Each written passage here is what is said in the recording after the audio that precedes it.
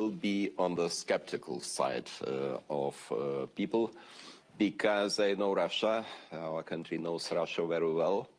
And as far as Ukrainians talk diplomatic language, and we are now in the process of elaboration of this peace plan, 20 points peace plan, but on the other hand, Russians talk with missiles, probably it's too early to conclude that Russians are ready to take this plan and to start to negotiate.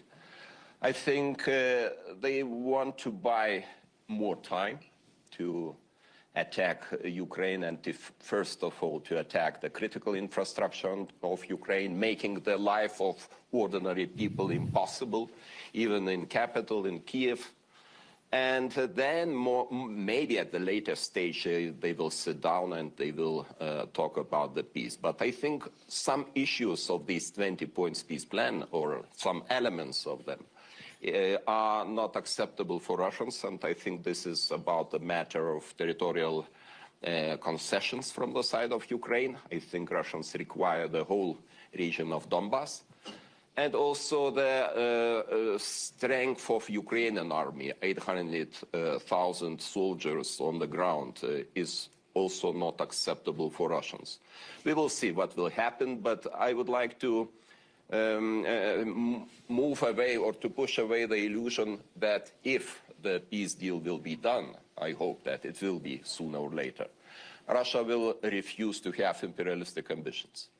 I don't see any signals that it might happen, because the Kremlin's regime is as it is, and even the change of Kremlin's regime probably will not mean the radical changes in the policy of Russia, because from time to time I hear what the Russian opposition leaders are talking about.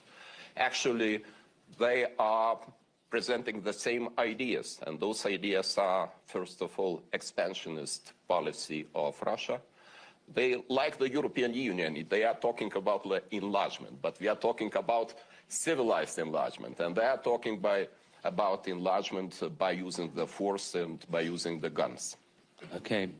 Well, very sobering. Thank you very much for that introductory thought. Prime Minister Davos, of course, Europe's under pressure from two sides. Russia, but also we have Donald Trump arriving tomorrow, demanding Greenland part of a European Union country. I noticed. Yeah. So the question, the people keep asking me in the corridors, do you think Europe will stay united? A lot of people saying, you know, Europe's going to fold in the end. That's what they do. Europe won't be able to push back. How confident are you that Europe can, as von der Leyen said, stay united, proportional, and respond? It's a very good question, actually. I wonder about this myself. We're under a lot of pressure. We're 27 countries. And if you're under pressure, two things can happen. If you have outside pressure, you can come together, or you can explode in any possible direction. And I think Europe is at a crossroads where it has to decide. Until now, we tried to appease the new president in the White House. We were very lenient, also with the tariffs. We were lenient, hoping to get his support for the Ukraine war. We are in a very bad position at the moment. We're dependent on the United States, so we chose to be lenient. But now so many red lines are being crossed that you have the choice between your self-respect. Being a happy vassal is one thing, being a miserable slave is something else. If you back down now, you're going to lose your dignity. And that's probably the most precious thing you can have in a democracy. It's your dignity. So we should unite, and we should say to Donald Trump, I'm going to meet him tomorrow. The meeting was fixed before the Greenland issue. So looking forward to it? Oh, yeah. Yeah, I'm looking forward. The king will accompany me on the... I'm looking at the queen who's sitting in the front row. Our king will accompany me at the meeting, but it will have a different character than we had planned. It will probably be the message that we have to send. You're crossing red lines here. We either stand together or we will stand divided. And if we are divided, there is the end of an era of 80 years of Atlantism is really drawing to a close. And, you know, as Gramsci said, if the old is dying and the new is not yet born, you live in a time of monsters. Yeah. And it's up to him to decide if he wants to be a monster, yes or no. Very good. Before I move on to Prime Minister Plenković, I just wanted to ask you about the aftermath of the whole Euroclear argument, which you were absolutely in the center of. And I think you must have been reasonably happy, if not with the argument, with the outcome. But some people will say, well, that whole episode just told you about Europe's problems. Here's Europe, we say we're going to do this big thing, and then we all sit around arguing, and then we do a little thing, and everybody says, oh, look, they can't get it together. I'm going to try to be a little bit optimistic. Otherwise, it's going to be a very depressing session here. At the end of the day, we decided to aid Ukraine with 90 billion euros. And that was the thing we had to do, keep Ukraine in the fight, because the United States is no longer supporting them. They're on their own. It's not looking good. Was Europe able to say, we're going to do whatever it takes to keep you in the fight? And at the end, we did. The way in which we did it, the discussions we had maybe are not an example of the best governance you can imagine, but at the end of the day, there was a result. But of course, we are in a bad position. We didn't do our homework. We stayed believing in the United West, but the writing was already on the wall when Obama said, I'm the first Pacific president, the burden shift from the United States towards China. We chose to ignore it and to keep enjoying the peace dividend. We didn't rearm, we didn't strengthen ourselves. Now we're in a weak position. But I think, having said that, that we made the choice to support Ukraine. Only we learned a lesson the hard way with the Euroclear and the reparation loan debate that there is no such thing as free money. There's nothing like the Alibaba cave that opens and you can simply take the gold and get away with it. That was an illusion that existed for a few months at the European table, but I think we managed to put an end to it for the moment. Okay. Prime Minister Plenković, I'm interested in your take. Again, to quote the President of the Commission, she said, Europe's response will be unflinching, united and proportional. There's a European Council meeting on Thursday night. What kinds of things will Croatia be arguing for that Europe should respond to from these twin challenges, Russia and the United States now? Yes. First of all, thank you for being here again for 10th season in a row as the Prime Minister of Croatia. My first point is regarding what we were discussing in December in Brussels. I think whatever the outcome was, pending option A, option B, using the Russian Central Bank frozen assets or the loan, the good outcome that we have found 90 billion euros to finance Ukraine for 26 and 27, both functioning of the state, the entire I would say, blood flow of the financial system and also helping Ukraine to defend itself. This was the key political objective. How we got to it was basically a technique. I think the outcome which came out was a little bit more secure when it comes to the legal certainty, and therefore Bart has managed to convince the majority of us that his arguments were fine. When it comes to the two pressures, one coming from Russia with the brutal violation of international law and the aggression against Ukraine after other episodes in the part of Europe which was formerly a neighborhood, now it's more into the enlargement basket. I mean here Moldova and Georgia, which do have basically frozen territories. I think that the key aspect is to remain vigorously on the side of the Ukrainians and on the side of freedom, democracy and international law. This is what we stand for. This is why we have supported so strongly Ukraine over the past 4 years. I think many of us will be heading to Kyiv on the 24th of February to extend further support. And I think we should a little bit revisit what we discussed a few days ago, and that is the peace plan. Now, the Greenland has taken us, the entire debate, into a different direction, a bit odd, unexpected, but these are the realities of a changing global order. We are, as we have seen recently, in the situation where the international organizations, international law, global governance, as we knew it, is changing so rapidly that we need to position ourselves. I think the only safe way for the European Union to remain an actor is to try to be as united as possible. Not necessarily all the governments are singing the same tune. And if that is visible from someone who would like to see a little bit more divisions on the EU side, then that will be exactly the weak spot and the weak link which will be emphasized. So I guess that this meeting on Thursday night is supposed to strengthen our position on supporting Denmark, obviously.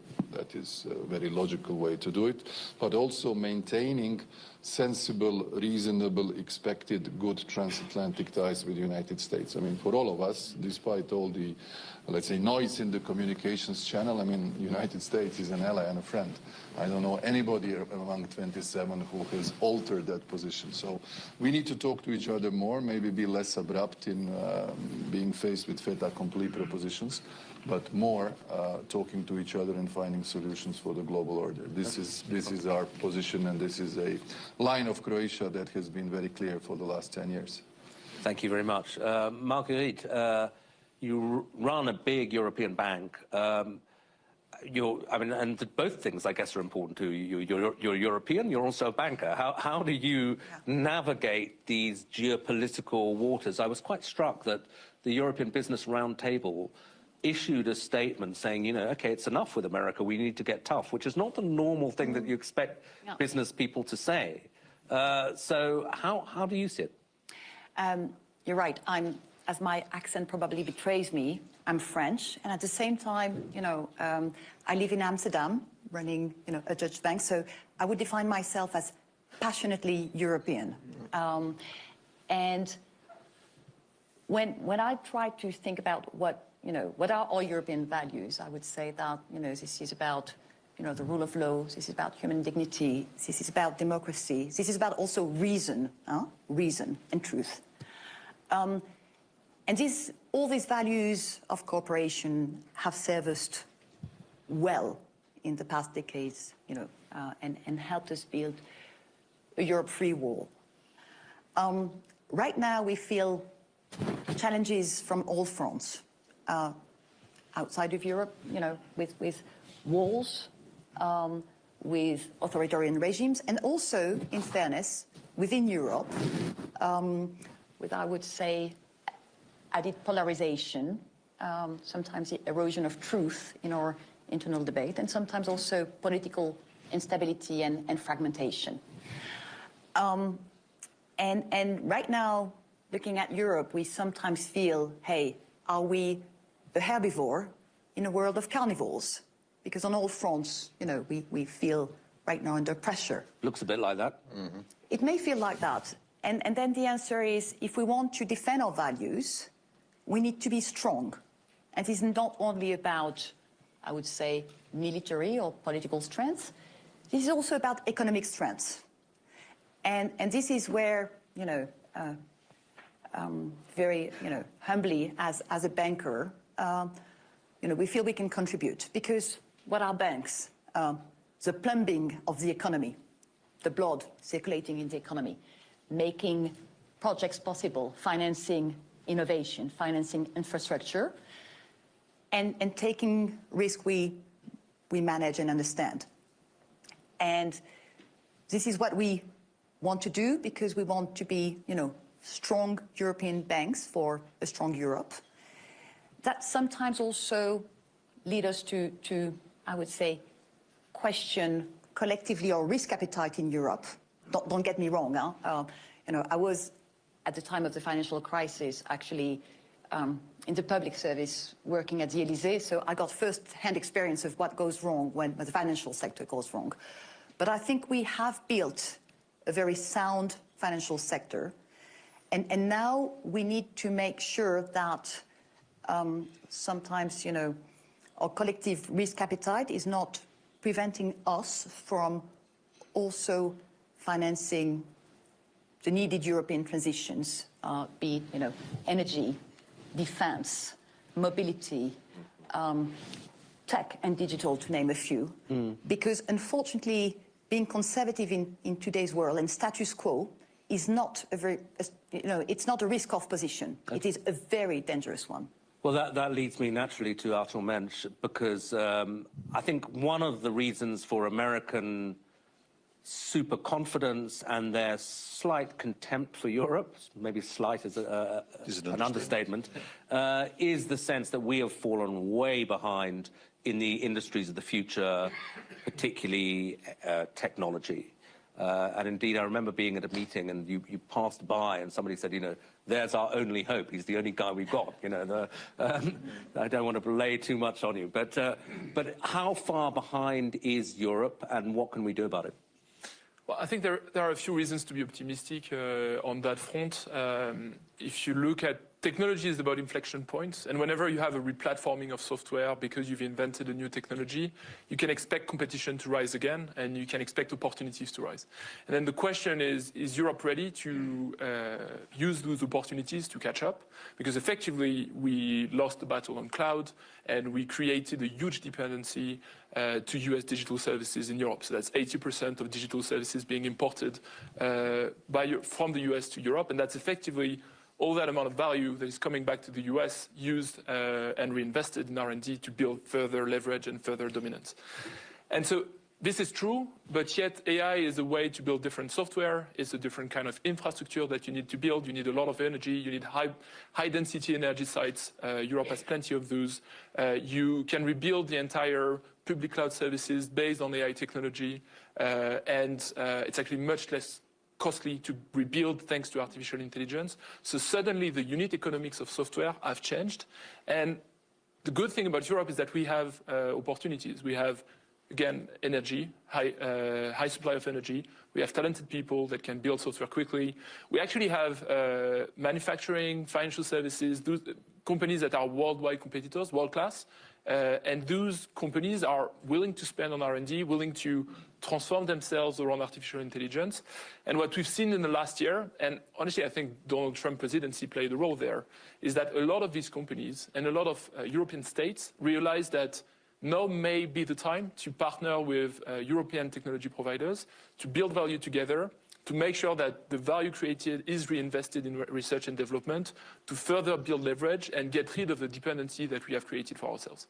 And that dependency, the technological dependency, is probably the biggest vector of power of the United States. And if you talk to J.D. Vance, that's exactly how he staged that. So we do need to build that leverage and to make sure that we use our strength to not fall into what I think is the biggest risk in the coming years for Europe, which is to become a colony in artificial intelligence.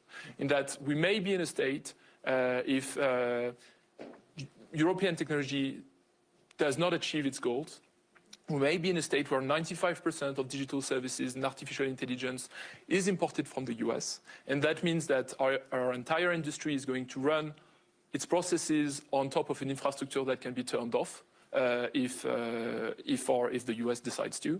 That also means that our defense technology and deterrence is going to rely on US technology that can be turned off, and that means deterrence cease to be anything. And eventually that also means something for democracies. And at Mistral we don't really focus on that, we really focus on the two first points.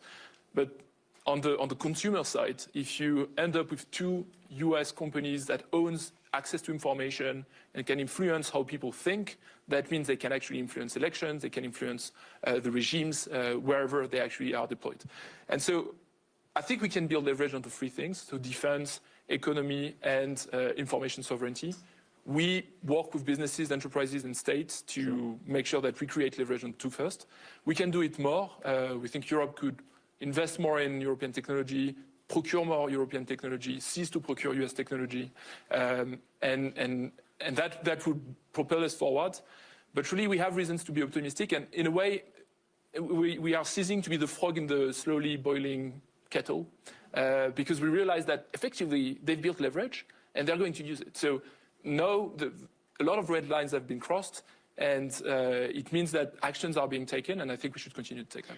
Just kind of quick follow-up. I mean, as you say, you run a major business. You must, in the space you're in, work a lot with Americans. You have to. I mean, we do. Yeah, we do, and we export to America, and we haven't built our differentiation based on sovereign concerns only. We've built an approach to enterprise software, an approach to creation of value in financial services manufacturing that we actually export to the US. But as a businessman, you know, with responsibility to the people who invested in you, can you do the things that politically you think need to be done, which is, you know, reduce your risk, reduce your exposure to the United States? We have, in that we have reduced our dependency to hyperscalers, for instance. That's why we moved toward infrastructure. We decided to invest in creating our own servers, in buying our own GPUs, in operating those, and eventually what we what we are achieving is that we are now a full-stack, vertically integrated AI cloud provider. That does reduce our dependency to US services, because effectively when we started, we used US cloud services because there was nothing else to train models on. Now we do depend on goods. The good dependency is not going to disappear anytime soon, but the good dependency is much more balanced in that the US actually needs European goods, we need US goods. We'll find a way. On digital services, this is not balanced, and this is a very high risk. And so that's why we decided to build that vertically integrated stack, because we heard from the market, from public sector, from defense, that this was a requirement. Okay. Marguerite, actually, I'd just like to ask you how all of this applies to the financial sector. I mean, because people are saying, I mean, maybe this trade war will be called off and Donald Trump will change his mind, etc. But if it starts, it'll start spilling over perhaps into banking and into the financial markets. In fact, do you think we're already seeing a reaction in the financial markets to the growing uncertainty? I would say that, there's one thing markets don't like is uncertainty. And certainly, when there is less cooperation, people start to really become fidgety. And I think there's something interesting that we're observing right now. And if you remember what happened last April when the discussions on tariffs were in full swing, what really put some reasons back in the system was the fact that, markets reacted strongly, and basically the interest rate on the 10-year, US bond started to go through the roof, huh? And the US, have their weaknesses, and one of these weaknesses is, they have enormous amount of debts they need to finance. So at some point, when markets and money markets become fidgety, this is also having an impact. And if I look right now, and it's quite interesting, despite 3 cuts by the Fed in short-term interest rates, you see that the 10-year yield bond is not following that pace, huh? Mm-hmm. So right now there is uncertainty, and you see it spiking. The 10-year right now is at its highest level since September. So markets are sort of bracing for impact right now. Interesting. President Noceda, I mean, coming back to the Russia challenge, what's your assessment of the state of the Russian economy, and do you think there is more that Europe can do to pile pressure on? The information we receive, of course, is not very encouraging for the state of Russian economy, and I think Russian economy is just deteriorating and have had a lot of macroeconomic problems, disbalances, and I think this is a matter of time when they will switch into the stage of stagflation, stagnation and high inflation at the same time. But the specific feature of Russia is that the politicians or dictator can ignore the macroeconomic situation just by putting all the burden to the ordinary people and just pretending to invest more into the defense and ignoring all these imbalances, at least for the time being. So it doesn't mean that we shouldn't put additional pressure on Russia in form of sanctions, and European Union will do this, I am pretty sure. And we have to punish also the close ally of Russia, Belarus, which is actually our neighbor, very close neighbor, 600 kilometers common border with Lithuania. And we are just experiencing almost every day form of attacks. It might be the illegal migration, it might be metal balloons, the drones coming from Ukraine. And this regime is close ally of Putin and should be sanctioned logically too. So this is the reason why all the time I support the idea of imposing the sanctions on Belarus, because this country is a source of instability in the region. What should Europe do? Of course, so Europe should take more responsibilities, not only in the field of economy, but also in the field of military forces. And I see that we made quite significant progress in last months. Much should be done in the future because we are still lagging behind by many means. First of all, we are lagging behind if we compare our military capabilities with Russian capabilities. We are obviously lagging behind if we compare the production capacity the Russians can produce ammunition, military guns and other military equipment. And Europe has not so much time in order to That's the question I wanted to ask you, is this time question, because I've heard very different assessments. Some, one senior former European leader said to me, the Russian threat is overdone. They've been fighting for 4 years. They haven't taken Kharkiv, which is, 30 miles from their frontier. There's no way they're going to attack Europe. And then there are others like Mark Rutte, the Secretary General, who says, no, this is a very, very dangerous moment. And people in the Baltic states also say, you could take the threat from Russia as quite imminent. This is not about Baltic states. This time, I think this is not about the Baltic states because missiles can reach in 5-10 minutes every capital of Europe. This is, by the way, the wording of Mark Rutte too. So we are all affected because this time Putin wants to challenge the democracy, our rule of law, and all these good things you mentioned. And I think we have to be aware. And why I am talking that after the peace deal, Russia will stay aggressive. You can imagine they produce enormous amounts of guns, ammunition, equipment. And do you think they will leave those goods idle when the peace deal is over? I don't think so, because we know the origin of Russia. We know their ideas, messianism idea, first of all. And I think this is a matter of concern, big concern. And we are able to deal with that matter only together. So this is, for me, the heartbreaking to see the conflict between the United States and Europe, because I'm a strong believer in transatlantic bond. Yeah. My country is too. Yeah, heartbreaking indeed, and also dangerous. And Mr. De Wever, I wanted to ask you about that because the Prime Minister Plenković said, look, in the end, we all know America's an ally, and this is still our view. But listening to you earlier, you said, talked about the prospect of us becoming unhappy slaves. Do you share that view that we can take it for granted that the US is an ally of Europe? Unfortunately not. I would like to confirm that they are an ally, but then they have to behave like an ally. And if you talk about the Russian threat, it's not that great if the West is united, but we are not united, and Putin sees this. The economy of Russia is very weak. Their military threat is not very real unless we are divided. But it's exactly what he sees, that we are divided.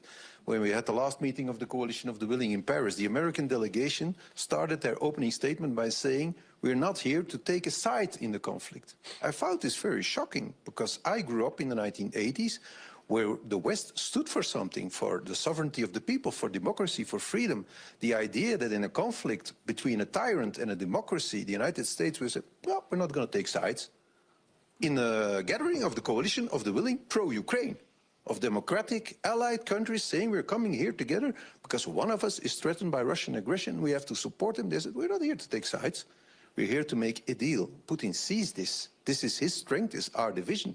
And of course, if he follows the news and says now a NATO country is threatening another NATO country with military invasion, it will not discourage him to continue his war on Ukraine. It will certainly not discourage the Chinese to choose for an imperialistic agenda.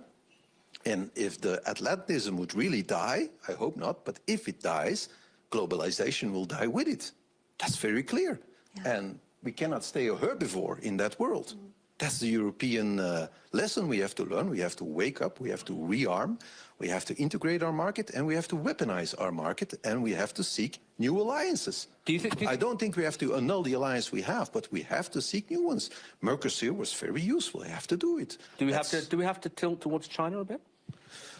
we have to continue engaging China. China is always a mystery. They could go both ways. They could go full imperialistic. But I think China can also be engaged to evolve towards a win-win situation. But of course, then you also need the United Europe to talk to them, to say what is our win. Because for the moment, it is their win and our lose.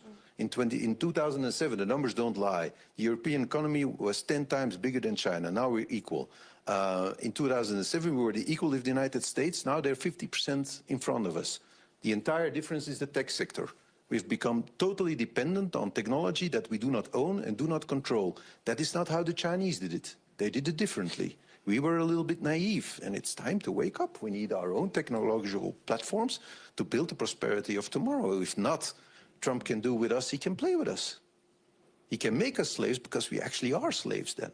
And we'll have to take for granted whatever he does. And we've been accustomed to very nice presidents like Obama, and we haven't noticed that the shift in America is not bound to one presidency. It's a structural shift. The face of America has turned to the Pacific.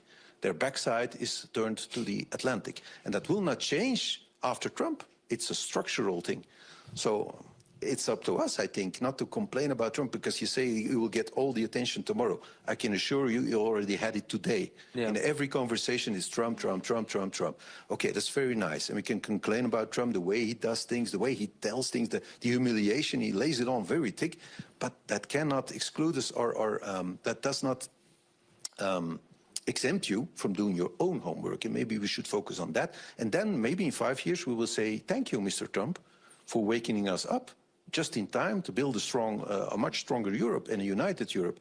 It can go either way. Either we unite or either globalization will die and we will be the victim of it. Yeah. You wanted to say, I want to come to Prime Minister Plenković in a second, but a quick one. Maybe two remarks on my side. I fully agree with the Prime Minister. One of the striking facts for me, and you know, I went to university in the US. This is a country I deeply feel for. I'm struck by the weakness of US institutions at the moment. It is striking. Huh? We thought that this was, you know, the strongest democracy with strong checks and balances. You know, right now when I'm talking to American CEOs, many of them accept to say things in private that they don't dare saying in public because they are concerned about potential retortions on their companies. And I'm like, oh my God, is this the US we're talking about? So that's one sort of fact that we have to digest as well in the way we perceive the US right now. And the other one is, and that may seem as a long time ago, but I think we all read, you know, the paper, the US, you know, the national strategy that was shared. And the terms in which Europe were described, I mean, was described, it's not, you know, it's not the description of an ally or a friend, huh? And so it is yeah. Well, it's a friend that needs intervention because we're apparently facing civilizational erasure and they need to help us out of it. But Prime Minister Plenković, obviously you sit at the different end of Europe from Belgium. From your point of view in Croatia, I think you were the last enlargement, the last most recent member of the EU. Do you think enlargement is still something that the EU should be looking at as a way of strengthening itself? Absolutely. We are certainly the last member of the European Union, but it was already 13 years ago. We joined NATO in 2009, and that's why for us, you know, when after the Bucharest NATO summit at the time, President Bush came to Croatia and at the San Marcos Square in front of the government and parliament, he said, no one will ever take your freedom away. For a country that had occupied territories to 27% at a certain point, which was the biggest percentage Ukraine had in 2022, that was an important message of stability and assurance of peace. That's why for us, keeping the transatlantic relationship is important. It's something that is embedded in our way of thinking, how we see democracy and the West. And I'm sure the similar logic also is in Lithuania. What I would like to say here, how does it look when it comes to the enlargement? I think we are at the point where we might change the optics. So far, the optics of the enlargement was every country fulfilling the criteria, whether it's political, economic, rule of law, on its own merits. Now, if the part of the deal for the peace deal in Ukraine will be a faster pace for Ukraine towards the European Union, that may completely alter the approach, and it will be an entirely geopolitical approach to the enlargement, which then opens the space for the countries of Southeast Europe, our neighbors, the Western Balkan countries. And for us, it is strategically important that while strongly supporting Ukrainian efforts, we would like to see that the countries also in our neighborhood, especially Bosnia and Herzegovina, take this chance and be looked at in a more favorable way than it was so far. So this debate will be, I would say, struck by the absorption capacity of the European Union, something we rarely talk about, but these are two elements which are critical. One is how we actually take the decisions, because making decisions at 6, 9, 12, 15, I don't know, 25, 27 or 28 and now back to 27, it's one thing. Making them at, let's say, 35, 36, it's even a little bit more complex. And then the budgetary implications, because a number of us are still so-called friends of cohesion, meaning that we are on the recipient side when it comes to the distributionary power of the EU budget. That means we pay less as a contribution than we would actually receive in order to get to the level playing field. That is the logic of the European solidarity through cohesion, agriculture, or budgetary policies. So with Ukrainian membership, things will change. The countries. Do you think you'll become a net contributor? I don't know. There aren't really that precise calculations yet, but it will certainly have a big impact on everyone, and that is something that will be taken into account. So I think that in parallel with the ongoing negotiations on the next multi-annual financial framework 28-34, we should take a fresh look on what will happen with the enlargement of the Union. I think this is the global moment where the European Union should be stronger, both in terms of industry, in terms of competitiveness, in terms of the AI, and most of all, defense and security. And in that context, enlargement should not be neglected. I think we should fill in the sort of grey holes that are there and that are literally within the body of the European Union, that is the Southeast Europe today. And that's why our policy was always in favor of the enlargement, but I think we need a serious open debate and a fresh look on what is going to happen in the few years ahead of us. Okay, well, we've had a great discussion. There's about 6 minutes left. I'm sorry, I meant to leave at least 10 for questions, but, you know. Does anybody want to ask a question if there are microphones around? Is there a hand? Do I see a hand? Yeah, in the front row here. One second. Hi, everybody. Svetlana Tikhanovskaya, leader of the democratic process of Belarus. My question is, I hear the voices that we need to lift sanctions from Russia or Belarus or engage with the dictators. I really appreciate the policy of Lithuania and President Nausėda and hear your strong position. What are the opinions? You know, I'm really skeptical about this, but will it help? Okay, perhaps for you. What was the question? So the leader of the Belarusian opposition saying she's worried. There are voices that we should engage with dictators or lift sanctions from Russia or Belarusian regime. Do you think, okay, I mean, just to add a nuance to that, some people say, look, the Americans are talking to the Russians. Maybe the Europeans should talk to the Russians as well. What do you think? Americans are talking with Belarusians. Yeah. They are talking with Belarusians, Belarus releases some political prisoners, at the same time throws new prisoners into the prisons. But the question was about, yes, about our unity regarding this issue too, because there are some discussions about how hard we should approach Belarus, how consistent and decisive we have to be in front of Belarus, and I think we have to apply the same policies as against Russia, because, as I mentioned, and not only that, Belarus is deploying the Oreshnik systems, Belarus is deploying tactical nuclear weapons, building, or at least there are the plans to build new nuclear reactors additionally by violating all the safety rules and standards. So this is really the matter of concern, especially taking into account that this current regime has consolidated itself. This is a problem not for next 1 or 2 years. It might be the problem for next 10 years. Prime Minister De Wever, I saw you wanted to say something. Well, negotiate with Putin, I think, is not a very good idea, because as the Americans said, if you want to speak, speak softly, but carry a big stick. We don't have a big stick. We can only speak softly. And that is, for the moment, that's our problem. With soft speech, you're not going to convince Belarus, you're not going to convince Putin. You're the real elected leader of Belarus. And if you talk about enlargement, this is our power. It's Europe wants to be, people want to join the European Union. Yes. Nobody wants to join China. Nobody, no neighbor of the United States says, well, we want to join the United States. Nobody wants to. They want to join the European Union just because we have respect. We have the rule of law. We do speak softly. But it is an important debate, because the enlargement will, of course, test the absorption of the United States of Europe, I wanted to say that. But give it a couple of years.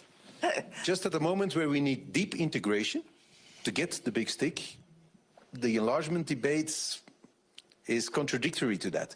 Maybe we should do both, create Europes at different speeds, because I do want to enlarge, and I do hope that one day we can have you join as the real leader of Belarus in the European family and speak softly amongst ourselves. Yeah. Would be great. Actually, I'll just take it, and then I'll come to you. There's a question over there, just one more. Sorry, I take the floor from the Prime Minister. My name is Michael Murray, and I represent, frankly speaking, Ukraine. We are vice president for MHP company. We are the biggest producer of poultry in Europe. First of all, from Ukraine... Keep it short, because we've only got 2 minutes. From Ukrainians, we would like to thank you for all these words of support and for your clear standing for Ukraine, for independence, and for your clear understanding what is the good and what is bad, and this is very important. I will be very short, because I wanted to ask about the question about our integration, boosting integration to EU, and it's very great that you mentioned it first. But one point I would like to mention in this that maybe, what do you think? Maybe Europe needs more clarity, more strategy regarding how you will perceive, how you see Ukrainian potential to strengthen strategic autonomy of... Okay, I'm going to have to cut you off there, though you won't get an answer. Yeah. Prime Minister Plenković, why don't you answer that, because you wanted to add to some of the other stuff. If I may just relate a little bit to Please, what Madam Tikhanovskaya said, because she mentioned the issue of the sanctions. I think we need to be very clear on what Kremlin is doing.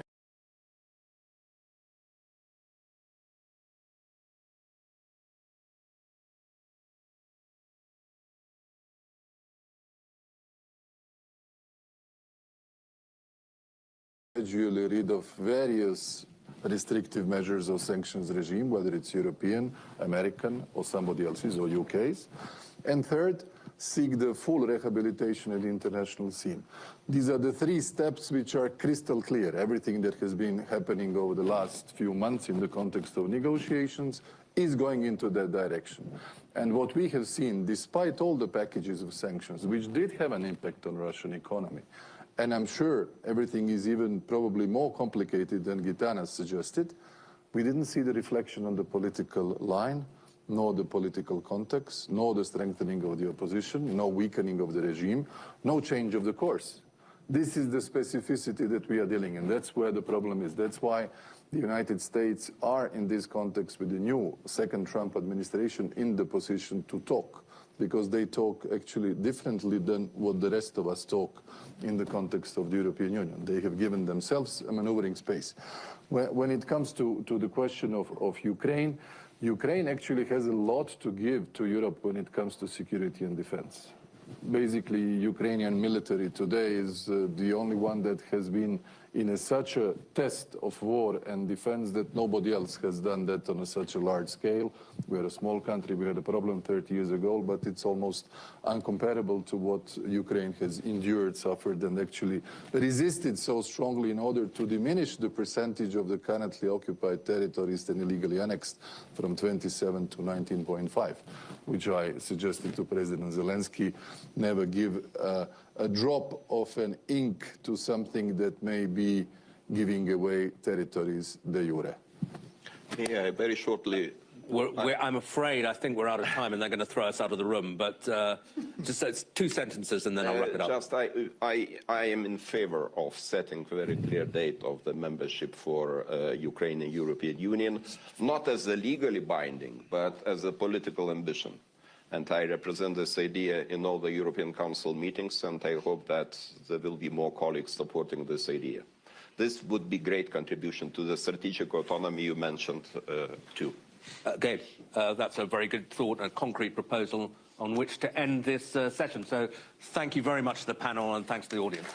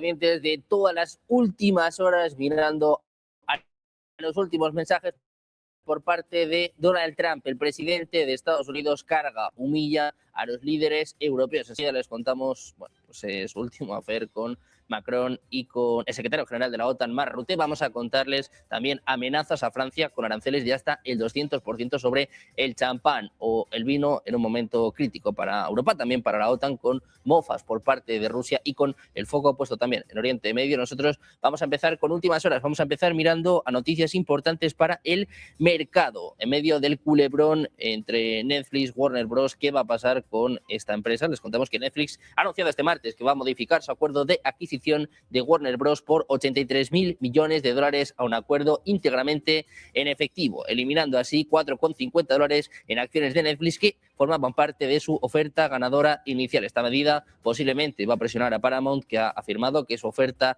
íntegramente en efectivo de $30 por acción era superior. Decía el comunicado del director, el codirector ejecutivo de Netflix, que su acuerdo revisado totalmente en efectivo va a permitir acelerar el proceso de votación de los accionistas. También va a brindar mayor certeza financiera. Con este cambio, Netflix ofrece ahora $27,75 por acción en efectivo. Mantiene a Discovery Global como una empresa independiente. El valor añadido de las acciones de Discovery Global tras su separación se va a distribuir igualmente entre los accionistas de Warner Bros. También se va a usar una combinación de líneas de crédito disponibles, financiación comprometida y efectivo disponible para financiar la transacción. Con el mundo pendiente de Davos, también miramos, bueno, pues a este culebrón, lo que refiere a las empresas con Netflix, que sorprende con su nueva oferta.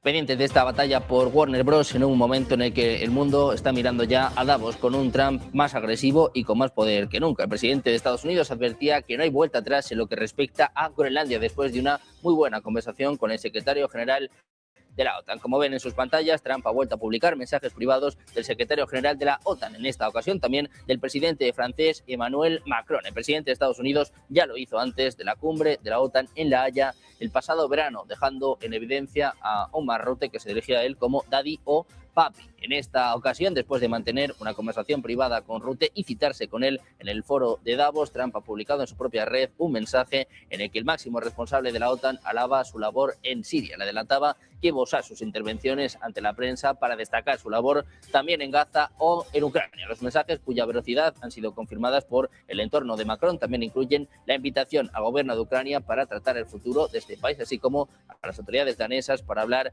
de la cuestión de Groenlandia.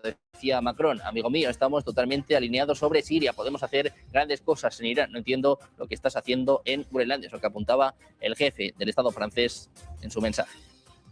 Mientras tanto, el gobernador de California, el demócrata Gavin Newsom, advertía este martes a los europeos que Trump los está manipulando y tomando por tontos. Ha recalcado que debían mantenerse firmes y unidos frente al líder republicano. Decía Newsom, los europeos deberían decidir por sí mismos qué hacer. Decían además que lo que no pueden seguir haciendo es lo que han estado haciendo hasta ahora, que han sido engañados y que este tipo los está tomando por tontos. Es realmente vergonzoso, es lo que apuntaba Newsom a la prensa en el marco del Foro Económico Mundial en Davos. Según Newsom, en contra, una de las voces más en contra del propio Trump, dicen que es algo así como un tiranosaurio rex. Decía Newsom, o te alías con él o te devora 1 a 1. Ningún europeo podrá sobrevivir si siguen por este camino. En el proceso necesitan mantenerse firmes, erguidos y unidos. El gobernador tiene programada una intervención en Davos este jueves, en el penúltimo día de la cumbre, en la que Trump va a hablar este miércoles.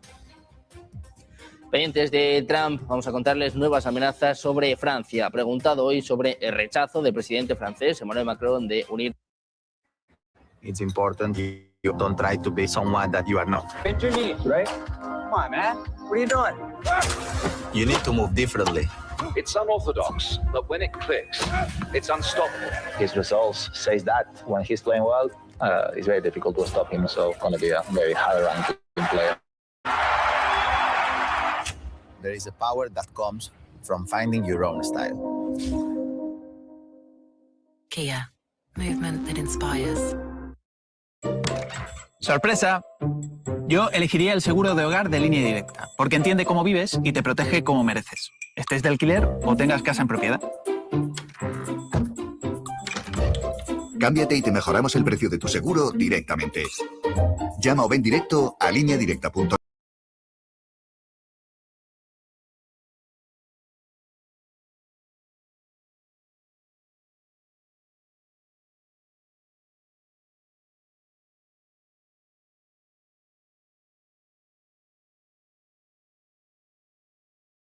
Para hacer a Estados Unidos grande otra vez. Pronunciaba estas palabras desde el Capitolio de Washington. Era el día de su segunda investidura como presidente y se acordaba del intento de asesinato que había sufrido en verano, en plena campaña, del que salió vivo de milagro. Trump cubría con un manto divino su programa político. Era la primera señal de que Trump se iba a comportar como algo diferente a un presidente. Los 12 meses que han pasado desde entonces lo ha demostrado con creces. Dentro de Estados Unidos, sus críticos le acusan de actuar como un rey, como un dictador. Más allá de sus fronteras, le temen como a un presidente emperador con ambiciones territoriales desconocidas para Estados Unidos en más de un siglo. Antes de que jurara su cargo, hace ya un año, había hablado de expandir la soberanía territorial de la primera potencia mundial. Recuperó su idea, por ejemplo, de anexionar Groenlandia, soliviantó a los vecinos del norte con sus exigencias sobre Canadá y también requería a Panamá que devuelva a Estados Unidos su canal, algo en lo que insistió en su propio discurso en el Capitolio. Precisamente, pendientes de Groenlandia, les contamos que el primer ministro británico, Keir Starmer, ha reiterado sus críticas sobre Trump. Dice que es totalmente erróneo anunciar aranceles contra Dinamarca y también contra sus aliados. Im Kreis der Europäer besteht große Einigkeit, dass weitere Zollandrohungen,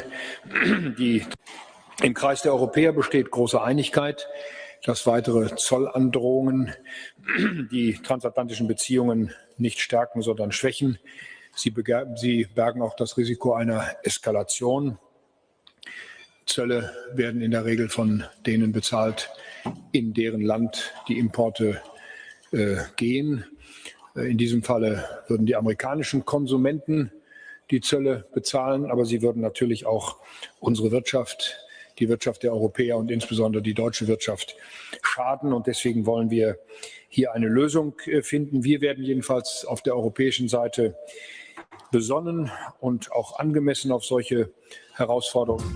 Por su parte, la Comisión Europea aseguraba que está preparada para responder a los aranceles que Donald Trump ha amenazado con imponer a 8 países europeos en pleno conflicto sobre el control de Groenlandia, aunque apostaba primero por encontrar una solución diplomática. El pasado domingo, en una reunión de urgencia, los embajadores de los 27 planteaban la opción de adoptar represalias contra Estados Unidos por valor de 93.000 millones de euros. La posible medida está congelada hasta el próximo 6 de febrero, pero los países de la Unión Europea estudian ahora la opción de aplicarla si Trump impone definitivamente los aranceles. La presidenta de la Comisión, Ursula von der Leyen, pedía respetar la soberanía de Groenlandia y Dinamarca incide en que la política arancelaria de Donald Trump es contraria a los intereses compartidos de Estados Unidos y de la Unión Europea. En el mundo pendiente de Davos, les contamos que el presidente autonómico de Groenlandia reiteraba este mes que este territorio autónomo danés no se va a dejar presionar por las amenazas de Estados Unidos a su soberanía o el anuncio de que va a imponer aranceles a los países que han enviado soldados a la isla. Nielsen agradecía el apoyo de varios países europeos que interpreta como un reconocimiento de que Groenlandia es una sociedad democrática con derecho a tomar sus propias decisiones. Se mostraba también agradecido con las miles de personas que el pasado sábado se manifestaron a favor de la isla, tanto en Dinamarca como en el territorio ártico. Det er vigtigt, at alle os, der tror på international retsorden, får sagt fra. Altså for at vise Trump, at den her vej kan du ikke komme længere nedad. Altså glem det. Altså vi lever i 2026, man kan handle mellem mennesker, men man kan ikke handle med mennesker. Og den regel står, glem den vej. Fordi der er ikke russiske og kinesiske statsskibe all over the place.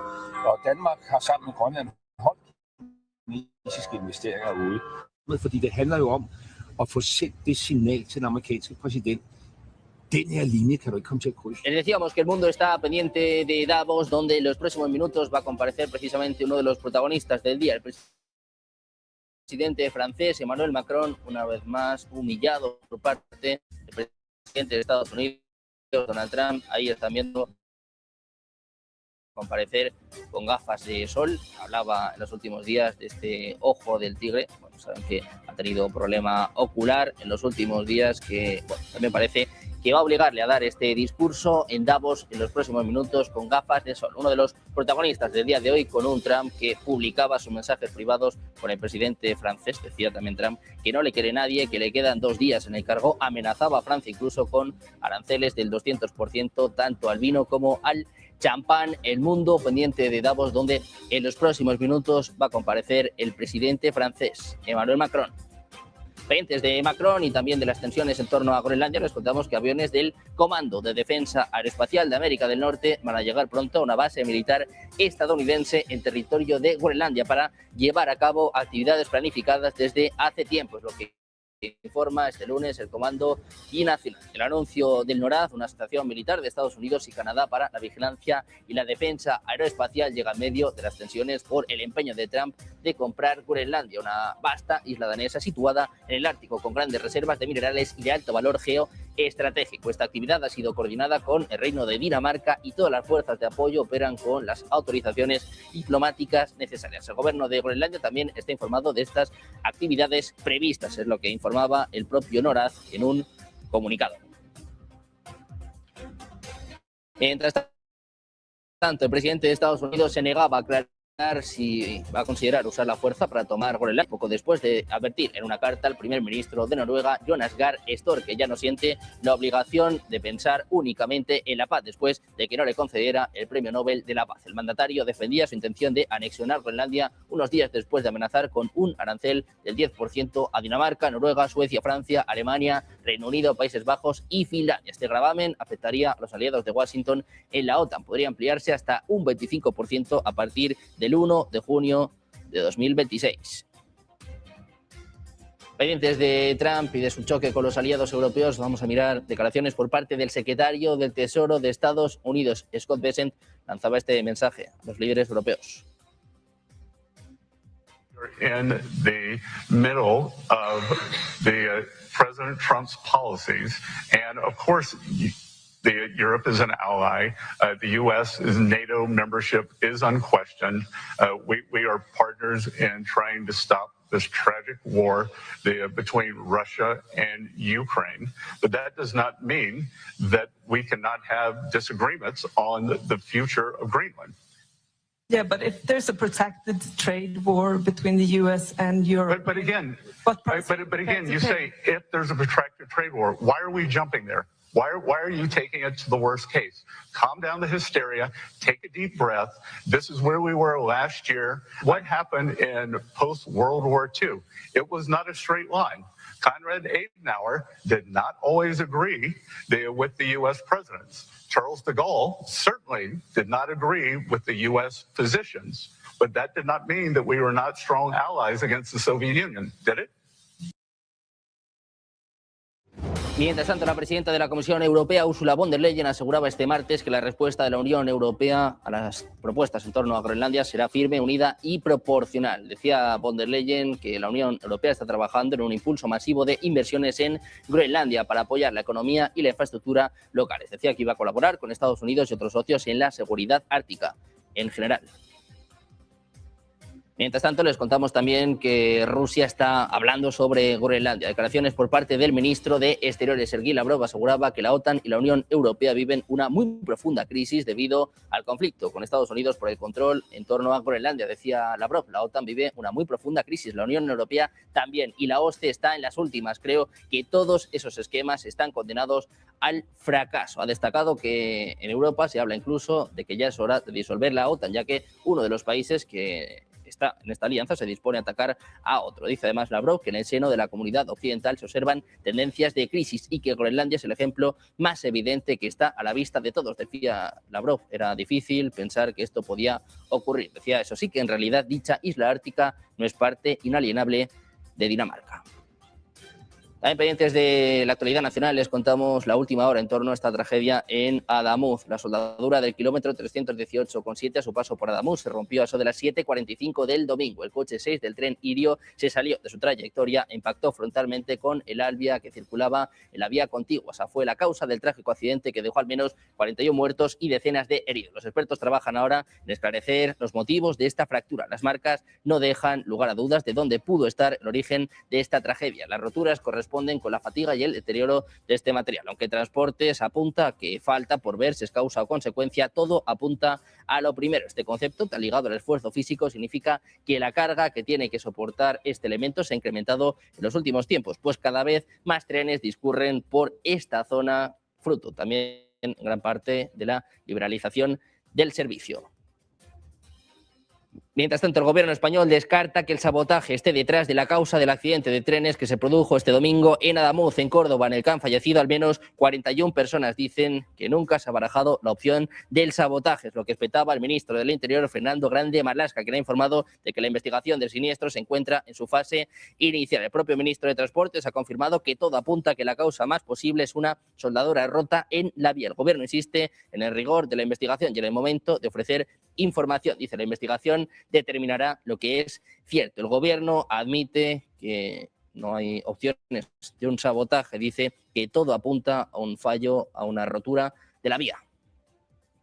Pendientes de la tragedia en España, pendientes de Adamuz, vamos a conectar con Davos, hablando ya del presidente francés, Emmanuel Macron. In a few minutes' time, but it's clear that we are reaching a time of instability, of imbalances, both from the security and defense point of view and the economic point of view. Look at the situation where we are. I mean, a shift towards autocracy against democracy, more violence, more than 60 wars in 2024, an absolute record, even if I understood a few of them were fixed. And conflict has become normalized, hybrid, expanding into new domains, space, digital, information, cyber, trade, and so on. It's as well a shift towards a world without rules,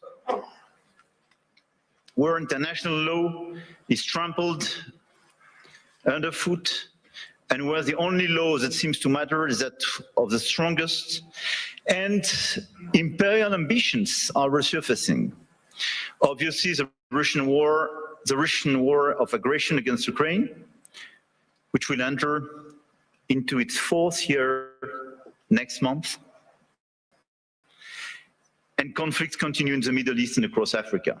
This is as well a shift towards a world without effective collective governance, and where multilateralism is weakened by powers that obstruct it or turn away from it, and rules are undermined. And I can multiply the examples of international bodies weakened or left by the key economies. And when we look at the situation, it's clearly Está claro que es un momento muy preocupante porque estamos dándole la espalda a las soluciones. Sin gobernanza colectiva no puede haber acuerdos significativos sobre la competición en Estados Unidos de América, en el que ocurren muchísimas cosas y se exigen concesiones máximas y apuntan abiertamente a debilitar y subordinar a Europa, combinada con una acumulación interminable de nuevos aranceles que son fundamentalmente inaceptables, más aún cuando se utilizan como una palanca contra la soberanía territorial, la competencia de China, donde el exceso masivo de capacidades y las prácticas distorsionadoras amenazan con saturar a sectores industriales y comerciales enteros. Los controles a la exportación se han convertido en nuevas herramientas peligrosas que desestabilizan el comercio mundial y el sistema internacional. Y la respuesta es la cooperación y también construir nuevos enfoques. Más soberanía económica, más autonomía estratégica y particularmente en el continente europeo. En este contexto, hay dos enfoques que no nos corresponden. El primero sería aceptar pasivamente la ley del más fuerte, lo que conduciría a la vasalización y a la política de bloques.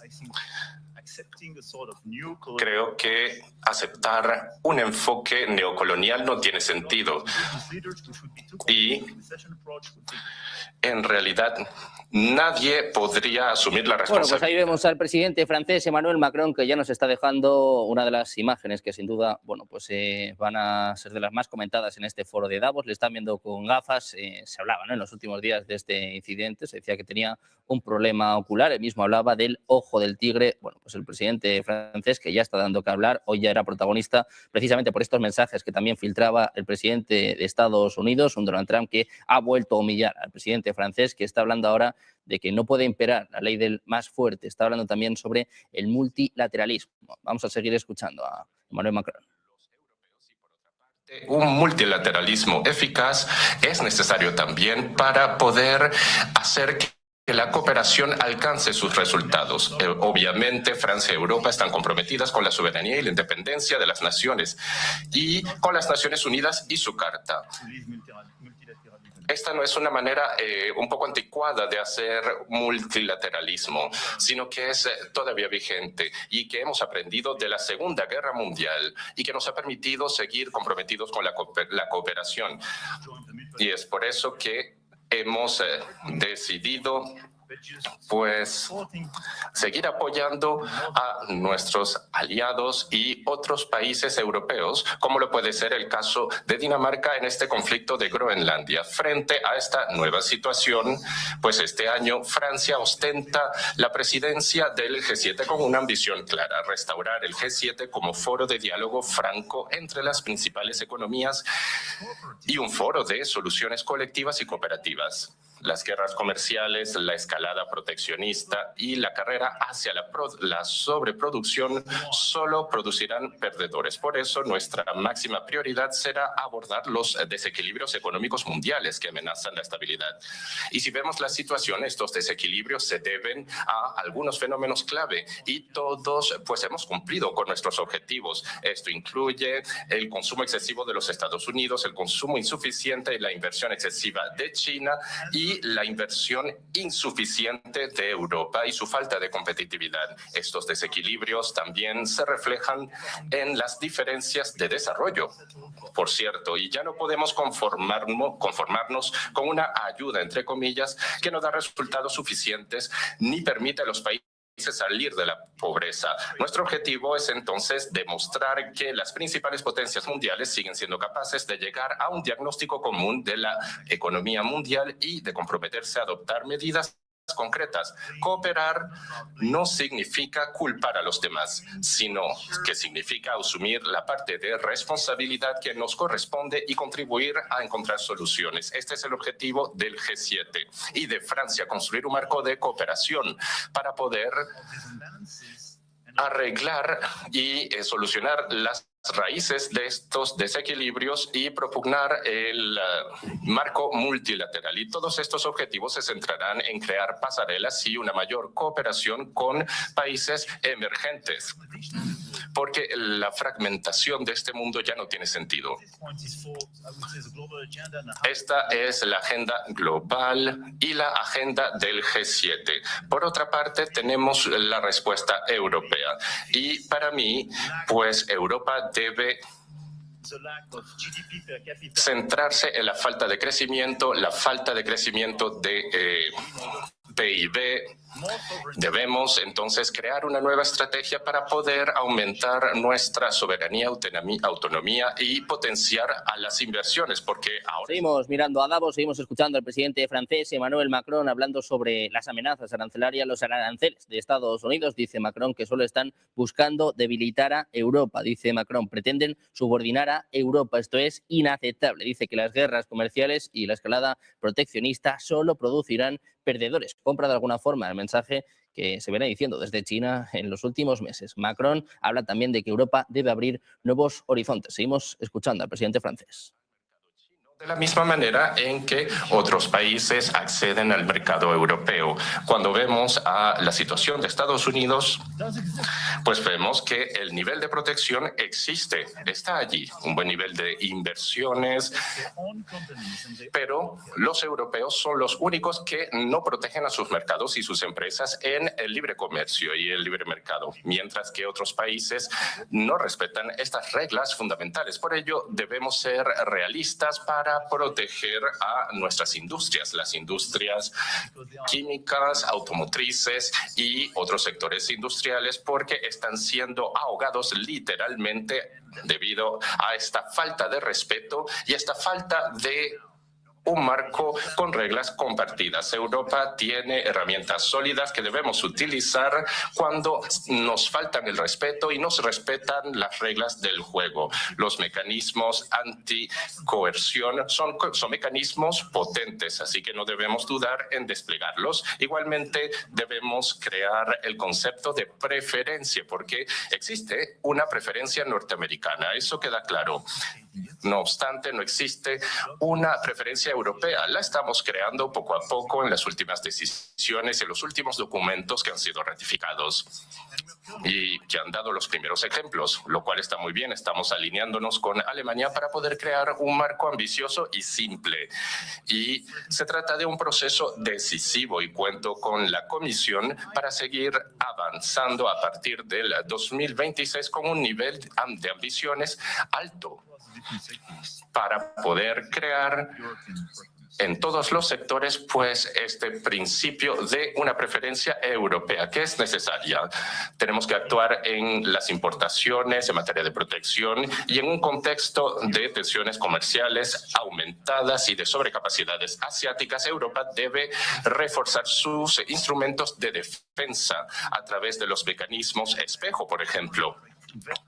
Debemos mejorar la calidad y el valor agregado de las inversiones directas extranjeras al centrarlo en proyectos de exportaciones. Eso es esencial para poder balancearnos con China. China es bienvenida, pero lo que necesitamos es mayores inversiones. Escuchábamos al presidente francés Emmanuel Macron dando, bueno, pues una de las claves en Europa. El propio Macron lleva días presionando para poner encima de la mesa este instrumento, esta herramienta anticoerción. Se habla de que es el bazooka comercial de la Unión Europea y con esto está amenazando a Donald Trump. Dice Macron, este instrumento es poderoso, no deberíamos dudar en utilizarlo. Dice además que necesitamos más inversiones chinas en sectores clave. Ayer von der Leyen, bueno, hablaba también en este sentido, decía que había que abrirse a otros socios. El propio Macron incluso decía en las últimas semanas que habría que abrirse incluso a volver a hablar, a dialogar con Rusia. Escuchamos de nuevo al presidente francés. Esta estrategia es esencial. Paralelamente, debemos proteger a nuestras economías y esto requerirá pues una estrategia resiliente tanto para exportaciones como importaciones, es decir, reducir el riesgo de desabastecimiento. Estoy pensando en materias primas, semiconductores y su importancia. El segundo pilar de la economía europea y de la estrategia europea debe ser el pilar de la simplificación. Cuando hablo de simplificación, pues hemos comenzado con la CSRD y la CS3D, pero aún queda mucho por hacer en todos los sectores.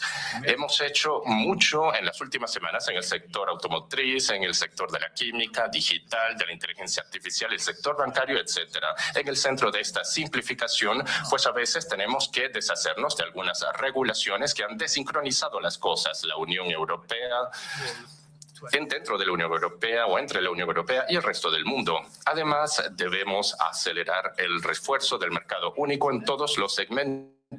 Los 450 millones de habitantes y 450 millones de europeos consumidores constituyen nuestro mercado doméstico y eso para todas las empresas europeas. Eso debería ser el caso, pero no lo es debido a tantas complejidades.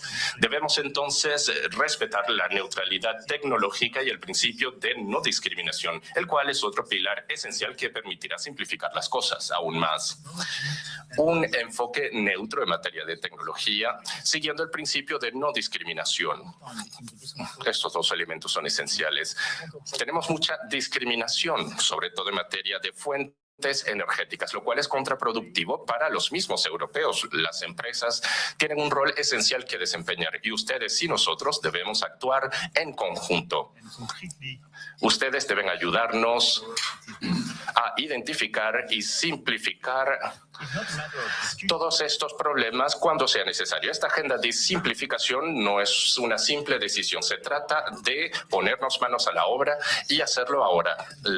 El tercer pilar para una mayor competitividad y una mayor autonomía en Europa pues se basa en las inversiones y las innovaciones. Debemos innovar muchísimo más. el PIB o la diferencia de PIB entre americanos y europeos es grandísimo. Es grandísima. Entre 70% de las aplicaciones que existen vienen de las innovaciones. Los Estados Unidos han innovado mucho gracias a inversiones públicas y privadas. En nuestro presupuesto para los próximos meses vamos a negociar mucho sobre él. En Europa vamos a necesitar que existan mayores inversiones en los sectores críticos, como lo son la cuántica, la inteligencia artificial, la defensa y la ciberseguridad. Nuestro presupuesto no está a la altura. Hoy en día debemos invertir mucho más dinero para ser más creíbles y debemos acelerar nuestra agenda de innovación. Al mismo tiempo, si vemos la situación actual, pues nos damos cuenta de que nosotros no contamos con inversiones privadas suficientes, lo cual genera una diferencia muy importante. Tenemos nuestros ahorros, muchos más que Estados Unidos. Sin embargo, estos ahorros han sido sobreinvertidos en obligaciones contractuales fuera de Europa. Y es por eso que ahora mismo debemos lanzar un programa de títulos y de bonos que ya hemos diseñado. Tenemos que pasar a la puesta en marcha. Y luego un programa de capitales. Todo esto para tener más simplificación y tener un mercado de capitales más eficaz, una unión de capitales mucho más eficaz. Invertir más y utilizar todos nuestros instrumentos para invertir aún más en la innovación. Dentro de esta agenda, pues, tenemos toda una serie de altas prioridades, tanto a nivel mundial como a nivel europeo. Esta agenda deberá ser aplicada en los próximos meses y la palabra clave es la aceleración. Francia se compromete con esta agenda. Nosotros trabajamos en colaboración estrecha con nuestros socios clave. Pero al mismo tiempo, nuestro objetivo para Francia es el de estabilizar nuestros resultados,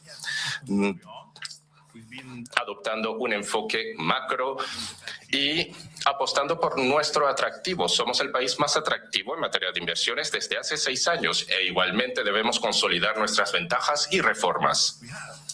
Además de este marco comercial con el que contamos, pues quisiera insistir en esta tribuna sobre el hecho de que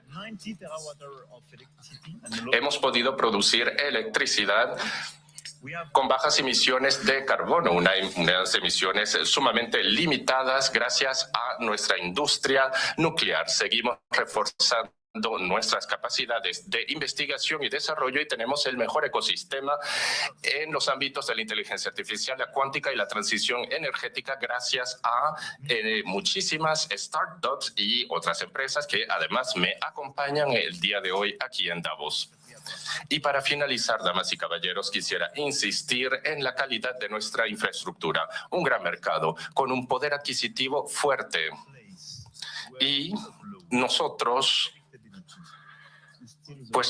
también tenemos que prestarle atención al Estado de Derecho. El Estado de Derecho tiene que seguir siendo la regla.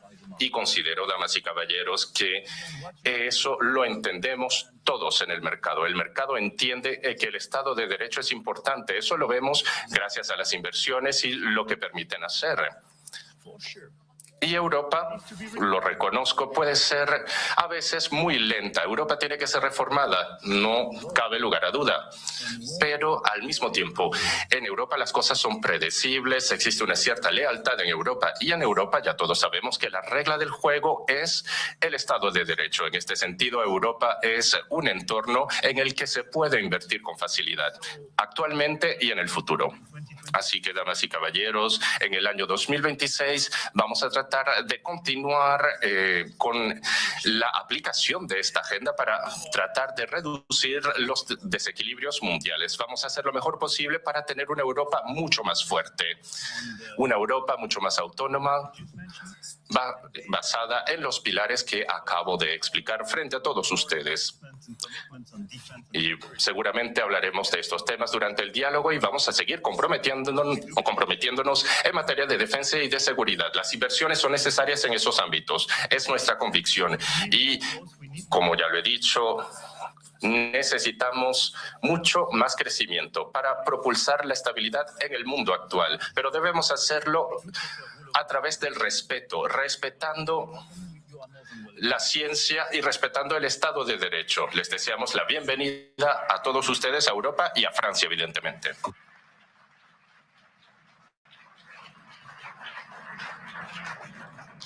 El presidente francés Emmanuel Macron, hablando en este foro económico de Davos, en este foro económico mundial, estaba hablando sobre los aranceles de Estados Unidos, poniendo encima de la mesa esta herramienta anticoerción. Vamos a seguir escuchando al presidente francés, ahora en un tono, bueno, pues algo más sosegado, respondiendo también a preguntas por parte de periodistas. Escuchamos. Priorizar para transformar Francia y Europa de la manera más rápida posible.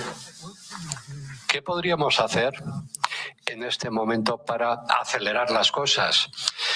O tal vez ampliar la autonomía de Europa y sus países. ¿Existe algún tipo de bala de plata?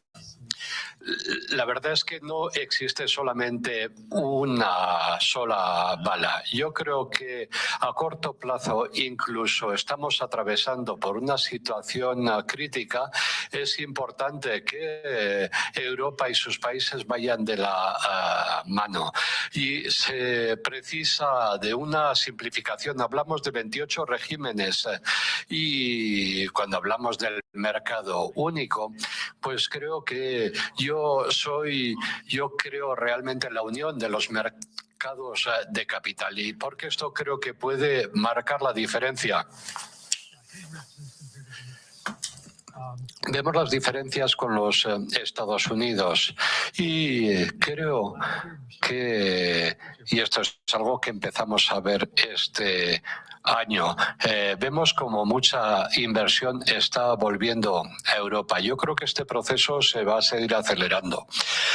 Pero en lo que respecta a prioridades, si tuviéramos que enviar un mensaje a la Comisión, ¿cuál sería un mensaje potente a trasladarle? Que Europa puede competir con los Estados Unidos y China, Rusia, incluso excederles. Bueno, esto es un debate que estamos manteniendo con la Comisión y vamos a celebrar una cumbre informal en febrero en donde nos vamos a centrar en esta cuestión. La verdad es que las cosas todavía no han sido puestas negro sobre blanco y creo que la diferencia tiene que ver con el hecho de que China y bueno, no hay que subestimar el hecho de que 2025 fue la primera vez en la que China había presentado un superávit comparado con el resto. Y por primera vez el déficit entre Alemania y China fue un déficit muy ajustado para Alemania. Por esta razón es por la que tenemos que centrarnos en esto. Y la segunda cuestión tiene que ver con los aranceles. Si tuviera que decirle a usted qué nos ayudaría a cambiar las cosas o qué elemento marcaría una diferencia, pues creo que la verdad es que, bueno, pues realmente sería centrarnos en los diferentes sectores, el desmantelamiento de los aranceles entre los Estados Unidos y Europa y el refuerzo de la cooperación entre Europa, porque tenemos que ponerle fin a la guerra en Ucrania. Tenemos que ayudar a los ucranianos a que lleguen a una paz sostenible. Necesitamos más prosperidad dentro de las democracias y a tal fin realmente no tiene ningún sentido el que se nos impongan aranceles. La verdad es que, bueno, no deberíamos estar en la situación de tener que aplicar mecanismos coercitivos por primera vez. Sería el primer caso en que lo hiciéramos, pero esto es todo la consecuencia de la falta de predictibilidad. Así que lo que tenemos que hacer es hacer las cosas con tranquilidad. Echar mano de nuestra agenda, una agenda que cuenta con muchas oportunidades, centrándonos en la paz en Europa.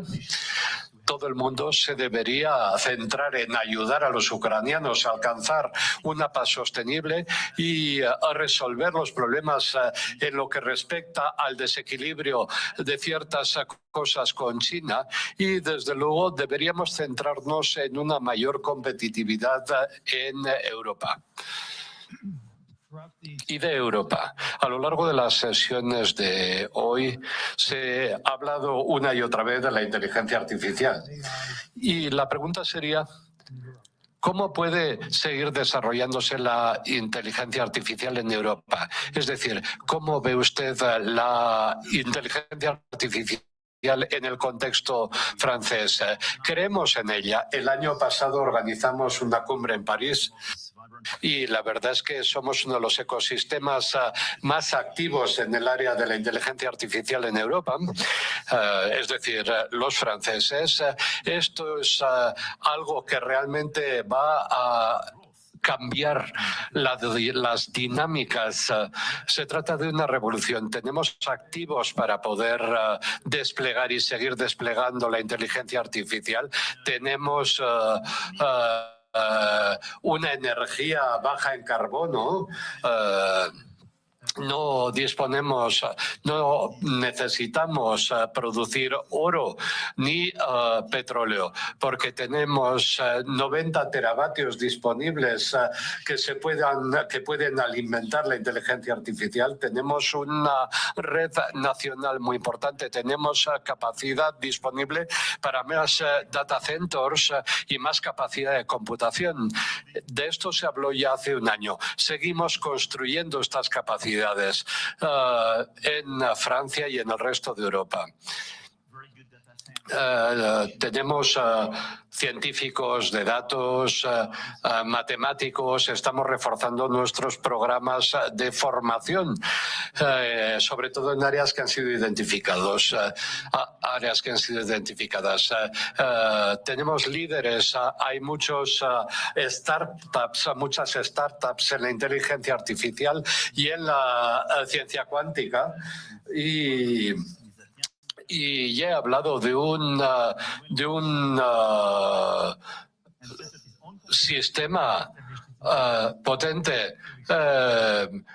Se ha establecido hace poco en Francia precisamente un centro de computación importante que se ha abierto en Francia, que se ha traído a Francia. Así que contamos con todos estos activos. Pero lo que es importante en este momento es ayudar a todas las startups y las empresas en este sector para que sigan trabajando y hacer todo lo posible para asegurarnos de que su mercado doméstico sea el mercado. Pendientes del presidente francés Emmanuel Macron hablando en Davos, poniendo encima de la mesa esta herramienta anticoerción, diciendo que los aranceles de Estados Unidos están intentando socavar a la Unión Europea. Muy pendientes de este discurso en Davos. Pueden seguir toda la comparecencia en nuestro canal de YouTube. En paralelo, nosotros vamos a mirar rápidamente a más últimas horas. Vamos a contarles los últimos mensajes por parte de Rusia. El ministro de Asuntos Exteriores, Sergei Lavrov, ha dicho que Moscú está muy preocupado por lo que piensa es la continua presencia del sistema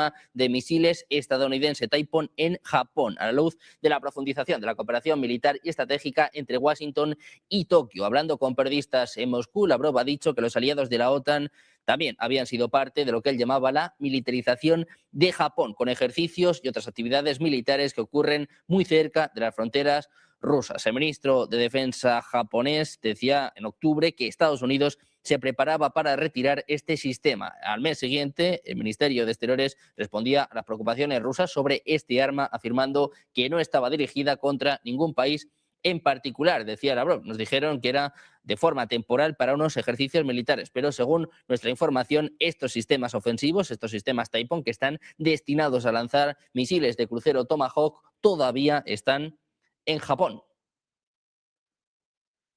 El que está a punto de llegar a Davos es el presidente de Estados Unidos, un Donald Trump que parte esta madrugada y que parece que no va a reunirse con Volodymyr Zelensky. El presidente de Estados Unidos no tiene intención de reunirse con el líder ucraniano durante el Foro Económico Mundial que se va a celebrar en estas fechas en la ciudad suiza de Davos. Según Político, el 19 de enero, cuando arrancó este foro, no tenía ninguna reunión programada con Zelensky. Asimismo, expertos republicanos en política exterior decían que Zelensky está ansioso por un encuentro cara a cara con Trump, pero que la renuencia a mantenerlo proviene de la Casa Blanca. Decían, Zelensky siempre se reuniría con Trump, ya que piensa que los beneficios superan los costos y que si él no se relaciona con Trump, otros lo terminarán haciendo. Además, también les contamos que la mayor tormenta solar en 22 años ha empezado a impactar en el entorno de la Tierra tras una fase de actividad intensa del Sol, con potencial para generar auroras boreales en España si se alinean varios factores. El episodio, seguido por organismos oficiales, también obliga a vigilar posibles efectos sobre tecnología espacial. El Space Weather Prediction Center ha comunicado que está en curso una tormenta de radiación solar S4 en una escala de 5 niveles. En un mensaje en X dice que una tormenta severa de radiación solar S4 ya está en curso. Advierte que es la mayor en más de 20 años. Recordó que la última vez con valores S4 fue en octubre de 2003. Este tipo de tormenta se asocia a la llegada de partículas cargadas de alta energía capaces de elevar el peligro de radiación en el espacio. El mismo centro advierte de impactos centrados en operaciones de lanzamiento espacial, aviones y satélites, mientras se mantiene el seguimiento por si este escenario deriva en perturbaciones más amplias ligadas a la actividad geomagnética. El detonante ha sido una llamarada solar de clase X19 acompañada por una eyección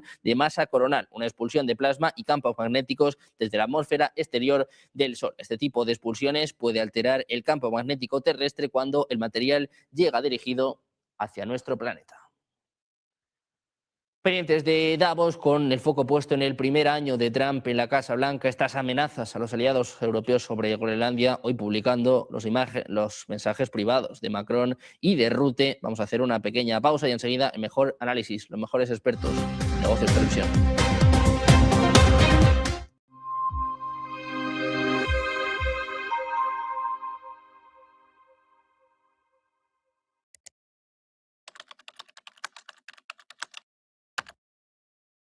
Buenos días, 8 de la mañana es la figura de Charlie. Buenos días, 8 de la mañana dicen que al oro le han bajado a la tierra después de la jornada de ayer. Seguimos en Negocios Televisión. Mañana continuamos en Negocios Televisión. Sean bienvenidos de nuevo a Negocios Televisión. Negocios Televisión. Sobre todo intentando ver lo que Europa está poniendo encima de la mesa en esos ejercicios militares.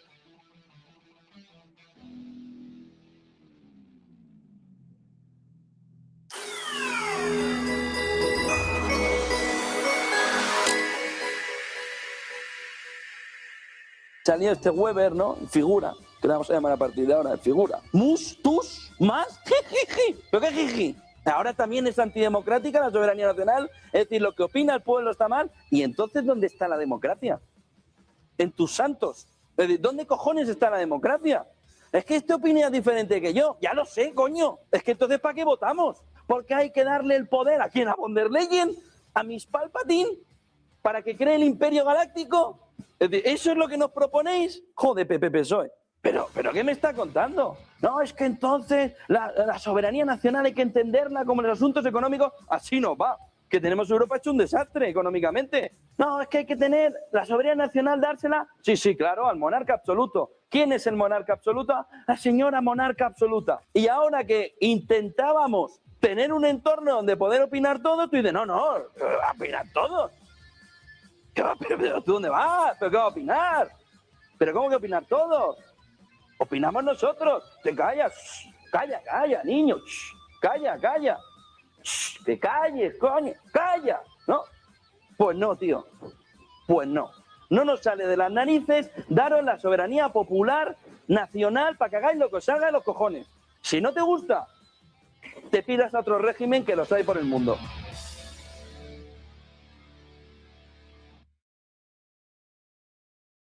Un nuevo recargo en la nómina.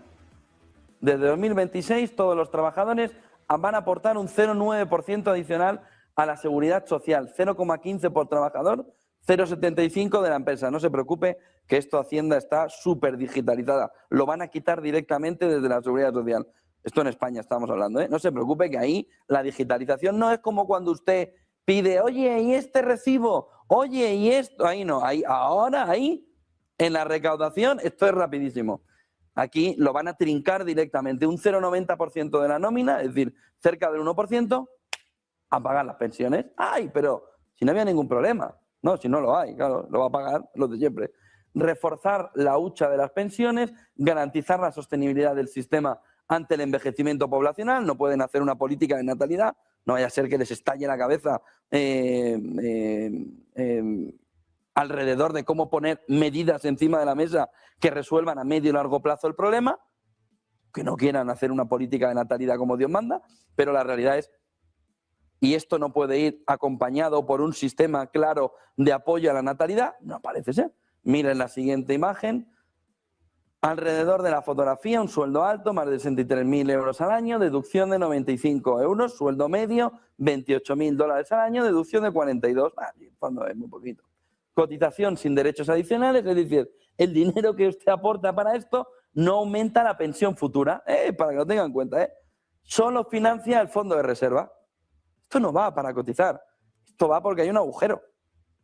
Aplicación, como les digo, automática, la retención la hará, porque en esto sí que vamos muy avanzados digitalmente, aquí no nos dejamos nada.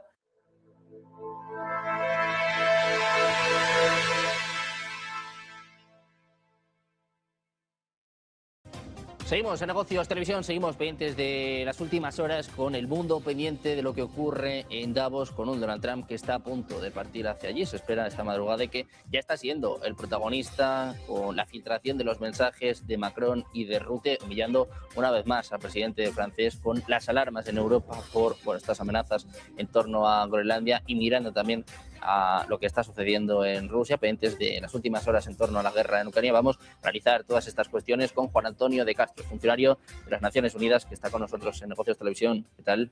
¿Qué tal? Antonio? Buenas tardes. Bien, bien. Encantados de tenerte por aquí en un día clave, el primer año, el primer aniversario de Trump, de su segundo mandato. Y bueno, estábamos hablando, ¿no?, de Davos. Está claro quién es el protagonista, ¿no?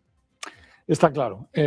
Un año de Trump que ha constituido un auténtico tornado, ¿no? Una especie de ciclón que ha roto 80 años de multilateralismo. Un multilateralismo del que hablan todos, como hablaba hace un momentito Macron, para recordarnos que esa es la vía. Bueno, pues esa es la vía, pero ya no es la vía. Yo creo que Europa tiene que ir más a los hechos. Me ha gustado el discurso de Macron ahora hace un momento precisamente, el que ya va reaccionando Europa para ponerse al mismo nivel y adoptando las mismas formas y la misma forma coercitiva, en definitiva, que tiene Trump. Tú no te puedes enfrentar al nuevo esquema de Trump sin adoptar un esquema que pueda contrarrestarlo. Y el esquema buenista, europeo, de vasallo, como hemos tenido durante años, ya no funciona. Y eso lo saben todos prácticamente, ¿no? Entonces es un tornado, ha cambiado completamente todo, se ha salido de las principales organizaciones de Naciones Unidas, el sistema, digamos, regulatorio, tanto comercial como político de Naciones Unidas Internacional no funciona en este momento, todo funciona de otra manera, la OTAN está en ruptura por el tema de Groenlandia y estamos en un momento que se va a ver en Davos, va a ser un momento, yo creo que es un momento clave para ver si realmente Europa adopta ese tono de confrontación que a mí me parece equivocado, porque Europa no es inteligente adoptando un tono de confrontación. Lo que tiene que hacer es ser estratégica, mirar más cómo lo hace Xi Jinping o cómo lo hace Putin o cómo lo hace en la India, mirando más con estrategia a largo plazo, no diciendo, ay, a ver si vamos a tener que utilizar las medidas coercitivas. Las medidas coercitivas son un suicidio para Europa, o sea que está claro que no las vamos a utilizar. Entonces van a tener que ceder en muchísimas cosas. Y es más un postureo europeo, tengo la sensación de lo que están haciendo en este momento, de amenazas, de coerción, cuando la coerción nos mata a nosotros mismos. Y Estados Unidos lo sabe que no podemos optar. Entonces estamos en ese momento, no es un momento clave, realmente. Momento clave para Europa, Juan Antonio, con cierta división. Por un lado vemos a Macron, ¿no?, que se puede decir que es el más agresivo, el más beligerante, también el más señalado, ¿no?, por estos mensajes que filtraba Donald Trump. Por el otro lado está Merz, está Alemania, que parece que quiere dialogar. Meloni también se ofrece de alguna forma a mediar. Una de las cosas que está consiguiendo Trump, aunque igual ya venía de lejos, es profundizar en la división de la Unión Europea, ¿no? Vemos cada vez pues que cada uno va un poco por su lado, ¿no?, también mirando a su propio interés. Que yo creo que hay que mirar a las causas que originan toda esta historia, ¿no? Y tenemos que remontarnos obligatoriamente a lo que han estado aceptando los Macron, Sánchez, Starmer y demás en los años anteriores con Biden. Hemos tenido un globalismo, una especie de liberalismo marxista cultural, que con una narrativa especial muy marxista cultural, que nos ha estado controlando, regulando y haciendo de Europa en particular pues un vasallo de Estados Unidos y sobre todo un globalismo en el que las élites, digamos, han implantado una privatización de la república, una privatización de lo público. No insistimos suficiente sobre ese tema, pero yo lo llevo 6 años diciendo en los libros que he escrito sobre este tema, lo público se está privatizando y ayer Jeffrey Sachs lo sacaba muy claramente hablando de que 10 grandes fortunas de Estados Unidos poseen casi cerca de 2,5 trillones, o sea, 2,5 billones de dólares y que pueden controlar absolutamente todo. Cuando 10 personas pueden controlar, significa que lo privado se ha hecho con lo público, porque lo público no puede mover las manos. Entonces, hemos estado aceptando ese estado de cosas y ahora nos asombramos que llegue Trump y pretenda hacer el análisis siguiente. Como el globalismo no ha funcionado, el hacerse, digamos, con un poder global, sin necesidad de que Estados Unidos fuera la primera potencia, sino controlando a China, India y haciendo una especie de multilateralismo que hubiera funcionado, como no ha funcionado eso, porque China ha crecido mucho más que Europa y que Estados Unidos y la India y Rusia también, y tenemos un mundo multipolar, pues entonces MAGA era necesario. Es que sin MAGA íbamos al desastre completo. Entonces, por mucho que critiquemos a MAGA y que critiquemos a America First en este momento es una manera de tirar del carro y de cambiar las cosas y de volver a un equilibrio de soberanías. Ahora, todo eso hay que entenderlo, ¿no? Y todo eso hay que abordarlo. Me ha gustado de Macron hoy que empieza a decir que va a ser cuestión de tomar por el lado europeo un poco, hacer un espejo de lo que está haciendo Trump. Sí, yo creo que sí, que lo que tiene que hacer Europa es hacer un poco espejo, pero sobre todo mejorar su competitividad, ¿no? Lo repiten una y otra vez, pero no nos dan las claves para mejorar esa competitividad. Y luego me ha chocado también en el tema de la inteligencia artificial, que se está discutiendo en Davos. Todo el mundo habla de inteligencia artificial como un gran tema tecnológico, pero es un tema de empleo. Es un tema de empleo. En este momento nos sobran puestos de trabajo por todas partes a una velocidad del rayo y nadie está haciendo una reestructuración de esos puestos de trabajo. Espero que se discuta esto en Davos también, ¿no?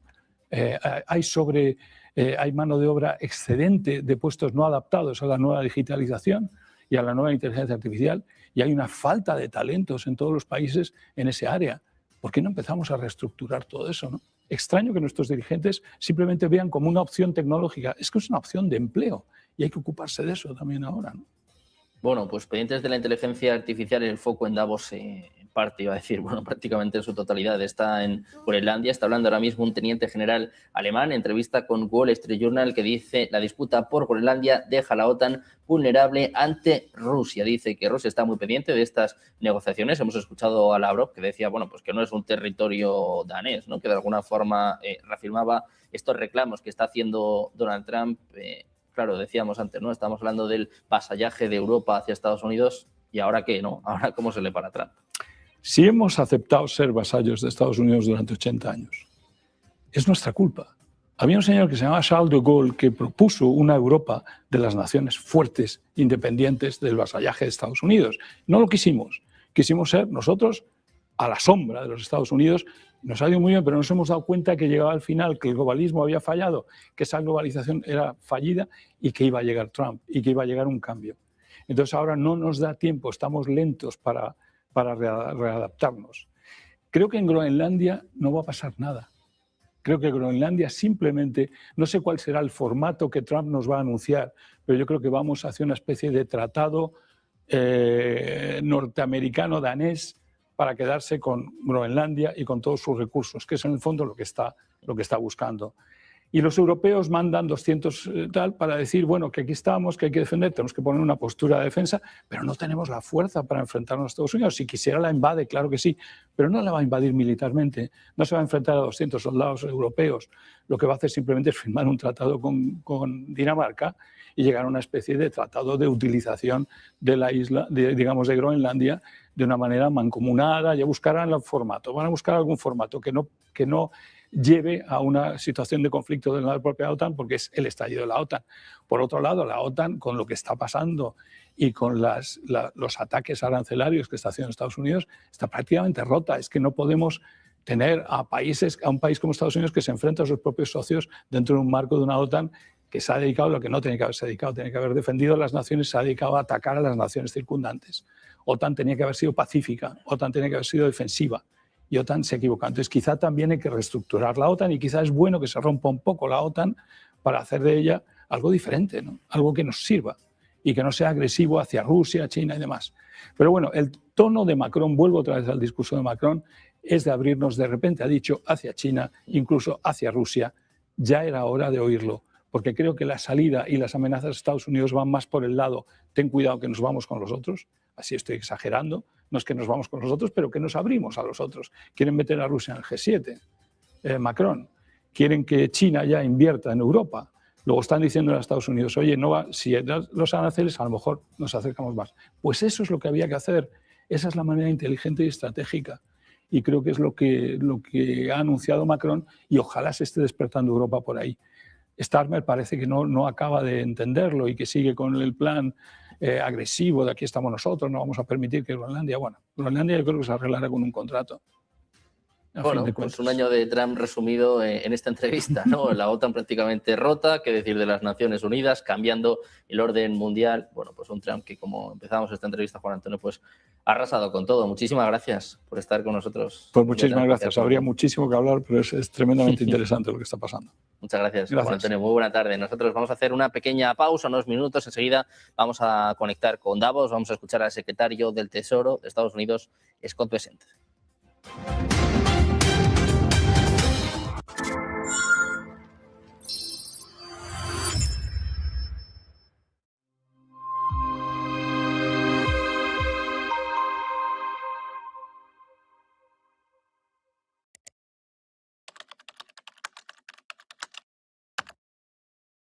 Buenos días, 8 de la mañana es la figura de Charlie. Buenos días, 8 de la mañana dicen que al oro le han bajado la tierra después de la jornada de ayer. Seguimos en Negocios Televisión. Mañana continuamos en Negocios Televisión. Sean bienvenidos de nuevo a Negocios Televisión. Negocios Televisión. Sobre todo intentando ver lo que Europa está poniendo encima de la mesa en esos ejercicios militares.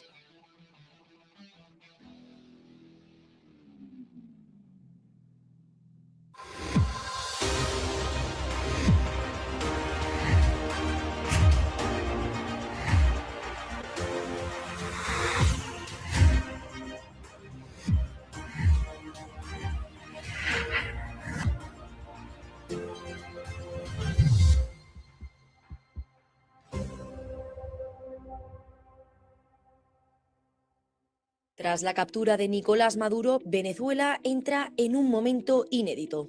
El poder recae en Delcy Rodríguez, considerada la figura con mayor influencia política y económica en el país. El mensaje es muy claro.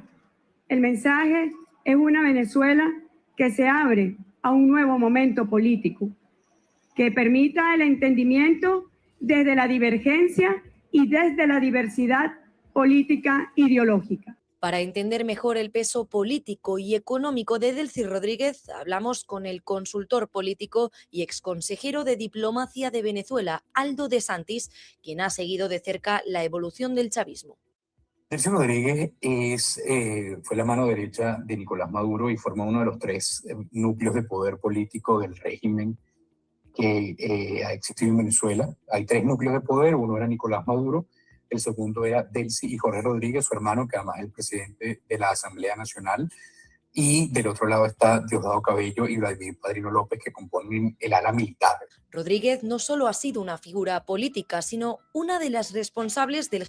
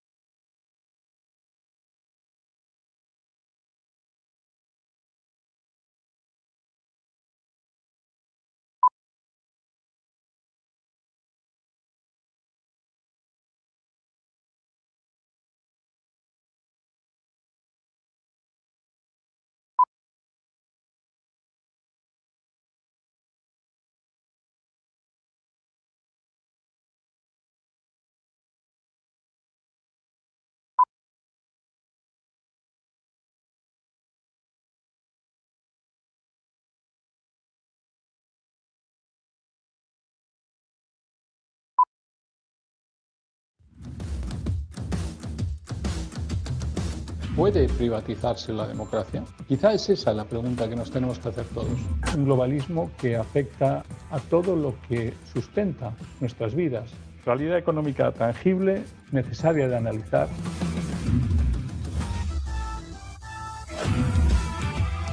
Esa necesidad de analizar el globalismo desde el punto de vista absolutamente económico, tangible y real.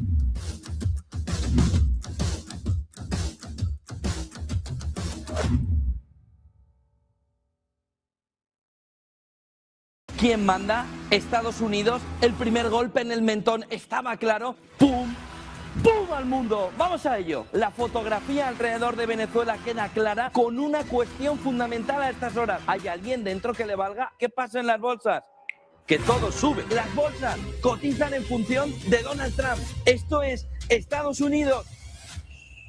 Callaros todos los demás. ¿Qué es lo que plantea Donald Trump después de lo que ha hecho? En el fondo, la fotografía del terror. ¿Quién está detrás de todo esto? Marco Rubio. Cuando te advierta Trump, ponte a temblar. Hemos pasado de un mundo dividido para tres a que solo uno es el amo del mundo.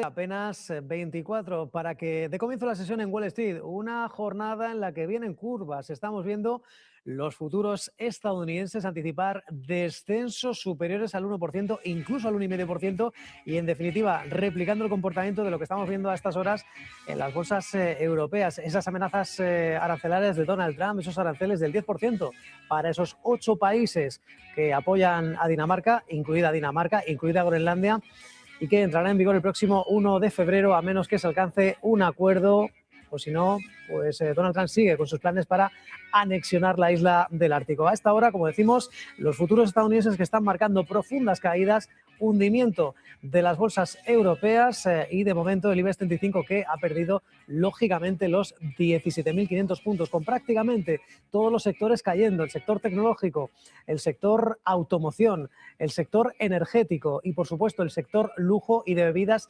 espirituosas, porque Donald Trump se especula con la posibilidad de que se saque bajo la manga unos aranceles del 200%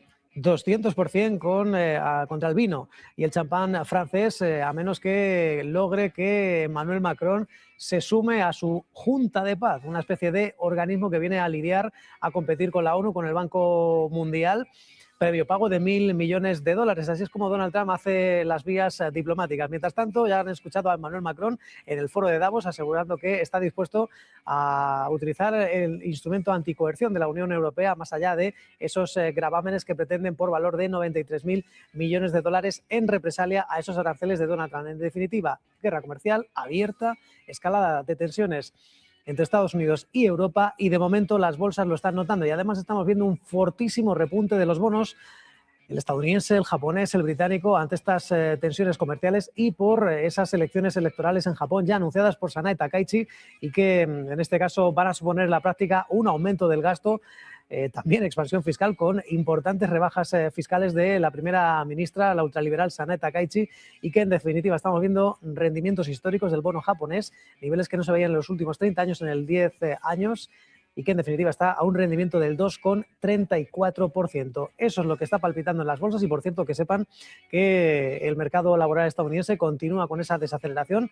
El informe ADP que agregó apenas 8.000 puestos de trabajo semanales por parte de las entidades privadas, mucho menos de lo que se creaba del empleo en las semanas anteriores, en torno a 12.500 puestos de trabajo. Malos datos, malas vibras en el ámbito comercial y sobre todo los inversores muy pendientes de los mensajes que se den en este foro de Davos. Hablaba por la mañana Scott Bessent, trataba de algo así como pelillos a la mar, quitándole tensión a todo el asunto, asegurando que, bueno, somos aliados, que a lo mejor no pasamos por el mejor momento, pero esto es como acaba, nunca es una línea recta. Incluso citaba referencias históricas, Eisenhower, la Unión Soviética, Charles de Gaulle.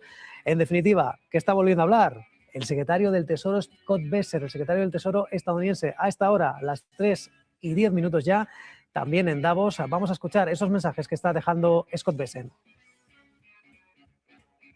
The U.S.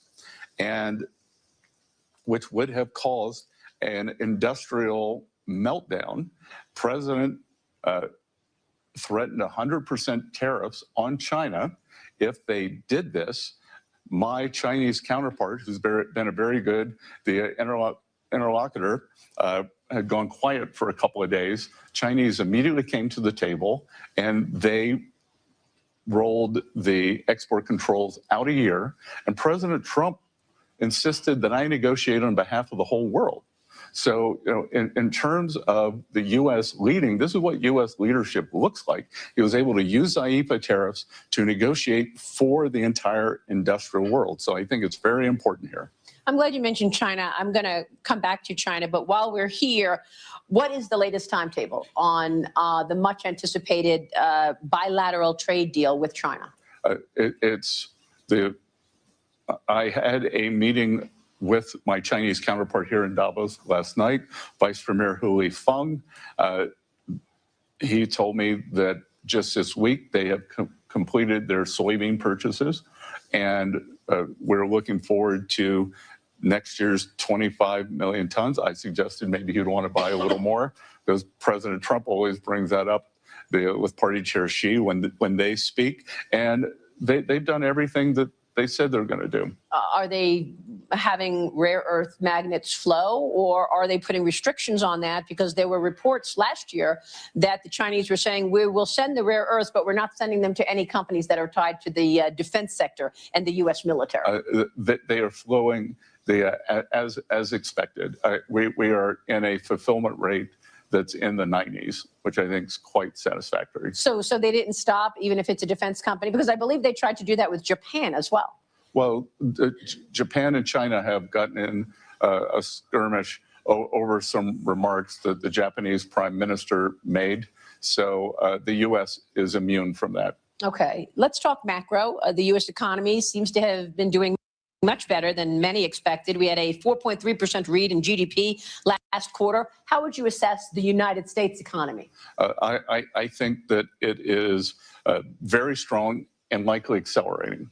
And Maria, just to be clear, that 4.3% GDP was private sector GDP.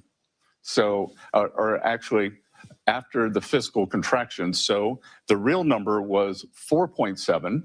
The government contracted by 0.4, so that got us to 0.3. So that is pure private sector GDP.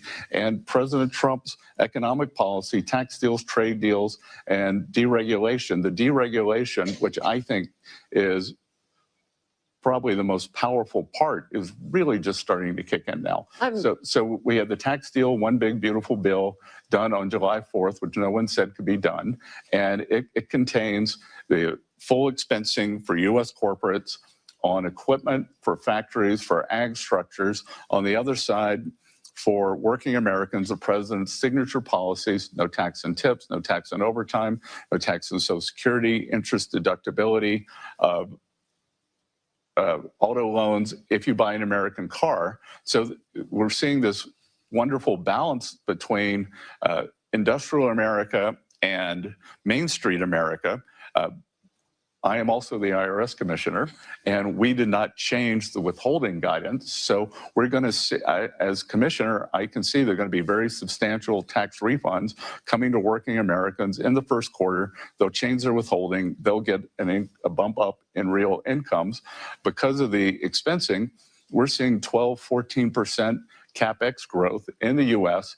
And historically, you have never seen a CapEx boom without seeing employment follow. Yeah, you've got a CapEx boom and a productivity boom as well.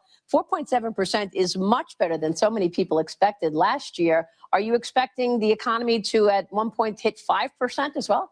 Well, the Atlanta Fed GDP number, which is a very noisy number, is now reading 5.3 because remember, the fourth quarter GDP included the Schumer shutdown. So some of that will be pushed into the first quarter. So I'm expecting that we could be well north of 3, and we'll have inflation coming down. As you said, productivity is very high, and we have measured inflation and observed inflation. And with the observed inflation, I think we can see that prices are already down, and that will trickle into the CPI and the PCE, which the Fed looks at. Well, it's a good point because there is still a perception that prices are still high. Well, prices are high. the Biden administration was a wipeout for working Americans, that the price level increased by 21, 22, 23%. But our friend Jason Trennard, the strategist, has something called the Common Man Index, and that is what do working Americans buy? So basket of groceries, insurance, rent, car payments, and that was up in the mid-30s. So very difficult, other than with energy. The president, through Drill Baby Drill, has gotten gasoline prices down. We're below $2 in many states. National average is below $3, even if you throw in the outlier of California. And so that we can get down. And we are working every day to get things down. And affordability is two pieces. Affordability is price level, but it's real incomes. Real incomes have gone up every month since President Trump took office. And as I said, I think we're going to see a big year for real incomes this year. Wow. And you said in terms of the tax refunds, are we talking about thousands of dollars that people will be getting as a result? We could see, for working families, for each wage earner, we could see up to $1,000 per wage earner. Okay. You said that prices are still coming down, but they're still elevated. The president announced many things, a litany of things, just in the last 100 days. And I want you to walk through some of these things and tell us why they're important, because he put a ban on large institutional investors purchasing single-family homes. He asked for $200 billion purchases of mortgage-backed securities. And he put on a proposal for a 10% cap on credit card interest rates. We know credit card interest rates are always soaring, up 28, 30% in some cases. That's going to cut into earnings of the bank, certainly. And he also teased something about 401ks, that you would be able to tap into your 401k to then buy a home. Walk us through these things. Why are these so key, in your view, to growth and to reining in prices? Well, here, why don't we start from the beginning? So the first thing was the ban on large institutional investors purchasing single-family homes and the purchase of mortgage-backed securities. Yep. So the ban on institutional investors in single-family homes, for those of you who are not American, in the U.S., pre-Great Financial Crisis, institutional investors did not participate in the single-family market. So post the financial crisis, institutional investors hoovered up single-family homes. They continue to do it, and there's an unfair tax arbitrage there. You and I have a mortgage. We can deduct the mortgage amount. Institutional investors can deduct the borrowing amount, but they can also expense any repairs and depreciation. So we think that it is a good idea to have them out of the market. We are going to give guidance at some point to see what is a mom and pop, that someone, maybe your parents for their retirement, have bought 5, 10, 12 homes. So we don't want to push the mom and pops out. We just want to push everyone else out. And what's important here, you will hear some misinformation that says, well, institutional investors are 1, 2, 3%. That is true. Having been in markets for 35 or 40 years, markets are made on the margin, and institutional investors are much higher in boomtown markets like Charlotte, like Atlanta, like Huntsville, Alabama. So they've done that. In terms of having Fannie and Freddie buy MBS, the mortgages are two parts. It is the 10-year bond yield, and it is the spread between mortgages and the 10-year yield. So the purpose of that is to narrow the spread. Okay. The cap on credit card rates is expected to cut into bank earnings between 5 and 18%. Your reaction? We've done a lot this year. Bank stocks are at a new high. That through my position on FSOC, the Financial Stability Oversight Council, and the 3 bank regulators, the Federal Reserve, the OCC, the FDIC, we have done a lot to deregulate banks. Their earnings are way up. More importantly, it has increased their lending capacity. Oliver Wyman's numbers, not mine, estimates that there's $2.5 trillion of extra lending capacity. The other thing that has been a focus of this administration and a focus of mine is small and community banks, because what happened after the great financial crisis, all the regulations from Dodd-Frank, we had too big to fail. But then with small banks, you were too small to succeed. This regulatory morass, we have lost more than 50% of the small and community banks. And they power small business lending, real estate lending, and ag lending. So we are trying to bring that back. Yeah, it's a great point because farmers really need the lending of these small community banks. Look, Secretary, I want to get your take overall on your thoughts on what you've done so far, because the president back last year, right after the inauguration, I sat down with the president and I asked him what he wants the economy to look like in 4 years when he's done. And he was very clear. He said he wants private enterprise to rule the day. 1 year later, you've taken a 10% stake in Intel. You've taken a stake in MP. Now, I know that these are national security issues. And the other day, the president told the defense contractors, don't pay dividends, don't buy back any of your stock. You need to be fulfilling what the country needs in terms of producing a weapon. So what do you want to say to people who say, look, here is a so-called capitalist president and a Treasury Secretary, and yet it's not private enterprise running things. The president is telling the defense contractors what to do, and you've taken stakes in these companies. A couple of things, Maria. I think the only good thing that came from COVID was it was a test run for what would happen if our supply chains were ever broken due to a kinetic war. So we saw that there are 5, 6, 7 key industries that we have to reshore. So everything you just said, rare earth magnets, we've got to get out from under China's grasp. The semiconductors, I would say that the single biggest threat to the world economy, the single biggest point of single failure is that 97% of the high-end chips are made in Taiwan. If that island were blockaded, that capacity were destroyed, it would be an economic apocalypse. So we are reshoring the semiconductor industry to the U.S. With the defense contractors are no different than the systemically important banks.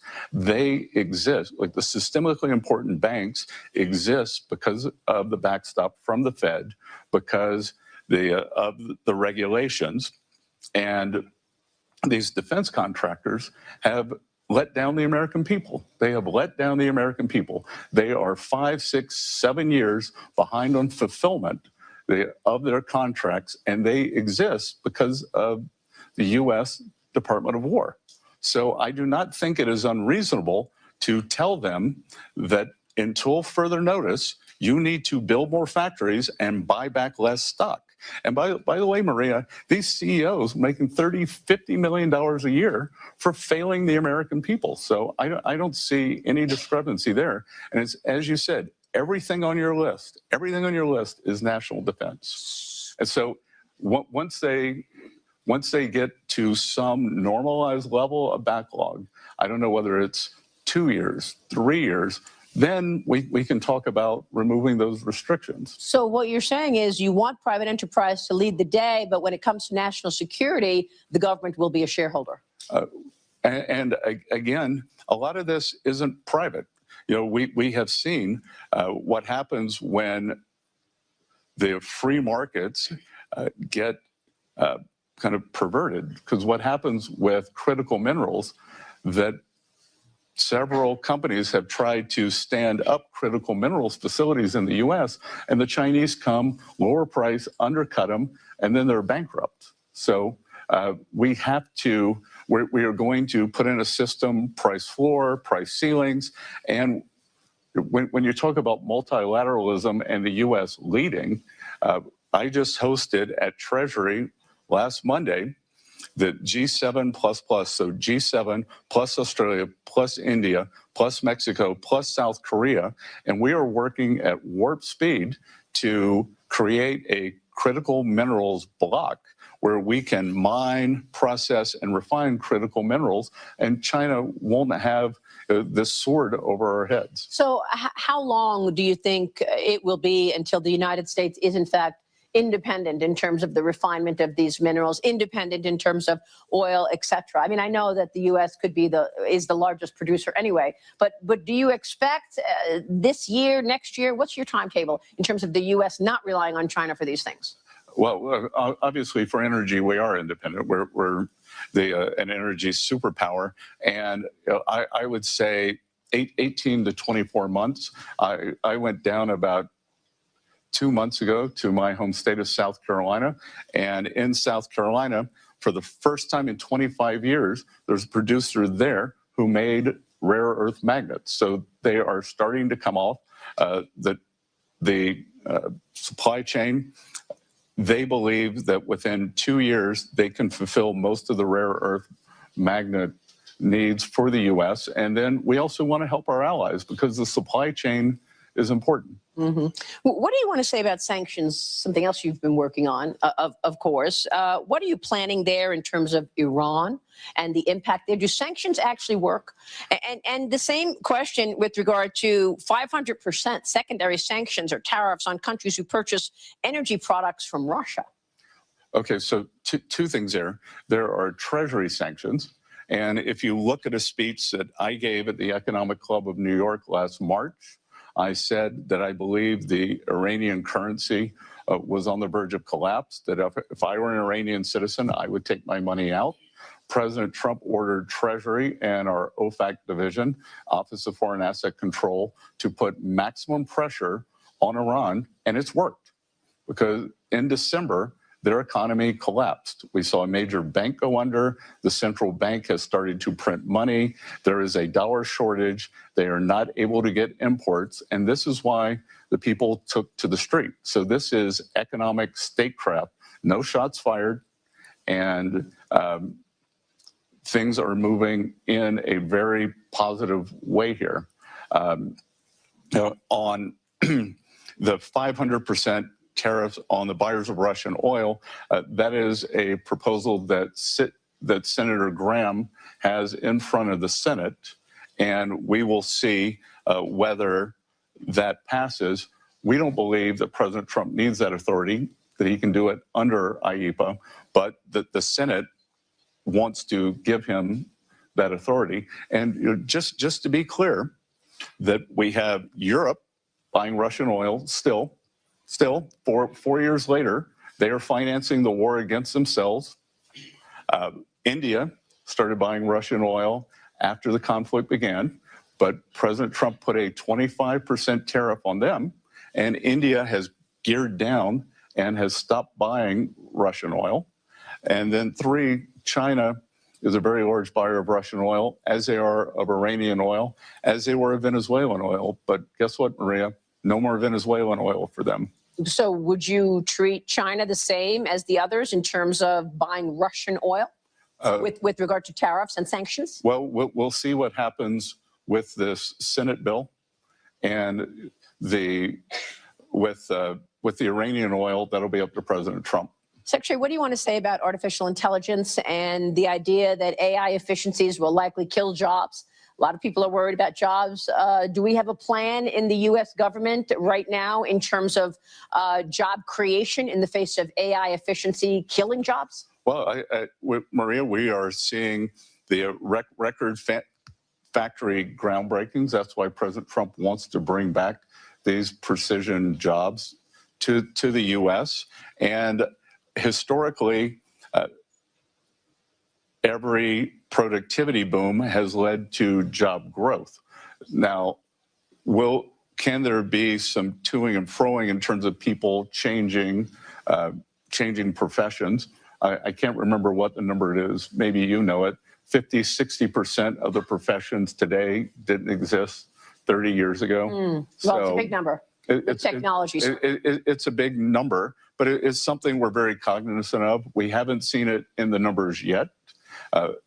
I think that it could be very different than what we saw with with the China shock. Bueno, pues Scott Bessent defendiendo la presión sobre Irán y sobre los compradores de crudo ruso, asegurando que Donald Trump pidió en marzo ejercer la máxima presión sobre Irán y está dando sus frutos. De nuevo, Scott Bessent, el secretario del Tesoro, dando cuenta de la buena marcha de la economía, diciendo que los precios siguen estando altos, dice, por el desastre de la anterior administración Biden, pero asegura que con Donald Trump no ha habido ni un solo mes en el que los salarios reales no hayan dejado de subir. Un Scott Bessent que seguramente va a estar muy pendiente el mercado de esas declaraciones. Aquí tenemos la apertura de Wall Street, ese toque de campana que da comienzo la sesión al otro lado del Atlántico. Vamos a ver, vienen curvas.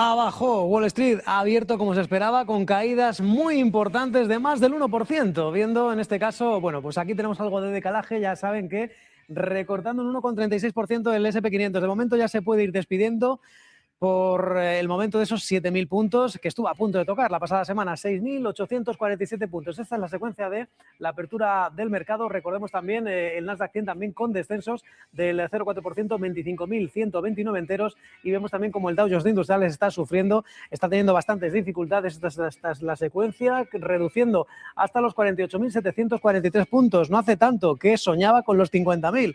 El Dow Jones de Industriales, pues bien, completo la caída que estamos viendo del 1,2% para el Dow Jones de Industriales, del 1,37% para el S&P 500, y también vemos cómo en este caso, bueno, pues el Russell 2000 parece que está logrando amortiguar un poquito más las pérdidas. Caen a plomo las bolsas globales, está pasando también en Europa, estábamos viéndolo ahora mismo en estos primeros compases de negociación en Wall Street, y sobre todo están disparándose los rendimientos de los bonos, porque en este contexto de tensiones globales, y a nadie se le puede escapar ese adelanto electoral de Sanae Takaichi en Japón, elecciones que tendremos el próximo 8 de febrero.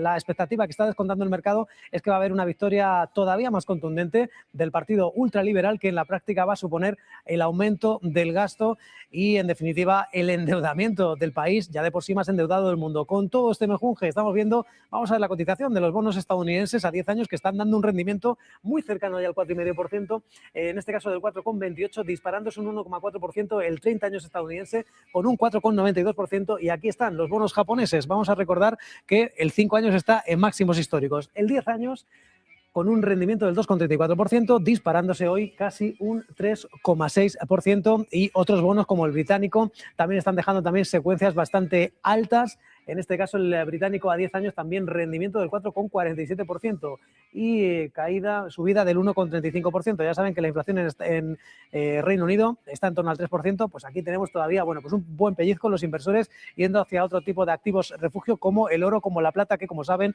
hoy están volviendo a marcar máximos históricos prácticamente a diario, casi todas las horas, y eso está también disparando algunos precios de las acciones mineras de plata, como Ecla Mining, que está disparándose más de un 5%.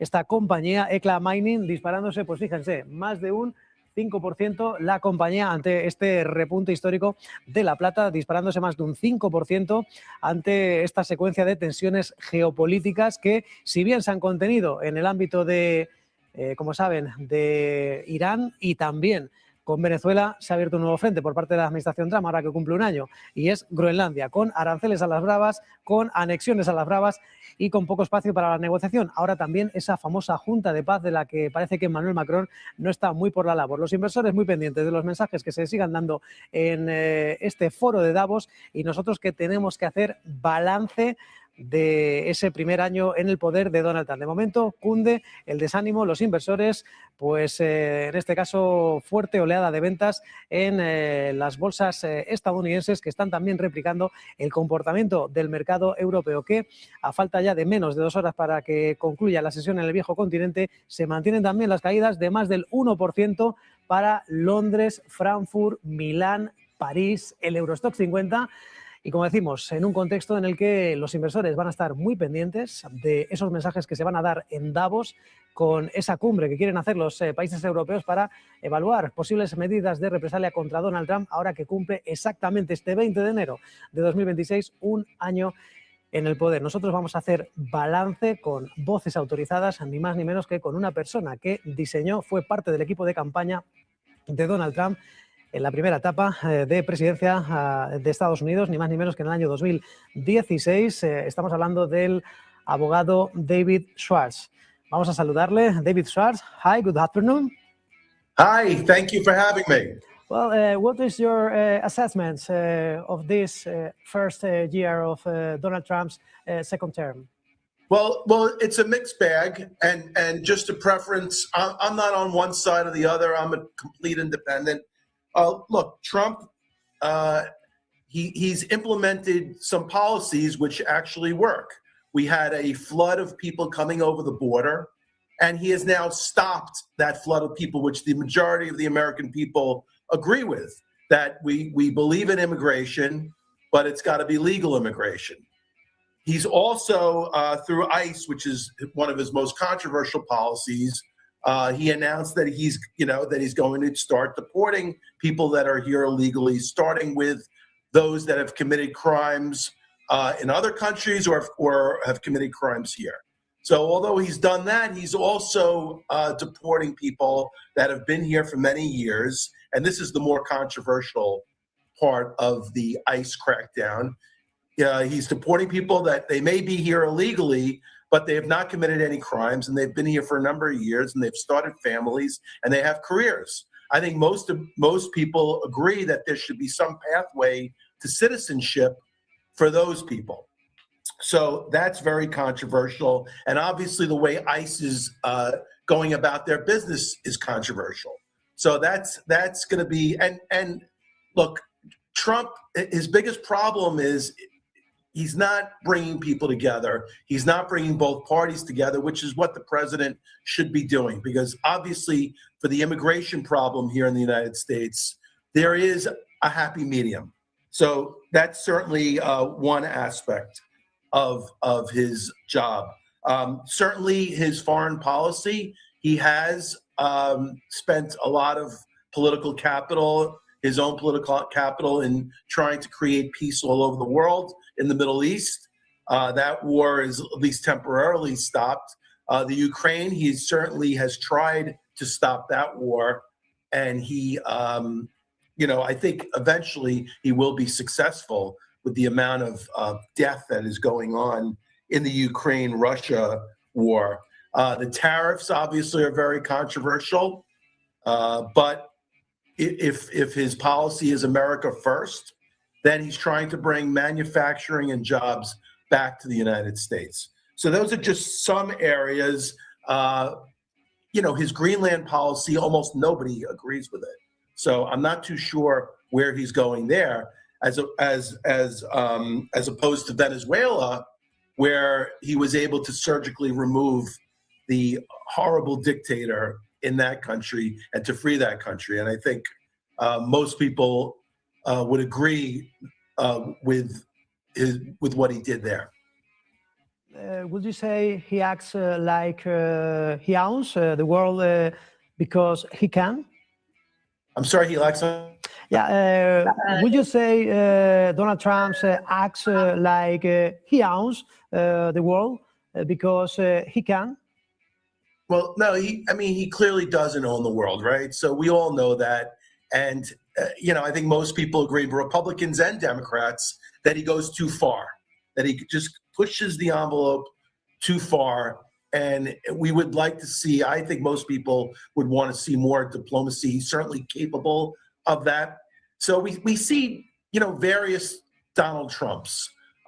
Some, part of what he's doing is good for the world and good for the United States. And then he pushes the envelope. And I think most people don't agree with the fact that he doesn't act presidential. And that's part of his allure, right?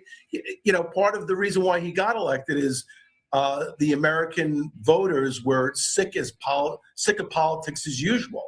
We didn't want another cookie cutter politician leading the United States of America.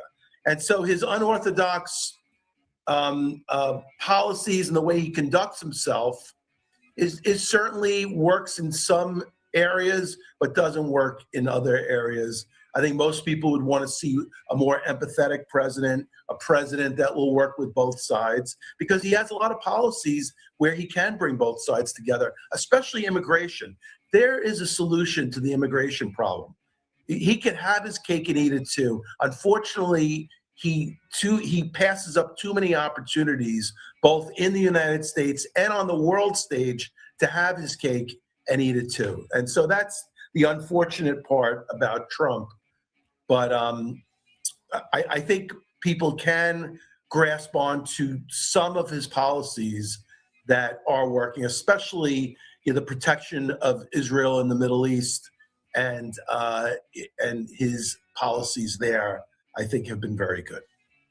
What are the most substantial differences compared to his first term?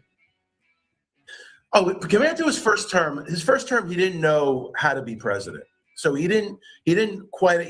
allowed the bureaucracy, he allowed the institution to overtake him at times, especially in the beginning, where he deferred to the Republican Party, he deferred to the experts.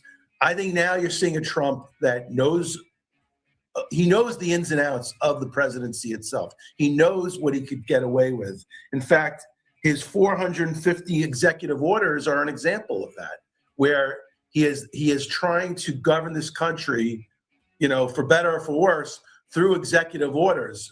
That certainly bypasses a lot of the democratic institutions that we have set up in this country. But on the other hand, in order to get things done, he's trying to get things done. One of the ways he's trying to do that is through executive orders. He's just doing it in a much more powerful way than presidents before him. He has a PR problem, with half this country. And it's unfortunate, because if he would just make some adjustments in the way he governs, he wouldn't have such a PR problem. For example, Barack Obama, cracked down on illegal immigration, and he deported many people, thousands and thousands of people.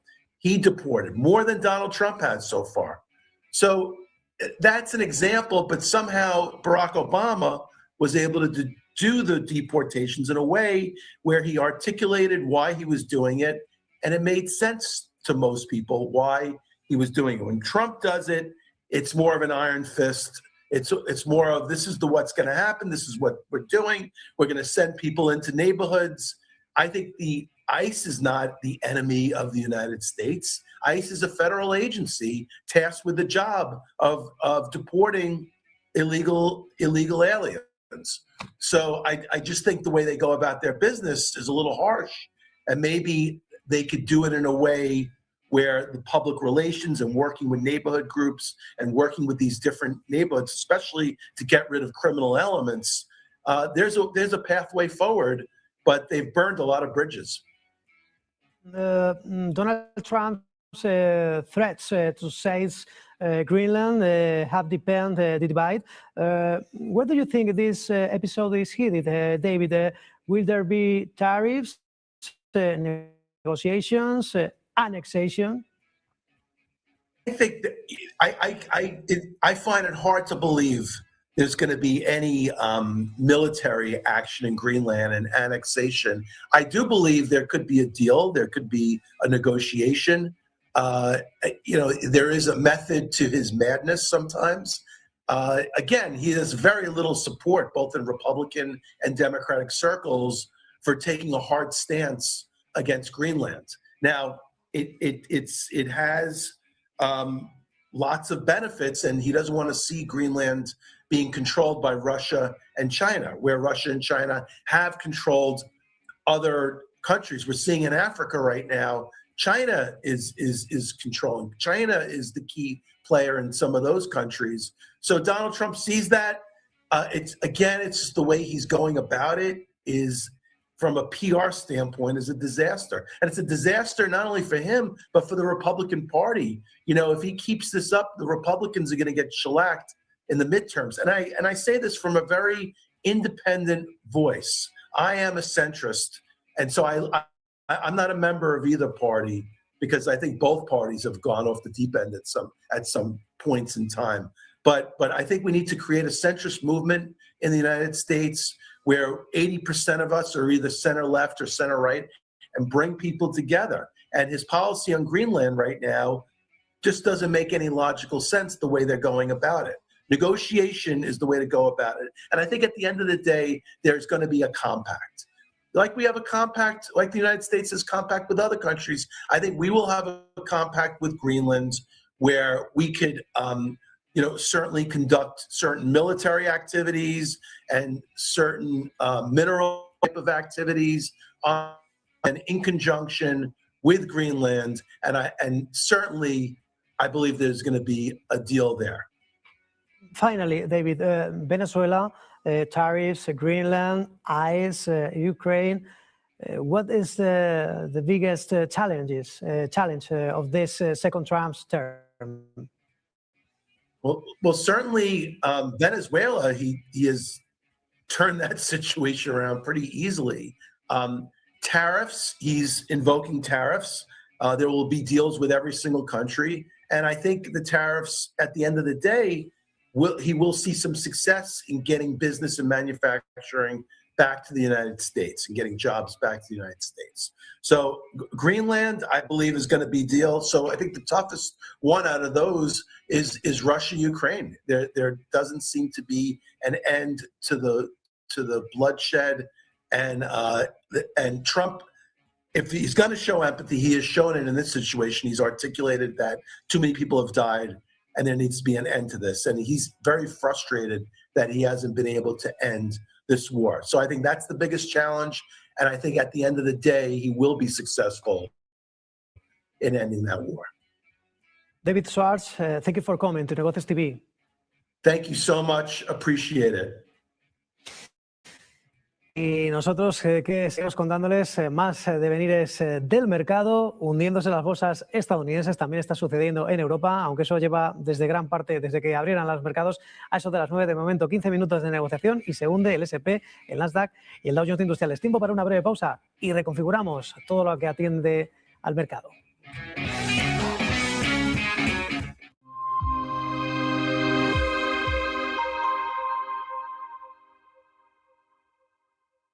Hoy, 14 de enero de 2026, la Fundación Puertas Abiertas publica su informe de persecución de cristianos en el mundo. Los datos que nos encontramos en este informe son verdaderamente terribles, y es que 1 de cada 7 cristianos es en la actualidad perseguido por motivos de fe, y yendo a números más generales, casi 388 millones en total son acosados, perseguidos o discriminados por su religión en sus países de origen. No obstante, tal vez el dato más dramático que nos encontramos en este informe es que han sido asesinados 4.900 cristianos únicamente por motivos religiosos. Cabe destacar que casi el 70% de estos casos se han producido en un único país, Nigeria, un lugar trágicamente célebre en tiempos recientes por la brutal opresión y ataques que realiza contra la población cristiana. Y es que las comunidades de allí llevan años denunciando que su situación no hace otra cosa sino empeorar, siendo acosados, expulsados de su trabajo, perseguidos o incluso asesinados, como recalca este informe. Tras la captura de Nicolás Maduro, Venezuela entra en un momento inédito. El poder recae en Delcy Rodríguez, considerada la figura con mayor influencia política y económica en el país. El mensaje es muy claro. El mensaje es una Venezuela que se abre a un nuevo momento político que permita el entendimiento desde la divergencia y desde la diversidad política ideológica. Para entender mejor el peso político y económico de Delcy Rodríguez, hablamos con el consultor político y exconsejero de diplomacia de Venezuela, Aldo de Santis, quien ha seguido de cerca la evolución del chavismo. Delcy Rodríguez fue la mano derecha de Nicolás Maduro y forma uno de los 3 núcleos de poder político del régimen que ha existido en Venezuela. Hay 3 núcleos de poder, uno era Nicolás Maduro, el segundo era Delcy y Jorge Rodríguez, su hermano, que además es el presidente de la Asamblea Nacional, y del otro lado está Diosdado Cabello y Vladimir Padrino López, que componen el ala militar. Rodríguez no solo ha sido una figura política, sino una de las responsables del giro económico que permitió a Venezuela estabilizar precios, flexibilizar controles y tolerar la dolarización de facto.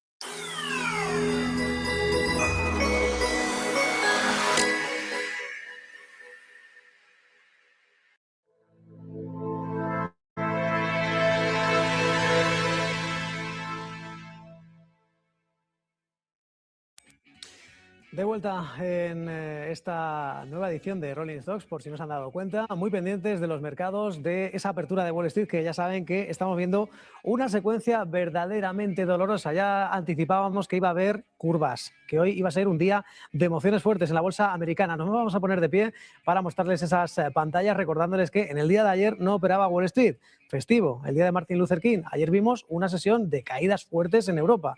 Hoy volvemos a verlas. Bueno, pues hoy debería de ser todavía peor para Wall Street. Aún así, no está nada mal las caídas que estamos viendo hasta ahora para el S&P 500, que retrocede un 1,3%, se hunde también más de un 1% el Dow Jones de Industriales y sobre todo la peor parte se la está llevando el tecnológico Nasdaq. Las caídas superan el 1,5%, con recortes muy importantes para las grandes tecnológicas, las magníficas 7, las Nvidia, Oracle, Microsoft, Tesla, Amazon, recortes todos ellos superiores al 3% en un contexto en el que apenas hay vencedores, tan solo el sector petrolero como ExxonMobil, que está disparándose, subiendo un 1% ante esta apreciación de los precios del petróleo. Vamos a ver esas bolsas estadounidenses, en definitiva caídas pues por encima del 1%, parece que se está tratando de mitigar ese impacto, contener la hemorragia. El tecnológico Nasdaq, la caída es del 1,36%, 25.173 puntos, o lo que es lo mismo, está perdiendo más de 300 puntos en estos primeros 15 minutos de negociación. Algo muy parecido para el S&P 500, que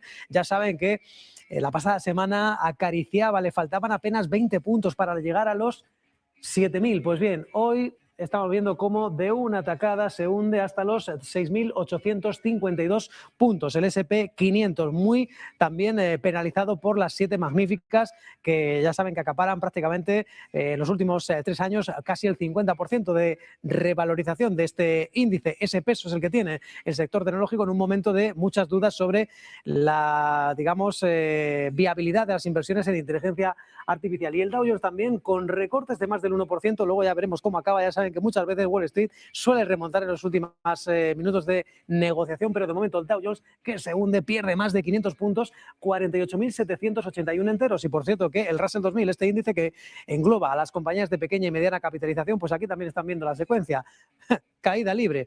Este índice que está marcando recortes del 1%. Justo aquí, por cierto, tenemos el VIX de volatilidad. Estamos viendo cómo, bueno, pues evidentemente esa teoría de los vasos comunicantes baja las bolsas y está subiendo el índice VIX de volatilidad un 3,5%, nivel de 19,49, y para que se den cuenta de a qué nos enfrentamos, estamos viendo esa oleada de ventas de las acciones de los índices de renta variable y estamos viendo una secuencia de bonos estadounidenses, japoneses, británicos, los bonos, el mercado de la deuda que está elevando sus rendimientos, los inversores que, bueno, pues están de alguna manera pues trasladando esas dudas del mercado y refugiándose en los bonos. El 10 años estadounidense repunta un 1,4%, 4,28% de rendimiento. También vemos cómo las rentabilidades del bono japonés está alcanzando unos niveles que no se veían en casi 30 años, desde finales de 1997.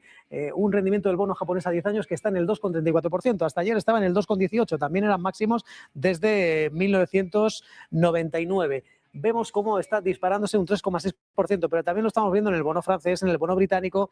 En definitiva, los inversores apostando por los bonos y un dólar que está con mucha debilidad en un contexto de, bueno, pues esta semana vamos a conocer datos clave mañana, el PIB, la lectura final del PIB y el índice de precios PCE, ya saben, esa inflación que más controla, que más vigila la Reserva Federal para tomar decisiones de política monetaria y que sigue estando muy lejos de ese 2% que fija como saludable. Los bancos centrales también el estadounidense, la Reserva Federal, que por cierto, la semana que viene, ya saben, tipos de interés, reunión en la que se apuesta el mercado a que se van a quedar los tipos como están, en ese entorno del 3,5 al 3,75%, no sin muchas presiones del presidente Donald Trump, que como saben es el que está de nuevo moviendo el mercado, esas tensiones, esos aranceles sobre Europa, sobre Groenlandia, y que están minando la confianza de los inversores. Caída de los índices, avance de los bonos históricos y sobre todo también vamos a ver algunos de esos protagonistas. Vamos a recordar cómo la onza de oro y la onza de plata, recordemos que están marcando máximos históricos. Aquí tenemos en efecto el oro por encima de los $4.700, disparándose un 3%, casi un 5%, es lo que vuela la plata en estos momentos, volando la plata hasta los $94,5 la onza. Esta era la secuencia desde ayer, ese repunte que hemos visto toda esta semana y de momento, bueno, pues parece que está haciendo bastantes techos, mínimos crecientes, importante, y la onza de plata que está superando el nivel de $94. Esto está impulsando, lógicamente, como se pueden imaginar, a las compañías que operan, las compañías mineras de plata, de este metal precioso que, bueno, pues están dejando secuencias históricas. Si la onza de plata el año pasado se revalorizó más de un 150%, algunas compañías como Ecla Mining pues se dispararon más de un 200%. Vamos a ver lo que está haciendo este tipo de compañías mineras de plata. Bueno, pues Silver Gold Metal de momento está con algo de decalaje y vemos cómo en efecto Ecla Mining cotiza con avances del 2,2%.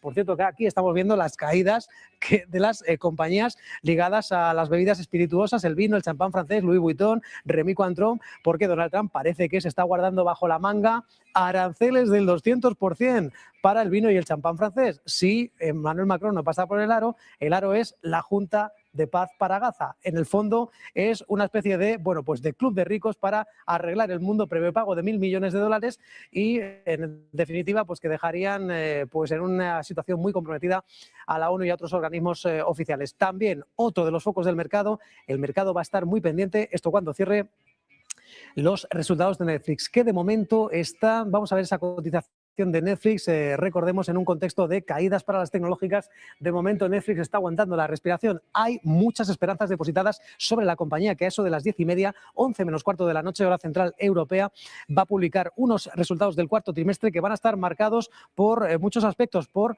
unos ingresos históricos por la NFL, por esas audiencias de la NFL y también, bueno, pues más de 150 millones de espectadores que han visualizado sus anuncios en el último trimestre, en el tercero. Así pues, se esperan crecimiento de doble dígito y de momento, bueno, pues el mercado Netflix que está aguantando en medio de caídas de las Oracle, Amazon, Nvidia, Tesla y etcétera. Vamos a mostrarles una diapositiva a continuación con todas las claves, con todo lo que va a estar pendiente del mercado, con un Netflix que publica resultados y, como saben, en plena batalla por hacerse con, en este caso, con Warner Bros., no sin torpedear todo lo que pueda Paramount con esa OPA hostil. Mientras tanto, se esperan que los ingresos asciendan a $11.970 millones.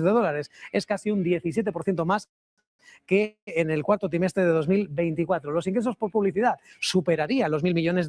También estaríamos hablando de crecimiento a doble dígito y los ingresos netos, las ganancias que se van a disparar si nada lo impide. Esto es lo que anticipa el mercado, un 27,7%. Esta es la expectativa. Ya veremos si no se supera esta cifra, $23.900 millones, o si en este caso todavía se supera.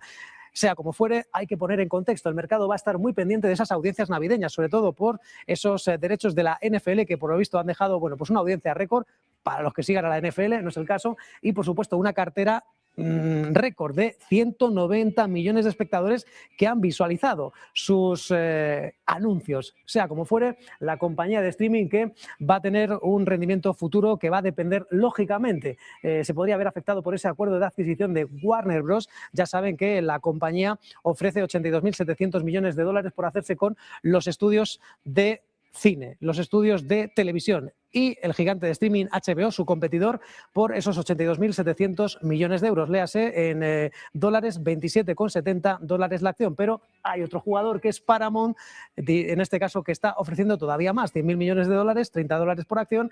Y pues de momento Warner Bros. Que parece quedarse con Netflix, se va a ser sin duda otro de los protagonistas del mercado. Y como decíamos, Netflix, pues en efecto, subiendo un 1,25%, desmarcándose de esta tónica de caídas estrepitosas en el viejo continente, en Estados Unidos, perdón, y de momento, bueno, pues Paramount con caídas del 1,25%. Y en efecto aquí vemos como Oracle, también otra de las peores, cotizando con caídas del 3,7%. Paramount, que en este caso Netflix, mejor dicho, va a ser uno de los, como decimos, líderes, o mejor dicho, protagonistas de un mercado que va a estar muy pendiente del foro de Davos. Y nosotros vamos a intentar devolver esa conexión con esos mensajes que estaba dando Scott Bessent, disparando contra, en este caso, la administración Biden, recordando, en este caso también, vamos a sentarnos, recordemos la administración Biden, que en este caso decía que es el verdadero causante de esos aumentos de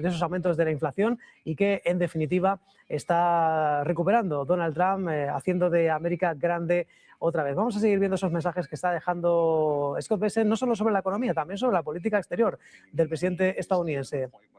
Von der Leyen, and we are one of the largest employers in Europe. So there's just a different mindset here, and I think the mindset has got to change. It's got to change to a growth mentality, and that's President Trump's invitation is we are growing, we're deregulating, and come and join us.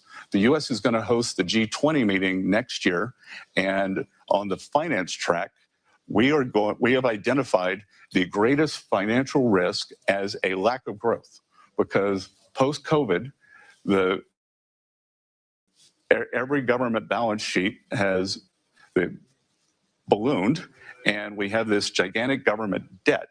There are two ways you can either cut your way out of it through austerity, no voter wants that, or you can grow your way out of it. So we are inviting the world, come grow with us, prosper with us, and we can all do it together. Secretary, thank you very much. Good. U.S. Treasury Secretary Scott Bessent, thank you so much. Thanks, Maria.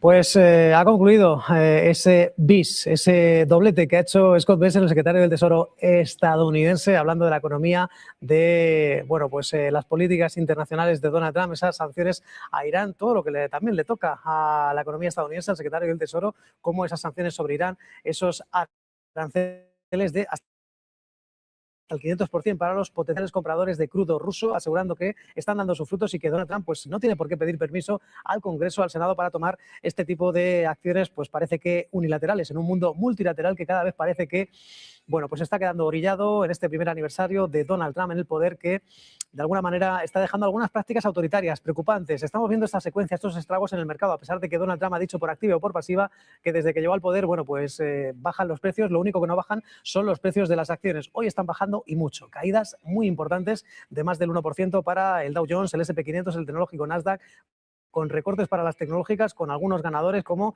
las petroleras, subidas no demasiado abultadas, con algunas mineras de plata, con estos máximos históricos del oro y de la plata, las Barrick Gold, las ECLA Mining, IAM Gold y un largo etcétera, que están dejando movimientos bastante especulativos. Están subiendo también los bonos estadounidenses a unos niveles que no veíamos en bastantes semanas, dando un rendimiento del 4,34% el 10 años estadounidense, hasta el 2,34% llega la rentabilidad de los bonos japoneses a 10 años, fruto de estas tensiones arancelarias que están haciendo que otros inversores se refugien en la deuda, y también esos planes de Sanae Takaichi, que ya saben ha convocado elecciones, que en la práctica va a suponer un aumento del gasto, duplicar, hacer unos presupuestos nuevos, mucho más expansivos, con recortes fiscales importantísimos, incluso eliminando algunos impuestos, y el mercado que se debe preguntar hasta qué punto puede ser sostenible que el país más endeudado del mundo, deuda que supera el 200% de largo del PIB japonés, y que ahora parece que se va a meter en una odisea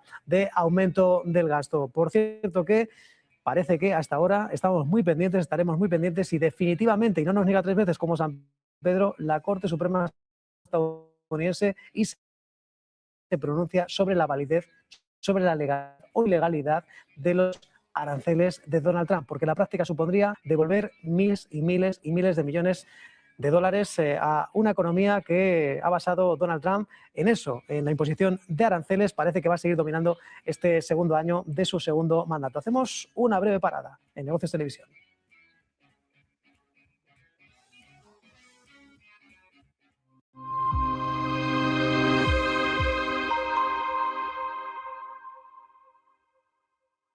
Está con nosotros Lorenzo Ramírez. Lorenzo, ¿qué tal? Muy buenos días. Buenos días, José Antonio, ¿qué tal? ¿Cómo estás? Bueno, esa es la gran clave, que la inteligencia artificial hoy en día no es rentable. La actuación de China en este episodio de la guerra comercial. Muchísimas gracias, Lorenzo, como siempre, por toda esa fotografía hoy abundante, porque está en la actualidad que no para. Buen día, buen negocio. A ti también, buen día y nada, a disfrutar y a trabajar. Abrazo.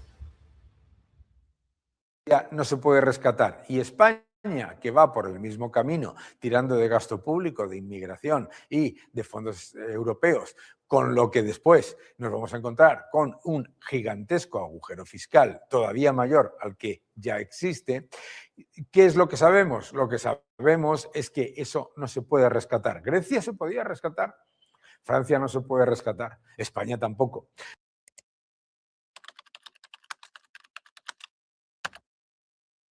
Buenos días, 8 de la mañana es la figura de Charlie. Buenos días, 8 de la mañana. Dicen que al oro le han bajado a la tierra después de la jornada de ayer.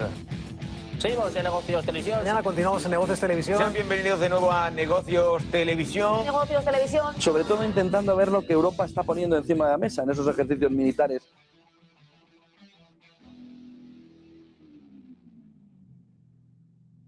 ¿Cuál es el problema? ¿Puede el entorno de Circle darle un euro digital? Probablemente sí, pero no lo quieren estos. ¿Por qué? Porque prefieren el control absoluto del modelo. ¿Y por qué quieren el control absoluto del modelo? Porque les da un poder infinito. Salvo que haya un apagón, no te dejan pagar con dinero físico. Y si hay un apagón, ¿cómo no tenías dinero físico? Pues porque no me dejas. Las monarquías absolutas. Todo para el pueblo, pero sin el pueblo. Vivimos en un flashback, en una vuelta al pasado, en el que nos dicen lo que podemos y lo que no podemos hacer. Y aquí el movimiento alrededor de cómo Yuan digital y el movimiento de Estados Unidos con el dólar digital van ya al choque y dicen, ¿y dónde está el euro? Abajo, arriba, en medio, detrás. Han intentado utilizar el euro digital para control absoluto de toda la zona euro y de todos los ciudadanos, para intentar el control de las élites y convertir Europa en un campo de pruebas, en un laboratorio y controlar a todo el movimiento en Europa. Y no te dejo el dinero físico, ¿por qué? No, es que puedes hacer mal uso de él. Perdón, ¿es que eres mi papá o qué? Sí, soy el papá de Estado, pero no me aportamos. Entremos en terreno económico. Hay una pregunta muy clara ahora mismo. Igual que se entra en el mercado, no se entra en el mercado, se compra oro, no se compra oro. ¿Es el momento de comprar vivienda o no? ¿Es el momento de comprar casa o no? ¿Es el momento de acercarse al mercado a comprar una vivienda? Ojo a este gráfico de Lance Lambert con datos de Redfin que plantea la fotografía de que no es el momento de comprar vivienda, porque empieza a calibrar, empieza a ver cómo estamos viviendo el mayor momento en el que vendedores se encuentran en una posición alcista, quieren vender, no hay muchos, pero quieren vender, pero los compradores se han desplomado. Sobre todo si lo comparamos con la salida del COVID. Y en los últimos años, por la inflación, se mantiene en 1.400.000 compradores, Estados Unidos, frente a los vendedores, 1.922.000. ¿Qué es lo que tenemos? Una fotografía donde se está alcanzando el nivel de más de 500.000 de gap entre vendedores y compradores en Estados Unidos en este momento. Es la brecha más grande jamás registrada. Ni en el periodo 13-14 de salida de la crisis se vivía un entorno parecido al actual, sobre todo porque el número de compradores viene en una situación de descenso que está abriendo otro debate. Y es, ¿el envejecimiento poblacional hace necesaria tanta vivienda a medio plazo? ¿O estamos creando o podemos crear ciudades de viviendas vacías? Ojo a la fotografía que nos empieza a plantear. ¿2026 es un año donde seguirá subiendo el precio de la vivienda? Pues varios informes ya apuntan que no. Porque lo que está viendo es una presión, como dice Lance Lambert en este gráfico, entre un gap importante entre vendedores y compradores, que hace que los compradores ahora mismo en este entorno encuentren precio solo si los vendedores empiezan a bajar el precio, de tal manera que no tenemos una fotografía sencilla hasta que no se cierre este gap, hasta que no se cierre este agujero entre vendedores y compradores. Estos quieren vender, no encuentran suficientes compradores al precio que esto les gustaría seguir subiendo el precio de la vivienda. 8:48 de la mañana es uno de los elementos fundamentales que nos lleva también en la mañana, intentar entender también el mercado de la vivienda, si puede tener un frenazo en 2026, como varios informes ya están apuntando.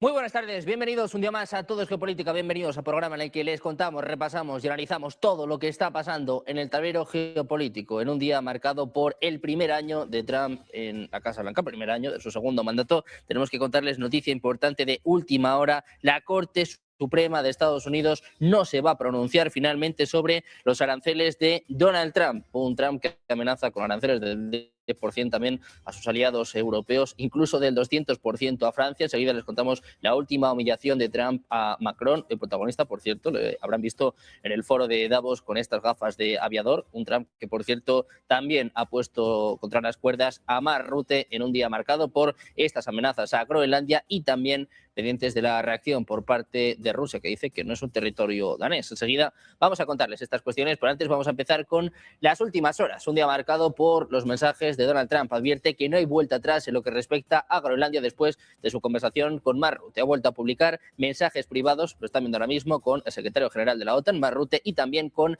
el presidente francés, algo que ya hizo antes de la cumbre de La Haya el pasado verano, en un momento en el que Rutte se dirigía a Trump como daddy o como papi. En esta ocasión compartía su conversación privada con Rutte, citándose a una reunión en el foro de Davos. También decía el propio Rutte que iba a destacar su labor en estas intervenciones en Suiza. Por su parte, Macron decía: amigo mío, estamos totalmente alineados sobre Siria, podemos hacer grandes cosas en Irán, no entiendo lo que están haciendo en Groenlandia.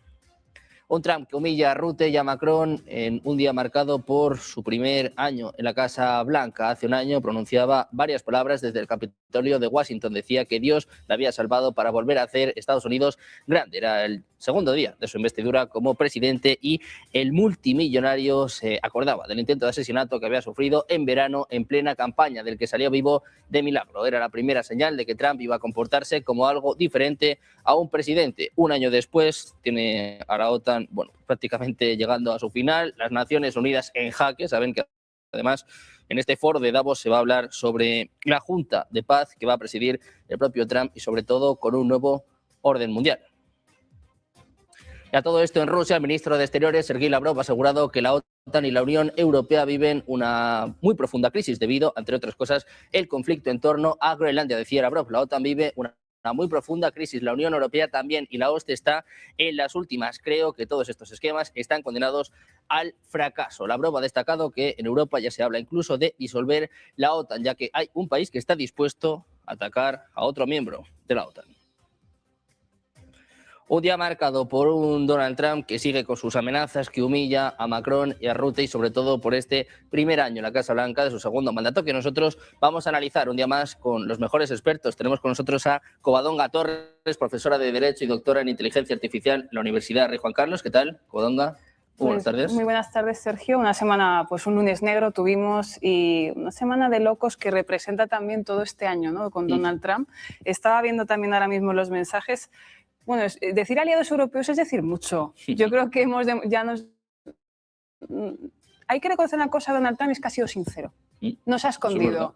Yo creo que respecto a otros presidentes, él ha ido de cara, ha dicho, mira, no sois mis aliados, sois mis subordinados, pero creo que estamos viendo, hay un despertar también en Europa. Esperemos que haya un despertar generalizado, pero los últimos mensajes con Macron no son muy esperanzadores. Estoy contemplando aquí que un poco más invitan a cena romántica a Donald Trump para que un poco se piense la situación.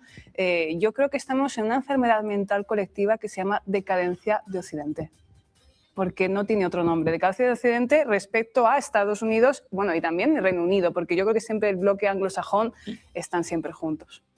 Bueno, pues un Macron que ya hablaba incluso de abrirse a China o a Rusia, un mensaje que es importante dentro de la Unión Europea y que vamos a analizar también con José Miguel Villarroya, historiador. ¿Qué tal, José Miguel? Muy buenas tardes. ¿Qué tal? Muy buenas tardes, Sergio, un placer.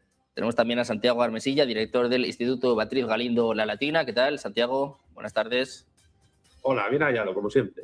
Encantados de teneros a los tres por aquí. Muchas gracias además por estar en un día tan especial como este, haciendo balance del primer año de Trump, pero un día más nos arrasa la actualidad. Santiago, si te parece, empezamos analizando pues estos mensajes, ¿no? Veíamos a Macron y a Rutte una vez más humillados. Decía Covadonga que solo le falta invitarle a una cena romántica. Macron ya lleva las gafas, así que ya, pues ya tiene parte hecha, ¿no? ¿Cómo ves, Santiago, esta nueva humillación? Bueno, Trump está subido a nivel personal, la verdad que eso creo que hay que admitirlo, y está subido porque ha ganado el premio Nobel por entrega de su premio de María Corina Machado. Esto es como si de repente Marruecos ahora ganara la Copa de África simplemente porque la FIFA se la arrebata a Senegal y se la diera a Mohamed VI. Es decir, aquí tenemos gente que no gana sobre el terreno las cosas, sino que la gana pues a través de papeleo, diplomacia y trapicheos, ¿no? Yo creo que más allá de ese tipo de cotilleos, porque en el fondo este tipo de humillaciones no son más que eso, cotilleos, lo que importa es la realidad política efectiva. Y la realidad política efectiva que vivimos en este año 2026 ya no es una realidad política efectiva que diste mucho de la que ha ocurrido con otras administraciones gobernando Washington. Es decir, da exactamente igual si gobierna Donald Trump, Joe Biden, Barack Obama, George Bush II, Bill Clinton, George Bush I, Ronald Reagan, Jimmy Carter, Gerald Ford, Richard Nixon, Lyndon Johnson, John Fitzgerald Kennedy, Harry S. Truman, Dwight Eisenhower, y no me voy más atrás porque no es el plan. Da igual quién gobierne porque al final siempre Europa, que es el patio trasero hasta ahora rico de Estados Unidos, va a estar siempre subordinada a los intereses de Estados Unidos, porque si la Unión Europea, antes Comunidad Económica Europea, existen, es decir, si existe en la Unión Europea una economía social de mercado con un tenue, cada vez menor, estado del bienestar y un desarrollo económico más o menos aceptable para la inmensa mayoría de la población, es porque Estados Unidos así lo dispuso. Y lo único que hace Trump es recordarle a los europeos, y en esto sí estoy con Covadonga, en esto Trump es honesto, brutalmente honesto, desagradablemente honesto, no olvidéis que si sois algo es gracias a nosotros, es decir, gracias a los Estados Unidos de Norteamérica. Y no entiendo tampoco por qué la gente se sorprende. Es decir, yo no veo aquí una decadencia de Occidente, como dice Covadonga, entre otras cosas porque yo siempre lo he dicho, Occidente, comunidad cultural civilizatoria, no existe. Eso es un invento del protestantismo que luego adoptaron los anglosajones para instaurar una suerte de esfera de influencia geopolítica donde ellos mandaban sobre lo que creían que era su patio trasero rico, the West, es decir, the Western Civilization, que no es más que una forma cutre salchichera de mezclar Grecia, Roma y cristianismo, pero siempre bajo la tutela del complejo militar industrial y de la clase dominante de Washington, de Estados Unidos. Pero Occidente como civilización no ha existido. De hecho, Huntington siempre quita a Iberoamérica de Occidente porque considera que es otra cosa. Debe ser porque son mestizos, y si a los españoles no nos quitas porque estamos dentro de la OTAN. Entonces, lo que vemos aquí más bien no es una decadencia, sino simplemente una forma, unas malas formas de demostrar lo que ha ocurrido siempre desde el final de la Segunda Guerra Mundial.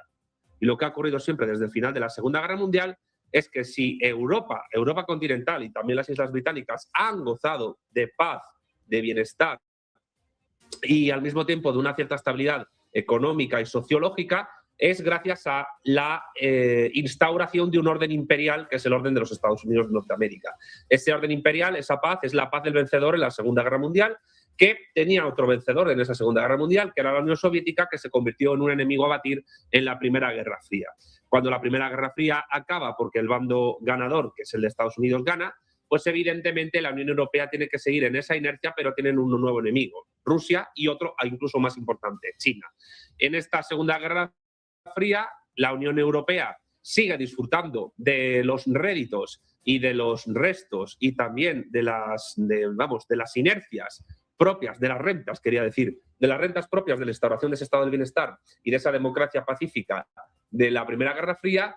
¿Y qué pasa? Pues que ahora Donald Trump ha llegado y les está exigiendo facturas a los europeos, y hace muy bien, creo que lo voy a decir así, hace muy bien en hacerlo, porque evidentemente los europeos de la Unión Europea han vivido de prestado durante casi 80 años por el orden impuesto imperialmente por Estados Unidos. Y como viven de prestado, pues ahora mismo se quejan porque hay un señor que les está pidiendo facturas, cosa que no han hecho los anteriores, porque lo daban por hecho y ya está.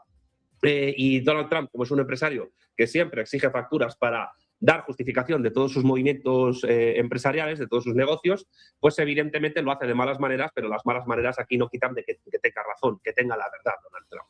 Entonces, yo no veo decadencia en absoluto, yo veo simplemente un señor que de manera franca, honesta y desagradable les dice a los pijillos de la Unión Europea, a la gente que vive de las rentas en la Unión Europea, oye, señores, que vosotros si estáis donde estáis es gracias a esto. Y además me voy a quedar con Groenlandia porque encima que vivís de la paz que hemos impuesto nosotros, no sois capaces de defender lo poco que tenéis. Y a nosotros nos interesa tener la garantía de controlar la mitad del Ártico frente a Rusia, cosa que vosotros pues sois unos inútiles porque no tenéis ejército propio ni podéis hacer. Y al final pues eso es lo que va a pasar. Yo creo que simplemente la diferencia es de grado de honestidad y de grado de malas maneras, si se quiere. Pero muchas veces el desagradable te está diciendo a la cara lo que necesitas oír mucho más que aquel que es diplomático y te está dando la puñalada por la espalda. Trump no va a apuñalar a la Unión Europea ni a Dinamarca por la espalda, lo va a hacer de frente. Lo que pasa es que Dinamarca no se va a defender. Entonces yo no veo decadencia, yo lo que veo es simplemente un señor que dice lo que ha habido siempre, pero sin tapujos, sin velo. Trump que por lo menos va de frente, que a veces hasta se agradece. Por cierto, veía en el chat que estaban preguntando por la decisión de la Corte Suprema. Hoy todo apuntaba que iba a tener lugar esta decisión, pero la Corte Suprema se ha negado este martes a pronunciarse sobre los aranceles. Imagínense el golpe. Precisamente en su primer año en el cargo podrían tumbar los aranceles de Trump, pero esto finalmente no va a ocurrir, al menos en el día de hoy. Esto implica que el desafío a su política va a tardar al menos otro mes en resolverse. El tribunal dice que está dispuesto a tomar un receso de 4 semanas. Entonces, la próxima fecha posible para el fallo arancelario sería el 20 de febrero. Tregua arancelaria para Donald Trump. Decíamos que estaba subido, que estaba envalentonado, pues más alicientes para el presidente de Estados Unidos. José Miguel, quiero saber tu opinión también sobre estos mensajes que se publicaban hoy de Macron, de Rutte y esto que nos estaban diciendo ahora tanto Covadonga como Santiago, ¿no? Que por lo menos Trump va de frente. Otra cosa es precisamente las formas que está gastando, ¿no? Sus formas son las de un empresario inmobiliario de Nueva York, ¿no? Por lo tanto, parece ser quien conoce la jerga de los movimientos y cómo tratan los negocios, el sector inmobiliario de la Gran Manzana, pues parece que les funcionan así. Bueno, yo coincido con Santiago en que lo que está diciendo abiertamente es ustedes son unos súbditos del imperio norteamericano y por lo tanto tienen que cumplir aquí pues toda una serie de requisitos. Es decir, no les paso la factura, le ocupo Groenlandia porque me interesa, me conviene, porque yo soy capaz de defenderla y ustedes no, y poco más. Es decir, yo creo que lo que es europeo, lo que tenemos que ver en todo este movimiento de Trump es lo que somos, es decir, la nada. El problema no es que estés en decadencia en Occidente o dejes de estar, aquello ya lo decía Oval Spengler en 1920. El tema es que Europa en estos momentos es la nada. La Unión Europea es la nada. Es decir, por si analizamos el papel de la Unión Europea en cualquier conflicto o en cualquier discusión diplomática de alto nivel, pues ni está ni se la espera. Es decir, llega porque o bien la invita a Estados Unidos o la invita a China. Ya con Rusia, como no hay relaciones, pues no te invita, sino también te invitaría. Pero vas invitado. No por powerhouse expertise in economic policy and private sector representation as well. I mean, I'm going to start with the public policy issues that are on everyone's minds right now that bear directly on the issue of sovereignty and interdependence. And I'm going to turn, with your permission, to Secretary Lutnick to give us maybe an insight and explanation. I think a lot of people are looking at Davos to see and to try and better understand the mindset of the Trump administration. Speaking to you earlier on, it's the first time I've had the privilege of meeting you. I've seen you on TV a lot.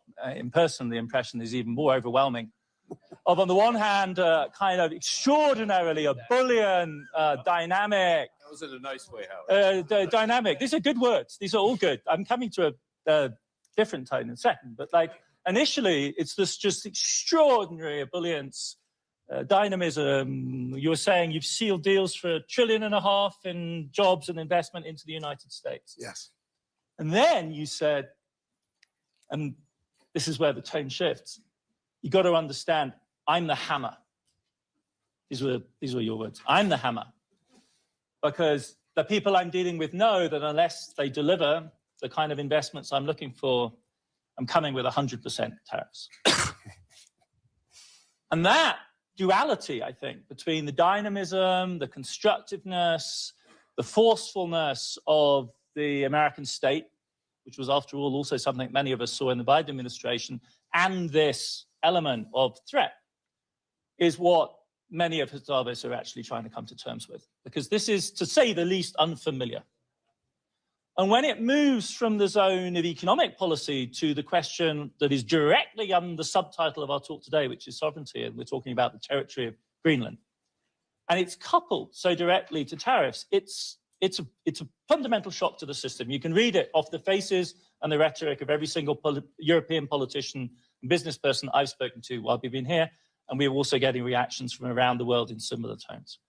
So I really wanted to ask you to help us understand, not in a sense what your motivations are, because I get it, like you want Greenland, it makes sense. You're proud Americans, you're advocates of President Trump's policy. What I struggled more with is how you imagine others react to this. I mean, if you put yourself in the position of your Danish counterpart, who's a proud Dane and a loyal executor of the Danish government's position, how do you envision this going, how does this go down? Well, I think you should start at a much higher level. Okay. We are in Davos at the World Economic Forum. And the Trump administration and myself, we are here to make a very clear point. Globalization has failed the West and the United States of America. It's a failed policy. It is what the WEF has stood for, which is export, offshore, far shore, find the cheapest labor in the world, and the world is a better place for it. The fact is, it has left America behind. It has left the American workers behind.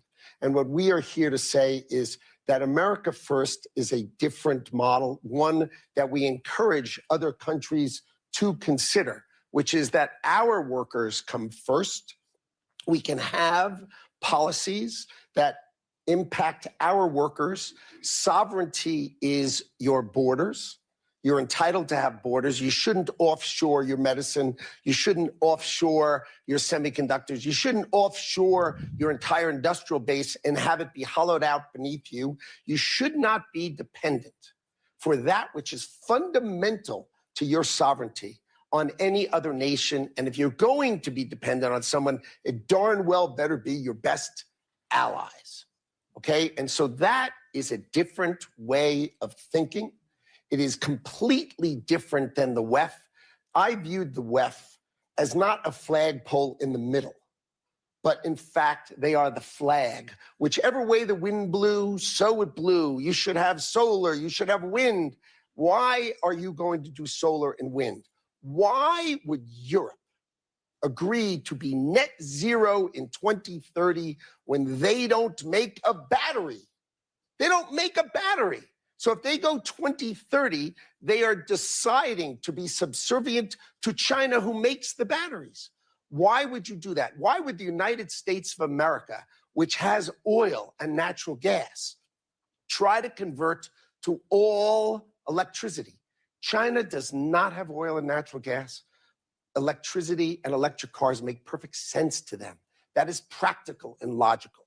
So the point I want to make, and I want people to think about, is that America First is the job of our government to take care of our workers, to make sure their lives are better for it. And then don't be America alone, right? But be America First. And I would suggest that policy is something for other countries to deeply consider, to take care of their own and then we will work out wonderful relationships between us. But I want to point out, when America shines, the world shines. Close your eyes and think of a world without America in it. It becomes pretty dark, pretty darn quickly. When America shines, right? And everyone said, oh, you're going to do all these tariffs, you're going to destroy the world. The world's stock markets are up. Which ones of them? All of them. Can I bring you back to Greenland? No. It's unnecessary. It's the Western Hemisphere is vital for the United States of America. Our national security people are on it, and they care about it, and I'm going to leave it to them to address with our allies, with our friends, and with everyone how they work it out. But the Western Hemisphere matters to the United States of America, and the United States of America, as I've just articulated, really, really matters to the world. When America shines, the world shines, because they all need to make sure America is strong and powerful to take care of them, God forbid. And so I think America and the Western Hemisphere are vital to America, and I'm going to leave that to my national security people to address. Right. The rest of us, I think, are finding it harder to make that kind of separation clearly. And I would be curious to know how the representatives of the UK and Canada might want to think about these issues. Do you see them as starkly divided, as Secretary Lucknick would like us to have them? Does this logic of what's good for America is good for the world convince in this extraordinarily strong, extremely eloquent expression that we've just heard? You go first. Thank you. Thanks, Francois-Philippe.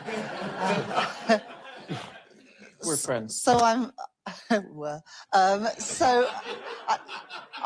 I'm very struck by and taken by the idea of putting your own country first and considering your own security and resilience. I think it's about 3 years ago now that I gave a speech where I coined the term securonomics, which is all about building security and resilience in your economy. And the days when it didn't matter where things were made and who made them were in the past. And that's become increasingly clear since the pandemic, when we were over-reliant on PPE and medicines from abroad. And then again, when Russia invaded Ukraine because of what happened to oil and gas prices. I guess for an economy like the UK, the way in which we will pursue our national interest is going to be different from the way in which the US pursues theirs. You are a much bigger economy, and we can't do everything on our own, and nor should we try to, because we'd end up doing nothing well. But we do have real strengths in the UK, in our defence sector, in life sciences, in business and financial services. But we do rely on our allies as well. And even a country as big and as strong as America also relies on its allies. And I guess the sort of area where I think that we do need to sort of continue that dialogue between countries that share each other's values is how we can work together in our mutual interests to advance our values in a very unstable and uncertain world. And you know, if you say, could you picture the world without the US and what would the world be like? Yeah, the world would be a lot poorer and it would be a lot scarier. But you've also got a lot of allies around the world. In the United States, Britain, I hope, I believe, is your strongest ally. Always has been. Do a deal with us, and we love you. We do. We do. Thank you very much. Feeling is mutual, but we do need to think about where the threats are and who our friends are. And I think that's probably more stark for smaller economies. But even for the US, when you think about, I was in the States, as you know, last week for a meeting of G7 plus a few other finance ministers to talk around critical minerals. Now, you do have some reserves of critical minerals, but not everything you need. 90% of your critical minerals at the moment come from the US, from China. You need to wean yourself off those. Sure. Yeah, but you won't be able to do that without the help of Canada and Australia and other countries. And so for all of your strengths, we do also need to think how we can preserve some of the things that the US has benefited from in the NATO alliance and the Western alliance, not because it is the benevolent or the right thing to do, but because I profoundly believe it is in your country's national interest. The other thing I just wanted to say, Adam, in terms of sort of building security and resilience, but for my country, it's about our industrial strategy, where we're really focusing on these sectors where we are really good. But we're not going to be a semiconductor superpower in the UK. That's not realistic. So it but seems we've like got friends. biotech. Yeah, life sciences, biotech, financial services, which is obviously absolutely crucial for financing things like the exploration for critical minerals and the extraction of those critical minerals. We've got real strength with the London Metal Exchange in London, for example. But we have some reserves of lithium and tungsten. We're not going to be a big global supplier of critical minerals. So we have strengths. Defence is another one. And our trade strategy is also around our security and resilience, where we are trying, and this is different from the US approach, I absolutely acknowledge that, we are trying to reduce barriers to trade. You know, we've done trade deals this year with you, with India, with Korea, and we're also reducing trade barriers with the EU. There's more that we want to do together between the UK and Canada. We regard it in our national interest to reduce cost of living for people in Britain, but also providing more opportunities for businesses in the UK to then export around the world. And, you know, energy security is important to us as well. We do have some reserves of North Sea oil and gas, and they will be important for many decades to come. But we are a net importer of oil and gas. We do have, because of the shallow waters in our seas, big opportunities around wind technology. We don't have what you have in the US, and so we've got to find our own way to boost our energy security. And we strongly believe that renewables is a really important part of that mix, as is nuclear. There hasn't been sufficient investment in nuclear for a long time. We've signed off a Sizewell C, big nuclear reactor, as well as small modular reactors in North Wales. So, you know, that security for us is around energy security, our security through our industrial strategy and our trade strategy as well. So I think a lot of shared analysis of what the problem is. The solution is going to be different in every country. But what I would urge Howard and others in the administration just to think of is how your allies can also help you achieve your objectives, which I think are in your national interest, as well as helping all of the Western world to thrive. Can I begin, Mr. Sure. Well, listen, it's a real pleasure to be with Howard and obviously Rachel and colleagues.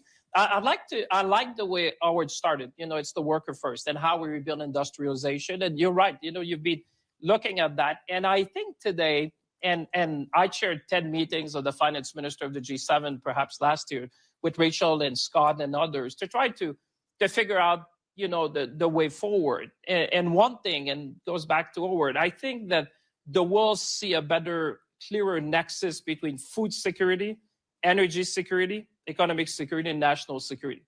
I can tell you as finance minister, I've never talked as much about national security as we did before, for some of the reason that Howard was mentioning. You know, we've become too reliant and less resilient. So how do we build resilience in the system, I think has been a significant thing. And nostalgia is never a good strategy. You know, I keep saying we're entering the second quarter of the 21st century.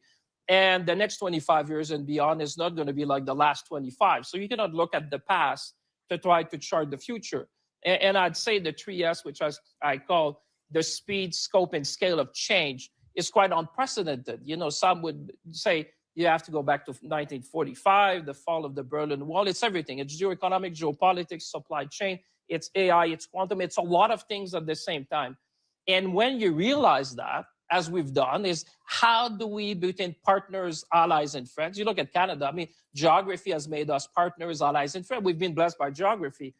We share the continent. We've been trading with each other. We've been exchanging. Actually, we're one of the biggest customers of the United States. We buy more from the US than China, Japan, and the UK combined. So 2/3 of the United States of Canada is their first export market. So we've built that integration. But what Howard was making a point, and Rachel, is that within that, we also need to build more resilience in the system. You know, we had to do, for us, you know, do a step change. how we're going to be, a major supplier in terms of critical minerals, in terms of energy, the things that will matter for the future. And what we need now is scope and scale, because I think what we're facing now is a rupture point where we need to change the future together. And I would say, when I look at Canada, we're still a big magnet for talent. I mean, like the United Kingdom, Rachel and I were in Downing Street recently and looking at the talent piece. And if you can attract the right people, you're going to have the right economy, and you're going to have the right strategy, the right prosperity. The second thing I would say, you need strong industries. And I think that was the point of Howard. You need to make cars, you need to make ships, you need to make planes. You need to have the industrial base that is going to ensure your resiliency, whatever happened in this new world. And I'd say in terms of critical minerals, it's true with our G7 colleagues. We said we cannot let uncertainty become the new certainty. So how do we, make sure that we improve the resilience in the system? And we've seen what other actors have been trying to do on critical minerals. So we need to learn from that. And we've said, let's have an initiative to make sure we'd be more resilient. And for us, it's about how can we be the best possible partners to our friend allies so that no one has a choke point when it comes to that. The fourth thing I would say is around energy. I think that we have been for decades providing energy, but I think now we're stepping up in a big way. And I think it's a good thing, because you want, at the point of Howard in the United States, they want partners to be resilient. They want partners to be, they're fighting for their own peace and for their workers. And I like it, because we're all doing that, but we all need to do a bit more. And at the end, I would say, when you're Canada, we have free trade with all the G7 colleagues. So I think we're in a unique position to work in a very concrete way to build the resilience in the system that I think, going back to the worker, the point of Howard, we're all going to be benefit if we're more resilient, if we're more coordinated in what we're doing, and realizing that each ally and partner can bring something to the table. And that's what we're trying to build. If you're looking at the next quarter, that's really the wake-up call, I think, that we all receive and that we need to act upon. Can I turn to our representatives from the private sector? Brian, ahead of time, we were talking about how, from your point of view, you think it's critical for countries to think about attracting foreign business. You were giving me a very interesting analysis of the way in which you thought that countries like Canada or the UK might be well advised to play this game of attracting foreign capital. We've heard the policy side. And then, Janet, I'd love to turn to you to get your global perspective on this. So I think one thing Howard didn't mention also is the U.S. final demand is huge. And so the success of a company coming to the U.S. and doing something is there's going to be big final demand met. And the U.S. consumer in the first couple of weeks of January spent 7% more than they spent last January. We've raised our estimates for U.S. economy from 2.6% GDP to 2.8%. We're bullish, and we think that's net, Howard. So you got to, but with a 5 or 6% growth, frankly, which is a lot of activity. So we're bullish on that. But what I was saying earlier is that the tricky thing to figure out, and I've had discussions with Rachel and her colleagues over the years, is how you're the best place. If you're England, and she pointed out the financial services is a major industry for them, you have to think about how you're the best place for firms like ours to operate, who are not running retail banks and not running, so that they can go to the whole world out of that. And so we have New York, we have London, and then how do we go to the whole world? And the trick for a government is to figure out, I got to protect my people, I got to protect my tax base. What I don't need to do is get myself so involved to where I start to become more and more difficult. So if you take the environmental rules that have been beaten at for the last 5 or 6 years. I've had some interesting meetings here where we keep telling these aren't going to work, these aren't going to work in the EU, CRDD and all this stuff. Our point was not, you just make it unable to work. And even the capital rules in Basel III, which sound like we're codifying the word, the application of them created misery across the world. And so the idea, I think, when a country thinks about it, what our colleagues said here about protecting it, but it's how do you have the balance between being the best place for multinationals to come do business in our country, at the same time protecting our citizens a thing. And it's not by saying all the rules apply to the UK multinational that apply to a US multinational. You got to sit there and say, how do I tailor this thing to make it work? Which is a bit what Howard's saying. They're going to bring fabs here. We're not saying you have to become a US company to do it.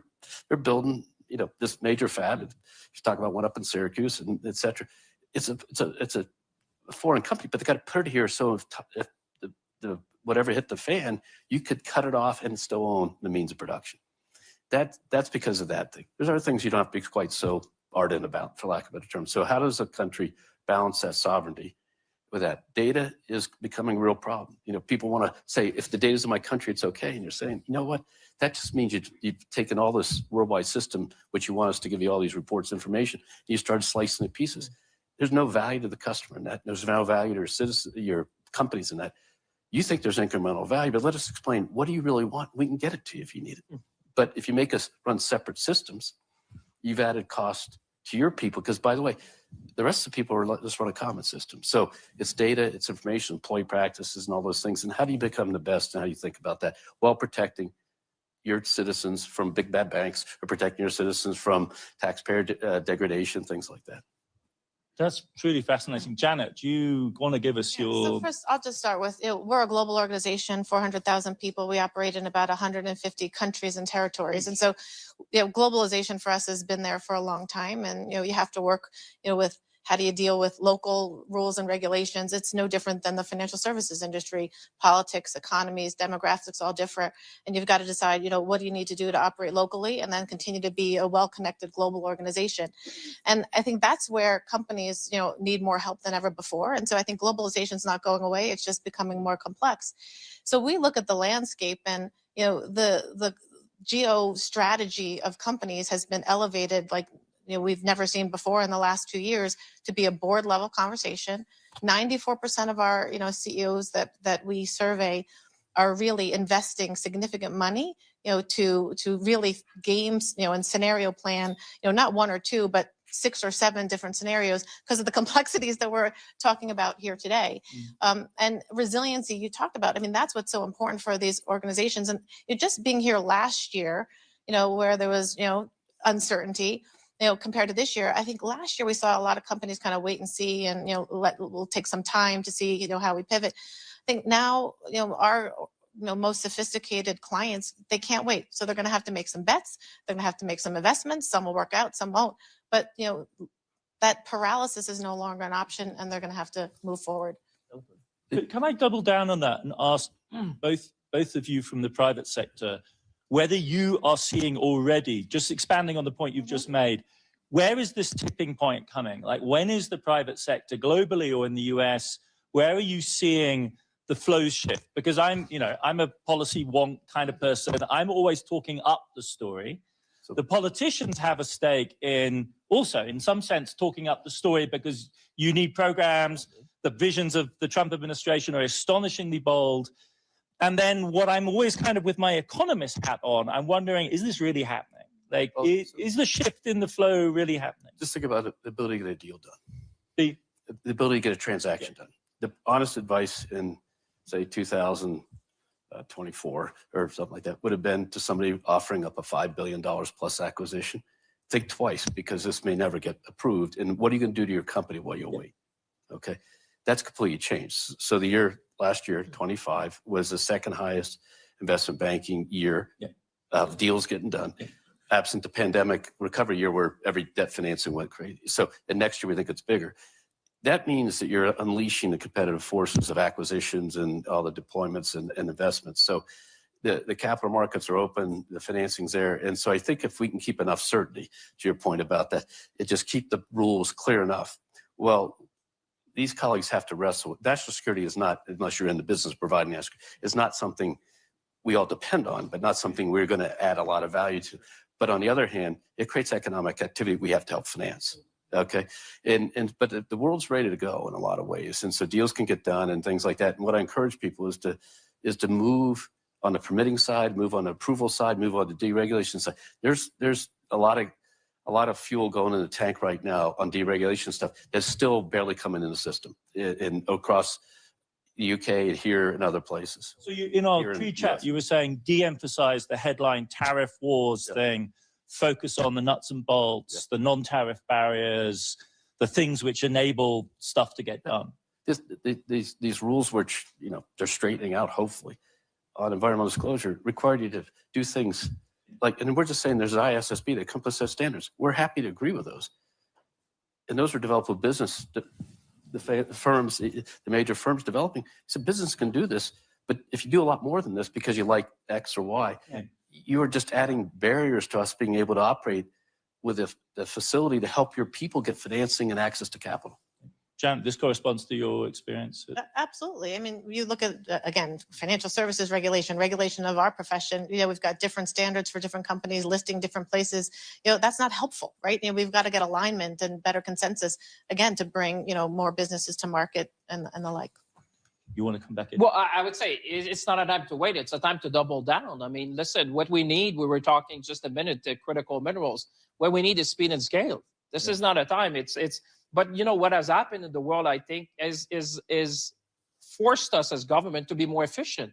I mean, a lot of what we were saying is how we bring efficiency in our own system. For us, we put a major project office, reducing the time of permitting, matching the offer and demand, looking at long-term offtake with the number of private sector. I think there's a big role, and the United States has been leading in many ways in trying to show us in the way the interaction that you can have. And honestly, when, there's things that you see in the public, but you'd be surprised at the amount of discussion and, the background what we're trying to think to achieve. Because if you look at the real challenges in the world today and the advancement of technology, quantum and AI altogether, cyber, I come back to critical minerals because it's essential, the microchip, everything we need. I would say what has happened has made us also more efficient. I can speak for Canada. We have done things in the recent past that, were long-standing that we needed to do. And Rachel and I, we've been sharing, and Howard has been obviously a lot as well in the United States. So I would say from our side, it has made us more efficient because I don't think that you'll see change is obviously part of history, but I don't think the speed and scope and scale of change will relax. I think you will see that for quite some time. So better adapt to that, be efficient, and like you said, these investments that are waiting, I think we've passed the time of waiting now. It's the time to act to make sure we can, meet the moment. I'd love to go out to the audience for some questions. The fate of these panels is that we have too little time, too many great speakers, but I'd really like to open it up. I see 3 hands here. I'll start here with Peter Goodman, I think, at the time. Yeah, hey, Peter Goodman with the New York Times. Mr. Secretary, I'm wondering where the safeguarding of credibility in the institutions of American governance fits into your vision for America First. And specifically, where do you stand on the importance of Fed independence? And what are we to make of the fact that we've actually seen manufacturing jobs decline over the last year? I'm going to collect a few. So I'm going to go, I think there was let's see, another gentleman here, and then I'll go to there. We'll try and do 2 rounds. Thank you. I was going to ask about central bank independence, but not just the Fed, actually, more generally. But actually, I'll pivot to something else. So deregulation, which you've certainly seen in the US, also in the UK. How do you see those as tailwinds? We definitely see tailwinds in the US from a financial services perspective. How do you see it in other markets? Also, probably hear from the Chancellor. Lady at the front here in the grey. We'll just do the front row for our starter round. Hi, Mehreen Khan from the Times. Chancellor, you said that it's very important to understand who our friends are and what the threats are. Is China a friend to the UK or is it a threat to the UK? The Prime Minister will be making a visit to China in the next couple of weeks, the first in many years. And Commerce Secretary, would you like to see the UK government taking a position on China that's much more in line with your administrations? Well, that's a great round of questions. Secretary Lutnick, we've not heard from you in a while. Clearly, I'd like the UK, who was our great friend and ally, to be aligned with us, right? That's clear. With respect to interest rates in America, there's been a classic policy that when the U.S. economy does well, raise rates and put brakes on it. When the U.S. economy is doing poorly, cut rates and add gas to it. But basically define mediocrity one way or the other. And President Trump thinks quite differently. We are the best credit in the world. Why are we paying a higher rate than all the other credits of the world? It makes no sense. Our rates are too high. It's just binary. Our rates should be much lower so that our economy can finally flourish. I think we're going to grow more than 5% GDP this quarter, and that's for the $30 trillion U.S. economy. And if rates were lower, you would see us hit 6%. What is holding us back is ourselves, okay? We are going to align our economy and our industrial policy with growth and success, and we hope to export that. I hope the UK follows our energy policy, follows our digital policy, so that our great tech companies can invest in the UK, can invest in Canada, can invest in Europe. But they can't if they have the Digital Services Act, the Digital Services Act, the Digital Markets Act, the digital this, the digital that. Europe has taxed our companies with fines and regulatory attacks more than they've earned in taxes on their own technology companies. Instead of saying, come and build and grow and build data centers here, they tax the heck out of them with fines and regulations that harm them. It's illogical. There's a reason the United States has $18 trillion of economic power coming in. You just watch. I couldn't say 5%, and I couldn't say, I think 6% if we cut interest rates is in the cards, unless that $18 trillion comes to America to build. And let me give you a hint. It's coming, and it's coming fast. But I asked you about the principle of independence. Who gets to decide whether they should be higher or lower? Whether you're right, should it be independent, or should you and the president get to decide that? Well, thank you for putting me in it. It has nothing to do with me, but thank you. The President of the United States gets to pick the members of the Board of Governors. He will pick the governors that he thinks are the best, and therefore the outcome will be set by the governors. That is set. The president has clearly set what he thinks the right answer is, which is lower rates based on our credit, not based on some other nonsense, but he will pick the governors, and the outcomes will be set by the Fed governors. That I find illuminating in the sense that it's the sheer drama of your vision of potential American growth that helps us better understand the stakes in the struggle over the Fed. I think that is actually, for me, quite an illuminating answer. It segues very well with the AI discourse as well, about the urgency of the current moment and the coincidence of the AI boom with the first year of the Trump presidency. As a historian, I think we'll look back on as a hugely powerful moment. We had a bunch of really other interesting questions. Maybe Chancellor Reeves, you would like to pick up the question from Maureen Khan? Yes, first of all, I'll say something about central banks, though. In the UK, with this government, we very much believe in the independence of central banks and indeed respect for wider economic institutions. It's only 3 and a bit years ago that a previous Conservative Prime Minister and Chancellor spent months undermining the Bank of England, didn't allow the independent forecaster to do a budget forecast, combined with a load of unaffordable tax policy, sent interest rates soaring in the UK, inflation was unleashed and pensions were put in peril. And so we very much believe that even though, of course, we would like interest rates to be lower, we have to get inflation down to get interest rates lower, which is why we're taking £150 off of energy bills for all UK households from April this year, freezing rail fares, freezing prescription charges to bring down inflation, which is currently at 3.2%. Bank of England think it will be back at target by late spring, early summer, and that will enable the Bank of England. So not taking shortcuts, but enable the bank to cut interest rates. On Antonio's question, I was laughing a little bit when people were talking about deregulation. Antonio and I, when I became Chancellor, would message each other regularly about development, I think in Horsham, was it, in Sussex, where you had some microscopic snails that as a result were stopping any houses being built.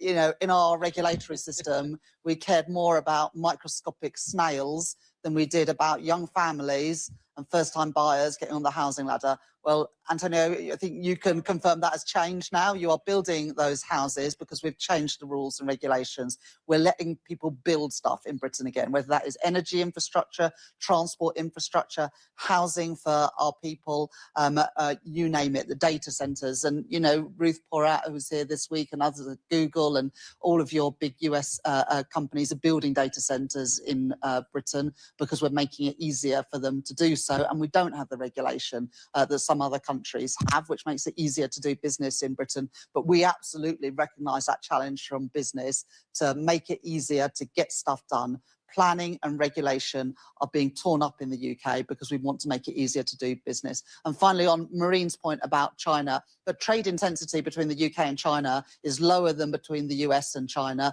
lower than Germany and China, lower than France and China. We don't want to be an outlier, but we are a bit of an outlier today, and we've missed out on opportunities for British businesses to sell into US markets. Brian and Bank of America do business in China. We want to help British businesses as well to be able to export to those fast-growing markets. That's in our national interest. But we also need to make sure that we use that relationship to challenge where necessary in a whole range of areas, including on areas such as dumping and the lack of respect for some rights of activists like Jimmy Lai, which we raise regularly with the Chinese. But you've got to be in the room to be able to have those conversations. You're not always going to be able to agree, but if you refuse to engage, then you're unable to have those difficult conversations too. If I may, I'll go to another round of questions. We've got people queuing up in the audience. The gentleman here smiling at me with a tie, woman here in the check top, and then gent here in the middle. Oh, have we got over here? We'll do 4. Okay, where you go? Joel Hills from ITV News. A question for Mr. Lutnick, if I can, from the UK, Mr. Lutnick. It is said that President Trump rather likes and admires shows of strength. What will happen if Europe does decide to respond with tariffs? This lady here in the red checked top.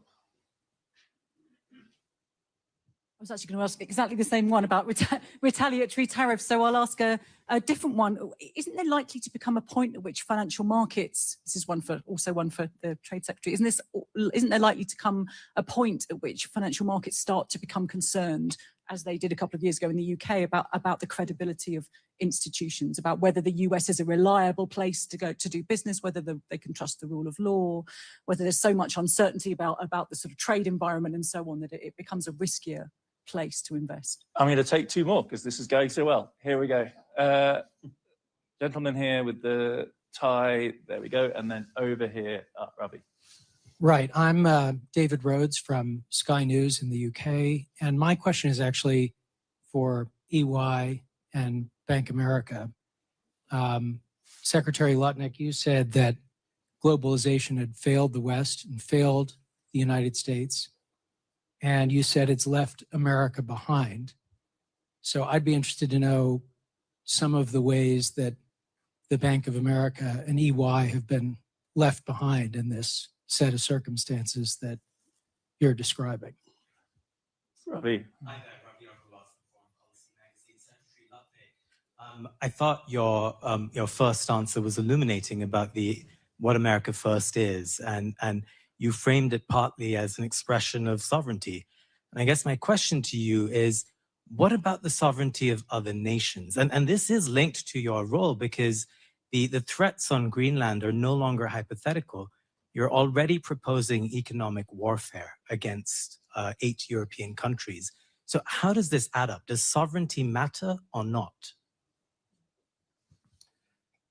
So I'll try to start on this side, which is when we launched our tariff regime on April 2nd, the world was aflutter with all of these kind of comments.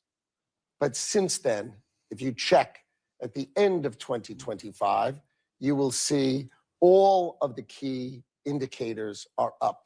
The UK stock market's up, Europe's stock market is up, Japan is up, Korea is up. They are all up because, as it turns out, there is much more stability in a strong America and a natural and long-term relationship between 2 countries.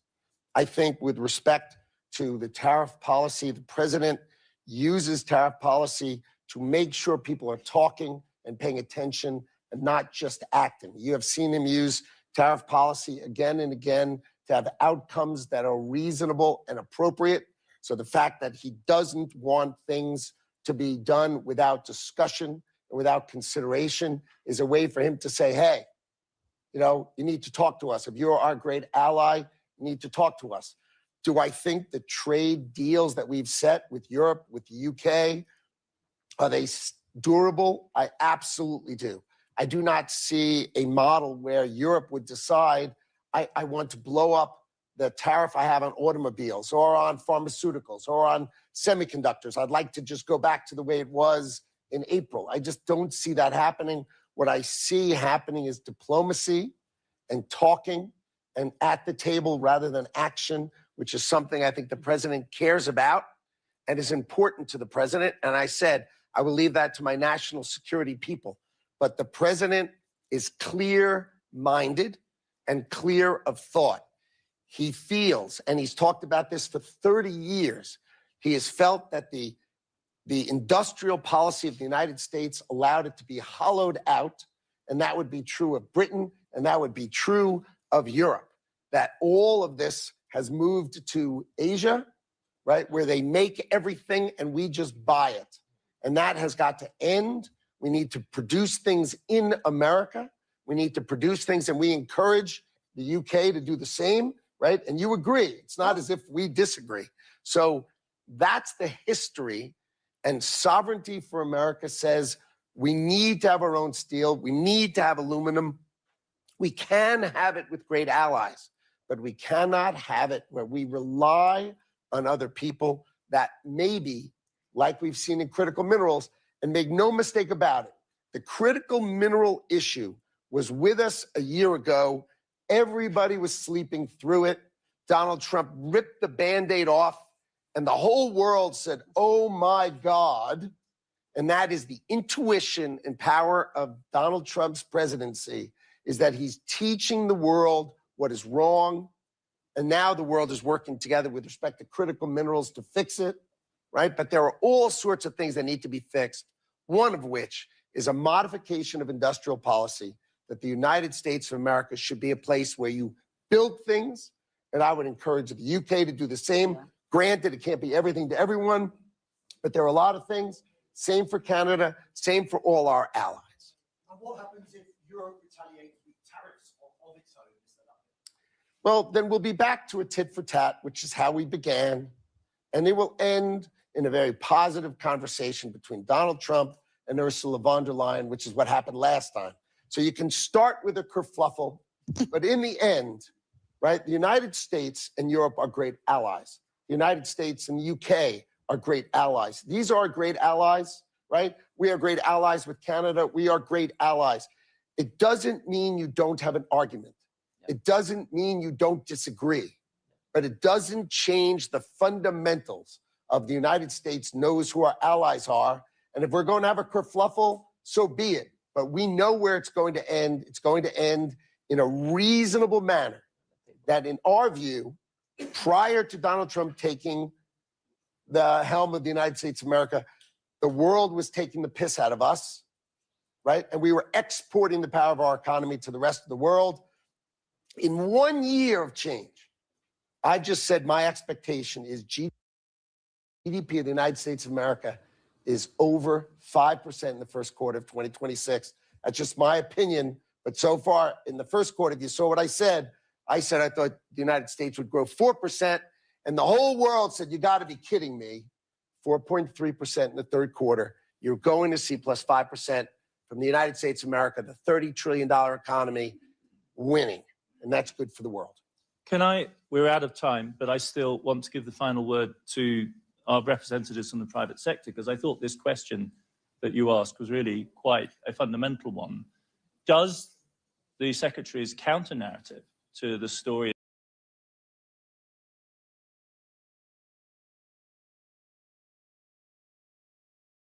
for you, or do you see elements that you can agree with, even if perhaps the overall story doesn't work? He went through the pieces, the national security pieces, manufacturing job content as a percentage of all content, even though we're a very services-oriented economy. It's not that America hasn't done fine. It's a question of, do we have the pieces today that we need to be successful on the dimensions of defense, national security, dominance of what the next big arc is, which is AI and technology implementation, and the power to build that, the power to know you have it. Rachel mentioned something earlier, which didn't pick up, which was the supply chain precision and efficiency. We all learned a lesson in COVID. when you woke up and you didn't have personal protective equipment. The idea that all the masks for surgeons to conduct business in every hospital in the world were coming from like 2 places. And that's not a sensible way. And was it 10 cents cheaper, 15 cents cheaper, $1 cheaper? So I think the question is really job content, which is the workers. I grew up in a small town in Ohio, and so I've seen that happen. This job content.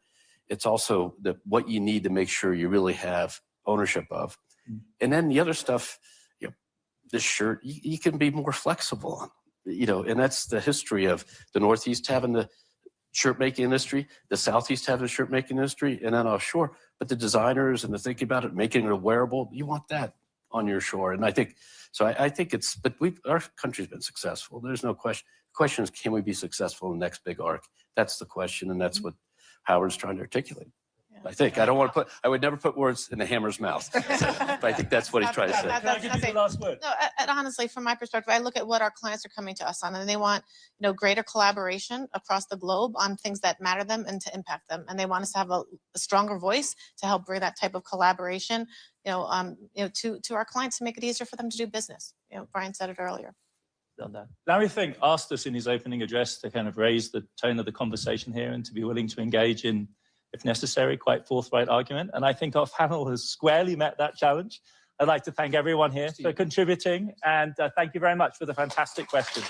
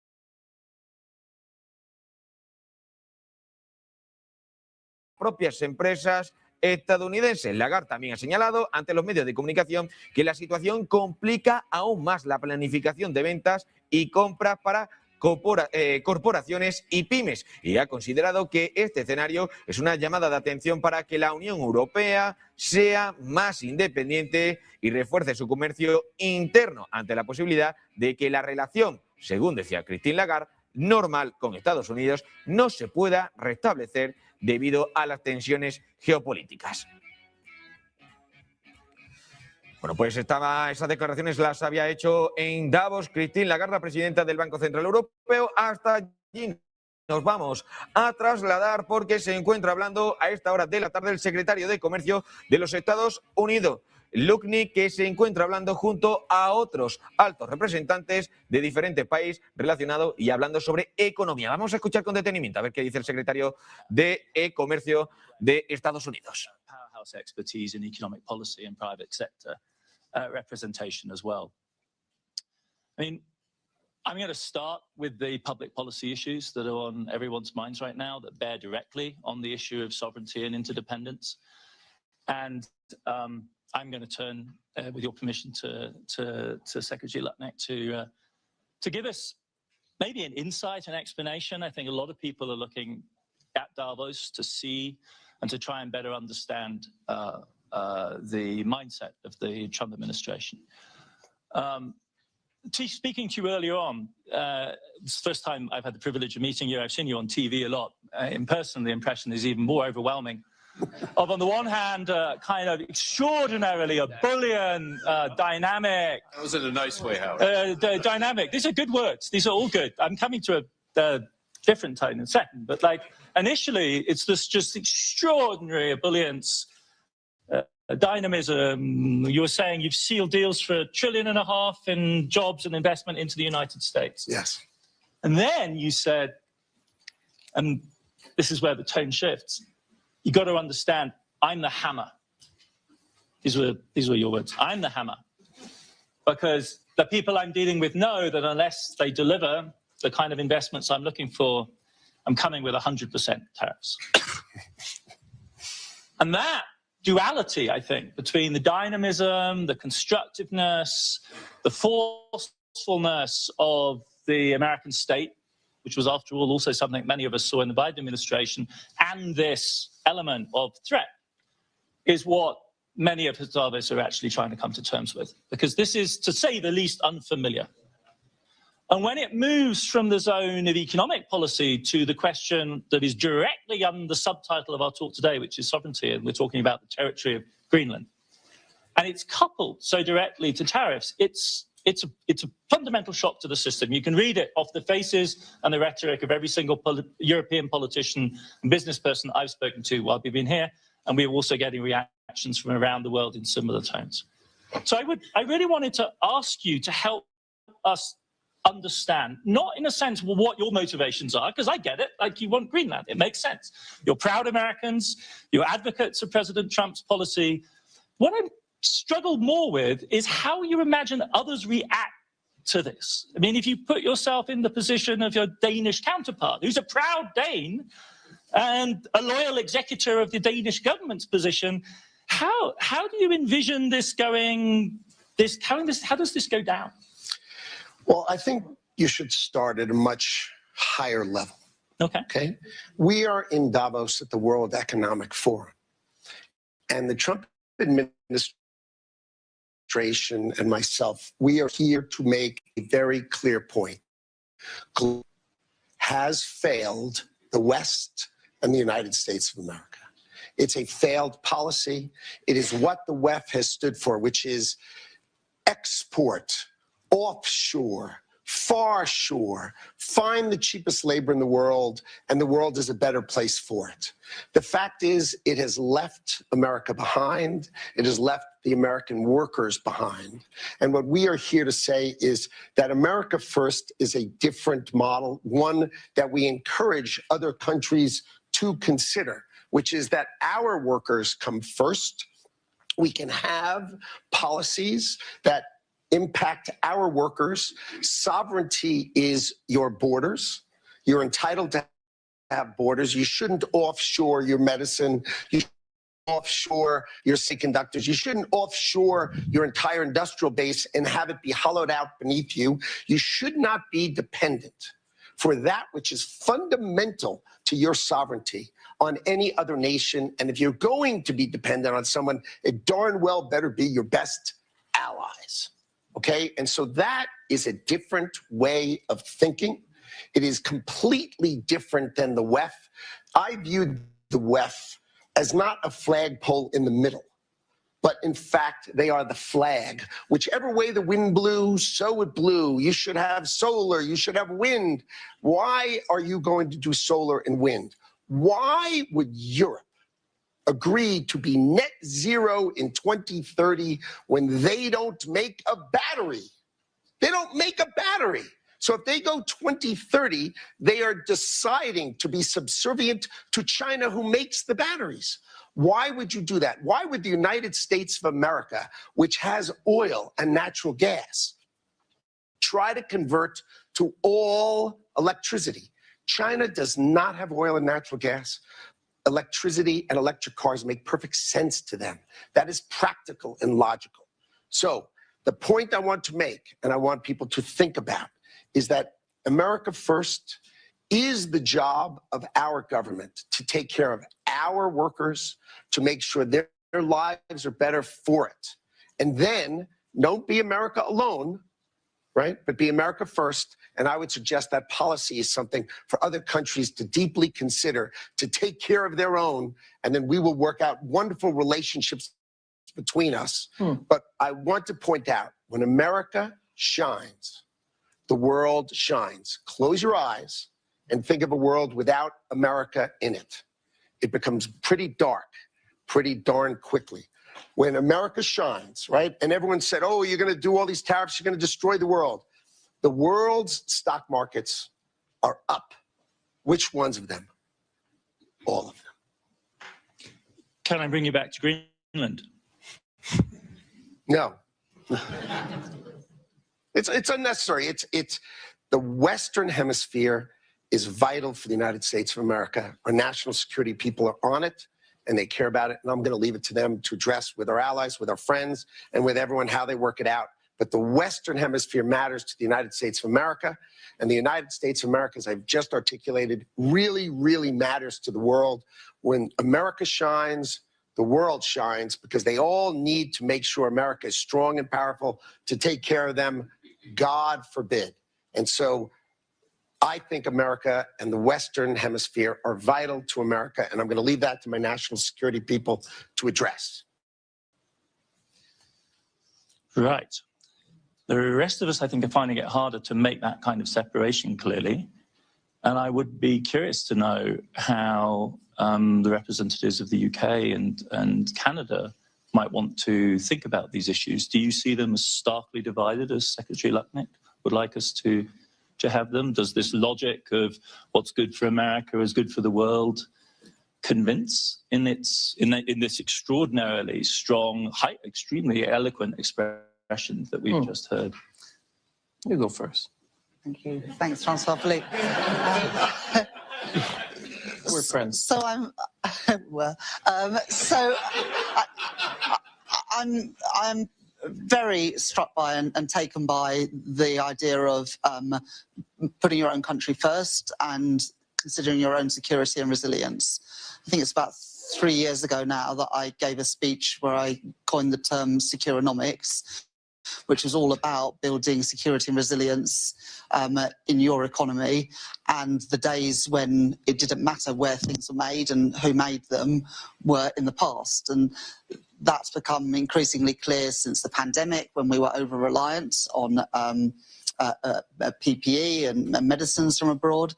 And then again, when Russia invaded Ukraine because of what happened to oil and gas prices.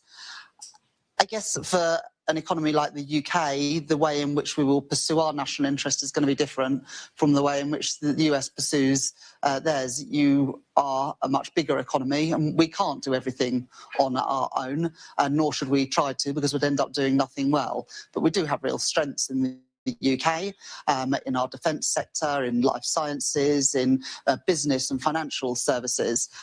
But we do rely on our allies as well.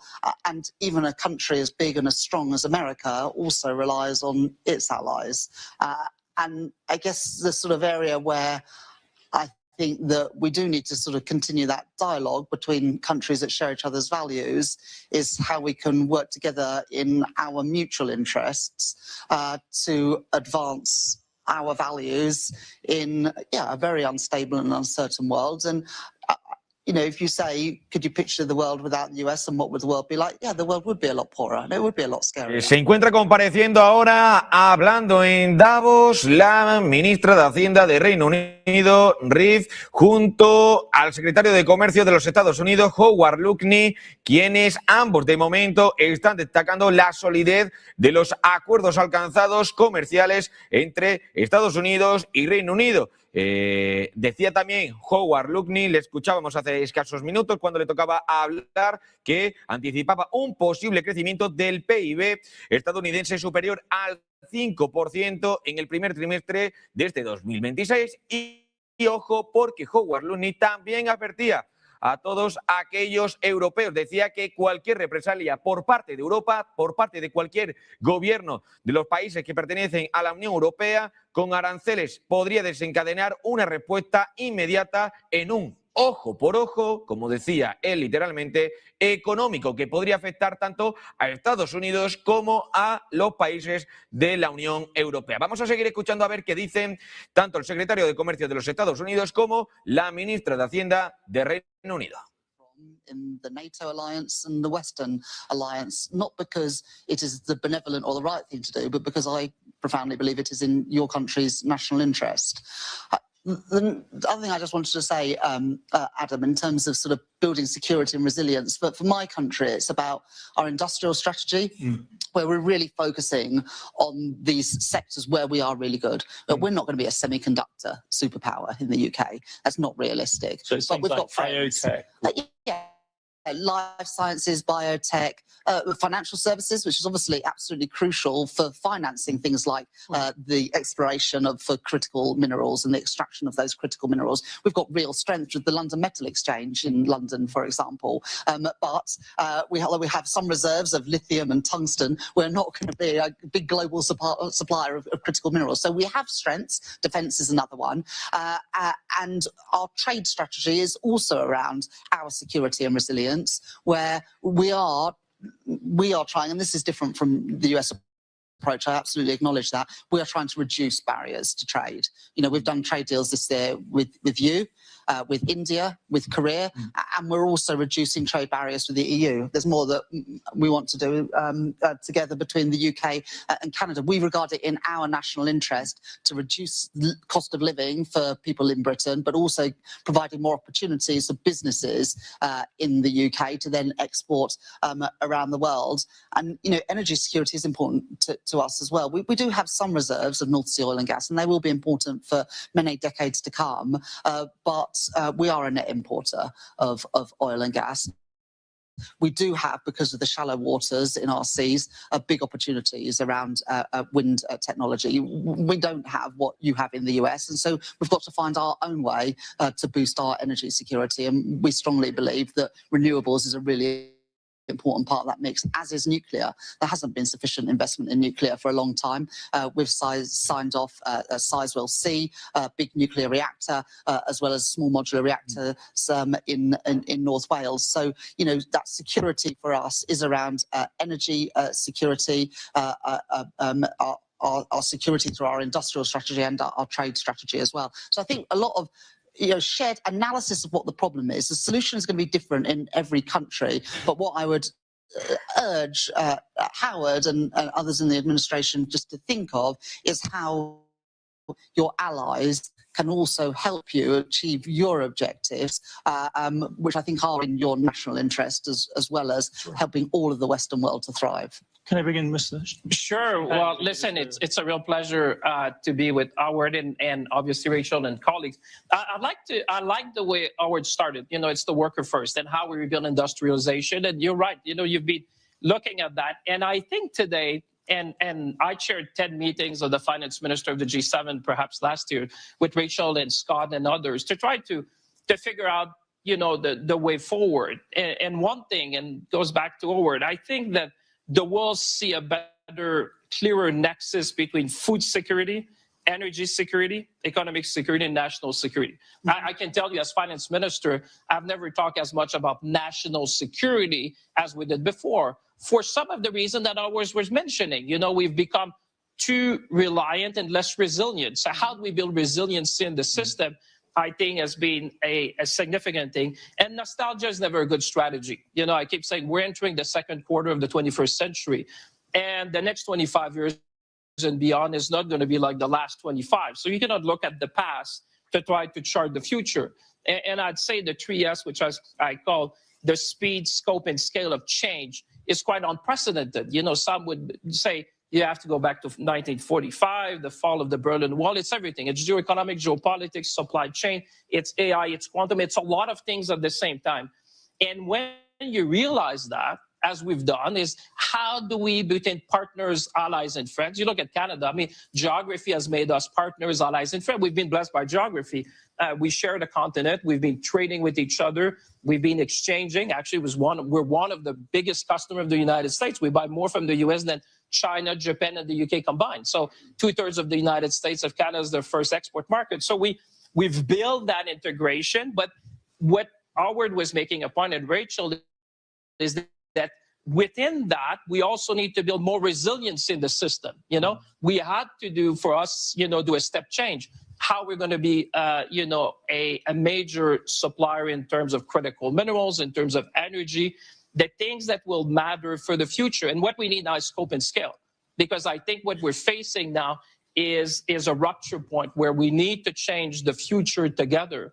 And I would say when I look at Canada, pues dejamos de momento de escuchar esa comparecencia tanto de la ministra de Economía de Reino Unido como el secretario de Comercio de Estados Unidos, porque dos noticias importantes de última hora que nos llegan a Negocios Televisión y que ustedes deben conocer. La primera de todas ellas tiene que ver con Groenlandia, ya que el primer ministro de dicho país, Jens Frederik Nielsen, acaba de alertar a que la población y las autoridades deben estar preparadas ante una posible invasión, aunque, eso sí, considera que es poco probable que pueda suceder por parte de los Estados Unidos. Aún así, dice y advierte a la ciudadanía que deben tener todo preparado en caso de que posiblemente o no pueda ocurrir. La advertencia llega, como saben ustedes, en medio de una insistencia del presidente de los Estados Unidos, Donald Trump, por adquirir a toda costa la soberanía de la isla del Ártico que pertenece a Dinamarca. El gobierno local de Groenlandia formará un equipo especial, según apuntan las noticias de última hora, la información de última hora, para proteger a los ciudadanos y recomienda mantener reservas para 5 días en caso de que Estados Unidos pueda preparar una invasión. Dinamarca se mantiene firme frente a la presión de Estados Unidos, mientras Europa evalúa posibles sanciones económicas.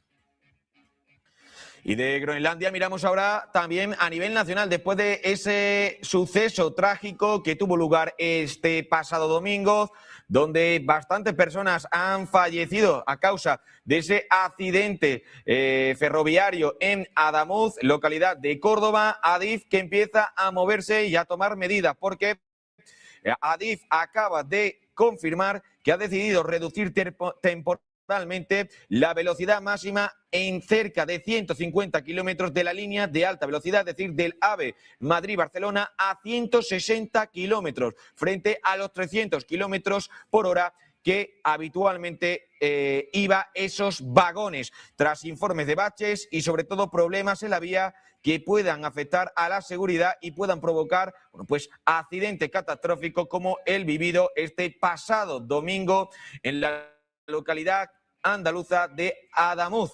La medida que puede añadir más de media hora al trayecto en perjuicio de los viajeros. Responde también a las advertencias de los maquinistas después del grave accidente ferroviario, como les decía, en Adamuz, Córdoba. Las revisiones nocturnas buscan levantar la limitación si se garantiza el estado de las infraestructuras. Por lo tanto, ahora DIF que busca reducir la velocidad de los AVEs, que normalmente iban a 300 kilómetros por hora, a 150, 160, en concreto la línea Madrid-Barcelona a 160 kilómetros por hora, para buscar y mejorar la seguridad, según dice Adif, de las personas que vayan en esos AVEs hacia Madrid o hacia Barcelona. Bueno, pues tras esas noticias de última hora, volvemos a mirar de nuevo a ese acto económico de Davos, donde se encuentran hablando el secretario de Comercio de los Estados Unidos, Howard Lutnick, y la ministra de Hacienda de Reino Unido, Reid. Vamos a escuchar qué comentan junto al resto de participantes. The new certainty. So how do we, make sure that we improve the resilience in the system? And we've seen what other actors have been trying to do on critical minerals. So we need to learn from that. And we've said, let's have an initiative to make sure we'll be more resilient. And for us, it's about how can we be the best possible partners to our friend allies so that no one has a choke point when it comes to that. The fourth thing I would say is around energy. I think that we have been for decades providing energy, but I think now we're stepping up in a big way. And I think it's a good thing because you want, at the point of our in the United States, they want partners to be resilient. They want partners to be, they're fighting for their own peace and for their workers. And I like it because we're all doing that, but we all need to do a bit more. And at the end, I would say when you're Canada, we have free trade with all the G7 colleagues. So I think we're in a unique position to work in a very concrete way to build the resilience in the system that I think going back to the worker, the point of our word, we're all going to be benefit if we're more resilient, if we're more coordinated in what we're doing, and realizing that each ally and partner can bring something to the table. And that's what we're trying to build. If you're looking at the next quarter, that's really the wake-up call, I think, that we all receive and that we need to act upon. Can I turn to our representatives from the private sector? Brian, ahead of time, we were talking about how, from your point of view, you think it's critical for countries to think about attracting foreign business. You were giving me a very interesting analysis of the way in which you thought that countries like Canada or the UK might be well advised to play this game of attracting foreign capital. We've heard the policy side. And then, Janet, I'd love to turn to you to get your global perspective on this. So I think Howard, one thing Howard didn't mention also is the U.S. final demand is huge. And so the success of a company coming to the U.S. and doing something is there's going to be big final demand met. And the U.S. consumer in the first couple of weeks of January spent 7% more than they spent last January. We've raised our estimates for the U.S. economy from 2.6% GDP to 2.8%. We're bullish, and we think higher. That's net, Howard. So you got to, but with a 5 or 6% growth, frankly, which is a lot of activity. So we're bullish on that. But what I was saying earlier is that the tricky thing to figure out, and I've had discussions with Rachel and her colleagues over the years, is how you're the best place. If you're England, and she pointed out the financial services is a major industry for them. You have to think about how you're the best place for firms like ours to operate, who are not running retail banks and not running, so that they can go to the whole world out of that. And so we have New York, we have London, and then how do we go to the whole world? And the trick for a government is to figure out, I got to protect my people, I got to protect my tax base. What I don't need to do is get myself so involved to where I start to become more and more difficult. So if you take the environmental rules that have been beaten at for the last 5 or 6 years, I've had some interesting meetings here where we keep telling these aren't going to work, these aren't going to work in the EU, CRDD and all this stuff. Our point was not, you just make it unable to work. And even the capital rules in Basel III, which sound like we're codifying the word, the application of them created misery across the world. And so the idea, I think, when a country thinks about it, what our colleagues said here about protecting it, but it's how do you have the balance between being the best place for multinationals to come do business in our country, at the same time protecting our citizens? And it's not by saying all the rules apply to the UK multinational that apply to a US multinational. You got to sit there and say, how do I tailor this thing to make it work? Which is a bit what Howard's saying. They're going to bring fabs here. We're not saying you have to become a US company to do it. They're building, this major fab. She's talking about one up in Syracuse and et cetera. It's a foreign company, but they got to put it here so if whatever hit the fan, you could cut it off and still own the means of production. That's because of that thing. There's other things you don't have to be quite so. Pues dejamos ese evento de Davos, esa comparecencia del secretario de Comercio de Estados Unidos, Howard Lutnick, donde lo más destacado está siendo esa declaración donde ha dicho que tiene que tener cuidado Europa de querer ponerle también aranceles a Estados Unidos, porque podría desencadenar en un ojo por ojo. Es decir, si Estados Unidos le impone a Europa aranceles y Europa responde con la misma arma, podría desencadenar en una tensión grande entre Estados Unidos y los países europeos. Bueno, pues hablando sobre aranceles, hablando sobre economía, vamos a fijarnos en cómo cierra la bolsa europea. Como siempre lo vamos a hacer con nuestro compañero Sergio Fernández, que nos trae la mejor información. Muy buenas, Sergio. Muy buenas, Enrique. Muy buenas tardes. Pendientes de la Corte Suprema de Estados Unidos, que hoy finalmente no ha tomado una decisión sobre los aranceles en medio de estas amenazas de Trump, sobre todo con el foco puesto en Francia, el que amenaza con 200% de aranceles al vino o al champán.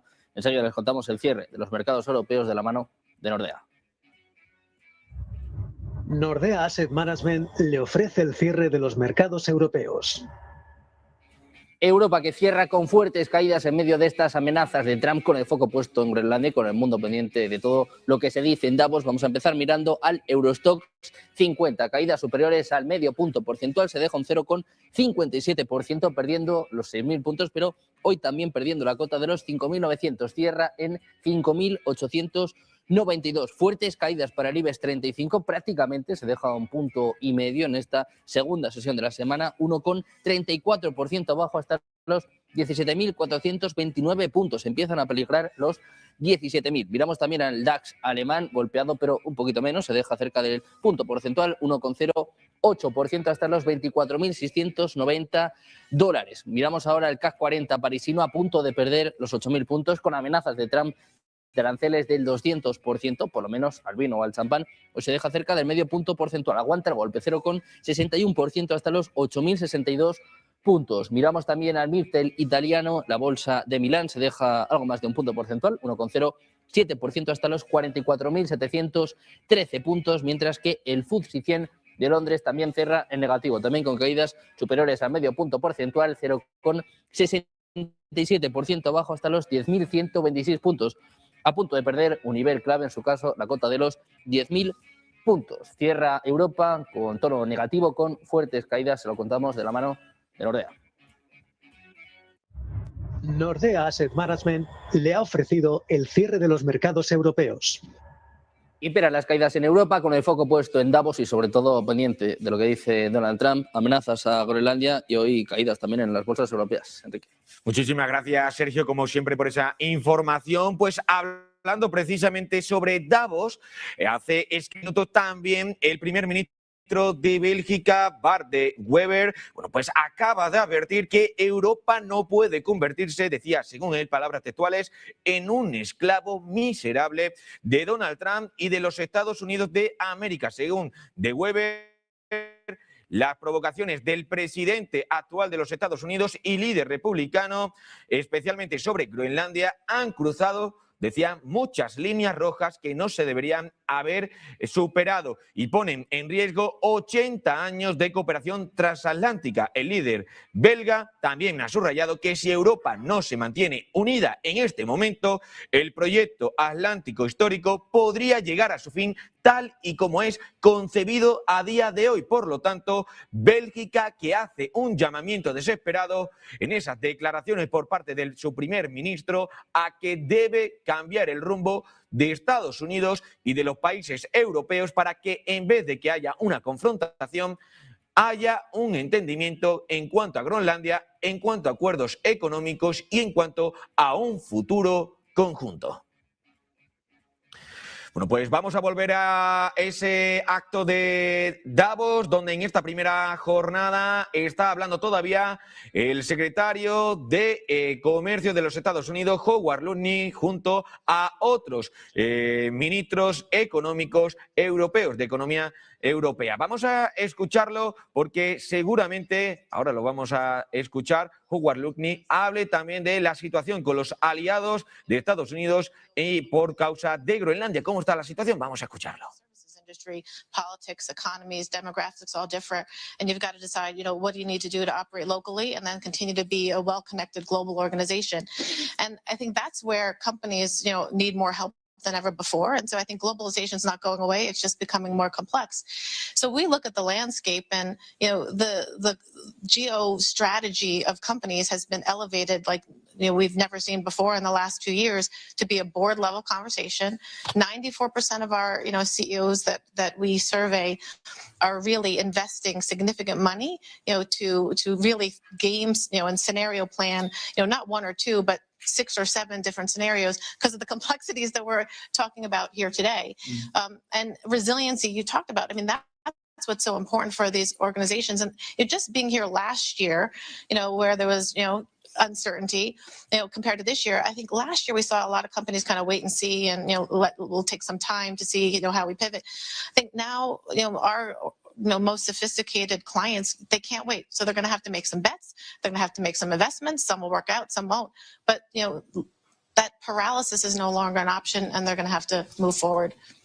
Can I double down on that and ask both of you from the private sector, whether you are seeing already, just expanding on the point you've just made, where is this tipping point coming? Like, when is the private sector globally or in the US, where are you seeing the flows shift? Because I'm a policy wonk kind of person. I'm always talking up the story.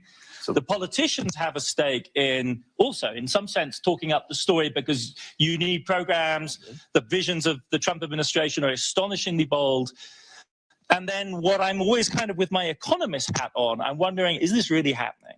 Like, is the shift in the flow really happening? Just think about the ability to get a deal done. The ability to get a transaction done. The honest advice in, say, 2024 or something like that would have been to somebody offering up a $5 billion plus acquisition. think twice because this may never get approved. And what are you going to do to your company while you wait? Okay, that's completely changed. So the last year, 25, was the second highest investment banking year. Deals getting done, absent the pandemic recovery year where every debt financing went crazy. So, and next year we think it's bigger. That means that you're unleashing the competitive forces of acquisitions and all the deployments and investments. So the capital markets are open, the financing's there. And so I think if we can keep enough certainty, to your point about that, just keep the rules clear enough. Well, these colleagues have to wrestle with. National security is not, unless you're in the business of providing national security, it's not something we all depend on, but not something we're going to add a lot of value to. But on the other hand, it creates economic activity we have to help finance. Okay, but the world's ready to go in a lot of ways, and so deals can get done and things like that. And what I encourage people is to move on the permitting side, move on the approval side, move on the deregulation side. There's a lot of fuel going in the tank right now on deregulation stuff that's still barely coming in the system and across the UK, here, and other places. So in our pre-chat, you were saying de-emphasize the headline tariff wars thing, focus on the nuts and bolts, the non-tariff barriers, the things which enable stuff to get done. These rules, which they're straightening out, hopefully, on environmental disclosure, require you to do things like, and we're just saying there's an ISSB that comes with set standards. We're happy to agree with those, and those were developed with business.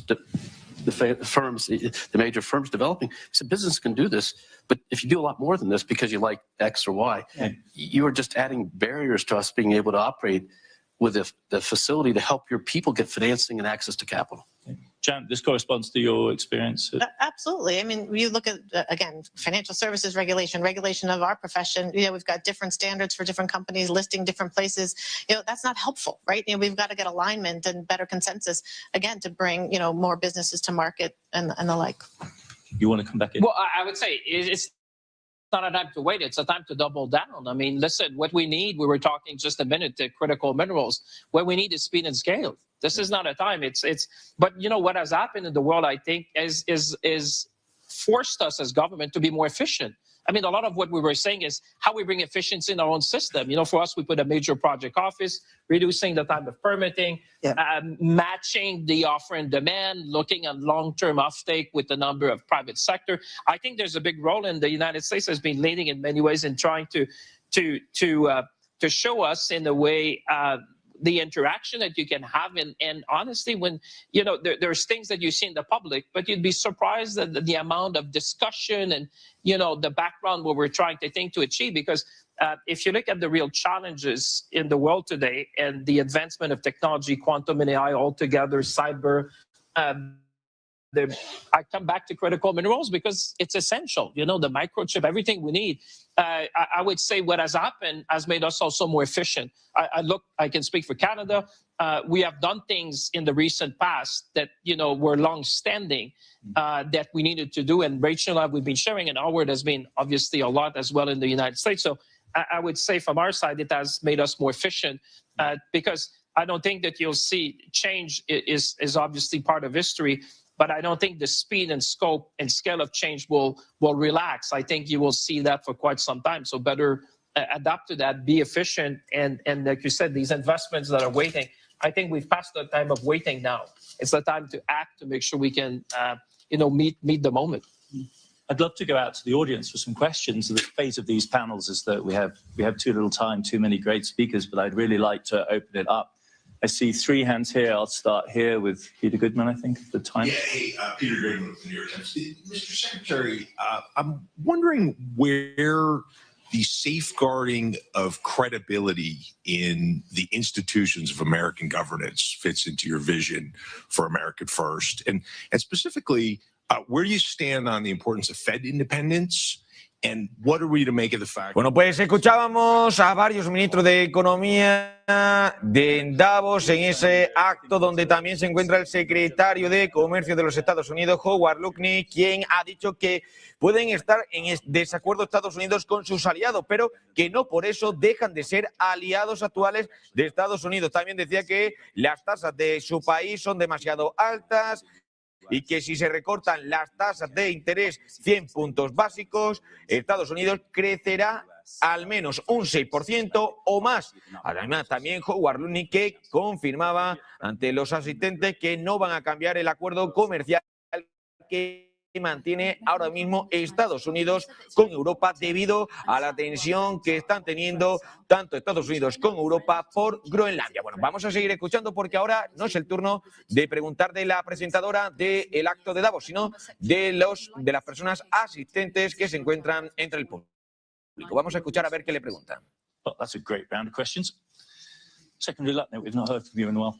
Clearly, I'd like the UK, who was our great friend and ally, to be aligned with us. Right? That's clear. With respect to interest rates in America, there's been a classic policy that when the U.S. economy does well, raise rates and put brakes on it. When the U.S. economy is doing poorly, cut rates and add gas to it. But basically define mediocrity one way or the other. And President Trump thinks quite differently. We are the best credit in the world. Why are we paying a higher rate than all the other credits of the world?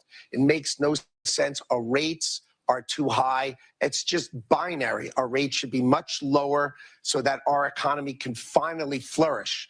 I think we're going to grow more than 5% GDP this quarter, and that's for the $30 trillion U.S. economy. And if rates were lower, you would see us hit 6%.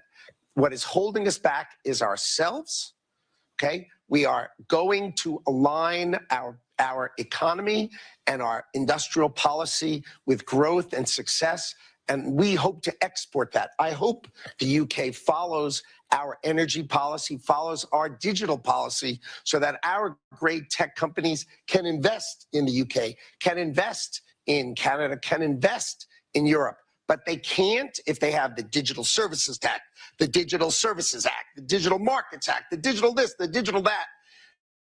Europe has taxed our companies with fines and regulatory attacks more than they've earned in taxes on their own technology companies. Instead of saying, come and build and grow and build data centers here, they tax the heck out of them with fines and regulations that harm them. It's illogical. There's a reason the United States has $18 trillion of economic power coming in. You just watch. I couldn't say 5%, and I couldn't say, I think 6% if we cut interest rates is in the cards, unless that $18 trillion comes to America to build. And let me give you a hint.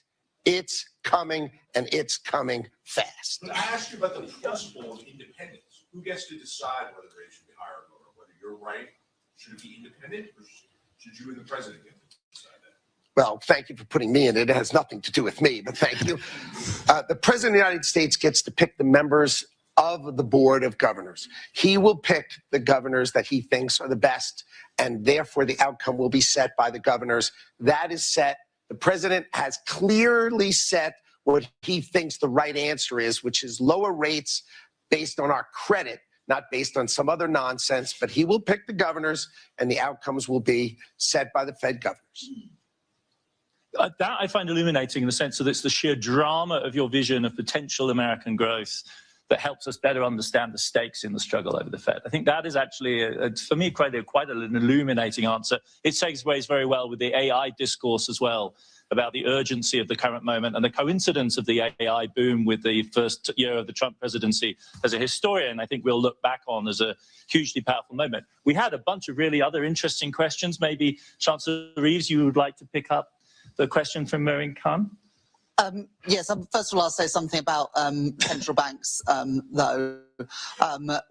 In the UK, with this government, we very much believe in the independence of central banks and indeed respect for wider economic institutions.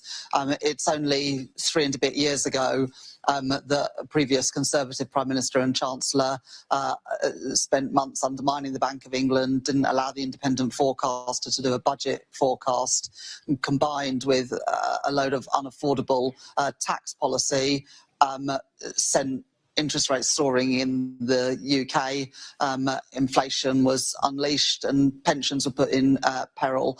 And so we very much believe that even though, of course, we would like interest rates to be lower, we have to get inflation down to get interest rates lower, which is why we're taking £150 off of energy bills for all UK households from April this year, freezing rail fares. Pues escuchamos a la ministra de Economía de Reino Unido, Riz, ahora mismo hablando, eso sí, Howard Lutnick, el secretario de Comercio de los Estados Unidos, que decía que su país ahora mismo no tiene inflación, y cuando le preguntaban sobre qué pasaba con Reino Unido y China, esos intentos de acercamiento entre ambos países, decía que le gustaría que el país presidido por Keir Starmer, bueno, pues esté en sintonía en todo momento con Estados Unidos y no con China, pero que bueno, van a intentar ver qué pasa con ese intento de acuerdo y esos acercamientos de postura entre Reino Unido, entre Gran Bretaña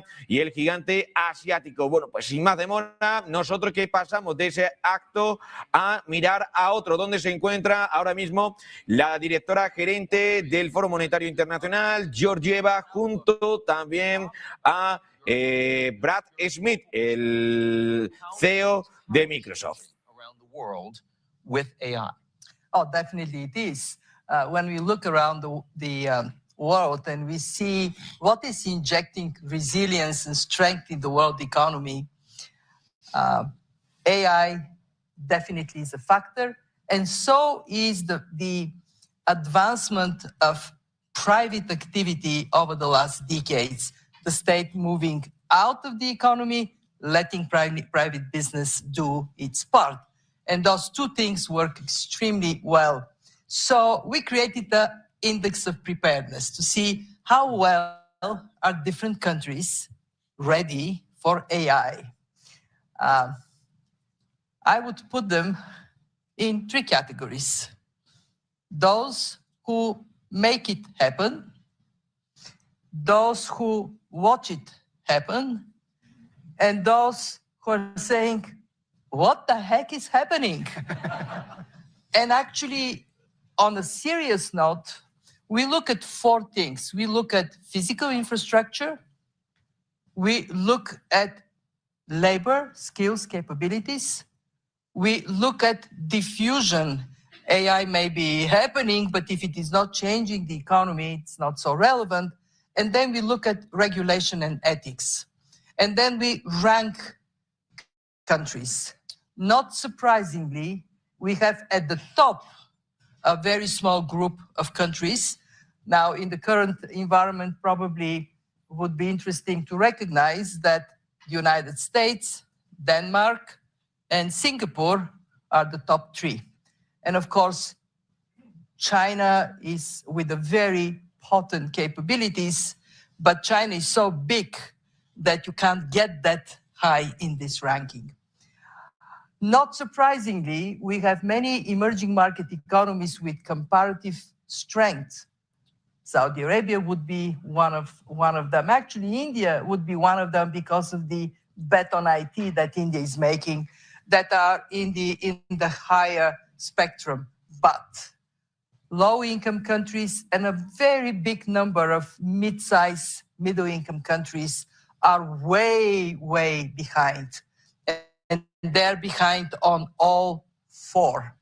So the world as a whole is already experiencing the arrival of AI.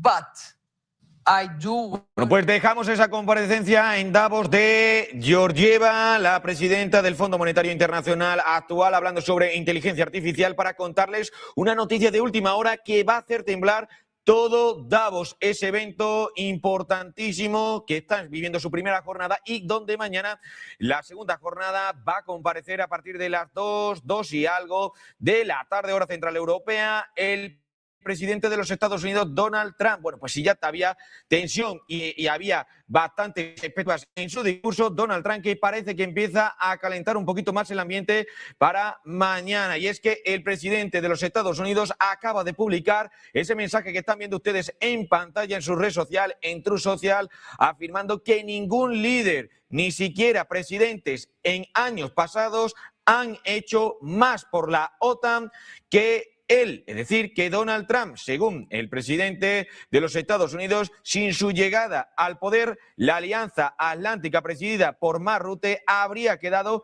en el ostracismo, es decir, habría quedado olvidada. Decía precisamente también Donald Trump con esas declaraciones, bueno, bastante cargadas de autoelogios que se suman, por lo tanto, a las crecientes tensiones que hay entre Estados Unidos y Europa, donde los líderes, como por ejemplo el primer ministro de Bélgica, de Weber, y otras voces, como por ejemplo la propia presidenta de la Comisión Europea, Ursula von der Leyen, ya han advertido en varias ocasiones en los últimos días y en las últimas semanas y en las últimas horas que sobre las provocaciones constantes del presidente de los Estados Unidos y líder republicano hacia Europa con la intención de que Europa no muestre su poder para que Estados Unidos pueda adquirir de manera fácil Groenlandia, que pertenece a día de hoy a Dinamarca. Por lo tanto, un Donald Trump que, como ven ustedes, bueno, pues parece que presume con ese mensaje de que él y no ningún otro presidente ha hecho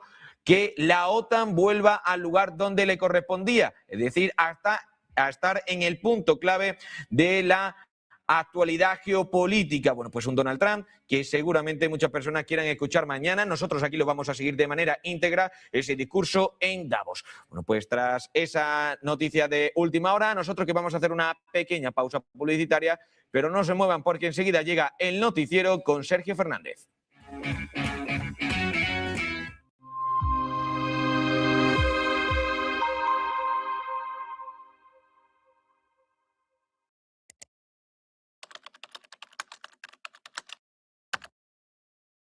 Buenos días, 8 de la mañana es la figura de Charlie. Buenos días, 8 de la mañana dicen que al oro le han bajado la tierra después de la jornada de ayer. Seguimos en Negocios Televisión. Mañana continuamos en Negocios Televisión. Sean bienvenidos de nuevo a Negocios Televisión. Negocios Televisión. Sobre todo intentando ver lo que Europa está poniendo encima de la mesa en esos ejercicios militares.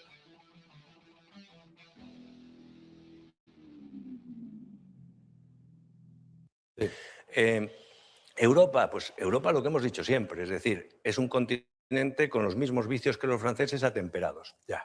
Exceso de regulaciones, exceso de gasto público, exceso de impuestos, exceso de burocracia y además en el caso de Europa con un paraguas nefasto que es la Comisión Europea, que se ha convertido en un agente del estatismo y de las políticas woke económicas también. Ya. Entonces, Europa es el bajo imperio romano.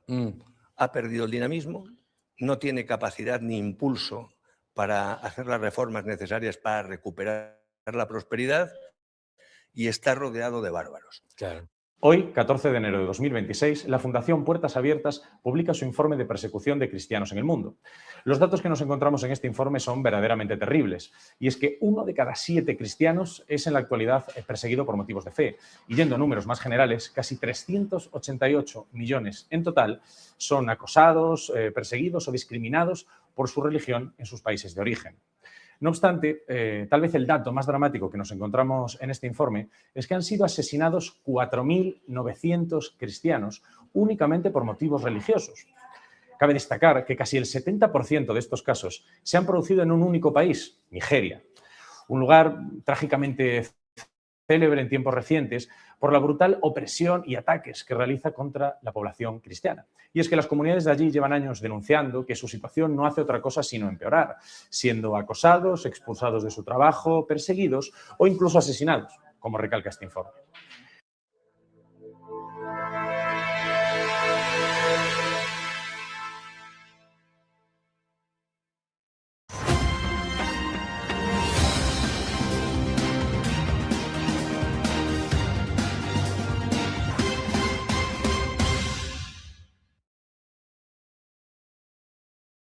Buenas tardes, bienvenidos de nuevo a Negocios Televisión, bienvenidos a este espacio informativo pendientes de todas las últimas horas, mirando a los últimos mensajes, las últimas informaciones en torno a la tragedia en España. Enseguida vamos a contarles las últimas horas en torno a Davos, vamos a mirar a cómo Trump está desatando su furia contra los líderes europeos con el foco puesto sobre todo en Emmanuel Macron, con amenazas de aranceles del 200% a Francia y pendientes también de Groenlandia, que ya se prepara para una invasión. Nosotros vamos a empezar con últimas horas, vamos a empezar mirando a España. Les contamos que asciende ascienden a 42 los fallecidos tras encontrar un nuevo cadáver en el tren Albia. Los servicios de rescate han encontrado un nuevo cadáver en el tren Albia, por lo que la cifra de fallecidos ha ascendido lamentablemente hasta las 42 personas. Es lo que informa en los últimos minutos el diario ABC. El balance de víctimas mortales del accidente ferroviario ocurrido en el tramo de alta velocidad a la altura de Adamuz ha ascendido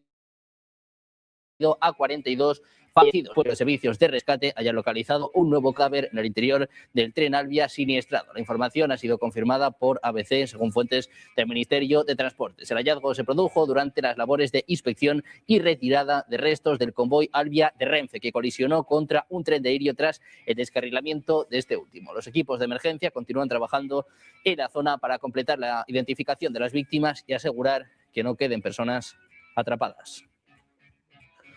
Un día en el que seguimos consternados por esta tragedia en Córdoba, mientras el foco está puesto en Donald Trump. El presidente de Estados Unidos advertía que no hay vuelta atrás en lo que respecta a Groenlandia después de una conversación con Mark Rutte. Ha vuelto a publicar mensajes privados del secretario general de la OTAN y en esta ocasión también del presidente francés Emmanuel Macron. El presidente de Estados Unidos ya hizo lo propio antes de la cumbre de la OTAN en La Haya el pasado verano, dejando en evidencia a un Rutte que se dirigía a él como daddy o papi. En esta ocasión, y después de mantener una conversación privada con Rutte y citarse con él en el foro de Davos, Trump ha publicado en su propia red social un mensaje en el que el máximo responsable de la OTAN alaba su labor en Siria. Decía el propio Rutte que iba a destacar su labor en Gaza y en Ucrania. Los mensajes, cuya veracidad ha sido confirmada también por el entorno de Macron, incluían una invitación al gobierno de Ucrania para tratar el futuro de ese país, así como autoridades danesas. Decía Macron en su mensaje privado: amigo mío, estamos totalmente alineados sobre Siria, podemos hacer grandes cosas en Irán, no entiendo lo que estás haciendo en Groenlandia.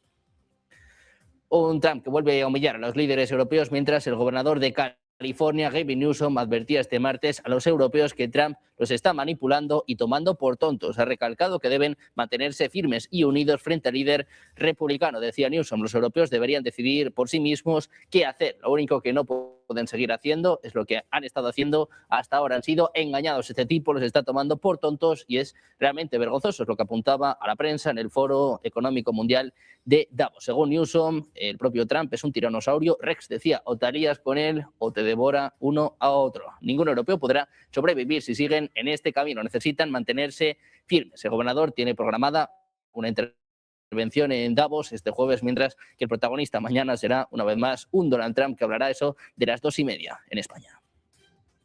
Un Trump que ha sido preguntado por el rechazo del presidente francés Emmanuel Macron a unirse a la Junta de la Paz para supervisar la reconstrucción en Gaza. Trump, desencadenado, decía que nadie quiere a Macron porque pronto va a dejar el cargo. Amenazaba con aranceles del 200% al vino y al champán francés. Escuchen la amenaza de Trump.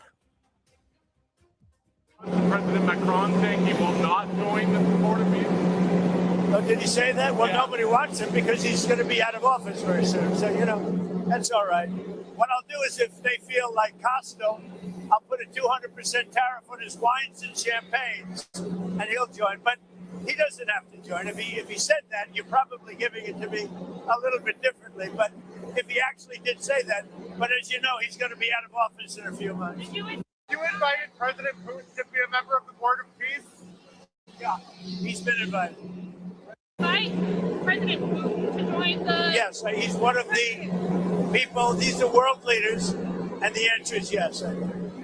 El presidente francés que ha pintado un panorama de un orden mundial en descomposición, advirtiendo que el planeta se adentra en una fase peligrosa donde el multilateralismo se ve debilitado por potencias que lo obstaculizan o le dan la espalda y en el que se socavan las normas. Así habla Macron sobre una época de inestabilidad. We are reaching a time of instability, of imbalances, both from the security and defense point of view and the economic point of view. Look at the situation where we are. I mean, a shift towards autocracy against democracy, more violence, more than 60 wars in 2024, an absolute record, even if I understood a few of them were fixed. And conflict has become normalized, hybrid, expanding into new domains, space, digital, information, cyber, trade, and so on. Decía el propio Macron, hablaba de un giro a la autocracia en detrimento de la democracia, el aumento también de la violencia, y hablaba de más de 60 guerras en 2024. Subrayaba Macron que los conflictos se han normalizado, se han vuelto híbridos y se han expandido hacia nuevas demandas. Decía Macron que es un cambio hacia un mundo sin reglas donde se pisotea el derecho internacional y donde la única ley que parece importar es la del más fuerte. Mientras tanto, miramos precisamente a Groenlandia. El gobierno groenlandés no ve posible que Estados Unidos, que ha reiterado su interés en hacerse con este territorio, vaya a invadir la isla ártica, pero no descarta ningún escenario. De hecho, ya se prepara para una posible invasión de Estados Unidos. El primer ministro groenlandés ha dicho en una conferencia de prensa este martes que tanto la población como las autoridades locales deben estar preparadas para una posible invasión, aunque dice que es un escenario todavía improbable. Sus comentarios se producen en medio de las reiteradas solicitudes de Estados Unidos para que Dinamarca ceda la soberanía. Decía Nielsen, no es posible que se produzca un conflicto militar, pero no se puede descartar. Además, ha prometido que las autoridades formarían un grupo de trabajo para ayudar a la población local a prepararse ante la opción de perturbaciones en la vida civil derivadas de una hipotética intervención militar. El gobierno también va a recomendar que la población tenga reservas de alimentos para 5 días en sus casas. Mientras Groenlandia se prepara, el Comando Conjunto Ártico de Dinamarca ha ampliado sus ejercicios militares en Groenlandia con planes para que su operación se desarrolle de forma potencialmente permanente a lo largo del año. Es lo que afirma el periódico local Sermitsiaq, según el mayor general Soren Andersen, el jefe del comando de la isla. La operación liderada por Dinamarca incluye tropas nacionales y personal de aliados de la OTAN como Francia y Suecia, con Estados Unidos también invitado a participar. Su objetivo principal es entrenar la protección de la infraestructura crítica de la isla ártica, considerada el flanco norte de la OTAN. Dicen que a lo largo de este año se van a llevar a cabo distintas actividades que serán sustituidas por otras, no necesariamente de forma continua, por si se quiere defender Groenlandia y el flanco norte de la OTAN. Dicen que es necesario entrenarlas. A diferencia de ejercicios anteriores en verano, esta ampliación va a permitir el adiestramiento en condiciones invernales extremas con oscuridad prolongada y con nieve. Pendientes de las amenazas de Trump contra la OTAN, vamos a contarles el contraataque de la alianza. Las repetidas declaraciones de Trump sobre la intención de anexionar Groenlandia están causando divisiones dentro de la OTAN que han llevado a los funcionarios europeos a restringir el intercambio de información con Washington. Es lo que informa el diario The Paper, citando fuentes familiarizadas con el asunto. Según un alto cargo de la organización, las palabras de Trump están generando tensiones y desconfianza entre los colegas europeos y estadounidenses. Han llevado las relaciones entre Estados Unidos y sus principales socios europeos a su punto más bajo en años. Otra fuente afirmaba que el personal de la OTAN ya no habla abiertamente ante la creciente preocupación de que la información pueda llegar a oídos de Donald Trump y que pueda ser utilizada para intentar tomar Groenlandia por la fuerza. De acuerdo con este medio, la inquietud de los funcionarios europeos les está obligando a bloquear canales rutinarios de intercambio de información, lo que pone en peligro los datos de seguridad compartida con los que ambas partes trabajan para combatir todo tipo de amenazas, desde la guerra directa hasta operaciones clandestinas.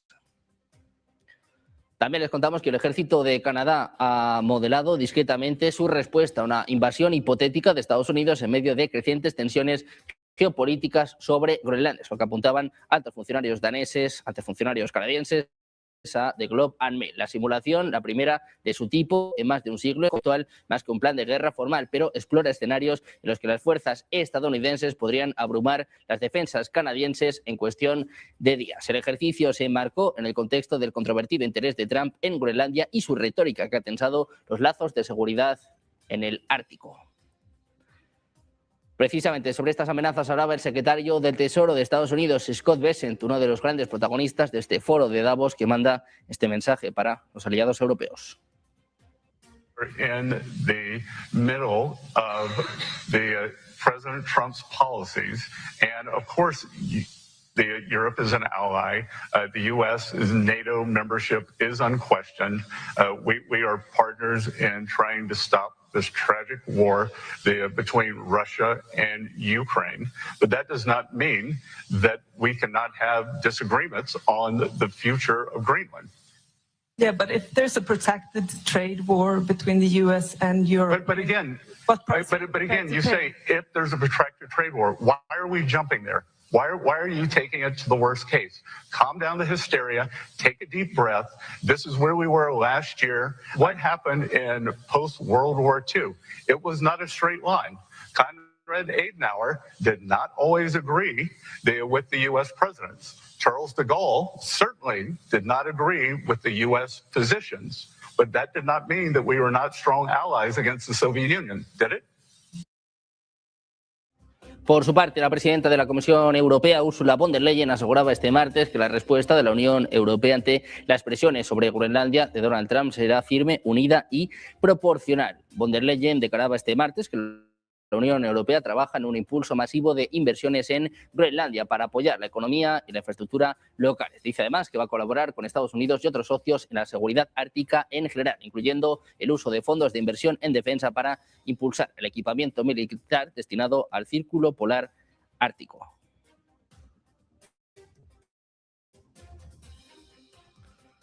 Desde Europa miramos también a China. El viceprimer ministro chino, He Lifeng, ha advertido sobre el regreso de la ley de la selva a la arena mundial este martes en el Foro Económico Mundial de Davos. Decía, el mundo no debe volver a la ley de la selva donde los fuertes se aprovechan de los débiles. Todos deben ser iguales ante las reglas. Un muy pequeño número de países no debería disfrutar del privilegio de perseguir sus propios intereses egoístas. En su intervención, He también aprovechaba para instar a la comunidad internacional a defender el libre comercio y el multilateralismo, así como a comprometerse con la cooperación y esforzarse por resolver las disputas a través del diálogo.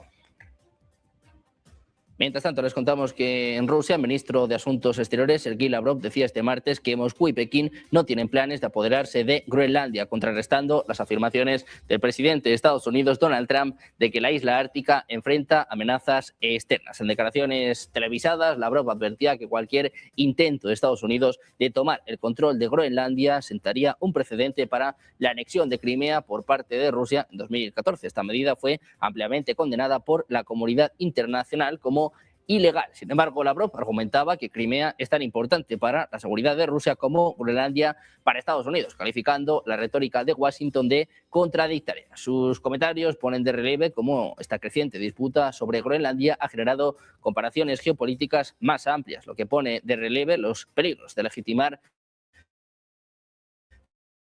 reivindicaciones territoriales controvertidas. La última hora en 2 personas, enseguida les contamos las últimas horas. En este sentido hacemos una pequeña pausa, 2 minutos, enseguida la información en Negocios Televisión.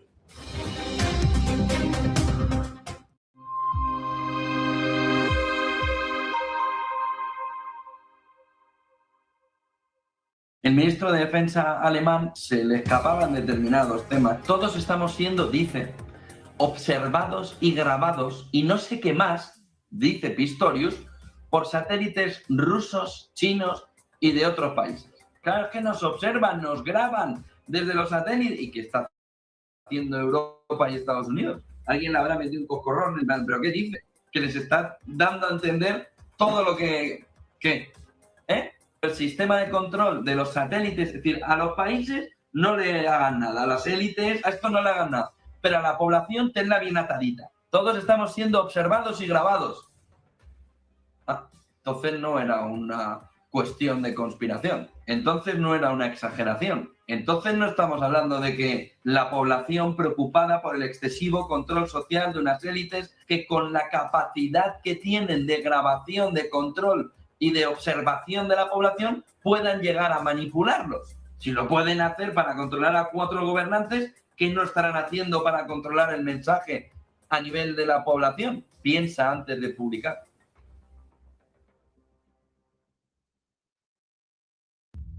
Juanma Moreno, esto es de lo mejor del día, ¿eh? Va a bajarle los impuestos a los andaluces que tengan una mascota en casa. Serán hasta 100 euros por animal para pagar el veterinario. Esto es visión a largo plazo. Envejecimiento poblacional, ¿cómo lo evitamos? Con más perritos y gatitos. Si es que lo del PP es para cogerlos y pensárselo bien, ¿eh? Ve el modelo y el envejecimiento poblacional y dice, pero si es que los que nos van a pagar las pensiones son los perritos. Es el PP en Andalucía. Es de puñetera coña. Por un lado, bajan los impuestos a los perritos y a la vez en el Congreso de los Diputados, propuesta de Vox, los jóvenes que vayan a acceder a la primera vivienda y los que vayan a acceder a la vivienda habitual, le quitamos el IVA para que pueda acceder mejor. El PSOE, el PP y Tokiski votando contra ello, el PP con todos los demás, ¿qué votó el PP? Votan en contra. Pero no se preocupen, que esto la arregla Espinosa de los Monteros. En cuanto coja la batuta económica del Partido Popular, esto Espinosa de los Monteros, no se preocupen, que lo arregla enseguida.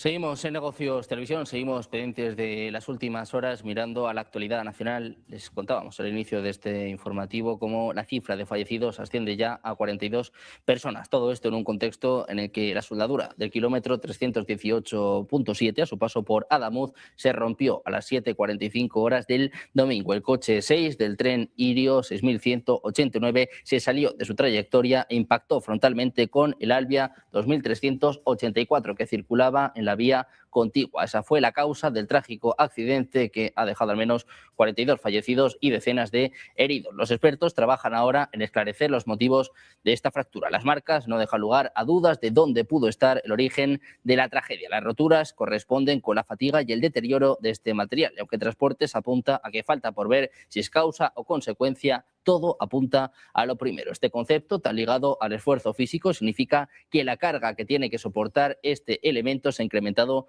en los últimos tiempos, pues cada vez más trenes discurren por esta zona, fruto en gran parte por la liberalización del servicio. Fuentes de la investigación consultadas señalan que el bogie del tren Irio, un elemento mecánico que va enganchado debajo de cada coche del tren y permite su rodadura guiándose por la vía y absorbiendo irregularidades, se habría enganchado con una aguja que habría hecho palanca en el punto exacto de la vía donde se produjo el descarrilamiento de los coches 6, 7 y 8 del Frequia Rosa. El bogie del Irio salió disparado más de 200 metros. Este escenario podría explicar por qué este tren y no cualquiera de los anteriores que pasaron por ese punto durante el día, por ejemplo, desde las 6:21, que llegaron a pasar hasta 10, hasta la hora del siniestro, no tuvieran ningún problema.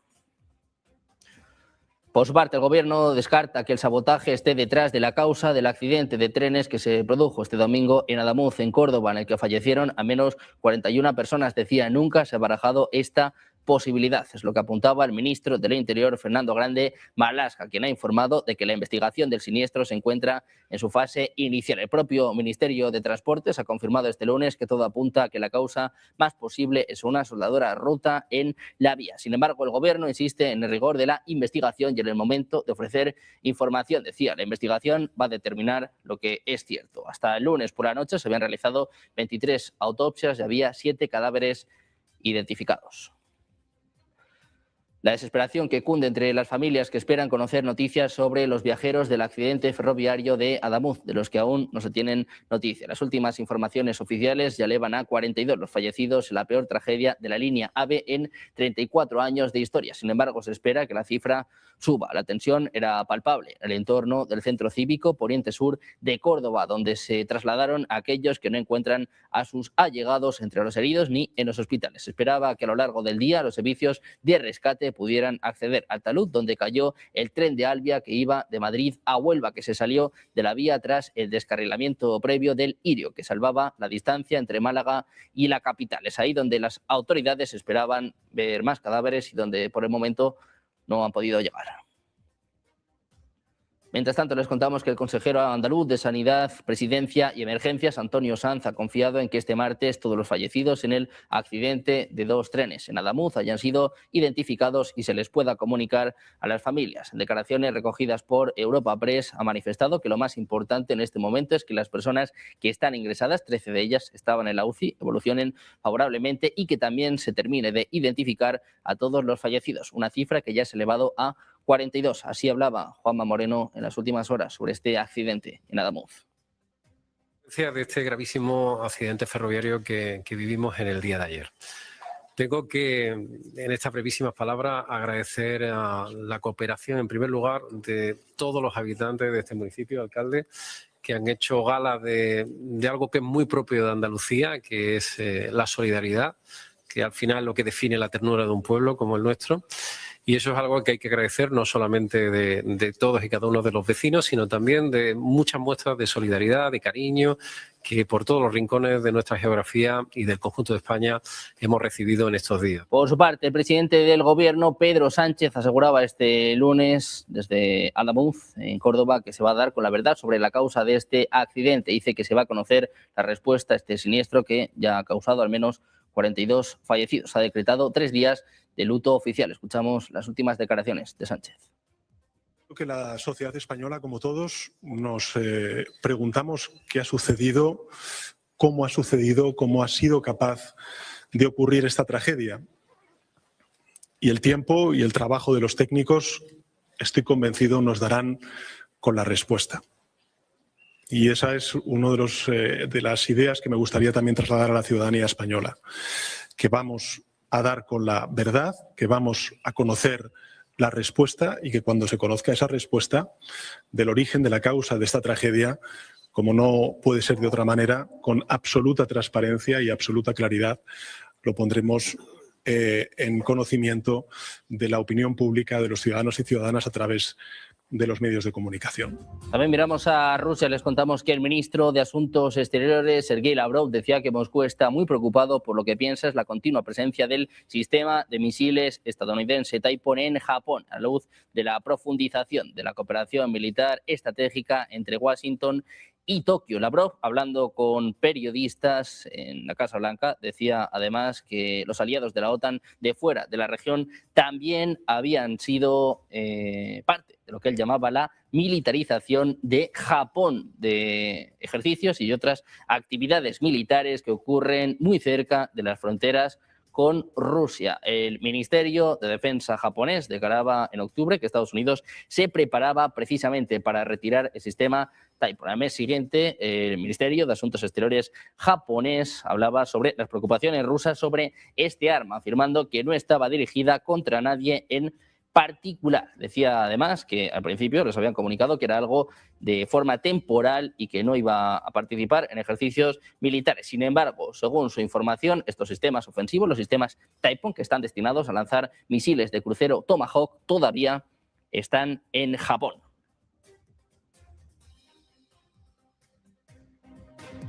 Pendientes en los próximos minutos de la Casa Blanca, de las declaraciones por parte de Caroline Leavitt, con información importante de última hora que apunta que Donald Trump también va a participar en esta reunión, en esta comparecencia, en esta rueda de prensa de la Casa Blanca. Por primera vez, el presidente de Estados Unidos va a participar en lo que es su primer año en el cargo. Enseguida vamos a mirar a la Casa Blanca, vamos a estar muy atentos a lo que comunique Caroline Leavitt con el propio Trump, que está a punto de partir hacia Davos en un momento marcado también por la guerra en Ucrania. Y es que el presidente de Estados Unidos no tiene intención de reunirse con Volodymyr Zelensky durante el Foro Económico Mundial que se celebra en estas fechas en Davos, en Suiza. Políticos señala que el 19 de enero la agenda del mandatario de Estados Unidos no tenía programada ninguna reunión con Zelensky. Asimismo, un experto republicano en política exterior habló con este medio y señaló que el propio líder ucraniano está ansioso por un encuentro cara a cara con Trump, pero que la renuencia a mantenerlo proviene de la Casa Blanca. Dice que Zelensky siempre se reuniría con Trump, ya que piensa que los beneficios superan los costes y que si él no se relaciona con Trump, otros lo estarán haciendo. El alcalde de Kiev, Vitaly Klitschko, decía este martes que un ataque ruso provocó cortes de electricidad e interrumpió el suministro de agua en la margen izquierda de la capital. En el distrito de Dniprovsky, edificios no residenciales fueron alcanzados. También hay informes de drones que cayeron en un área abierta, con coches ardiendo y con una persona que ha resultado herida. Las escuelas de Kiev van a permanecer cerradas hasta el próximo mes, es lo que anunciaba este viernes el alcalde de la capital ucraniana, Vitaly Klitschko, alegando condiciones difíciles tras los ataques rusos que devastaron el sector energético con temperaturas bajo cero. Las autoridades de Kiev también han anunciado que la intensidad del alumbrado público se va a reducir a una quinta parte de su capacidad para ahorrar energía. Un Zelensky que confirmaba que ha sido invitado a la Junta de Paz en Gaza del presidente Donald Trump, una propuesta que actualmente está siendo revisada por diplomáticos ucranianos. En medio de estos cambios diplomáticos, Zelensky declaraba que Estados Unidos y Ucrania casi han terminado los preparativos para un paquete de prosperidad. Enfatizaba que todavía hay margen para que Washington haga más para obligar a Moscú a poner fin a la guerra. Precisamente sobre la guerra en Ucrania hablaba también en las últimas horas el canciller alemán Friedrich Merz. Escuchamos a Merz. Geht in Europa zurzeit mehr vom Osten aus als vom Westen. Wir sehen den Krieg in der Ukraine. Das ist die ernsthafte Gefährdung unserer gesamten Sicherheit, insbesondere der Sicherheit ganz Osteuropas. Westeuropa, und dazu zählt Grönland, ist zurzeit durch Russland nicht in dem Umfang gefährdet, wie es an der einen oder anderen Stelle zum Ausdruck kommt. Und deswegen würde ich gerne auch in meinen Gesprächen der nächsten Tage den Fokus wieder etwas mehr auf die Ukraine legen.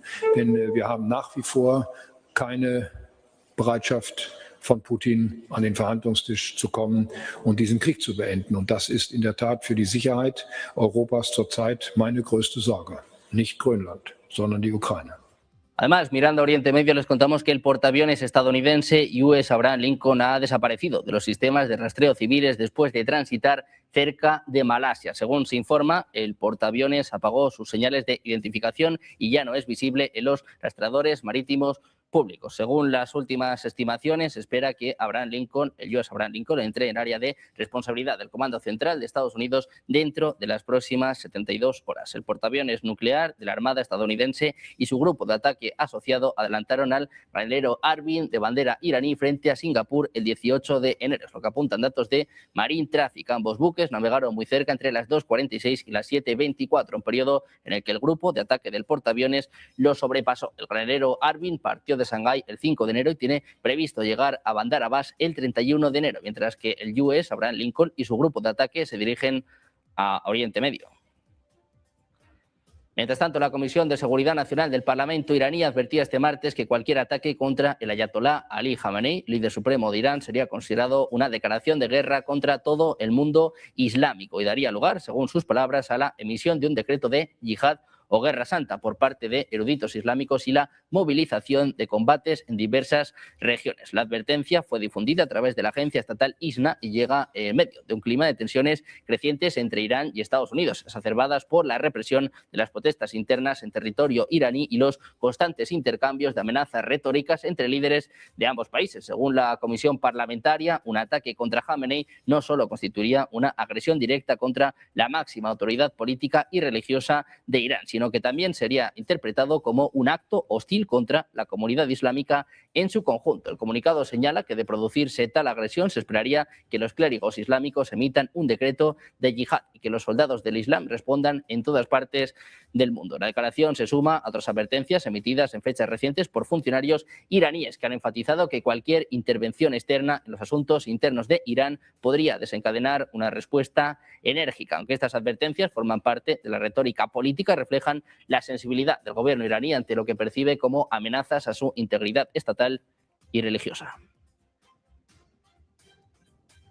Mientras tanto, el presidente de Estados Unidos, Donald Trump, invitó al primer ministro israelí, Benjamin Netanyahu, a un representante de su elección, a unirse a la Junta de la Paz de Gaza, liderada por Estados Unidos y encargada de supervisar el alto el fuego entre Israel y Hamás, en lo que informaba la oficina de Netanyahu a The Times of Israel. Mientras tanto, un funcionario israelí declaraba a la CNN que Israel todavía no ha respondido oficialmente a esta invitación. Informes de prensa anteriores sugerían que las tensiones aumentaron entre Netanyahu y Estados Unidos tras el anuncio de la lista de miembros de la Junta, lo que llevó al primer ministro israelí a emitir una declaración afirmando que esta medida no fue coordinada con Israel y va en contra de su política. Muchos líderes mundiales fueron invitados a participar en esta Junta, incluido el presidente turco Recep Tayyip Erdogan y su homólogo ruso Vladimir Putin.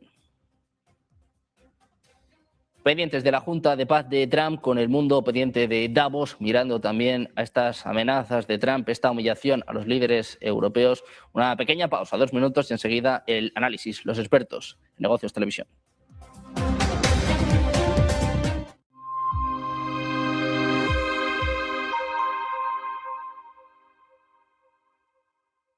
Tras la captura de Nicolás Maduro, Venezuela entra en un momento inédito. El poder recae en Delcy Rodríguez, considerada la figura con mayor influencia política y económica en el país. El mensaje es muy claro. El mensaje es una Venezuela que se abre a un nuevo momento político, que permita el entendimiento desde la divergencia y desde la diversidad política ideológica. Para entender mejor el peso político y económico de Delcy Rodríguez, hablamos con el consultor político y exconsejero de diplomacia de Venezuela, Aldo de Santis, quien ha seguido de cerca la evolución del chavismo. Delcy Rodríguez fue la mano derecha de Nicolás Maduro y forma uno de los tres núcleos de poder político del régimen que ha existido en Venezuela. Hay tres núcleos de poder, uno era Nicolás Maduro, el segundo era Delcy y Jorge Rodríguez, su hermano, que además es el presidente de la Asamblea Nacional, y del otro lado está Diosdado Cabello y Vladimir Padrino López, que componen el ala militar. Rodríguez no solo ha sido una figura política, sino una de las responsables del giro económico que permitió a Venezuela estabilizar precios, flexibilizar controles y tolerar la dolarización de facto. ¿Quién manda? Estados Unidos. El primer golpe en el mentón estaba claro. ¡Pum! ¡Pum! Al mundo. Vamos a ello. La fotografía alrededor de Venezuela queda clara con una cuestión fundamental a estas horas. ¿Hay alguien dentro que le valga? ¿Qué pasa en las bolsas? Que todo sube. Las bolsas cotizan en función de Donald Trump. Esto es Estados Unidos. Callaros todos los demás. ¿Qué es lo que plantea Donald Trump después de lo que ha hecho? En el fondo, la fotografía del terror. ¿Quién está detrás de todo esto? Marco Rubio. Cuando te advierta Trump, ponte a temblar. Hemos pasado de un mundo dividido para tres a que solo uno es el amo del mundo.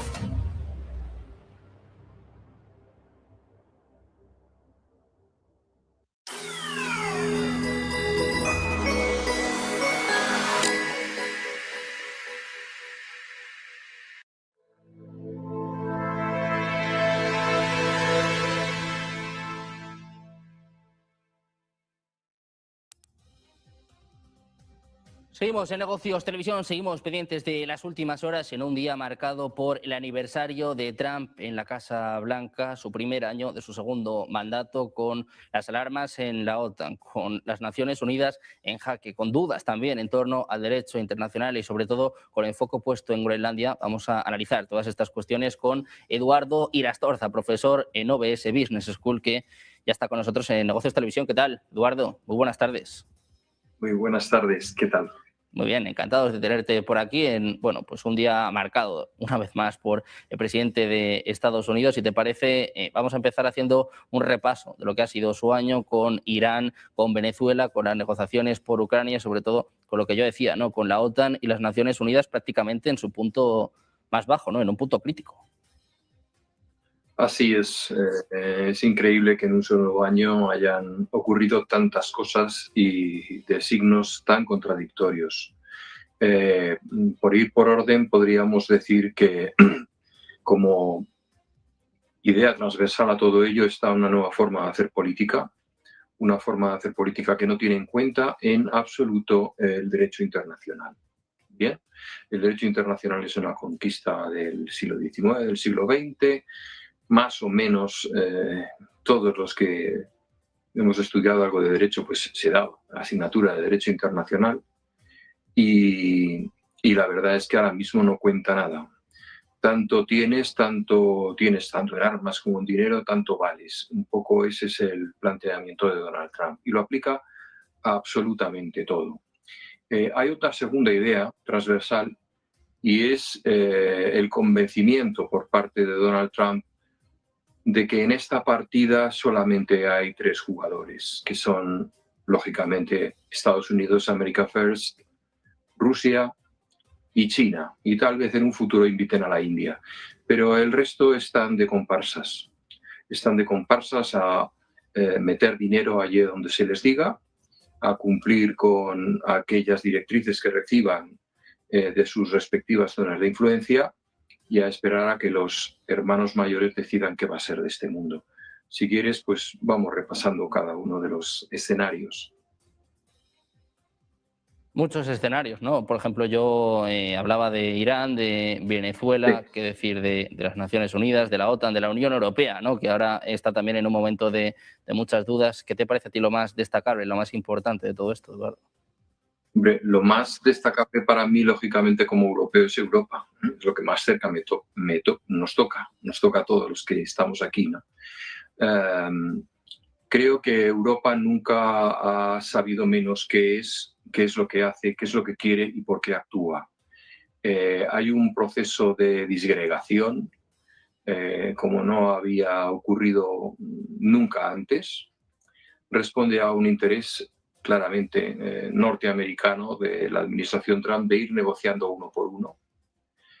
Se lo estamos poniendo muy fácil porque Europa no tiene una voz única, ni unos intereses únicos, ni siquiera unas instituciones que reflejen fielmente el sentir de la opinión pública de la población que habita este continente. Eso por una parte.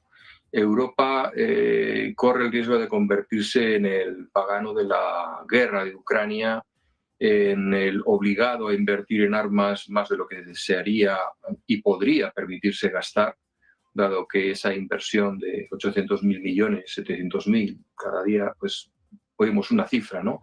Pero en definitiva, el dinero más que suficiente como para hacer quebrar el sistema de bienestar que ha construido Europa durante los últimos 50-60 años, ¿no? A todo esto hay que sumar otros escenarios en los que también Europa está comprometida. Vamos a pasar al más cercano, que es Ucrania. En Ucrania, durante este año, Trump pues, lo que ha hecho es hacer caja, hacer muchísimo dinero vendiendo armas y sobre todo vendiendo petróleo a sus aliados, todavía nos llamamos así, aliados, a un precio muy caro, dado que de alguna manera la clase política europea, también azuzada por el gobierno norteamericano, ha implementado una serie de sanciones que han hecho que no adquiramos energías a Rusia, que era el principal proveedor de países como Alemania. Bueno, la necesidad genera el miembro y ha surgido la famosa flota fantasma, de la cual se aprovechan muchos países. España es uno de los países que más petróleo ruso vendido por terceros adquiere. Esto no lo debemos de olvidar. A pesar de nuestra postura decididamente pro-ucraniana, hay una cierta hipocresía también que se ve reflejada en eso, en la compra de ese petróleo a terceros. Trump ya ha dicho que va a poner unos aranceles brutales a aquellos países que vendan petróleo ruso sirviendo de intermediarios. Quiere, como se hacía antiguamente en diplomacia, un certificado de último destinatario, algo que se empleaba, por ejemplo, en el tráfico de armas, ¿no? Se sigue empleando en muchos casos. Pues lo mismo con el petróleo. Ucrania es un país que en este año ha sufrido, como se suele decir, lo que no está en los escritos. Ha sufrido muchísimas bajas. Rusia también las ha sufrido, no pensemos que esto es un paseo militar. Lo que pasa es que Rusia, en una guerra de desgaste, puede afrontarla con más seguridad. Ucrania está llegando a un momento muy difícil en el sentido de que se está quedando sin tropas. Pensemos que hay millones de ucranianos que han huido. Pensemos que hay cientos de miles de soldados que han desertado porque no quieren quedarse a ver el final, porque no quieren ser el último que muera en un conflicto al que no le ven futuro.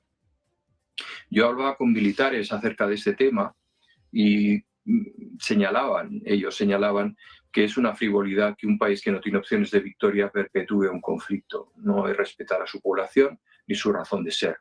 Bueno, yo creo que Ucrania lo que está haciendo es asegurarse simplemente su supervivencia, porque sabe que una derrota lo convertiría en un Estado fallido. Antes hemos hablado de una partida con 3 actores. Yo sospecho que entre Estados Unidos y Rusia hay una voluntad de entenderse y que Ucrania es una de las bazas del canje que quiere hacer, ¿no? Realmente Estados Unidos está demasiado preocupado por China, porque nunca ha tenido enfrente un enemigo de las dimensiones, lo ha señalado Vance. El vicepresidente, nunca a tanto nivel Estados Unidos se había enfrentado con alguien tan poderoso. Me has dejado de piedra cuando has dicho que ya los portaaviones han cortado su señal de GPS para no saber dónde están, ¿no? A ver qué nueva nos trae, como decía la canción, a ver qué nueva nos trae. Insisto, Ucrania se puede convertir en un estado fallido. Ucrania puede ser algo que esté en el orden del día en las negociaciones y que sirva de moneda de cambio y que probablemente implique la cesión de Odessa, de la costa, de lo que es el Mar Negro, bajo soberanía rusa, la constitución de lo que quede de Ucrania como un estado semifallido, lógicamente. Veremos los intereses de los países colindantes como Polonia o Rumanía que reclaman parte de esos territorios. O sea, nos podemos encontrar con, en vez de un aliado de la Unión Europea, como se planteó en su momento, fuerte, poderoso y con grandes recursos, en un estado fallido que haya que sostener económicamente y, lógicamente, el único que va a dar un paso al frente en ese sentido pues sería la Unión Europea, que por otro lado tampoco podría permitirse convertirlo en un socio de la misma, de la Unión Europea, dado que no reuniría las condiciones que el resto de los países cumplen en cuanto a desarrollo, industria, etc. El invierno va a ser extraordinariamente duro en Ucrania. Rusia está atacando, y siempre lo ha hecho así, atacando objetivos estratégicos, no objetivos masivos como podían ser los bombardeos en la Segunda Guerra Mundial, etcétera, que acababan con muchísimas bajas civiles. Prefiere que esas bajas civiles mueran por sí mismas, con hambre o con frío, y en esa dirección es donde está actuando y con bastante decisión. Pensemos que Rusia siempre ha considerado a Ucrania como una parte irrenunciable de su territorio y por lo tanto sabe que destruirlo pues va en contra suya porque tendría que reconstruirlo también a sí mismo, ¿no? Un poco recuerda la postura de Franco durante la Guerra Civil, en donde no bombardeaba masivamente ni Barcelona ni Madrid, etcétera, porque sabía que aquello pues tarde o temprano sería suyo. Yo creo que los rusos están actuando con esa misma lógica.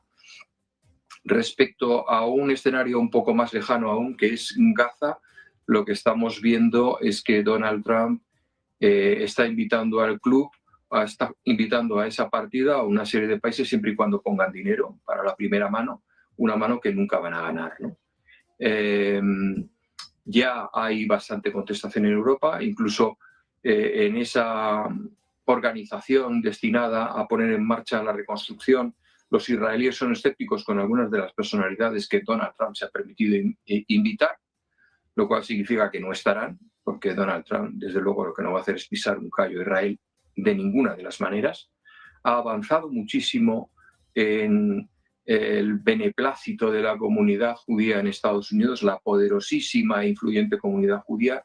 Recordemos que fue el presidente que reconoció Jerusalén como capital, algo que los demócratas no habían hecho. Ha sido el presidente que le ha facilitado misiles y sistemas de defensa cuando ha atacado Irán su territorio. Y, lógicamente, pues ese terreno ganado, avanzado, pues no lo va a ceder, con lo cual, pues al final a la mesa de negociación de reconstrucción de Gaza estarán los que quiere Israel y no otros. Es el único sitio en donde Trump no se saldrá completamente con la suya. Respecto a Irán, bueno, Irán yo creo que ya lo hemos repetido muchas veces, pero no, yo no me canso de decirlo. La crisis de Irán no es una crisis del sistema político, la ideología dominante, es una revuelta económica de gente que está pasando también hambre, está sin energía, que está sin agua, literalmente sin agua, después de 3 años y medio de sequía sin interrupción, y que se echa a la calle porque es que no puede alimentar a sus familias. De ahí a que quieren acabar con los ayatolás o que quieren acabar con un Estado teocrático, hay una cierta distancia. Ya nos pueden poner todos los vídeos de mujeres protestando en calles de no se sabe dónde, que esa situación no se da. Y el que protesta ya sabe que no aparece colgado en algún sitio, con lo cual mejor que estemos calladitos por motivos ideológicos. Ha habido muchísimas bajas. Jamenei ya ha reconocido que ha habido miles y miles de bajas. Ha señalado a Israel y a Estados Unidos, como no podía ser de otra manera en su caso, como los culpables de esas revueltas azuzadas por servicios de inteligencia extranjeros, etc. Yo creo que la realidad es más sencilla, se parece mucho más a la primera revolución rusa, en la cual la gente se echó a la calle pidiendo alimentos porque estaban muriéndose de hambre en San Petersburgo. Ya mucho más tarde, en octubre, fue la revolución contra Kerensky, contra otro poder, ¿no? Con lo cual lo de Gaza no tiene mucha solución. Desarmar a Hamas, yo creo que ya hasta Israel está pensando que no es necesario por el momento, es mucho más importante asentar sus reales en la franja y, bueno, pues tener un grupo contestatario semi-armado nunca les ha venido mal. De hecho, muchas veces ha hecho el trabajo sucio para ellos, ¿no? Sin quererlo, la mayor parte de las veces. Si nos vamos todavía más lejos, nos encontramos con el Sahel. No se señala el Sahel, pero el Sahel está en muchísimas tierras raras que Trump ambiciona. En África, el principal país inversor es su enemigo económico, y digo enemigo, que es China, es el que más dinero ha metido y lo quiere desplazar, como lo ha desplazado de Venezuela. Y se quiere quedar con esas tierras raras porque va a tener difícil acceso a otras, ¿no?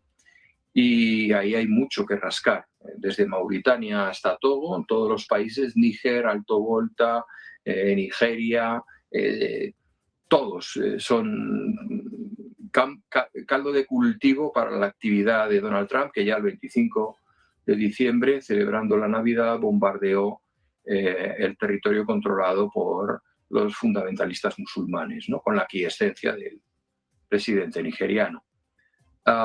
Eso es algo de lo que se habla poco, pero que va a pitar mucho en el próximo año, en este año que estamos viviendo, igual que va a ser el caso de Myanmar, la antigua Birmania, en donde hay un conflicto también latente. Tal vez ese portaaviones que ha dejado de dar señales esté pensando en pasarse por ahí en algún momento, porque es la oportunidad de salida a aguas calientes de China, quitándose todo ese cinturón defensivo que va desde las islas Kuriles al norte, Japón, Filipinas, el estrecho de Malaca, Singapur, Indonesia, etcétera, y de repente pues te encuentras en el Índico. Ahí va a haber mucho conflicto, ya hay mucho conflicto. Es un país, otro estado fallido, con muchísimos grupos que compiten entre sí, algunos auspiciados por China, otros por India, otros por Estados Unidos de alguna forma. Y bueno, pues ahí va a haber bastante, como se suele decir familiarmente, bastante cacao, ¿no? Bastante conflicto. Y luego tenemos Taiwán. Taiwán es para China lo que Groenlandia es para Estados Unidos. Es una isla deseada. El modo de hacer es completamente distinto. Los chinos son pacientes, los chinos van poco a poco, los chinos van haciendo conquistas económicas, acuerdos con las élites, curiosamente con aquellos que en su momento representaron la herencia del Kuomintang nacionalista de Chiang Kai-shek. En Taiwán solo quedan por la libertad los jóvenes que han nacido y vivido en ella. El resto llegaría a un entendimiento fácil con China y se evitaría una guerra y un conflicto. En el caso de Groenlandia, pues lo que pasa es que Donald Trump va a estar 4 años, es muy mayor, ¿no? Y lo quiere convertir en un estado más.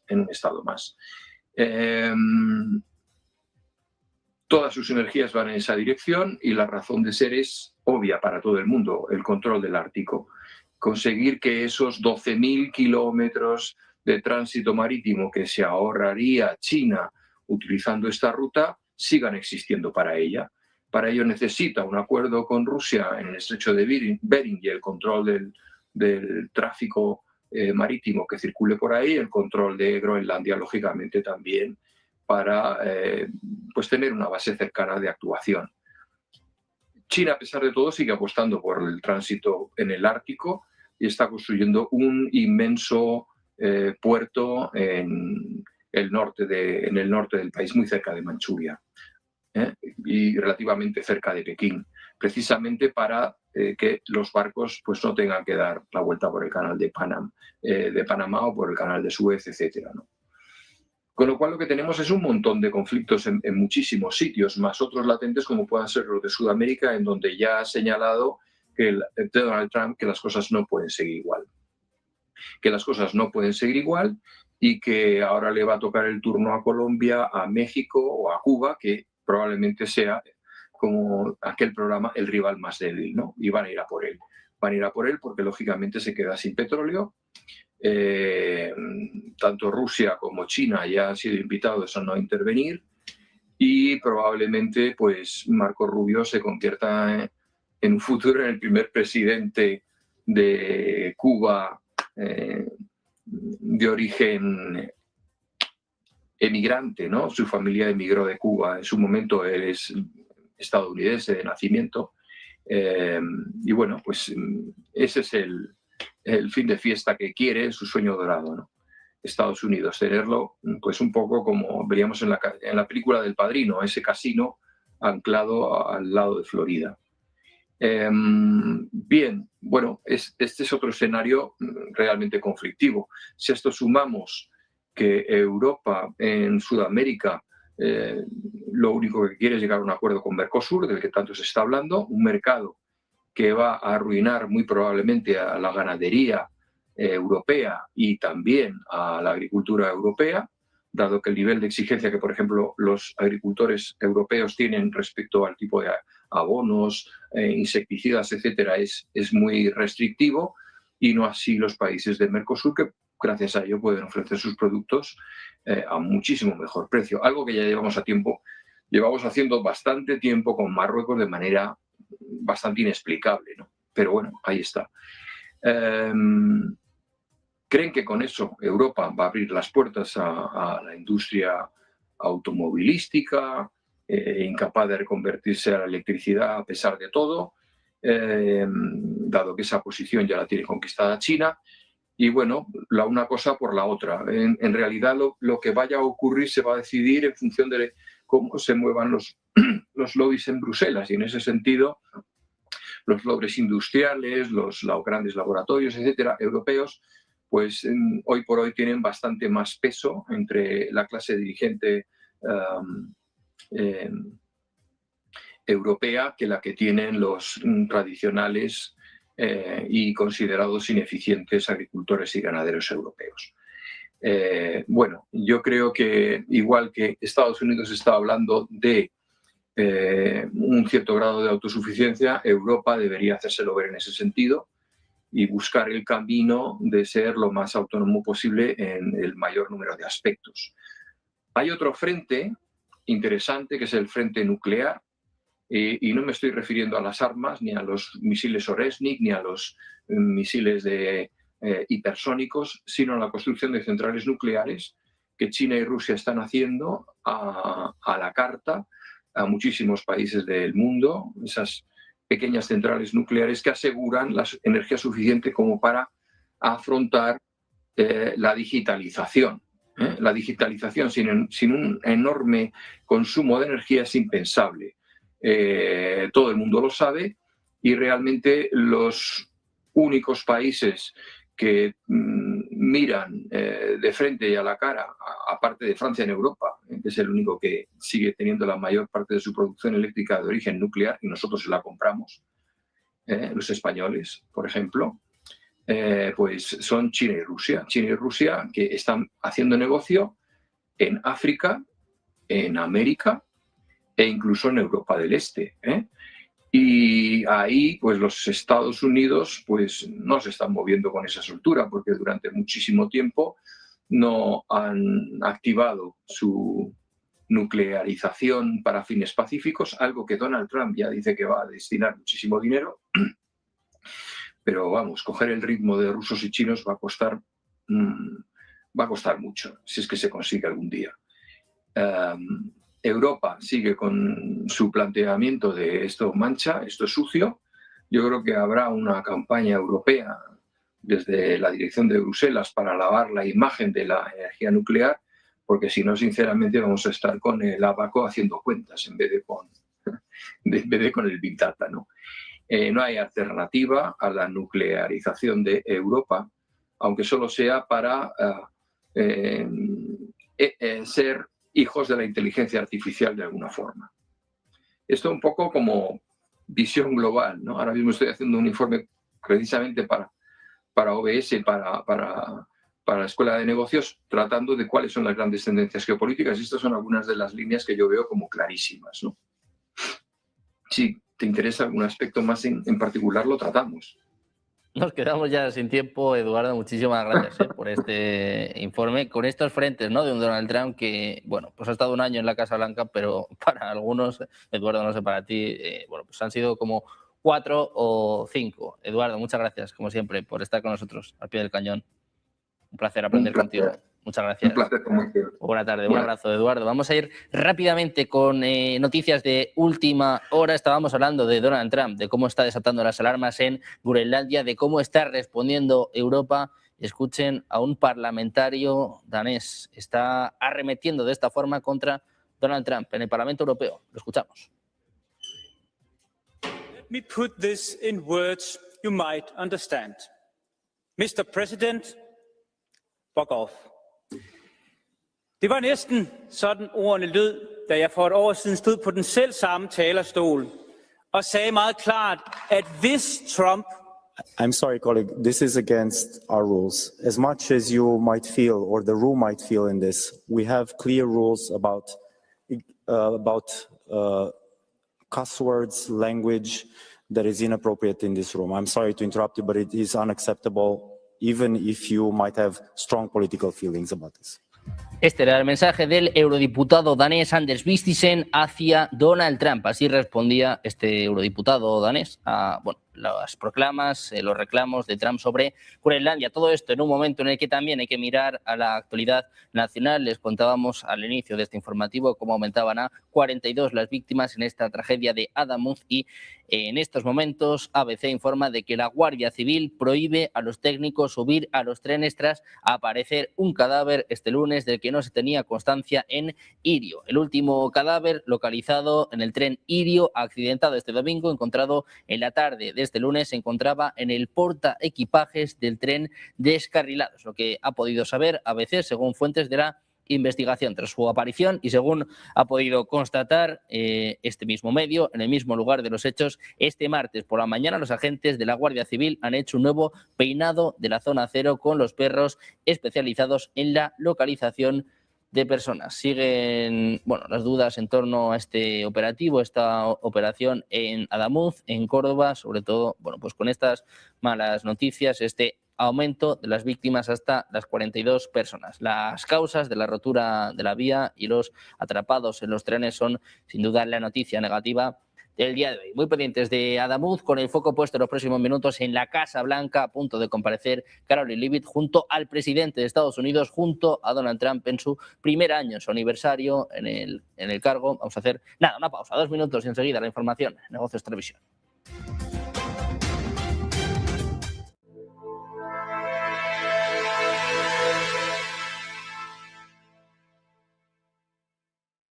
No se puede rescatar. Y España, que va por el mismo camino, tirando de gasto público, de inmigración y de fondos europeos, con lo que después nos vamos a encontrar con un gigantesco agujero fiscal todavía mayor al que ya existe.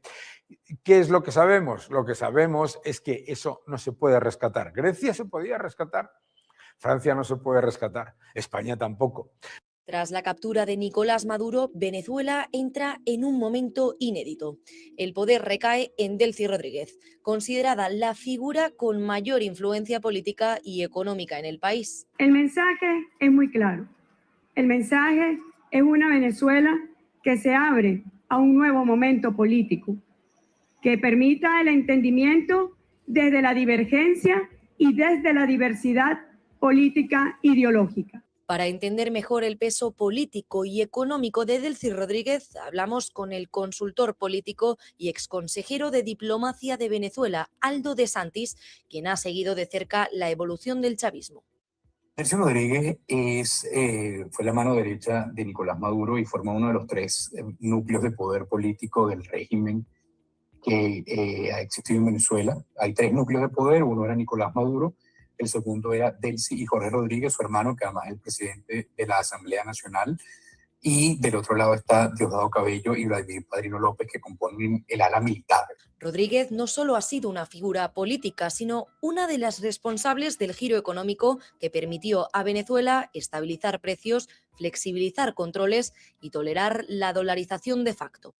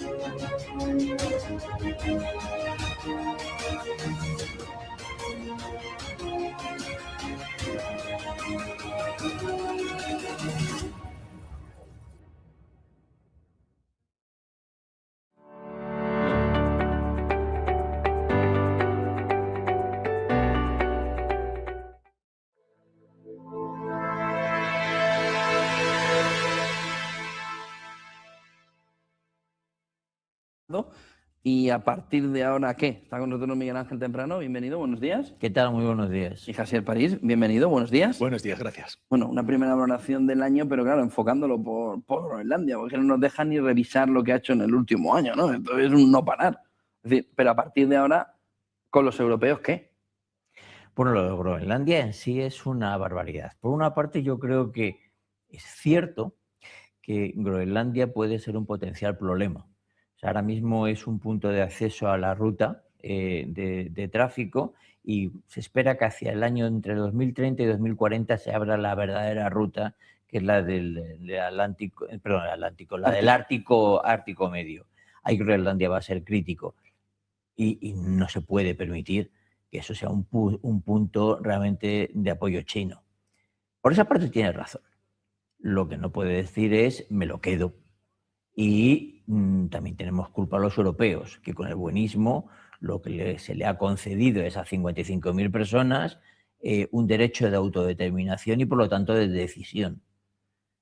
Ahí se habla además de que está aproximadamente el 10% de las reservas de tierra rara del planeta. Y además se dice que con bastante precisión. Pero claro, los problemas no se atacan como los quiere atacar este hombre. No puede llegar y decir, no, me lo quedo porque me toca. Y eso es un problemón. Se puede cargar la OTAN, eso sería un caos absoluto. Y cuidado, los europeos todavía unidos seguimos siendo la segunda economía del planeta. Es decir, que tenemos una capacidad de represalia muy importante. Lo que pasa es que yo no sé si a todos nos apetece hacernos daño. Y no nos olvidemos, los norteamericanos tienen 11 bases nucleares, 11 bases en Europa, de las cuales 6 tienen armamento nuclear. Son bases críticas para la respuesta temprana. Sí, pero también tienen los soldados en el este de Europa. Bueno, pero es que si nos peleamos, les van a decir llevárosla. Es lo último que les interesa a los norteamericanos. Tampoco nos interesa a los europeos. Coño, pero para eso son los aliados, ¿no? ¿Sí? Pues un balance de este año de Trump con la nota de Groenlandia en el centro. Pues Groenlandia, el episodio groenlandés, es el culmen de la política que mueve a Donald Trump desde el principio, desde su primera legislatura, que es, no voy a descubrir nada nuevo, perdón por un análisis tan barato, que es Make America Great Again. O sea, no ha ocultado nada en ningún momento Donald Trump. ¿En qué consiste ese hacer América grande de nuevo? Consiste, según la comprensión de la geopolítica de Donald Trump, en un primer momento en ceder quizás un par de pasos en la idea tradicional de que América sea la policía del planeta y esté metida en todos los conflictos del mundo. Le vimos en su día ceder con el tema de Corea del Norte, le hemos visto estar interesado en ceder con el conflicto ucraniano y entenderse con Rusia. Luego quizás Donald Trump, cuando complete su plan, volverá... Lo quiere meter hasta en la Junta de Gaza, ¿eh? Claro, claro. Son palabras mayores. Luego quizás Donald Trump volverá a ser de nuevo la policía mundial porque nunca ha abandonado del todo ese proyecto y sigue implicado en el tema de Gaza, sigue implicado en el tema de Irán, sigue la construcción militar en el Pacífico. Pero en principio la idea trumpista es: vamos a reducir un par de pasos la implicación de Estados Unidos en todos los conflictos del mundo, que sea Afganistán, que si no sé qué, y vamos a reconstruir la esfera de influencia inmediata de Estados Unidos, que es el continente americano, lo que llaman ahora en el vocabulario clásico de la geopolítica, recuperado por la Casa Blanca, el hemisferio occidental. Entonces, Groenlandia sería el último punto en este plan de reconstrucción del hemisferio occidental. En este plan hemos visto también los comentarios de Trump sobre que Canadá fuese incorporado como un nuevo estado de Estados Unidos. Hemos visto también la ampliación y renovación de la doctrina Monroe con la intervención militar en Venezuela, y Groenlandia es el último capítulo de esto, que es para cerrar por el norte todo lo que diríamos adaptando el término clásico euroasiático, el heartland, el territorio corazón de Estados Unidos, que sería todo ese continente norteamericano. ¿Por qué Groenlandia? ¿Por qué esa importancia? Hemos mencionado las tierras raras, recursos potencialmente accesibles con el deshielo. Hemos mencionado también la posición clave geoestratégica de esta ruta ártica, que ya está siendo disputada con Rusia y con China. Por cierto, se trata a Rusia como una especie de extranjero, de intruso, de invasor en esa ruta, cuando es a quien corresponde la mayor parte del territorio ártico por su posición en el mapa, ¿no? Y falta un tercer elemento que, a mi entender, es clave para la voluntad de Trump de recuperar Groenlandia, que es su elemento insustituible como pilar del Golden Dome, de la cúpula dorada que le llama él, ¿no? No está tan inspirada en la cúpula de defensa de Israel como en la vieja idea reaganiana de construir un sistema de defensa aeroespacial. Groenlandia, por sus características geográficas, por sus características de altitud, por sus características de territorio cubierto de nieve y una serie de factores más técnicos, es un lugar extremadamente bueno para la comunicación láser y la coordinación con los satélites que necesitaría esta Golden Dome, esta cúpula de protección antimisiles que Estados Unidos quiere poner. Con Groenlandia como una pieza que ellos pudieran controlar, porque ya operan militarmente allí, pero siempre bajo el permiso de los daneses, con Groenlandia bajo la administración militar directa de Estados Unidos, se podría cerrar con esta cúpula el control absoluto de este hemisferio occidental.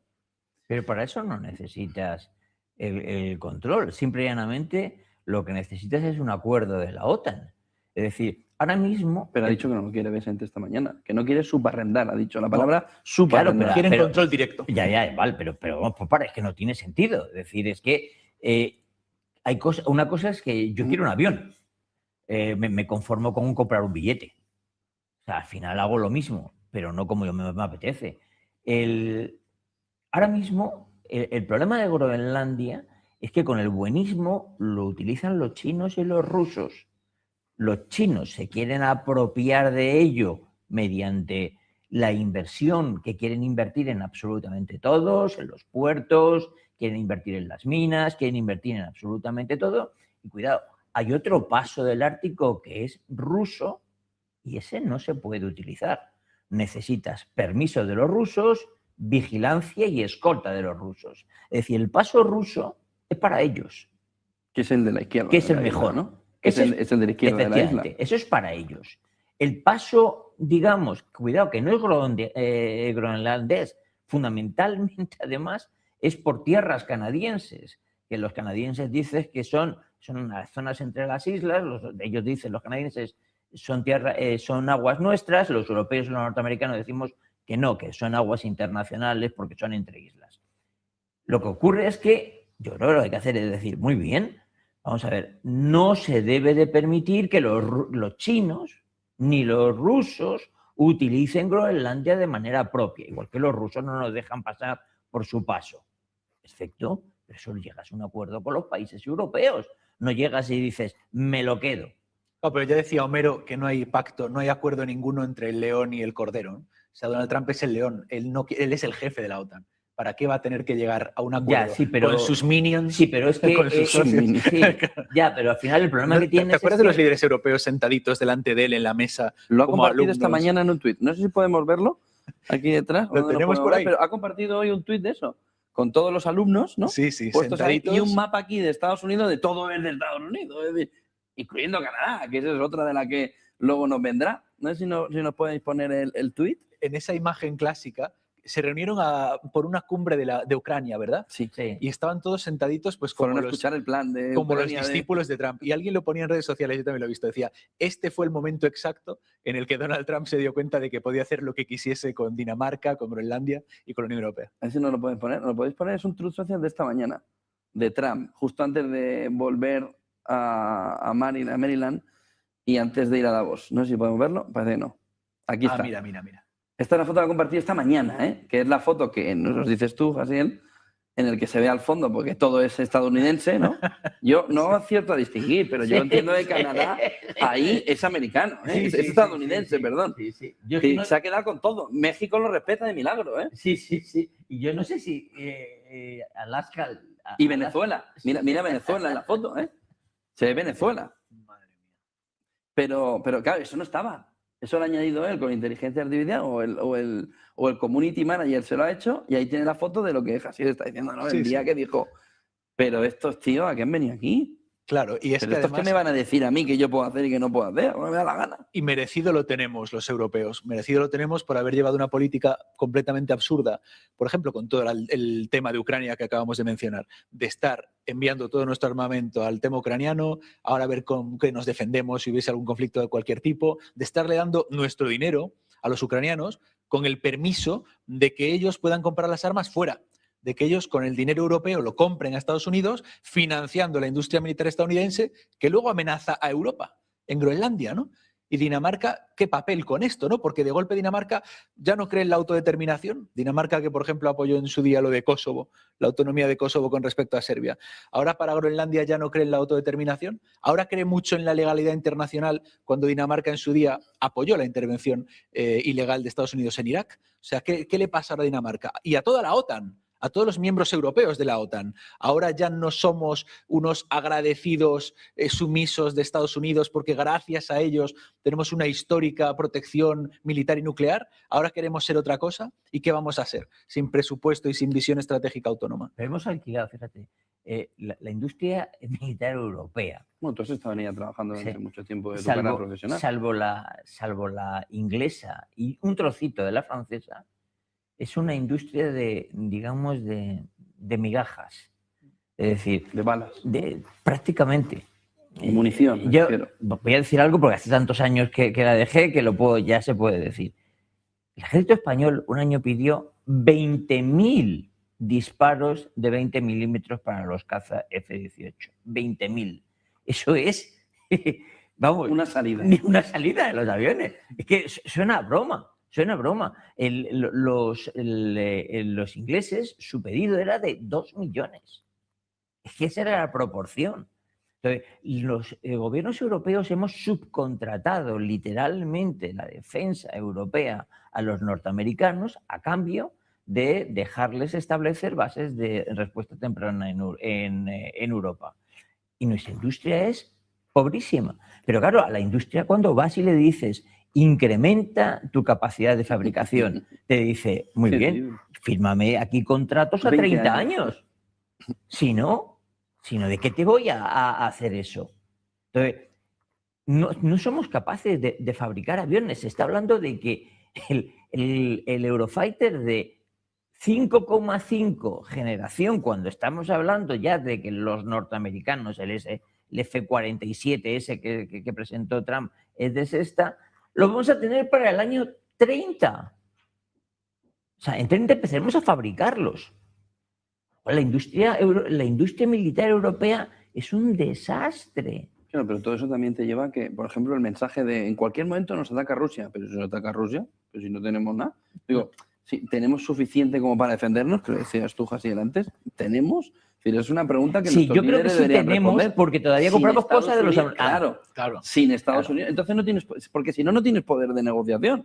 Si tú quieres negociar con alguien que eres estrictamente dependiente de él, no tienes poder de negociación. Es que Trump en el fondo tiene razón. Sí. Dice, a mí me están contando, me voy a quedar con Groenlandia porque soy el amo de todo. Y ustedes están ahí porque yo estoy aquí. Pues si yo no estuviera aquí, ustedes no estarían. El lío es muy gordo. Y sobre todo, no sé cómo es la fotografía, pero claro, Xi Jinping y Vladimir Putin deben estar con palomitas en casa, diciendo que se sigan peleando. Claro, porque es que al final lo que está pasando con este conflicto entre los socios de la OTAN, entre Estados Unidos y los socios europeos, es que se rompe el consenso de posguerra que ha mencionado el compañero, de que Estados Unidos proveía un gasto mayor en seguridad y un paraguas nuclear supuesto o hipotético, que no se ha tenido que probar, para los europeos, a cambio de que los europeos aceptasen adscribirse al programa geoestratégico de Estados Unidos. Aceptasen bases, aceptasen tropas, aceptasen siempre apoyar las líneas geopolíticas generales que Estados Unidos trazaba. Claro, cuando Estados Unidos dice no solo vais a obedecer la línea geoestratégica marcada por Estados Unidos, sino que además vais a pagar más por vuestra propia ocupación realmente militar y política. No quiero ser soez, pero ser prostituta y poner la cama, que se dice normalmente, ¿no? Cuando Estados Unidos le pide a los europeos que seamos eso, se rompe ese consenso que era el funcionamiento de la alianza euroatlántica. Y evidentemente China, Rusia y los demás están viendo con alegría cómo esa alianza euroatlántica se hace migajas. Veremos si sobrevive. Yo creo que los europeos no tienen una voluntad real de pensar una autonomía estratégica y romper con Estados Unidos, por mucho que escenifiquen tonterías como mandar 10 soldados a reconocer durante un día Groenlandia. No tienen una voluntad real de replantear el esquema geopolítico y pensar en una autonomía estratégica europea seria, sino más bien de intentar aguantar hasta que esto pase. Que a Trump le queda ya cada vez menos. Bueno, son 3 años, ¿no? Sí, bueno, políticamente y vitalmente. También es un señor muy mayor. Intentar aguantar y ver si quizás viene otro Estados Unidos con el que se pueda reconstruir esa vieja relación euroatlántica. Pero yo creo que lo va a pasar muy mal la Unión Europea. Muy mal. ¿Se puede aguantar tanto? ¿3 años? No. Bueno, hasta midterm. Igual Es que, a midterm y pierde, pero... Bueno, pero da igual. O sea, es que... Bueno, es de que si pierde le hacen impeachment. Ha dicho él, no yo. Bueno, ya hemos visto los impeachment, las consecuencias que tienen.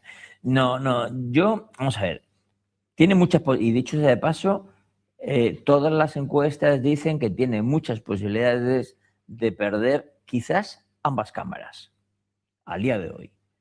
Porque en Estados Unidos afecta mucho también en el Senado a quién le toca volver, porque como los puestos son para cada 6 años, se renuevan por tercios, pues en las próximas elecciones de midterm del año que viene, del próximo otoño, pues hay posibilidades de que pierda el Senado y puede llegar a perder el Congreso. Sí, pero jugarse Europa todo eso.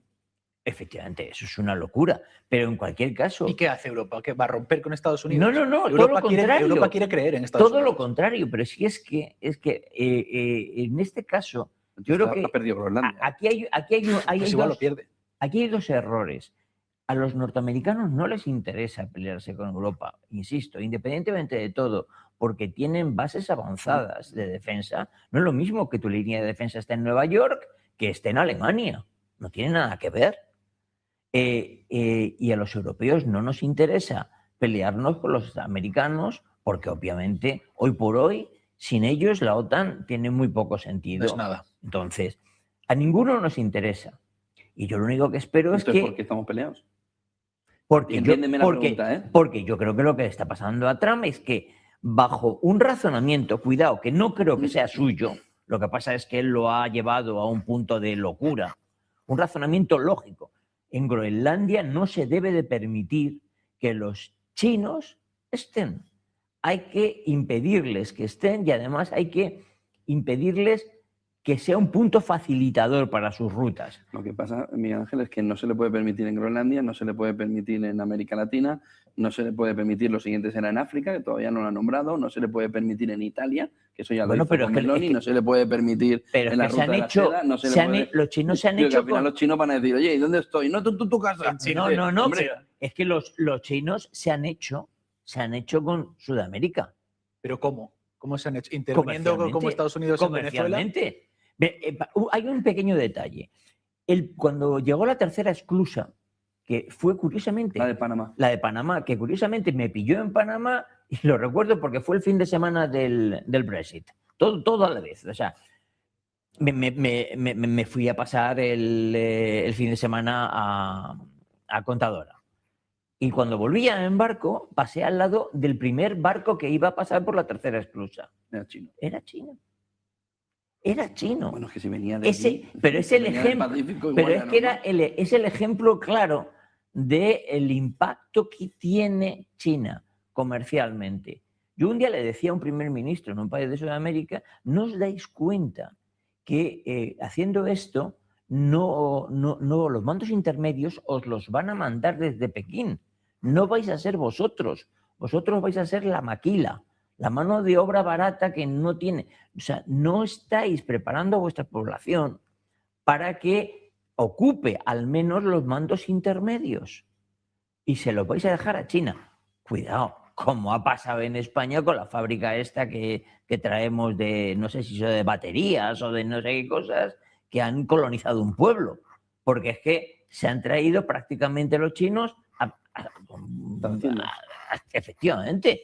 Entonces, eso es lo que está pasando. Y bueno, y en África me llamaba muchísimo la atención. Un día conozco en Ciudad del Cabo al que era el director general de Mercedes. y me comenta que él venía de México, era un alemán que venía de México y dice, mira, resulta que es que ahora cuando tú te vas a China, mírate los paneles y mira cuántos vuelos hay diarios a Sudáfrica. Hay todos los días, estoy hablando de esto hace ya más de 10 años, hay todos los días 3. Es decir, han colonizado para que sea su puesto, su fábrica barata. Colonizado no. Colonizado sería lo que haría Estados Unidos militarmente. Bueno, han ganado en la libre competencia económica. Si es que lo dice Trump. Quien esté con el libre mercado está con China. Pero yo digo que hoy en día las colonizaciones yo creo que no son militares, sino que son comerciales. Pero usted viene, creo, de la teoría liberal del libre mercado y demás. China se está imponiendo por ahí. No se puede hablar de un colonialismo. Si prefieren a China ciertos países en desarrollo, hay que preguntarse por qué. ¿Qué ofrece China mejor que ofrece Estados Unidos? No, porque resulta de que China, perdón, a Sudamérica, tanto los europeos como los norteamericanos, los han abandonado. Y como los han abandonado, lo ha ocupado, en este caso, los chinos, muy inteligentemente. Si yo no critico lo que están haciendo los chinos, lo que digo es que a mí me gustaría que en el futuro mis nietos no hablasen chino, siguiesen hablando inglés. ¿Por qué? Pues porque obviamente yo prefiero... Yo preferiría que hablasen español correctamente. Yo prefiero hablar... Y luego chino si quieren, y ruso también. Pues yo prefiero que... inglés, ¿por qué no? No hay límite. No, lo que quiero decir es la cultura occidental me gustaría que se siguiese siendo la preponderante. Pero vaya usted a saber qué es eso, ¿no? Mi cultura es la de Donald Trump con sus rollos evangélicos raros, la cultura de las armas. Que no es la de Donald Trump. Claro, vamos, pero es que cuidado. Vaya usted a saber qué es eso. Vamos a ver. Yo a Donald Trump le he criticado por activa y por pasiva. Desde antes de ganar. Desde antes de ganar, ¿eh? O sea, yo estoy en contra de... Pero cuidado, mientras que con George W. Bush, el hijo, vamos, siempre se decía que no gobernaba él, pero que gobernaba en la sombra Dick Cheney.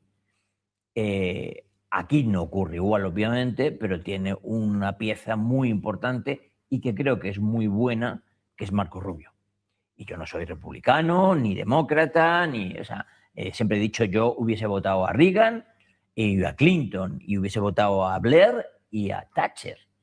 O sea, yo creo que hay que dejarse de determinadas ideologías. Pero el problema que tenemos es que si ya estaba medio loco, yo creo que ahora está loco del todo. Y llevamos un año, a mí este año se me ha hecho eterno. Sí, rápido se me ha hecho eterno, pero eterno, en un mundo donde se te olvida... Que la pregunta es, ¿qué va a hacer en el segundo año? Pues más de lo mismo. ¿Qué va a hacer a partir de hoy? Hoy empieza el segundo año. Bueno, hoy celebra que llega el primer año, pero ¿qué vamos a tener? Hay un acto que yo no creo que lo haga por puro formalismo, sino que lo lleva intrínseco en su manera de ser. ¿Os habéis dado cuenta de que en todas las comparecencias que hace en la Casa Blanca está sentado y todo el mundo está de pie detrás de él? Eso es impropio de un simbolismo. Es un simbolismo clarísimo, pero es impropio de un presidente norteamericano. Eso no lo habíamos visto nunca. Siempre se les ve sentados en el despacho oval con la mesa detrás, todo. O sea, para decir soy el que mando no hace falta que te pongas la guerrera de capitán general. Todo el mundo lo sabe que mandas. Este no, este se pone la guerrera, es decir, se sienta allí y todos de pie detrás mío. Y los llama. Trae el otro día lo que pasó con Repsol, el presidente de Repsol, lo siento, pero joder, me recordaba el presidente de la FIFA, que es que parecía que le iba a hacer reverencias. O sea, ver al presidente de la petrolera española plegarse así a Trump, cuando no se plegó el americano del ExxonMobil, no sé, me choca.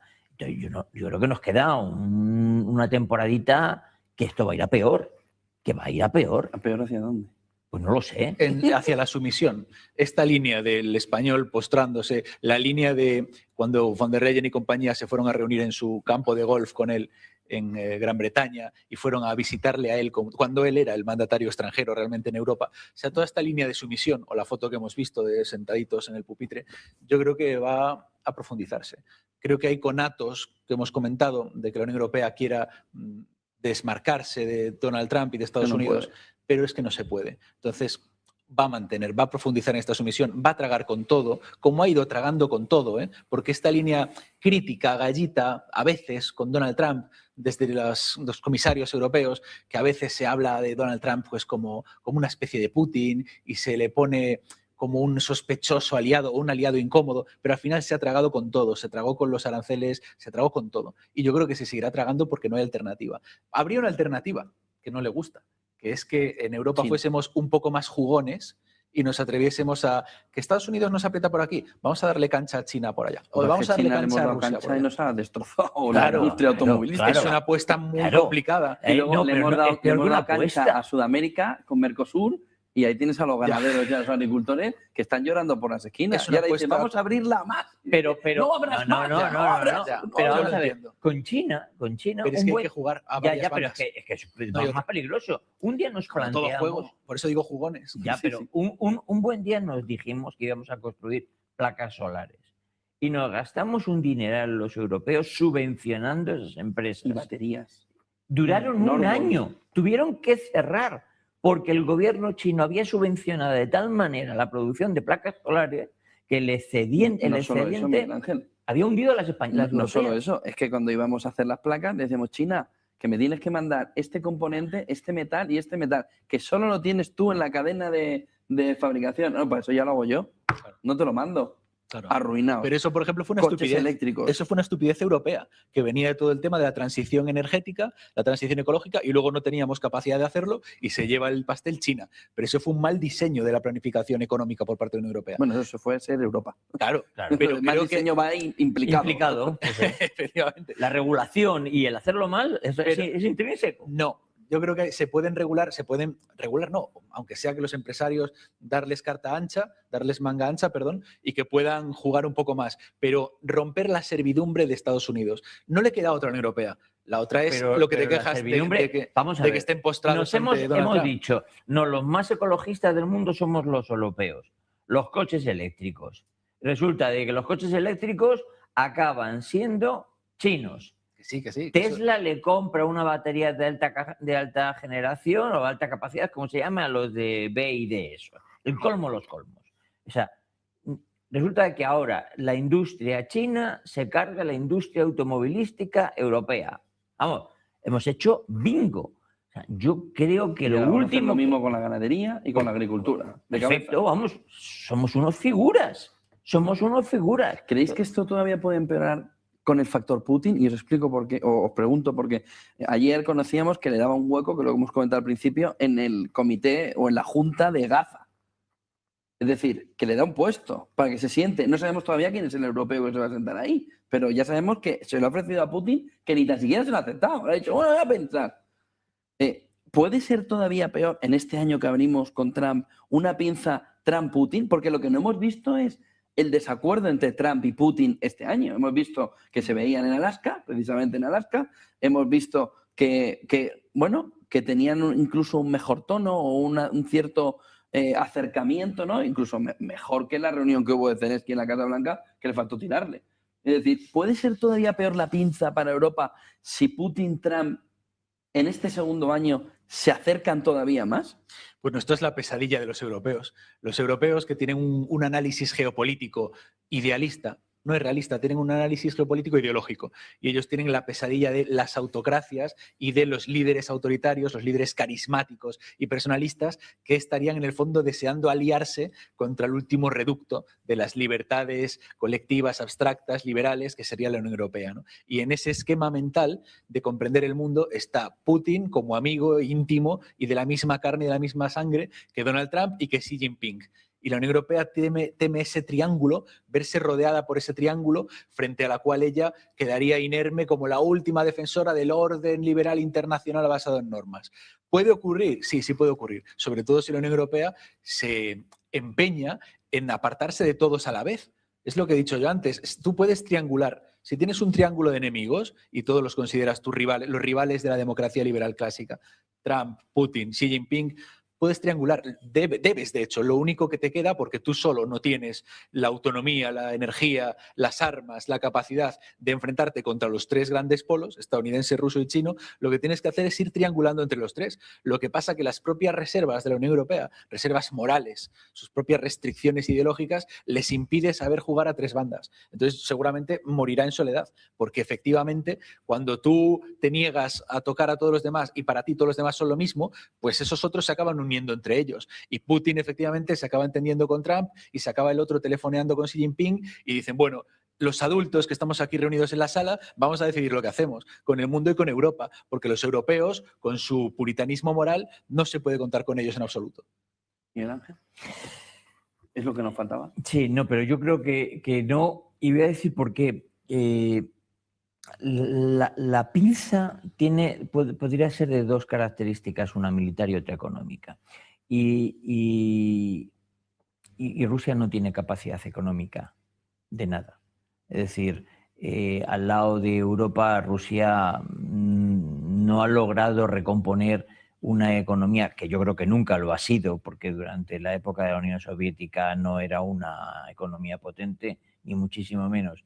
Entonces no tienen una capacidad. Y luego la capacidad militar, a pesar de todo lo que pueda parecer, si no son capaces de conquistar Ucrania, no tienen una capacidad tan grande como yo creo que quieren hacernos ver. Lo que pasa es que cuando estás en guerra, la sensación que transmite es muchísima más potencia de la que realmente es. Entonces yo creo que Rusia no es... Cuando digo enemigo, quiero decir no para enfrentarse, pero que no es un contrincante que pueda hacer frente a Europa. El daño no puede venir por los norteamericanos, nada más.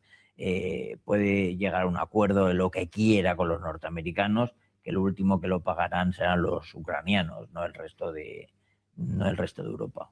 Y solo una cuestión más. Habría anoche el foro de Davos, decía que Trump iba a plantear en este segundo año como un nuevo orden mundial.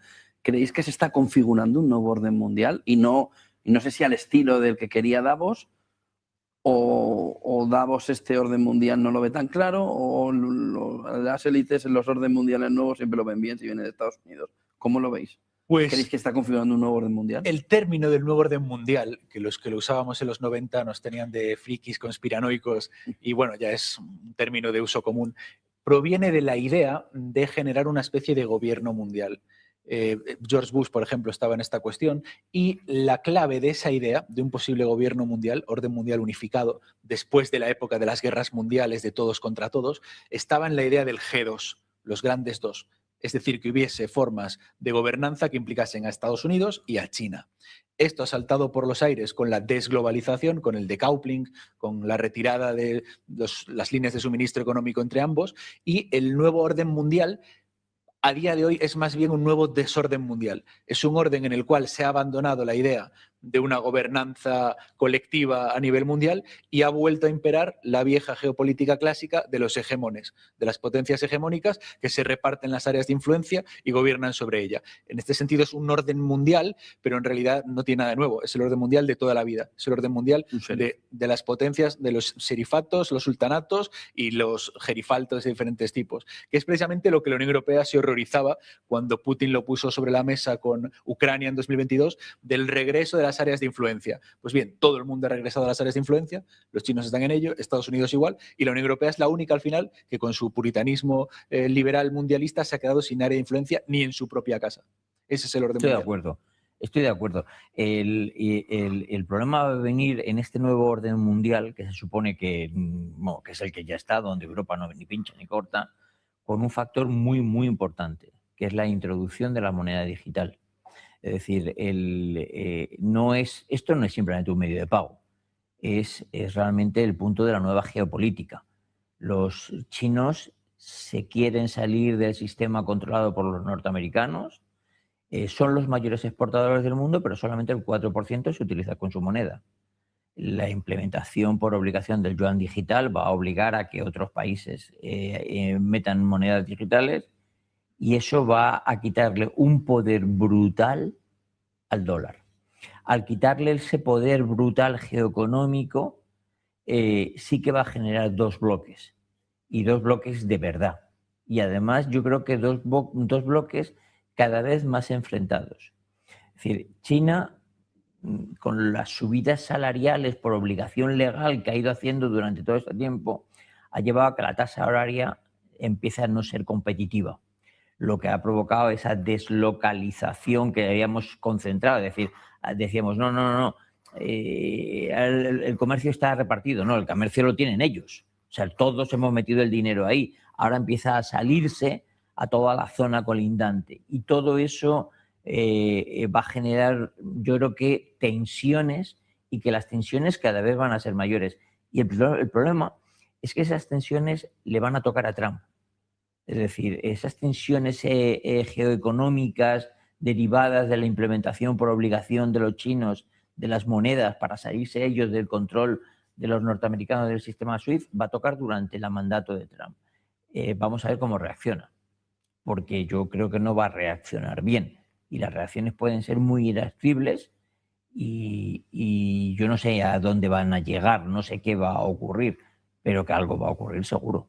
Miguel Ángel Jasiel, gracias por acompañarnos este primer aniversario de Trump. Buen día y buen negocio los dos. Muchas gracias. Igualmente. 10 y 12 de la mañana en un mercado bajista. Vamos a ver cómo hará Wall Street, pero los futuros vienen de entre ayer y hoy con un hueco importante a la baja. Seguimos analizando este primer aniversario. Dentro de 40 minutos va a hablar von der Leyen, que va a abrir el día en Davos. Y luego China, a quien escucharemos aquí en Autos Televisión. Enseguida volvemos. Pequeña pausa.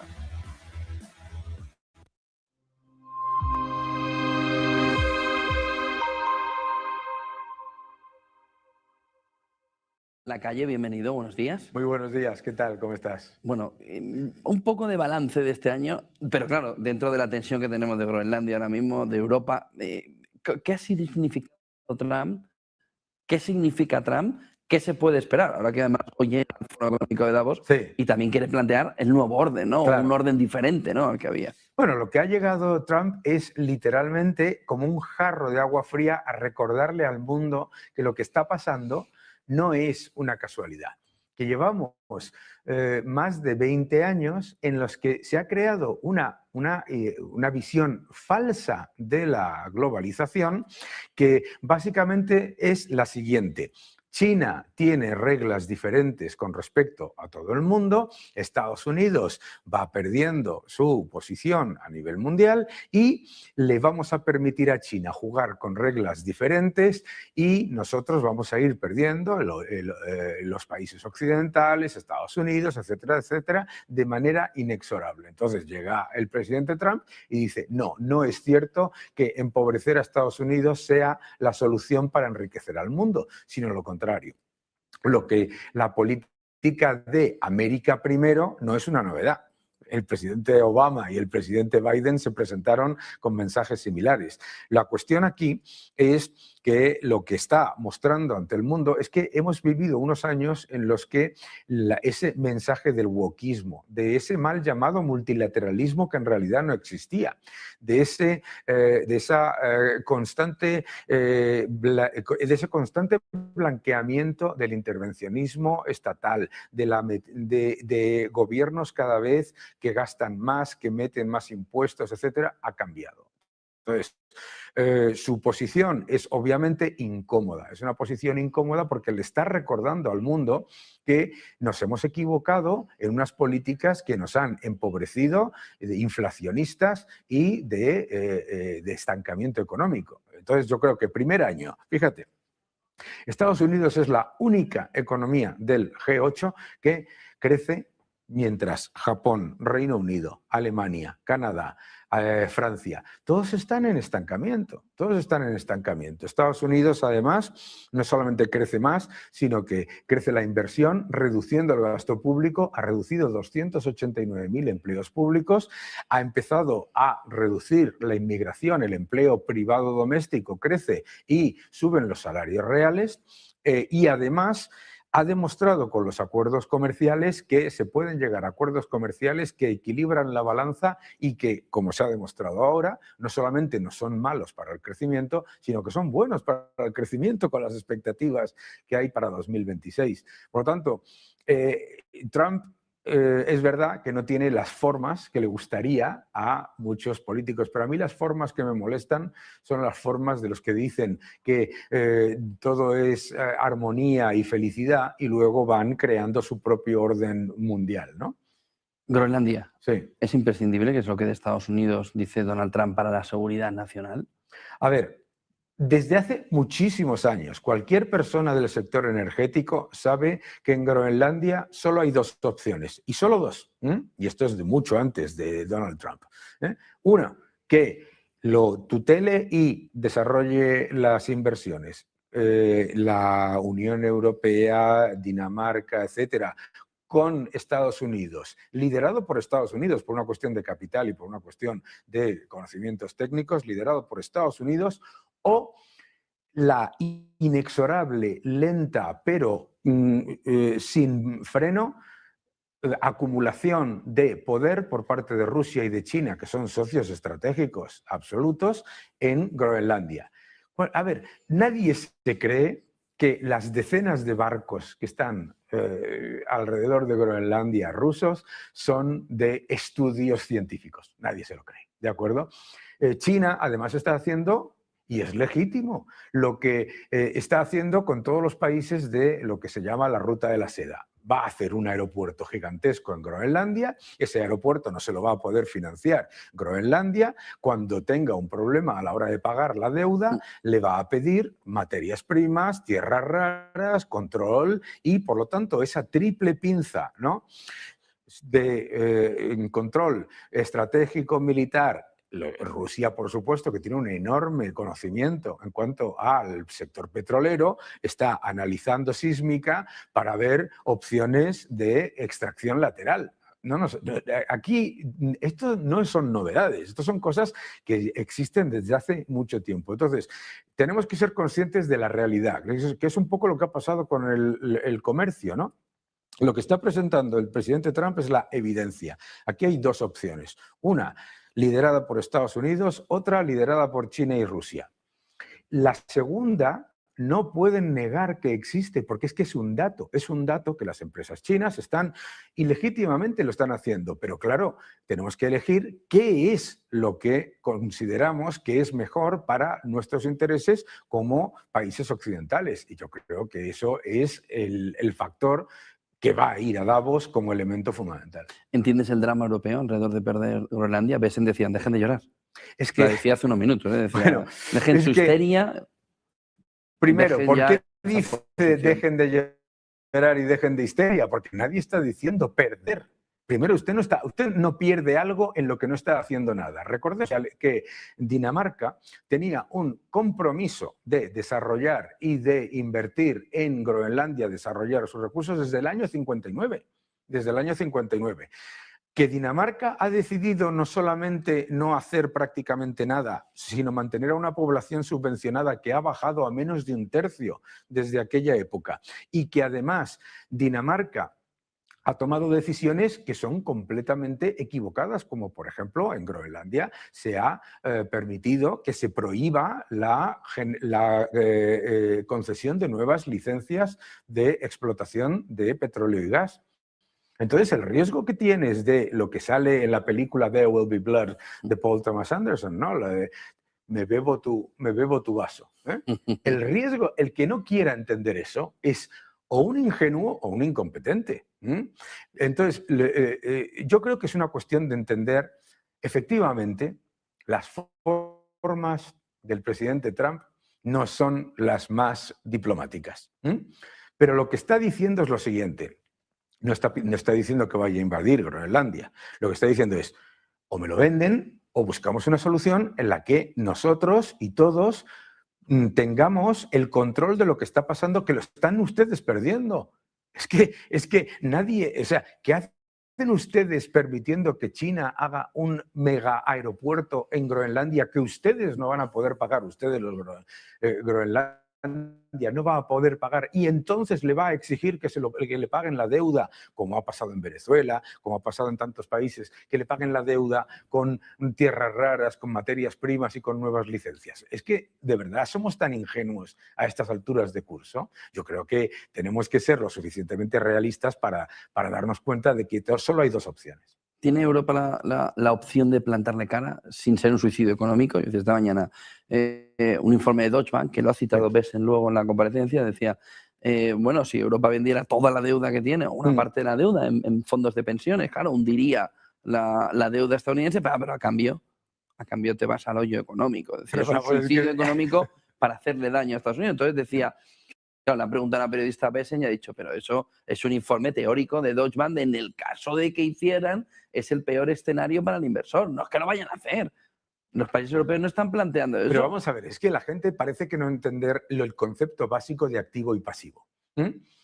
Cuando la Unión Europea decida, si se le ocurre la idea de vender las reservas, es decir, la deuda de Estados Unidos, que son sus reservas, activo, ¿qué es lo que le pasa al pasivo, el euro? Es que se van a cargar el euro. ¿Entiendes? ¿Qué es lo que van a hacer? ¿Qué van a hacer? ¿Comprar oro? ¿Así? ¿Ahora? ¿Qué van a hacer? Porque no lo van a hacer. ¿Qué es lo que van a hacer? ¿Comprar deuda china? ¿Qué es lo que van a hacer en el activo? Eso es lo importante que tenemos que entender. O sea, parece, esto de la opción nuclear es una idiocia de tal calibre que no tiene ningún sentido. Pero no es esa la cuestión. La cuestión es, la Unión Europea tiene mucho que hacer.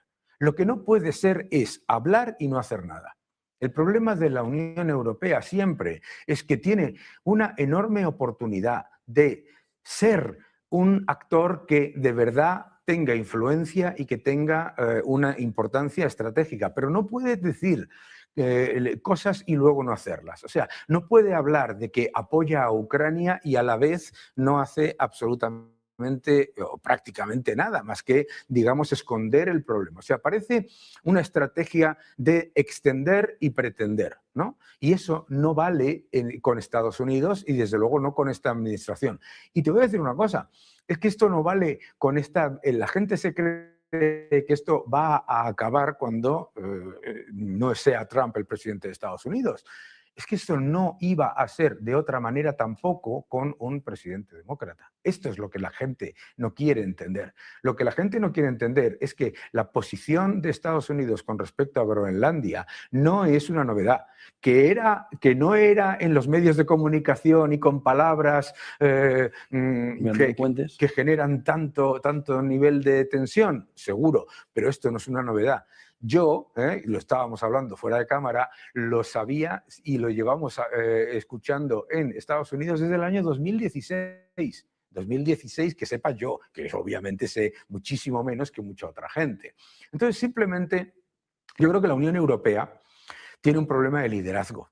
Pero la Unión Europea tiene capital humano, tiene fortaleza económica y tiene fortaleza también estratégica, pero no puedes tener fortaleza estratégica si no tienes liderazgo ideológico. Y lo que no puede ser es presentarte en un mundo que ya se ha demostrado que esa idea de que algunos llaman globalismo, ¿sabes?, ha sido un fracaso absoluto y que en realidad la idea de que se vende en tantos medios de comunicación europeos, de que China es como una especie de ente pacificador que no se mete en nada y no hace nada, es simplemente incorrecta, ¿no? Es simplemente incorrecta. Entonces, la Unión Europea tiene que hacer dos cosas.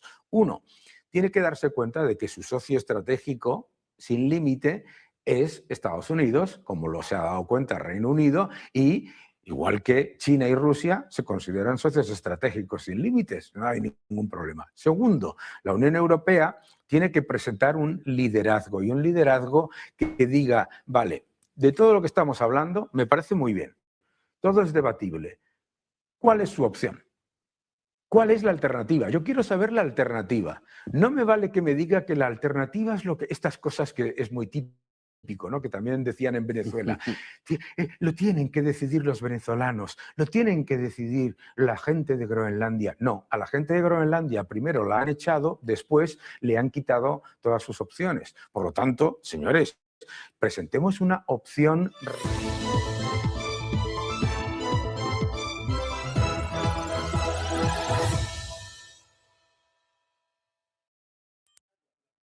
8:10 de la tarde, hora central europea. Vamos directamente a escuchar las palabras del presidente de Estados Unidos, Donald Trump, junto a la secretaria de prensa, Caroline Leavitt.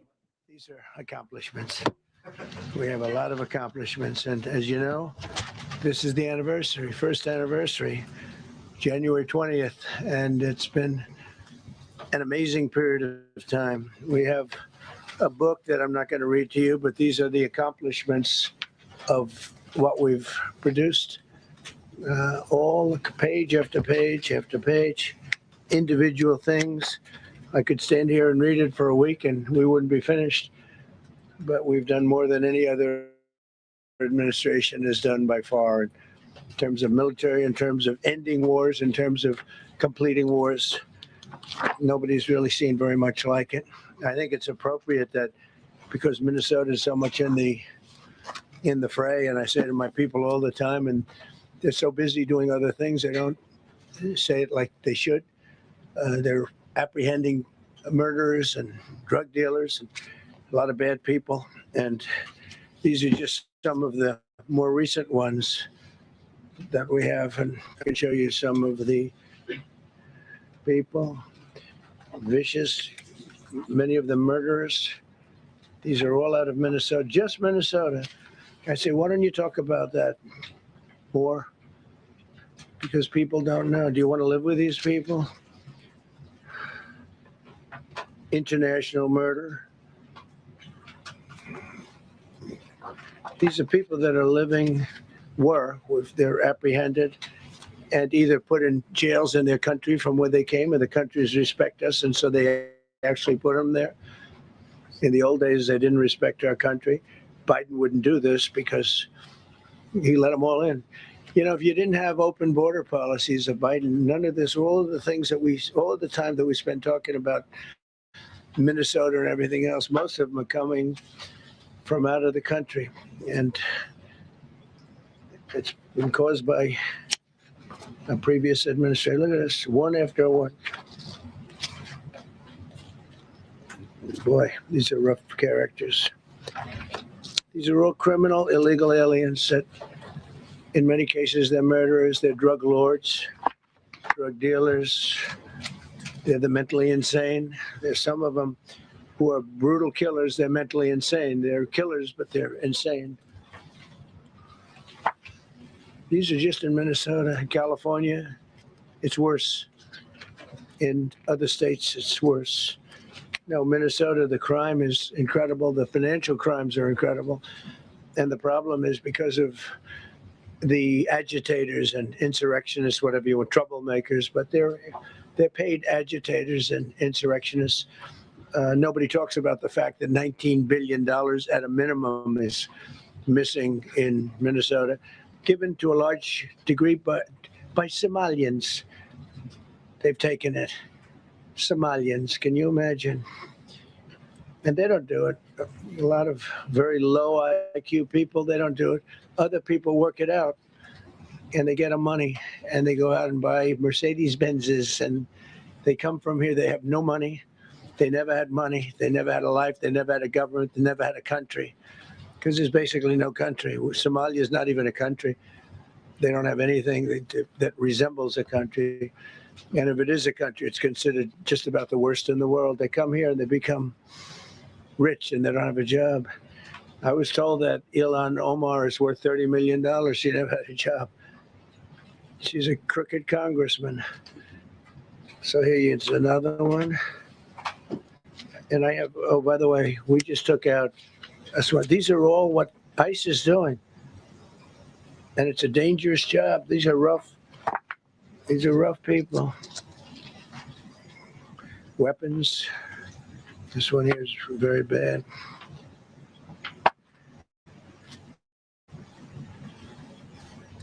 I'm going through this because I think we have plenty of time.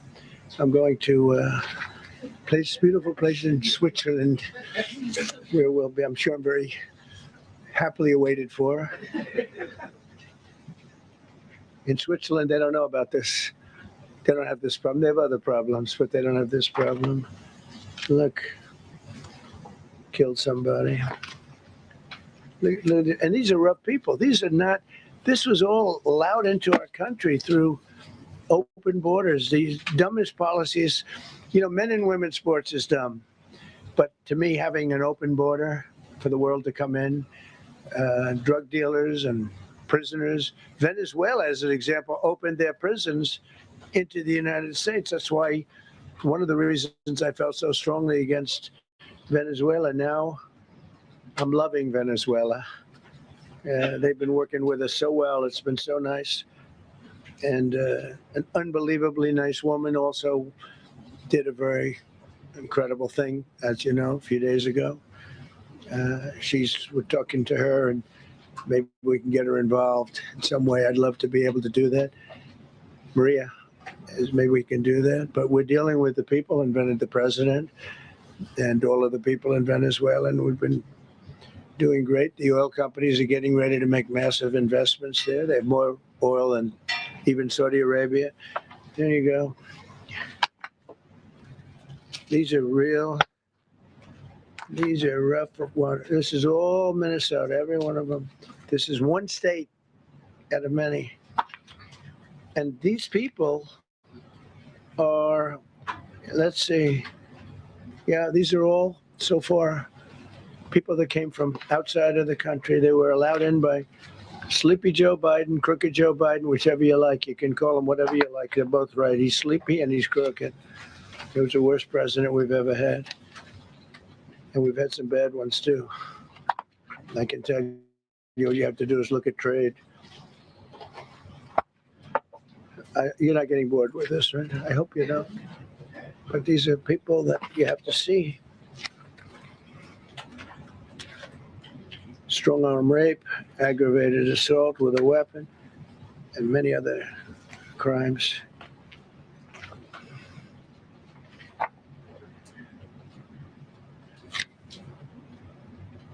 Gang member, known as one of the toughest people around. These are tough people. So this is what the people are trying to protect, because all ICE wants to do is get them out of our country, bring them to prisons and jails and mental institutions from where they came. That's all they want to do. They're patriots, and they have to be abused by guys like Don Lemon, who's a loser, lightweight. I saw him the way he walked in that church. It was terrible. I have such respect for that pastor. He was so calm. He was so nice. He was just accosted. What they did in that church was horrible yesterday. Look at this. 24 convictions. 24 times convicted. They're not charges. These are convictions. So he comes from outside the country. Do you think he's going to be good here? He's convicted 24 times. He's going to be good here, right? It doesn't work that way. It's a man murder. It's one of many. One of many.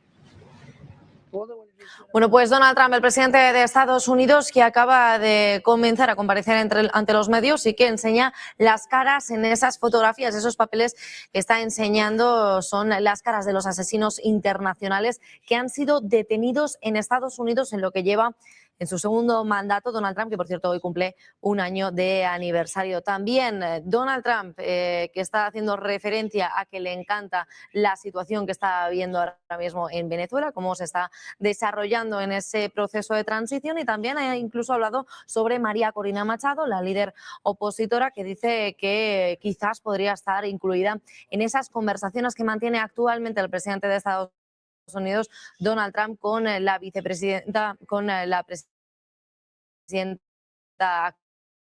actual interina de Venezuela, Delcy Rodríguez. Además, dice que podrían barajar en esas conversaciones. Seguimos escuchando a Trump. Look at this. All top of the line criminals. They're not going to be good. They're not going to be well behaved here. Over 3,000 in the last fairly short while. Just in Minnesota. What's the number, Carol? 10,000. 10,000 criminals arrested in Minnesota alone. 10,000 criminals. And these are serious criminals. Now, how can a place with 10,000 criminals, how can you have a state? And yet they're fighting us. See, I like that guy. Keeps nodding to me. Do you agree with me, I guess? I like him. I don't know who he is, but I like him. He keeps saying, he says, you're right. He's obviously a little on the right side, maybe. Look. These are rough ones. So this, we just took this off a stack. We have many stacks like this. Like I could go 30 times what I'm showing you now.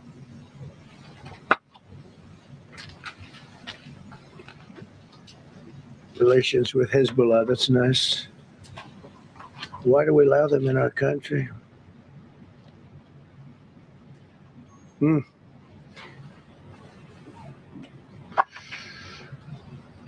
just looking at these charges. It's just pretty incredible. Many murderers, many murderers. People that murdered.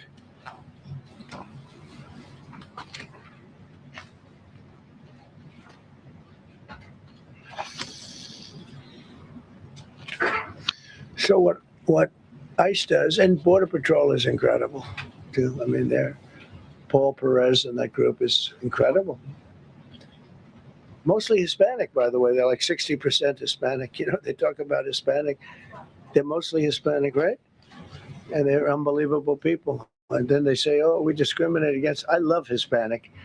They are unbelievable. Entrepreneurial. They have everything. I did great. I did the highest. Nobody ever got numbers like I got from the standpoint of being a Republican. But even if you look at Texas, I won the entire border along Texas, between Texas and Mexico. It never happened before. Nobody's ever done that before. I did it as a Republican. I did it. I love the Hispanic. And they accuse us of all sorts of things. 60% of the people we're talking about, they're the best people we have, and they're Hispanic. The Border Patrol is largely Hispanic. ICE is largely Hispanic. They're unbelievable people. I don't know how they can take the abuse. They're taking rough people like this, like all of them. We have 10,000 at least. I could have done 10,000 of them. You're lucky I only did like 100. And this isn't even the worst of the group. They have murderers. They have some people we can't use their picture for legal reasons, but they're up for murder in their own country. And we jeopardize their case. When we send them back, and we coordinate with other countries. A tremendous amount of work. All allowed in here by an open border policy of the worst president in the history of our country. A man that didn't win the election, by the way, it's a rigged election. Everybody knows that now. And by the way, numbers are coming out that show it even more plainly. We caught him. So I just want you to know that it's a terrible thing. Here's the book on accomplishments. And this is something, I'm glad my finger wasn't in that sucker. That could have done some damage, but you know what? I wouldn't have shown the pain. I would have gone back. What, did you hear that? That was nasty. But I would not have shown the pain. I would have acted like nothing happened as my finger fell off. That was nasty. I think somebody did that. It was him. It was my man. How were you? You didn't do it. I know you did. I know you didn't. So, but here's the book. These are all things we have. I'm going to read a few of the samples, but look at this. These are all, each line is something that we did.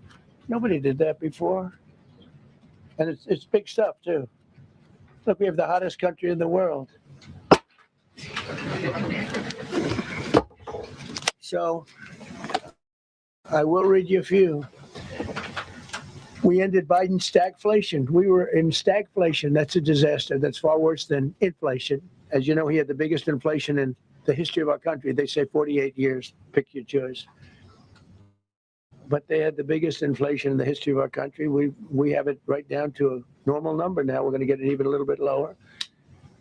Created super high. What we've done with growth is incredible. We created super high economic growth, and America is booming. It's booming. There are thousands of businesses right now that are being built. Many of the biggest factories in the world are being built right in our country. They're not going to other countries. They're leaving other countries. Fourth quarter GDP is on track to pass perhaps much more than 5% growth, and that's despite the fact that we had a Democrat shutdown. They shut down our country, and we had 5%. Nobody's in this room has ever heard about 5%. I think it could be 20% if we do it right. If we don't, every time we have good numbers, they raise interest rates. Bueno, pues Donald Trump, que ha hecho referencia y continúa enseñando las caras de esas personas que ya son detenidas en Estados Unidos, subraya que son asesinos internacionales que ya están encarcelados. También hace referencia a la situación con Venezuela, dice que actualmente le gusta mucho lo que está viendo y el desarrollo hacia esa transición, incluso ha hablado sobre María Corina Machado, dice que podría involucrarla en las conversaciones que está teniendo actualmente el presidente de Estados Unidos junto con Delcy Rodríguez, la actual presidenta interina de Venezuela. Además, está haciendo referencia a la inflación en Estados Unidos. Dice que han llegado a tener la más grande de la historia por 48 años, pero que ahora la tienen normal. De hecho, que la van a conseguir bajar un poco más y que América ahora mismo está en auge. Son muchos y miles de negocios los que están intentando invertir en Estados Unidos. Seguimos escuchando. I guess the average now they're saying is 231. I mean, he was at $4.50 and $5 for periods of time. And he went back to the Trump formula, but he didn't do it properly. And he really went back to parts of it because you would have had $8 gasoline if they didn't. But he didn't do it properly. He had people that didn't know what they were doing. Core inflation for the last 3 months is 1.6%. 1.6. Their core inflation was so high that nobody could even calculate it. Under Biden, real incomes declined $3,000. Think of that, $3,000. That's a year. In 12 months, Trump real incomes went up by $2,000 and $3,000 and even in some cases $5,000. It's a tremendous difference. Stock market has set 52 all-time record highs during the course of the 11 months, because this was done on 11 months. Now we are actually officially 12 months as of today. 52 all-time record highs. That means 401ks did great. I have people see me all the time, policemen that guard us really well, and got to know them a little bit. They said, "Sir, you're making me look so good. My 401k is through the roof. My wife thinks I'm the greatest genius, and I'm a financial genius like Warren Buffett." He told me that. He said, I think they have better returns than Warren Buffett right now. But he said, all my life, my wife has been criticizing me for not being smart financially. Now, all of a sudden, she loves me more. But we added $9 trillion in value to retirement accounts, saving many people. I mean, they were going out of business. Think of it. We added $9 trillion of value to retirement accounts, savings accounts, and 401ks. That's during the course of 12 months. And I think it's probably 11 months because I don't think they have it for the 12. They have it for the 11. Added $9 trillion of value. Lifted more than 1.2 million Americans off food stamps in 1 year. They would have had another 1.2 million. We would have had, welfare would have gone up. And instead of investing $18 trillion in our country, now it's probably more than that, but $18 trillion and having thousands of plants being built all over the country, you would have had thousands of plants closing all over the country, and you would have had disinvestment, and you would have had welfare going way up. You know, if you look at SNAP, take a look at SNAP, what happened with that? It was at $7 billion, and it came out to over $51 billion. Nobody has ever seen anything like it. The past administration had no clue, or they were really bad, but they basically had no clue. But they did have a concept. I mean, they're still trying to sell the idea of men playing in women's sports. You saw that in the Supreme Court. I mean, some of those justices were fighting for him, too. They were fighting for him. But you saw that just the other day in the Supreme Court. Men playing in women's sports doesn't work. Secured a record-breaking $18 trillion in commitments for new investments. Apple, NVIDIA, SoftBank, Oracle, TSMC, Johnson & Johnson, Eli Lilly and Company, Micron, AstraZeneca, General Motors, Hyundai, Ford, Honda, GE Aerospace, many others. I left a Ford plant a week ago in Michigan that they were going to close 2 years ago, and now they just announced that they're going 24 hours around the clock making cars. Tariffs did it. I don't know what the Supreme Court's going to do. I think to me it reads so plainly, couldn't be plainer. You're allowed to do a license. Tariff is probably less severe than what a license could be. But think of it, you're allowed to do a license, and then they have a clause at the end, something to the effect, or what is necessary, something to that effect. And what is necessary with tariffs? I don't know where there's a case even there, but we've taken in hundreds of billions of dollars, and if we lose that case, it's possible we're going to have to do the best we can in paying it back. I don't know how that's going to be done very easily without hurting a lot of people. But we're waiting for that case anxiously, and we have tremendous national security because of tariffs and tremendous income. You know, we have, and by the way, no inflation. So everyone said, oh, tariffs will cause inflation. We have no inflation. We have very little inflation. Biden had inflation, and he didn't do tariffs. We had a huge problem. We have a 62% reduction in our trade deficit. So if you had a 1% reduction, a normal president would have a 1%, 2% reduction. Everybody would be high-fiving. At a 62% reduction, next year we won't have a trade deficit. We secured most favored nations agreements to slash drug prices by as much. To me, I think this might be the biggest thing of all. We get zero talk about it. The New York Times had a story way in the back of the paper, a little story about it. I think it's the biggest thing there is when you talk about healthcare. Drug prices will go down more than ever before for any country because we were priced at such a level that we were subsidizing the entire world, big place in the world. We were paying 10, 12, 13 times more than other countries. 13 times, well, not 13%, 13 times more. A pill that was selling in London for $10. Bueno, Donald Trump, que continúa alabando la economía de Estados Unidos, está haciendo un repaso por todos los hitos que ha conseguido durante este segundo mandato. Hoy hace un año que entró en el poder de nuevo en Estados Unidos y está repasando todo lo que ha conseguido. Entre ello, subraya la situación de la economía. Dice que la administración basada con Joe Biden no tenía ni idea de cómo gestionar la economía del país y por eso también tenían inflación, no utilizaban los aranceles como herramienta de negociación como está haciendo Donald Trump y que gracias a esos aranceles pues se está reduciendo el índice de inflación, además de que están obteniendo muchas inversiones, nuevas inversiones en el país, sobre todo en compañías tecnológicas, también compañías de automóviles como por ejemplo Honda, Ford y también con compañías farmacéuticas. AstraZeneca ha subrayado que van a rebajar los precios de los medicamentos como nunca antes lo han visto. Vamos a seguir escuchando. We signed one big, beautiful bill. I call it the great, big, beautiful bill, delivering the largest tax cuts in history. No tax on tips, no tax on Social Security, no tax on overtime. We made interest on car loans tax deductible for U.S.-built automobiles only. So if you buy an automobile built in the United States, we're not doing it for Germany and Canada and different places. We're doing it only if it's built here. We want them to be built here. A lot of the Canadian auto plants are closing and they're moving into the United States. Same thing with Mexico, same thing with Germany, and same thing with Japan and other countries. They're moving into the United States because of tariffs, because they don't want to pay the tariffs. It's too much. They can't pay the tariffs. So they're coming here. Nothing different than what other smart countries did, but it works better for us. Under my leadership, it's not done properly, but it's done properly. We have, again, more plants being built than at any time in the history of our country.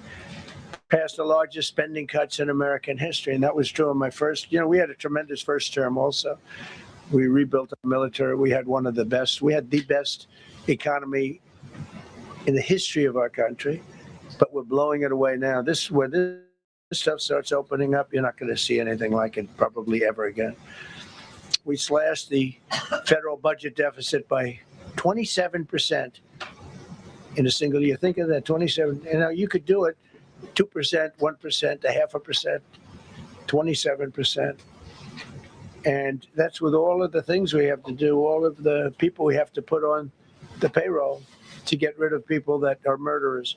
Again, when you see people in Minnesota that are murderers, these people are fighting to keep them there. And I say to Christie and to Tom Homan, the great people, they're working so hard.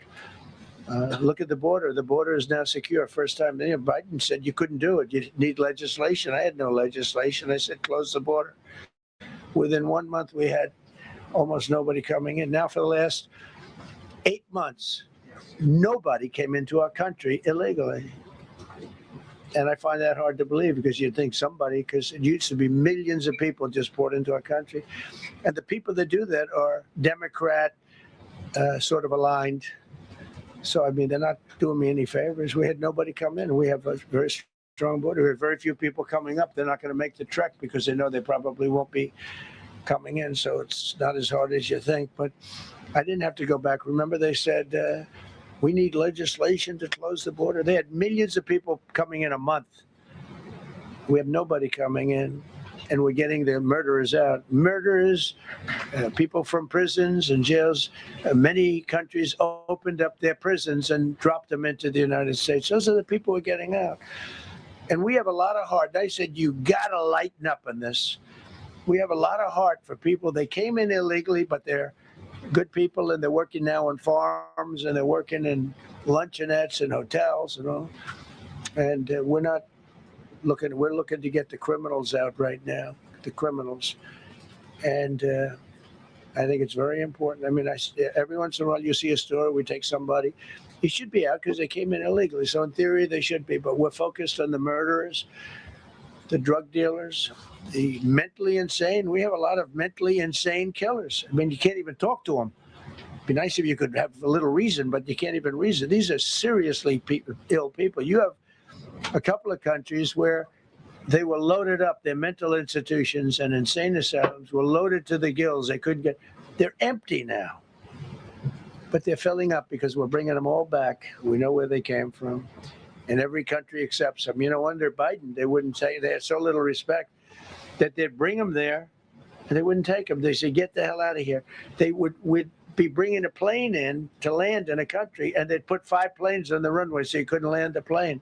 So they'd come back with the people that they were bringing back. They don't do that with me. They do that with me. They have problems. They don't do it. They accept them back. They're not happy about it, but they accept them back.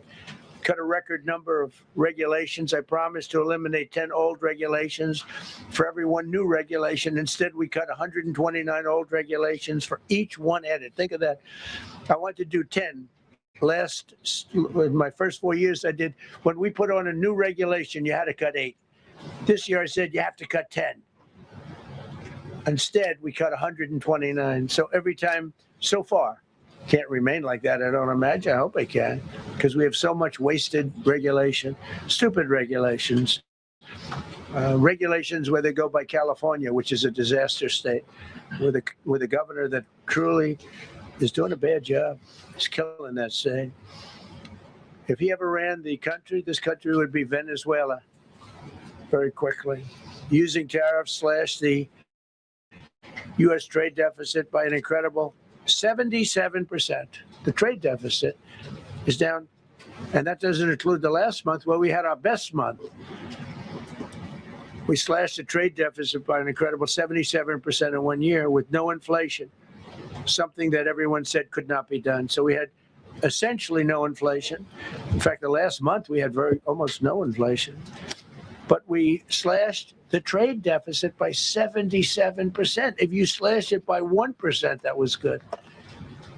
Again, we did that with tariffs and intelligence. We did that with November 5th, great election. We secured historic trade deals to reduce barriers on U.S. exports with countries covering 40% of all U.S. trade. Think of that. American exports are up by more than $150 billion this year. People Donald Trump, que subraya todos sus logros en este segundo mandato, hoy por cierto lograba ese primer año de su presidencia después de que saliera elegido ese pasado 5 de noviembre, dice que no tienen inflación a pesar de los aranceles, sí que se compara también junto a la anterior presidencia de Joe Biden, dicen que ellos no tenían ni idea de la economía en Estados Unidos y que también ha aprovechado para informar de que los logros que ha correspondido durante este segundo mandato, dice gracias a los aranceles, han dado más relevancia sobre la tremenda seguridad nacional y sobre los ingresos, y que todo ello ha sido gracias a la herramienta que ha utilizado a modo de negociación, como esos aranceles. Además, dice que Joe Biden, a diferencia de él, sí que tuvo esa inflación y no impuso los aranceles. Por eso es uno de los motivos, subraya, por los que la economía de Estados Unidos funcionaba peor. Vamos a seguir escuchando. Jobs where they had 10 people for every job.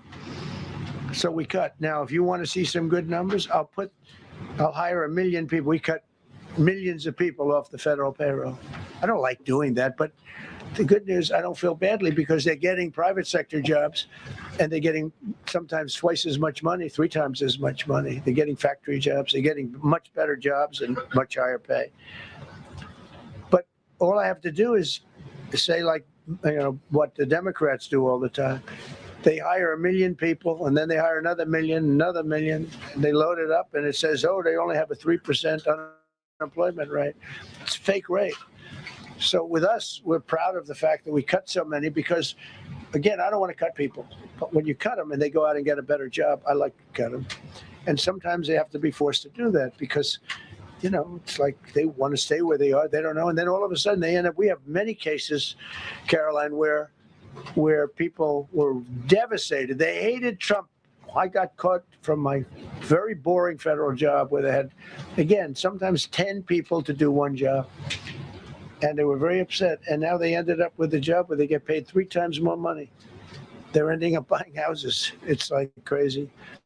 So they went from not liking me to liking me a lot because it's hard to get. We need people. We need people. It's one of the reasons. I mean, when you have good people in the farm or good people in hotels and everything else, we want to work with them as much as we can. Under Biden, 1 out of 4 jobs added was a government job. Think of that. So 25% of the jobs added. That's when you know that, that's 25% of jobs aren't real jobs. But again, I could do that. I could add 2 million jobs right now, would have an unemployment. I could say, just hire some more people. I do the opposite. I say, get rid of everybody that's unnecessary because that's the way you make America great again. When you have, all these jobs where people are sitting around doing nothing and they get a lot of money by the government, it's no good. But that's what the Democrats do. They show, oh, we were at 4% unemployment. That's a good number. But they just add jobs, or they wouldn't cut. They would never cut jobs. Under Trump, 100% of all new jobs created have been in the private sector. Think of that. Not 1% has gone to federal. So under Biden, 1 out of 4 was a government job. Under Trump, 100% of the new jobs created, 100% came from the private sector. That's how you make your country wealthy and strong and good. We inherited the worst border in history and turned it into the strongest border in history. Illegal crossings have plummeted to the lowest level ever recorded, down 99.999%. That means down 100%. 99.99. Now, we want to find out who that one person is. For 8 months in a row, 0, and these are government numbers, these are not my numbers. For 8 months in a row, 0 illegal aliens were admitted to our country. 0.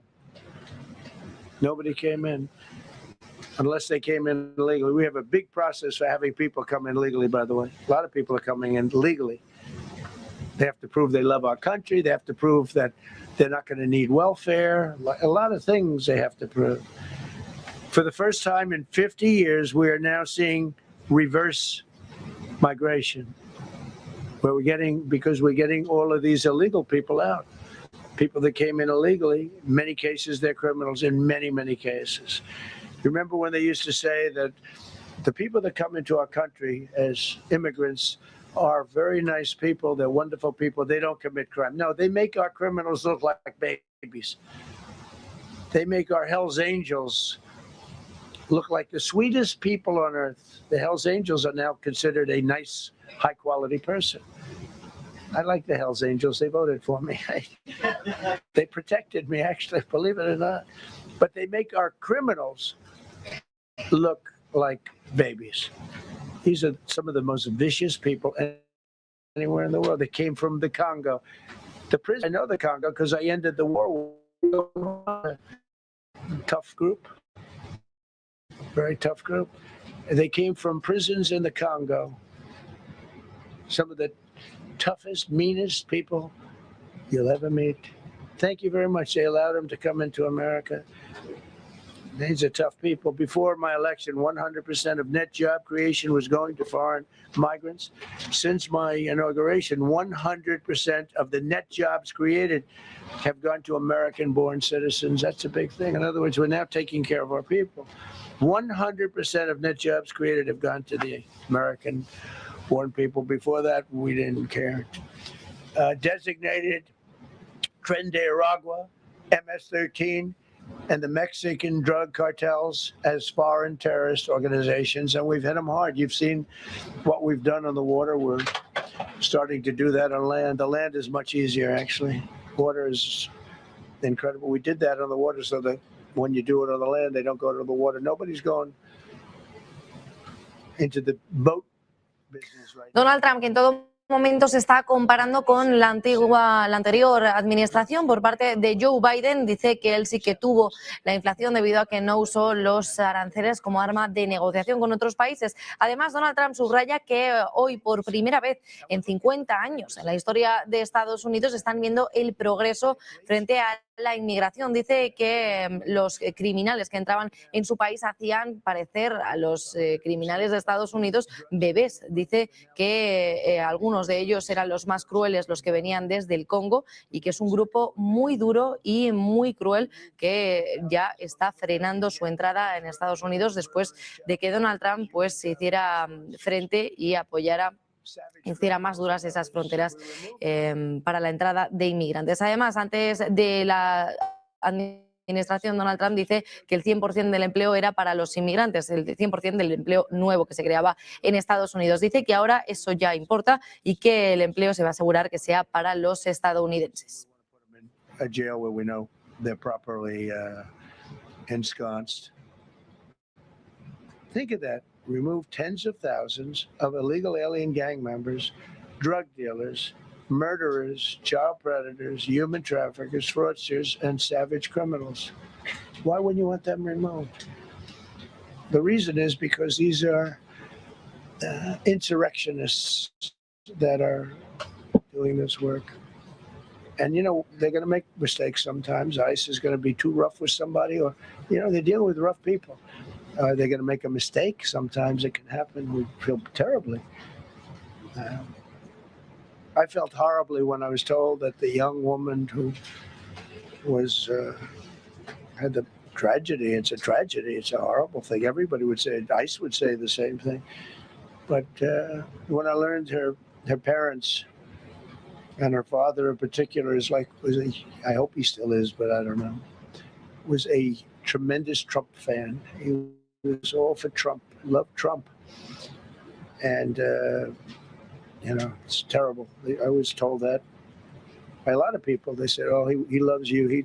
He was I hope he still feels that way. I don't know. It's a hard situation. But her father was a tremendous, and parents were tremendous Trump fans. It's so sad. It just happens. It's terrible. Halted all refugee admissions to the United States, including from Somalia, which is a terrible, terrible place, another dangerous place. And we also stopped the pirates because they get the same treatment as the drug boats. So in Somalia, the Somalians, you know what they're good at? That's about the only thing they're good at is they're good at pirating ships at sea, big ships. So you have a huge oil tanker with millions of gallons, millions of barrels of oil. And if it gets hit by a big weapon, the whole thing blows up. And they don't want to fight, because if they do, they're told by their insurance companies, do not hand over the ship. And they're not allowed to have any guns on the ship. They're literally, you have these massive ships being taken over by a Somalian small boat with a big weapon. Because if they hit the side of the ship can blow up to, I mean, you talk about a blow up. Bad, we've seen some bad things happen. And the insurance companies, some of these ships cost more than $1 billion to build. And the insurance companies say, look, we'd rather give them money than take a chance on $1 billion insurance policy. But they don't have to worry about it, because we hit them the same way we hit the people with the drugs in their boat. They don't know what the hell happened. But all of a sudden, there are no pirates at sea. Do you notice? We haven't had a boat taken in a little while. Came out of Somalia, a really corrupt place. It's not a country. They don't have government. They don't have anything. I always hate to see this. Ilhan Omar, she comes from Somalia, a backward country, probably the worst country. They say it's the worst country in the world, if it's a country. I don't even think it's a country. There's no organization, no anything. They don't have police. They don't have military. They don't have anything. They just have people running around killing each other and trying to pirate ships. But she'll come here, comes, and then she wants to tell us how to run our country. The Constitution says that I am entitled to this. I can't stand her. Terminated all taxpayer-funded benefits for illegal aliens and kicked 275,000 illegals off of Social Security. They were illegally getting Social Security. 275,000 people. I'm telling you, it's not that this is pleasurable, but if I were an elected president, this country was going to be destroyed quickly, very quickly. I think within a year, if you had Kamala or a Joe type. I mean, Joe was a disaster, but if you had Kamala, he was the replacement. I was up by like 25 points on Joe, and they said, hey, let's get somebody else. This never happened. Well, I had so many firsts. You're leading somebody by a lot. And they say, oh, let's take him out. Let's put somebody. That's like I said to Dana White the other night. I said, you know, Dana, it's like you have a fighter, two fighters. One guy is winning by a lot. And they say, oh, let's take this guy out. Let's put a new fighter in the ring with him. That's what happened to me. I was doing great with Biden. The whole campaign was against Biden. All the money was spent against Biden. And all of a sudden I got Kamala. Everyone said, who the hell is she? But that didn't work out too well for them. But never happened before. We are about lots of firsts. Designated English as the official language of the United States of America. We did that very powerfully.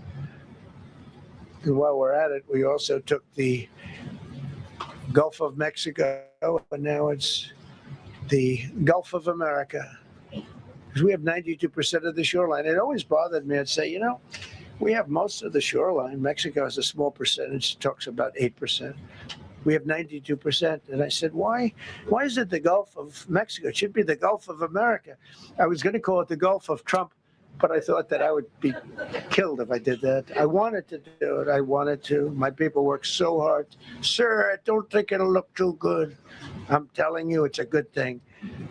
And it'll be hotter than ever, I said. No, but I decided not to do that. I'm joking, you know, when I say that. I was not going to call it the Gulf of Trump. Because tomorrow it'll be Trump wanted to call it the Gulf of Trump, but he was rebuffed by his people. My people don't rebuff me too much. The Gulf of Trump, that does have a good ring, though. Maybe we could do that. It's not too late. No, we have the Gulf of America now. It's great. Our country is proud for the attack on Venezuela, the attack on the Iran nuclear capability, wiped it out. I mean, first administration, Soleimani, the father of the roadside bomb, al-Baghdadi, the father of ISIS, who was rebuilding ISIS. We wiped them out. Done a great job. Signed an order that will end birthright citizenship for children of illegal migrants. You know, that case is in court right now. That case was meant for the children of slaves. All you have to do is look at the years. Look at the years where the cases were filed and where the decisions were made. They were right at the end of the Civil War. They're trying to say that, you know, China's making a big business out of that. They Donald Trump asegura que el déficit comercial de Estados Unidos se ha reducido al menos un 77% y además asegura que ellos fueron el Partido Republicano el que ganó las elecciones por mucho, que lo hizo siempre contra Biden toda su campaña y que de pronto apareció Kamala, que le sorprendió y dice que quería convertirse en todo momento, convertir el Golfo de México en el Golfo de América y que incluso pensó en llamarlo Golfo de Trump, pero que en el último momento retrocedió y dijo que se llamaría Golfo de América. You wouldn't lose that many people. So we designated fentanyl a weapon of mass destruction, conducted numerous successful military strikes against narco-terrorists operating in our hemisphere, including the water strikes. Drugs brought in by ocean. So I told you that we're down by, close to 100%. It's hard to get somebody to pilot those boats, very hard. They have to be people that don't watch television, don't read the news. And we just blew up their facility. They had a docking facility where the drugs were stored. And now we have a great relationship with Venezuela. We're getting along fantastically with the leadership in Venezuela, so we wouldn't have to do that. This was done before the attack. But we captured and brought to justice the outlaw dictator of Venezuela, Nicolas Maduro, who, through drugs, killed millions of people in our country. Tremendous drug dealer. Also sent millions of people into our country, including Tren de Aragua, the worst gang. They say it's the worst gang in the world. They took over parts of Colorado. They just take the apartment building. They just took it away. Just took it away like we're here. They cut the hand off one man because he called the police. Who called the police? I did. You took my apartment from me. Boom, no hand. This is what they sent us. Restoring law and order, new category. D.C. and Memphis, federal task forces deployed massive numbers of federal law enforcement officers and National Guard to restore safety. Crime down in D.C. is almost down to nothing. D.C. was a very, very dangerous place. And I think you probably know better than I do. I have a lot of people in the media thanked me for that. But some of them found it hard to thank me. But, D.C. is now, look how beautiful. D.C. is now, you can walk right from here to a restaurant, right through the center of town. You can be with your child, with your loved one, with your lover. Your lover's not going to be killed anymore, so he can act like a real lover. But you can walk right through the middle of the town, and D.C. is beautiful again, too. You notice we took all the fences down, almost all. The rest are coming down. We got the graffiti all off. National Guard's been amazing. We didn't tell them to do that. That's not their job description. But they were picking up garbage and everything. They were great. And I don't know, to me, a town, it looks better when you have military people. These are big, strong guys, are bad guys. Look at them and they say, we're not going to mess around. But what they don't know is that we took over 2,000 people permanently out of D.C. These were career criminals. But I feel much better seeing those people there. I went in a couple of times and had dinner in D.C. I walked right down the middle of the street. I felt very safe. A year ago, I couldn't have done that. I would have been crazy to have done that. And Secret Service wouldn't let me do it. They weren't thrilled anyway, I will tell you. It wasn't like they were thrilled, but we did it, and it was great. But D.C. is a great thing, and we have virtually no crime in D.C. anymore. And before we did this move, it was we could do the same thing with Chicago. We brought Chicago down 25%, even though we just had a minimal crew there. We brought Wisconsin down. We brought Minnesota down, way down, even though everything's a fight, because they want to keep those people that are lying on the floor. They want to keep those people in Minnesota, but they really don't. I don't think the real people of Minnesota, it's a very corrupt place, and the elections are totally corrupt. I feel I won it all 3 times. Nobody's won that state since Richard Nixon. It's a rigged state. And the Somalians vote as one group, even if they're not citizens, and they vote as one group, and you get 600,000 votes against you. They all ought to get the hell out of here. They're bad for our country. nationwide achieved the largest reduction in violent crime on record. So this just came out. Nationwide, over the last 11 months, achieved the largest reduction in violent crime on record, including the largest one-year drop in murders ever recorded. Almost 2,000 lives were saved. That's despite the fact that we took in criminals under the leadership of the Democrats and Joe Biden. More motor vehicle theft is down by 100,000 vehicles nationwide. That's another nationwide. The motor vehicle theft was out of control, and now it's very much in control. It was down by more than 100,000 vehicles to a record low. Began the process of eliminating cashless bail policies across the nation. You got to get rid of your sanctuary cities, and I hope our people know that we're not going to pay sanctuary cities. We're not going to pay them anymore. They are sanctuary for criminals. They hold criminals. We're not going to pay. They can sue us, and maybe they'll win. But we're not giving money to sanctuary cities anymore as of the beginning of the month. We began the process of eliminating the cashless bail. Well, cashless bail is where it all started. It's a disaster. And then other places. I don't know if it started in New York. I remember it starting in New York. So if somebody comes in, murders somebody, and they let them out, no bail, no nothing. Basically, cashless bail means you just get the hell out. And they go outside. We have one case where a guy murders somebody, gets released, and goes out and murders somebody. 2 people in one day. No, we got to get rid of cashless bail. Pues el presidente de Estados Unidos, que está haciendo referencia a Venezuela, dicen que han destruido ya un almacén de drogas en Venezuela antes de ese ataque y de capturar a Nicolás Maduro. También ha hecho referencia al llamado Golfo de Trump, que dice, bromeaba el presidente de Estados Unidos que querría ponerle ese nombre al Golfo de América, sustituirlo por el Golfo de México, que todavía incluso están a tiempo porque así sea. Además, Donald Trump ha hecho referencia a que han parado ya a los piratas iraníes, dice que reciben el mismo trato que los barcos narcotraficantes y dice que piratear los barcos es lo único bueno que saben hacer los somalíes. Seguimos escuchando a Trump. Always there for me. She said, son, you could be a professional baseball player. I said, thanks, Mom. I said, why are those bars on the windows? Big building, big, powerful building. It loomed over the park, actually. She said, well, people that are very sick are in that building.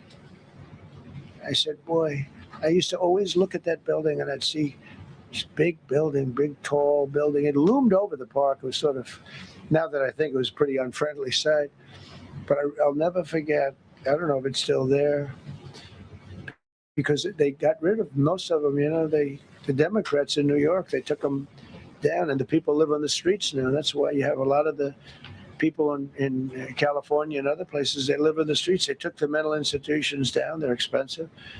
But I'd say, why does that building have those bars? Boy, it wasn't normal. You know, you're used to looking at like a window. But this one, you look at it, all this steel, vicious steel, tiny windows, bars all over the place. Nobody was getting out. It's called a mental institution. That was an insane asylum. Designated Antifa as a domestic terrorist organization, and many others. It is.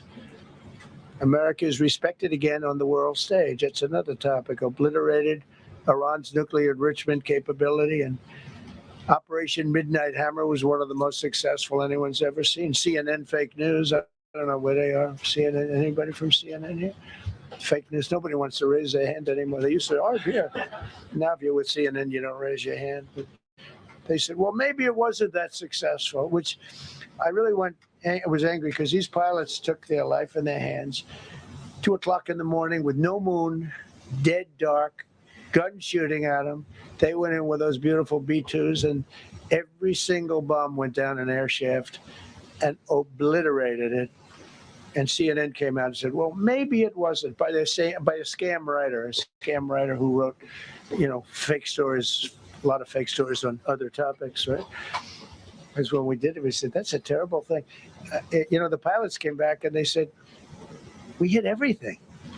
They did a great job. Then on top of that, we launched from a submarine about 30 Tomahawks on top of everything else. The place was obliterated. CNN said, well, maybe it wasn't that bad. Turned out it was worse than it was. You know who could tell you that?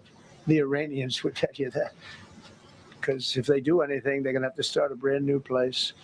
But they did an amazing job. That was like what we did with Venezuela. I mean, nobody's ever seen a military operation like that. Ended 8 unendable wars in 10 months. These were unendable wars. Cambodia and Thailand fighting for years. Kosovo and Serbia. The Congo and Rwanda. Pakistan and India, they were really going at it. 8 planes shot down. They were going to go nuclear, in my opinion. The Prime Minister of Pakistan was here. And he said President Trump saved 10 million people and maybe much more than that. They're both nuclear countries. Israel and Iran, Egypt and Ethiopia were going to fight over a dam, and I got them to stop. I still got to work it out because they put a dam up in Ethiopia that stops the flow from a little river called the Nile. I always think of the Nile being in Egypt, you know, beautiful Nile with the pyramids, but they put a dam up. You know who paid for the dam? The United States of America. It's the biggest dam, I think, in the world. They put a dam up. I said, how did you let that happen? Why would we have done that? We financed it. This country would, I don't know. Maybe it was a Republican president, but I don't think it was. I think it was a Democrat. But what a terrible thing. So Egypt basically is, you know, they don't have enough water in the Nile. And they use that for a lot of things, including entertainment and travel and tourism and everything. I mean, I don't know. They got a big dam. I got to work that one out now, too. Armenia and Azerbaijan, President Putin told me, I cannot believe you settled that war. I've been trying to settle that war for 10 years. Armenia and Azerbaijan, they were fighting it for many, many years. And I ended up getting the heads of the both countries in my office. It was a beautiful Oval Office, much more beautiful now than it ever was. And one side of the other, he said, you know, I've been the head of Azerbaijan for 22 years, and for 22 years, I've been killing his people. And the other gentleman, and both very good guys, said, I've been here for 7 years, and for 7 years, I've been killing his people. And they started over there, and within an hour, they were next to each other. And by the time we ended, they were hugging each other. And it's been a great peace, you know. Should have gotten the Nobel Prize for each war, but I don't say that. I saved millions and millions of people. And don't let anyone tell you that Norway doesn't control the shots, okay? It's in Norway. Norway controls the shots. They'll say, we have nothing to do with it. It's a joke. They've lost such prestige. That's why I have such respect for Maria doing what she did. She said, I don't deserve the Nobel Prize. He does. When she got it, they said, wow, that's amazing. I thought President Trump would get it. President Trump deserves it. He ended up 8 wars. How nice, right? She's a good woman. Got all 20 living hostages returned to their families, and the remains, they all came out. We got the 20 living hostages. We got the 28 hostages. They have 1 left that we think we know where it is. Amazing. Looked like we weren't going to get anywhere near that. Now they've gotten almost. And more importantly, we got many more, hundreds. We got them all. If we didn't do it, you wouldn't have had, most of those people would have been dead. I don't know if that's covered properly, but you know, the 20 is great. They were the last ones.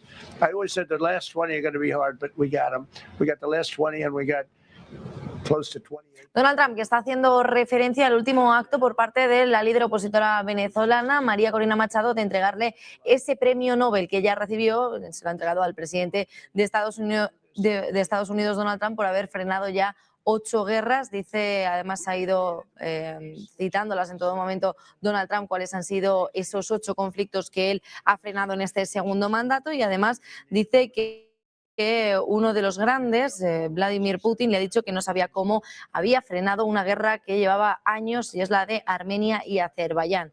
Además, Donald Trump hace referencia a la situación con las drogas. Dice que va a comenzar muy pronto a atacar las drogas que van a llegar por tierra y también ha hecho hincapié sobre Noruega. Dice que controla ya los tiros del premio Nobel, lo hacía así a modo de broma. Incluso también dice que creen saber dónde está el último cuerpo del rehén en Gaza. Vamos a seguir escuchando. And citizens detained from abroad without paying a lot of money, paid no money. Apprehended terrorists responsible for the Abbey Gate bombing that claimed the lives of 13 U.S. service members in Afghanistan, the lowest point in the history of our country. That was a Biden disaster. I was getting out, but I was getting out with dignity and strength. We were the boss. Oh, we were the boss. They wouldn't do a thing against us. And this very stupid person got in, and what a shame. They should have left from Bagram, which is the big military base, which has hundreds of acres around it. Should have left from Bagram. Terminated visas of Hamas sympathizers and deported pro-jihad foreign nationals. Got NATO members to agree to raise defense spending to 5% of GDP from 2%, and they pay the 5% and they didn't pay the 2%. And by the way, I did more for NATO than any other person alive or dead. Nobody's done for NATO. And I think for the most part, they'll tell you that. I think you could ask the Secretary General about that, but he said it a lot. I've done more for NATO than anybody, and I see all this stuff, but NATO has to treat us fairly too. The big fear I have with NATO is we spend tremendous amounts of money with NATO, and I know we'll come to their rescue, but I just really do question whether or not they'll come to ours. You know, I'm just asking. Just saying, right? You remember during the debate? Just saying. Signed $1 trillion investment in U.S. military. And next year, we hopefully will go to $1.5 trillion. We're building battleships that are 100 times more powerful than the battleships of World War II, which are the big, beautiful, those big, beautiful things with the guns. I said, what about bringing them out of dry dock? They said, sir, what we're building will blow them away. Think of it. These ships are 100 times more powerful than the battleships that you see on Victory at Sea. Do you ever see Victory at Sea? What a great thing that is to watch. Renamed the Department of Defense into the Department of War, which everyone loves, by the way. Signed landmark critical minerals deals with Australia, Malaysia, Thailand, Ukraine, Japan, and many others. We're going to have so much rare earth. It's actually not that rare. Getting it processed is rare, but there's a lot of rare earth. There's a lot of earth around, I can tell you. Withdrew from the corrupt World Health Organization where we were paying hundreds of millions of dollars a year.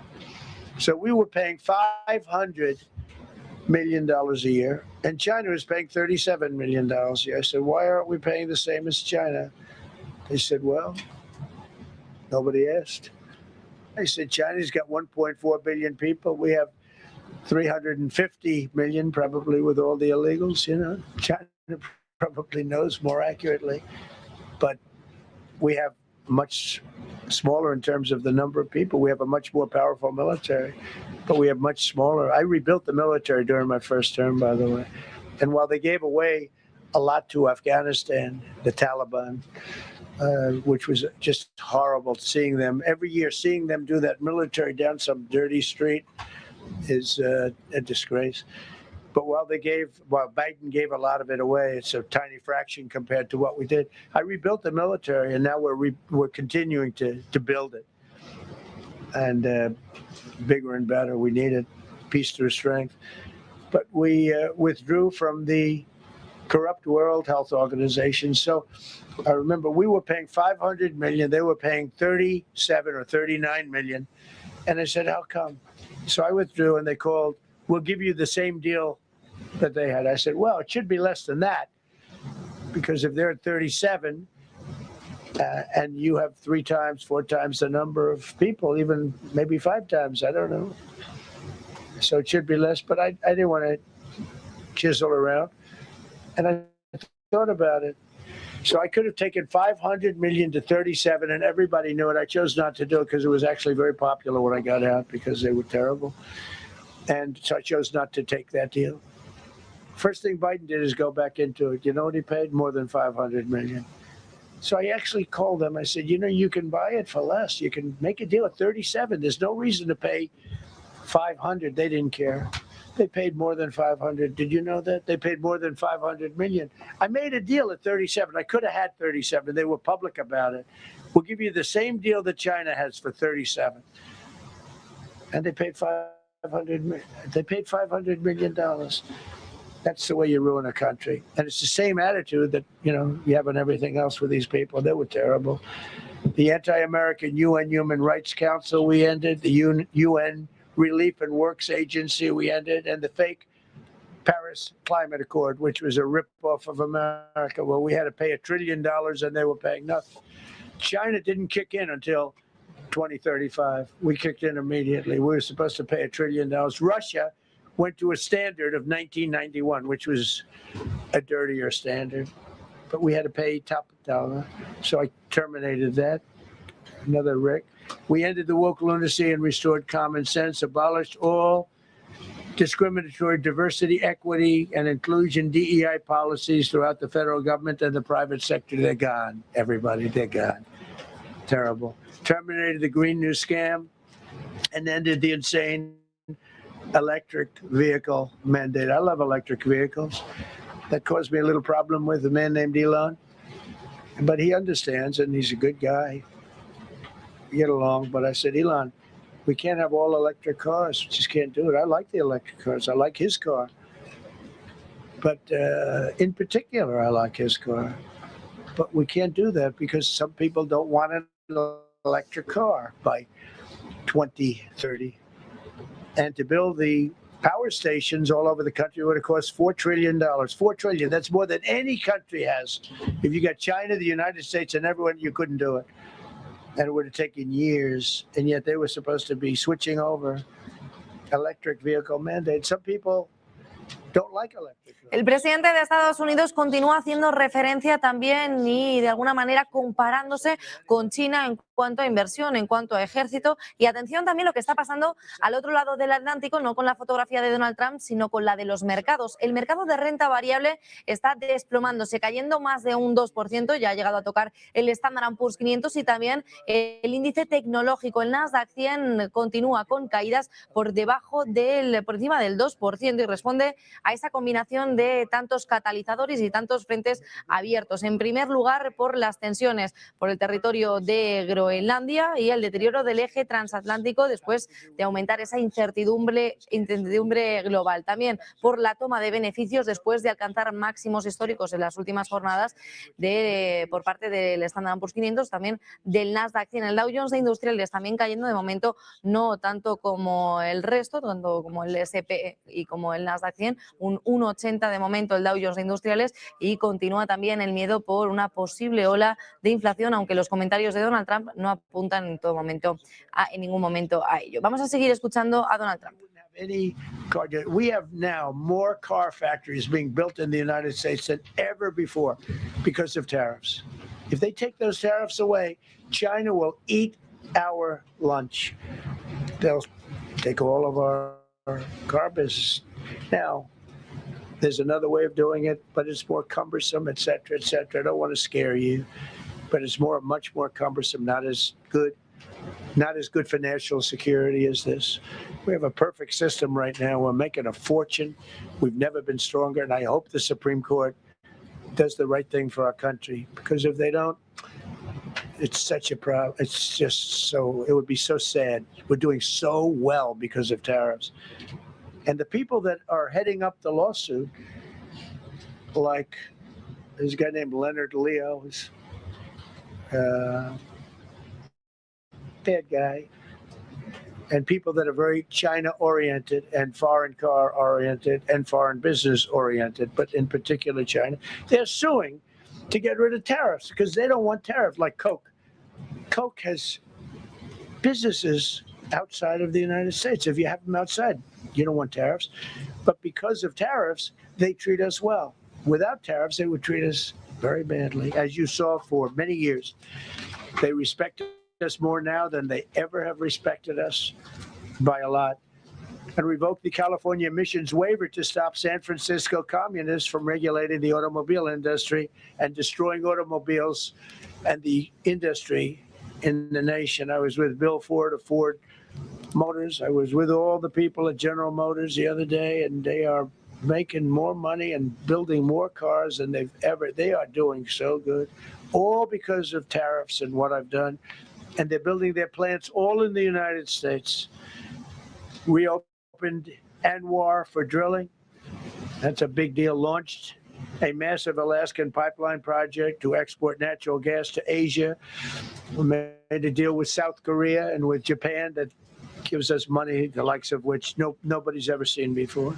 Signed executive orders to end Biden's war on coal and put, I say, clean, beautiful coal. I never say the word coal. It has to be preceded by the words clean, beautiful coal. And put miners back to work. The miners love Trump. I think I got 100% of their vote. We banned transgenders from the military. We don't want transgender in the military.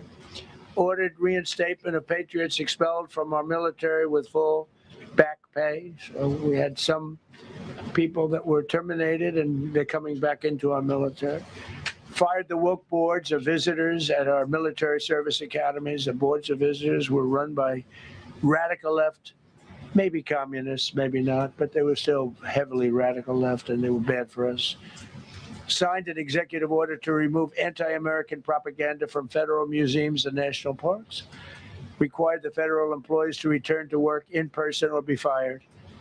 We don't want them sitting in their home on their bed working. We want them in an office that we're paying for in Washington, D.C. or wherever it may be. And we've largely taken care of that mess. That was crazy. I guarantee you they're out on the ball fields. I guarantee you they're out playing golf. And you can't run a country or a company that way. I think it's happening even so with countries and companies. But we had so many of our federal workers that wouldn't come into work. Signed an order banning all government censorship and restoring free speech. Made it the official policy of the United States government that there are only two genders. This was not a tough one. Two genders. Can anybody guess what they are? Male and female. I think the Democrats know that too, but they refuse to admit it. Ban the use of puberty blockers, hormone injections, and other chemical and surgical mutilation of children. Can you imagine saying this 15 years ago?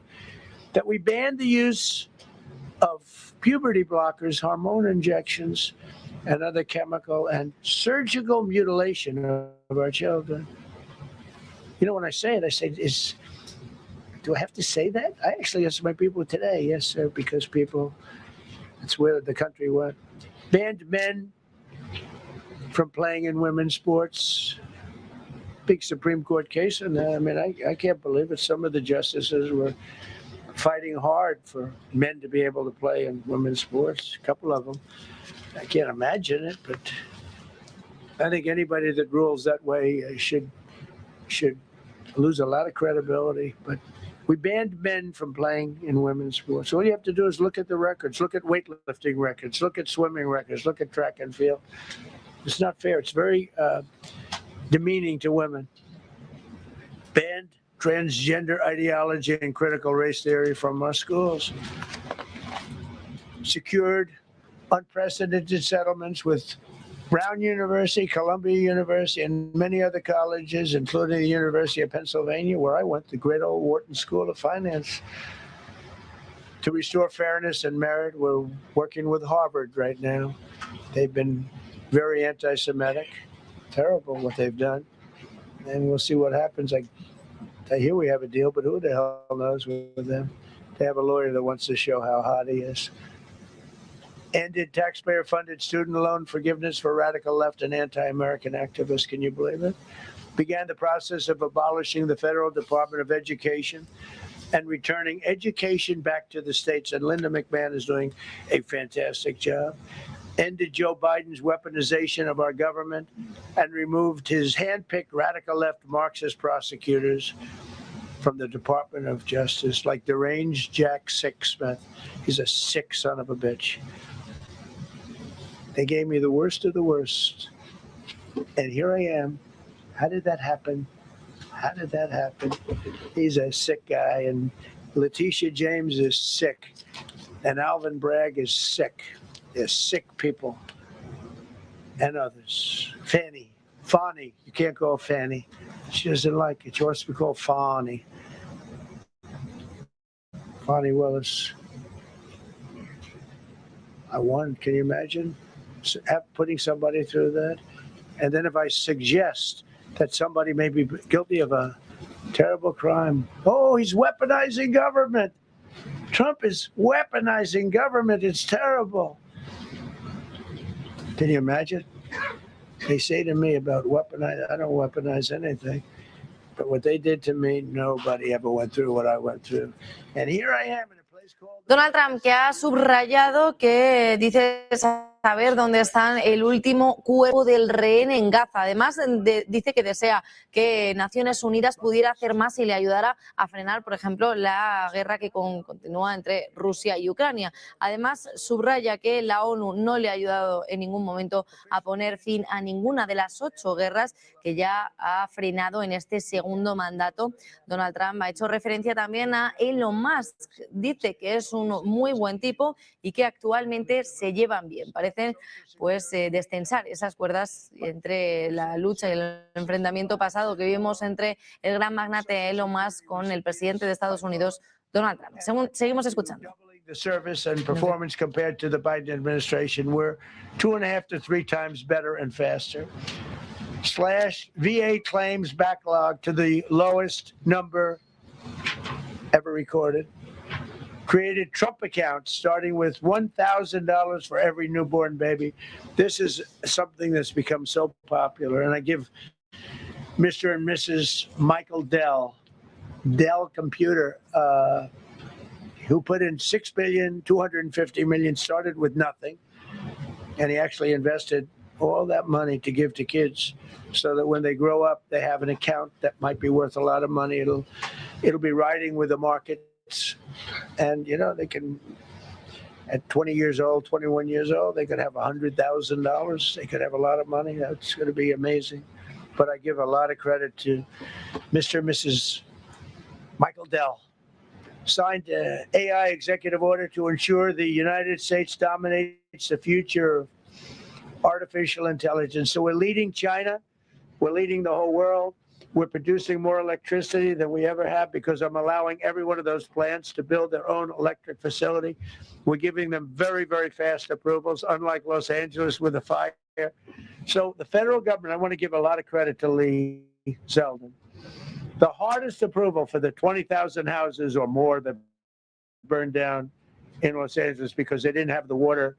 They didn't allow the water to come down from the Pacific Northwest. They routed the water into the Pacific Ocean. So we had no water there. No, he had. I would say open up the water. Open it up to the governor, to the mayor. They didn't want to do it. They wanted to protect a tiny little fish that's, you know, I said, how can you have a fish when you don't have any water? It was just an excuse, I guess. But it's amazing. We took 20,000 houses, and Lee Zeldin, the toughest permit is from the federal government. Within 2 weeks, every single permit was given to the people to build their houses. Then you have the incompetent mayor of Los Angeles. He's neutral, who decided to go to Africa during the fire. So you have this incompetent mayor, and I had it out with her the night when I got right after the fire. I went there. She said, we're working on it so that we can have everybody starting to build within 2 or 3 years. Remember that? I said, you mean 2 or 3 days? No, I mean 2 or 3 years. And the place went crazy. Well, they still haven't gotten their permits. But every federal permit, every single one has been given a year ago. And Lee Zeldin has done a great job. And he's done a great job in the approval of all these big plants and factories and all of the electricity that they're creating for themselves. I said to Zuckerberg, I said to all of them, I said to Jeff Bezos. I said to everybody. Mark Zuckerberg couldn't believe it. He said, you know, where are we going to get all the electricity? Because you need double the electricity that the country currently makes just to fire up those big plants. I said, well, nobody can do that. So what we're going to do is let you make your own electricity. Nobody believed it. And I said, we're going to get you fast permits. So we get them within 2 weeks. And they're coming up with some of the most incredible electric plants you've ever seen. So each one of those massive buildings, AI or otherwise, is building their own electricity. They're building their own plant. And it's incredible. Many of them are under construction already. They're going to have, we're leading AI, we're leading China by a lot. Established a MAHA presidential commission, banned many artificial food dyes, as you know, issued new vaccine recommendations and created new real food pyramid. And Bobby and Dr. Oz have been incredible. Provided $12 billion in aid for American farmers. Just gave them $12 billion in aid because they got screwed by other nations.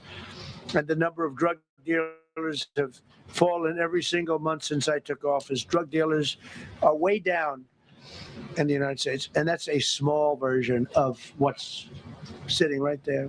That's just a small version. We took a country that was dead, and it's the hottest country in the world right now, and that's after 1 year.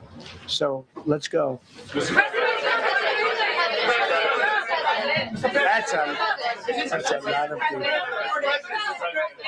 Bueno, pues Donald Trump, que continuaba comparándose con China, dice que ahora ya están liderando al país asiático por la inteligencia artificial. Líderes en IA en Estados Unidos actualmente. Y ojo, atención, porque el Standard & Poor's 500 continúa cayendo más de un 2% ya, caída del 2,08% para el Standard & Poor's 500, ha pasado de colocarse en esos 6.870, el punto más álgido de esta mañana, hasta los 6.799 y continúa cayendo. De la misma manera lo hace el índice tecnológico, el Nasdaq 100, más de un 2%, y el Dow Jones de Industriales, que todo apunta que vaya a caer de la misma manera, alcanzando ese 2%, ahora mismo cotizando en tiempo real el Dow Jones de Industriales un 1,78% de caída, el Dow Jones de Industriales, que cae pues ahora mismo actualmente un 1,83%. Vamos a escuchar las palabras de Donald Trump, que parece que ha empezado ya ese proceso de preguntas por parte de los medios de comunicación. What is your reaction to that? So two questions. Well, I just think this. I think we have trade like we've never had before. We're doing better in trade than we ever have before. We're not being ripped off by every country in the world like we were before. We're doing numbers that nobody's ever thought possible. We're the richest we ever were. It's because of tariffs and the proper use of tariffs. And we're also the most secure. As an example, Iceland, without tariffs, they wouldn't even be talking to us about it. So we'll see what happens. I think it's going to work out quite well. Yeah, right behind. Thank you, Mr. President. How would you characterize your relationship with Emmanuel Macron and Keir Starmer right now? And have you spoken to them since your Truth Social post? No, I haven't, but I think I get along very well with them. I mean, they always treat me well. They get a little bit rough when they're, when I'm not around. But when I'm around, they treat me very nicely. And, I like both of them. They're both liberal. They've got to straighten out their countries. You can't, London is having a lot of problems. And if you look at Paris, got a lot of problems. They have two problems, immigration and energy. They got to stop with the windmills, and they got to go back like UK has an unbelievable asset called the North Sea. Norway uses it, makes a fortune. They have a better section of it, and they don't do it. They could straighten out their countries, and it would be good. But I get along very well. You told Norway's Prime Minister. Are you from Norway? No. She looks like she's from Norway. Go ahead. You told Norway's Prime Minister that you not winning the Nobel Peace Prize made you feel less obligated to think purely of peace. Well, I lost a lot of respect for Norway. And I believe very strongly that Norway controls the Nobel Prize. But you have to understand, I settled 8 wars. I've had every one of those wars, every participant wrote, I didn't ask them to do it. They sent in strong they make recommendations for that. But I settled 8 wars. No president's probably ever settled 1 war. I don't know, think of it. I did 8. The reason I do it is because it's easy for me to do. And I didn't do it for a Nobel Prize. I did it because I'm saving a lot of lives. I'm trying to settle the final one. I'm trying to do Russia, Ukraine. And when Russia's ready, Ukraine's not. When Ukraine's ready, Russia's not. But they're losing 25,000 people a month on average. And I'm trying to get that one done. But no, I feel that Norway has tremendous control over who gets the Nobel Prize, despite what they say. How far are you willing to go to acquire Greenland? Donald Trump, que acaba de responder a una pregunta de medio de comunicación de Noruega, subraya no tener problemas con ellos, por eso ha respondido a la pregunta, pero sí que hace hincapié en el Premio Nobel de la Paz en relación a esa broma que había hecho anteriormente. Donald Trump dice que están liderando a China y al mundo en la inteligencia artificial y que así lo está haciendo debido a las políticas de su administración Donald Trump. Además, dice que están produciendo más electricidad que nunca y que espera que la Corte Suprema de Estados Unidos confirme sus amplios aranceles, advirtiendo de que China se va a aprovechar si el Tribunal de Estados Unidos fallara en contra de esos mismos y que de momento ahora son líderes y que se posicionan por encima de China. Vamos a seguir escuchando a Donald Trump. I believe we can do that without Congress. Last night on Truth Social, you said that the British plan to hand the base of Diego Garcia over to Mauritius and then rent it back was an act of great stupidity. Previously, you backed that deal. Is it now your position that the deal should not go ahead? I think that they, when they originally were going to do it, they were talking about doing some concept of ownership. But now they're looking to essentially just do a lease and sell it. And I'm against that. It's a reasonably nothing like Greenland, but it's a reasonably important area of the globe. Not to anywhere near Greenland, but I think they should keep it. I don't know why they're doing it. Do they need money? Mr. President, with your support to the Syrian government, most probably you avoided another civil war and a bloodshed in Syria, especially after the fall of the regime. I did a good job. And, the Syrian government, the last 2 weeks, had to use some force to implement its force on specific areas. And to keep the prisoners, the terrorist prisoners, which are some of the worst in the world, at bay. So they were able to keep that. He's working very hard. The president of Syria is working very, very hard. Strong guy, tough guy, pretty rough resume. But you're not going to put a choir boy in there and, get the job done. I spoke with him yesterday because we were talking about the prisons and, what was going on. We have some of the worst terrorists in the world in those prisons, and he's watching them. Oh, Syria. Mr. President, Gavin Newsom is going to be at Davos if he's not already there. You're probably going to run into him. I presume that this is for him to raise his platform for 2028, but what do you anticipate his foreign policy platform is going to be? I don't know. I don't know that he's going to be the nominee. I know this. I had a very good relationship with Gavin Newsom when we were, in office together. I was president. He was the governor of California. We had he would talk about it often, and somewhere we just went astray. I just hate the way California is being run. We actually have people leaving. It's never happened before, but I hate the way it's being run. He and I had a very good relationship, really close to the word exceptional, but now we seem not to. You spoke earlier. Mr. President, you've been hearing from allies. Thank you so much, President Trump. Kara Castanova from Lindell TV. And you spoke earlier about the 2020 election. Now that Maduro is in U.S. custody and he was criminally charged, has any more information emerged that you could share with us regarding Venezuelan election software and Venezuelan ties to tampering with the 2020 election? And would you consider speaking to Maduro personally in prison in New York to get some answers on Venezuela's involvement with the 2020 election? No, I don't think I would be doing that. I think my lawyers would be very unhappy if I did. Yeah, they've learned some things. Please. What happens to the tariff threat to Greenland if the Supreme Court comes out and rules against you on the tariffs? And well, I'll have to use something else. Look, are you willing to use force? Take a look at the word license. Take a look at other things. We have other alternatives. But what we're doing now is the best, the strongest, the fastest, the easiest, the least complicated. Sir, if you move ahead with the Greenland-related tariffs on Europe, you secured almost $1 trillion of commitments from them to invest in the United States. Does that go kaput out the window if that happens? I doubt it. Look, they need that agreement very badly with us. They really do. They fought very hard to get it. So I doubt that. But we'll see what happens. We have a lot of meetings scheduled on Greenland. I'm leaving tonight, as you know, for Davos. And we have a lot of meetings scheduled on Greenland. And I think things are going to work out pretty well, actually. Thank you, Mr. President. Will you still go to Paris for the G7 emergency meeting as offered by President Macron? No, I wouldn't do that. No.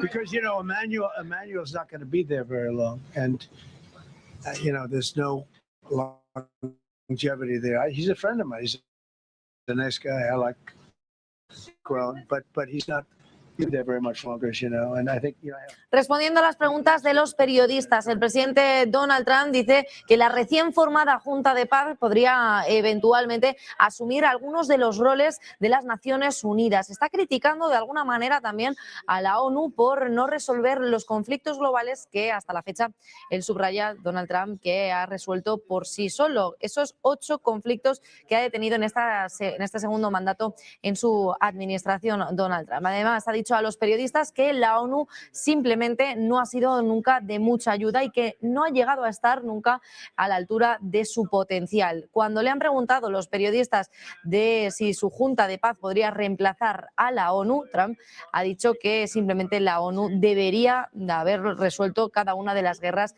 que él ha resuelto hasta la fecha.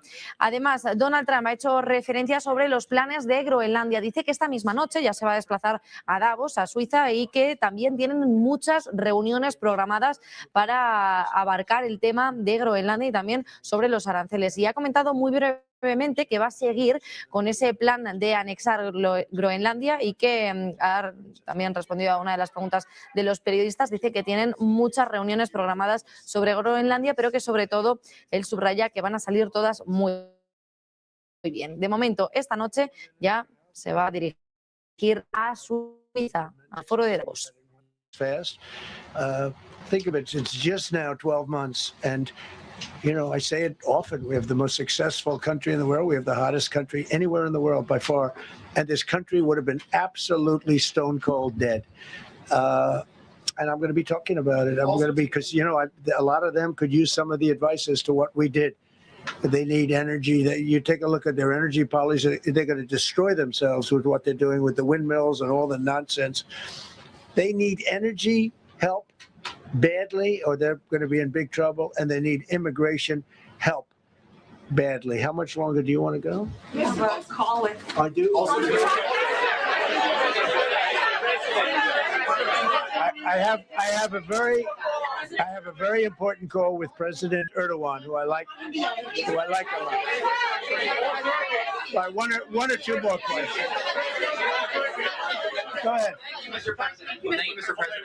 During Go your ahead, second, please. Go ahead. One question about Red. Yes. Thank you, Mr. President. The red blouse. Go ahead. You talked a lot at the beginning of this about the economy, some positive economic indicators. Polling shows the majority of Americans don't feel the economy is doing well. Are you worried you're making the same mistake as President Biden? No, I hope I don't make the same mistake as him. Look, I inherited a terrible, it's a great question, because we inherited a terrible, terrible mess. Between the border, between all the problems, the whole country was falling apart. And in 12 months, less than 12 months, in 12 months, we have the strongest border we've ever had. We have prices that are much, much lower than they were for the last time. We inherited very high prices.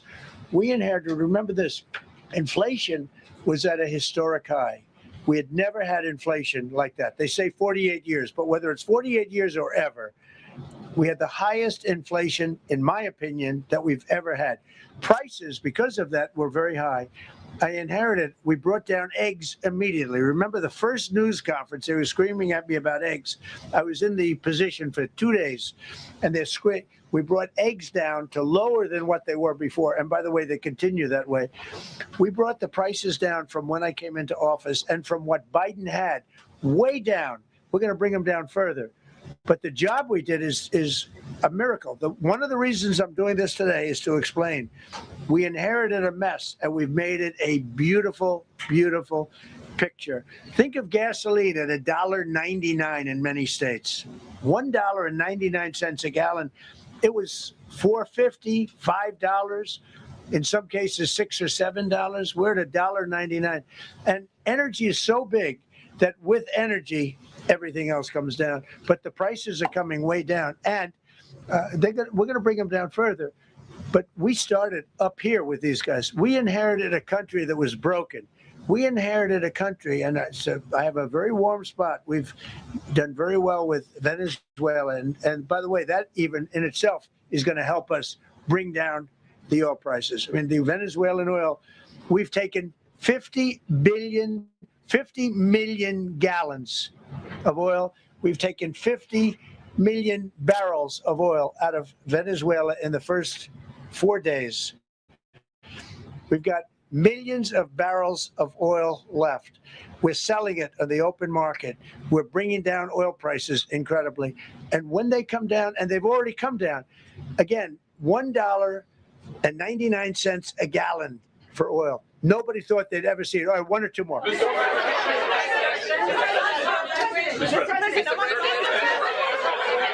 ahead, go.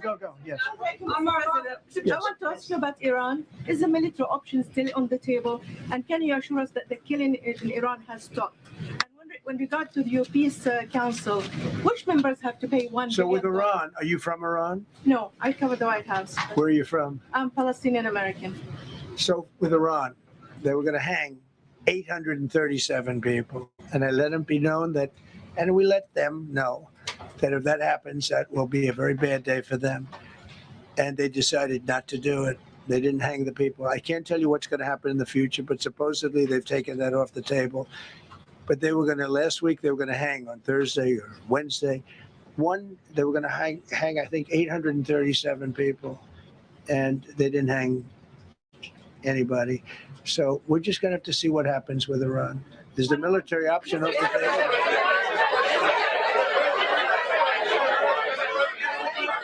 Go ahead. Thank you, Mr. President Trump. Thank you, President Go Trump. ahead, please. Thank you, Mr. President. Go ahead, I'll take your question. Okay, thank you. Thank you. Go ahead, right here. Thank you, Mr. President. You promised during your second inaugural to always put America first. I'm curious, how would you winning the Nobel Peace Prize improve the lives of average, everyday Americans? Why is this prize so important? It wouldn't improve the lives of any. What improved the lives of people are people that are living. I saved probably tens of millions of lives in the wars. You know, if you add up the numbers, just if you look at any one of those wars, you're talking about millions of people. You multiply it times 8. But when you look at India and Pakistan, that could have been 10, 15, 20 million people. Could have been more than that. So I saved millions of people. So that to me is the big thing. What? You suggested a moment ago that perhaps the reason why a positive story about the economy isn't getting through is because of, bad communications people. But are average Americans wrong to still feel high prices? And how much longer does the White House hope that they? So I think a lot of people are listening to the fake news a little bit, and I'm not blaming anybody. I think I blame ourselves. I think we've done a much better job than we're able to promote. We're not promoting. We're doing a great job, and we're sort of letting the promotion take care of itself. One of the reasons I'm doing this news conference, I think it's important. We have taken a mess and made it really good. It's going to get even better. But if you look at prices from a year or a year and a half ago, you look at the Biden prices, they were way up through the sky. And, they use the word affordability. They just say affordability and they don't talk about it. They created the affordability problem, and we are solving it. We have solved a lot of it. Again, everybody agrees in this room, I think, gasoline prices have come per gallon way down. When that happens, everything else comes down, but they've come down way down. Many of the groceries have come way down. It's all happening, and it's happening strong. But if you go back a year and a half, 2 years, take a look at those prices and look at the prices now. Is it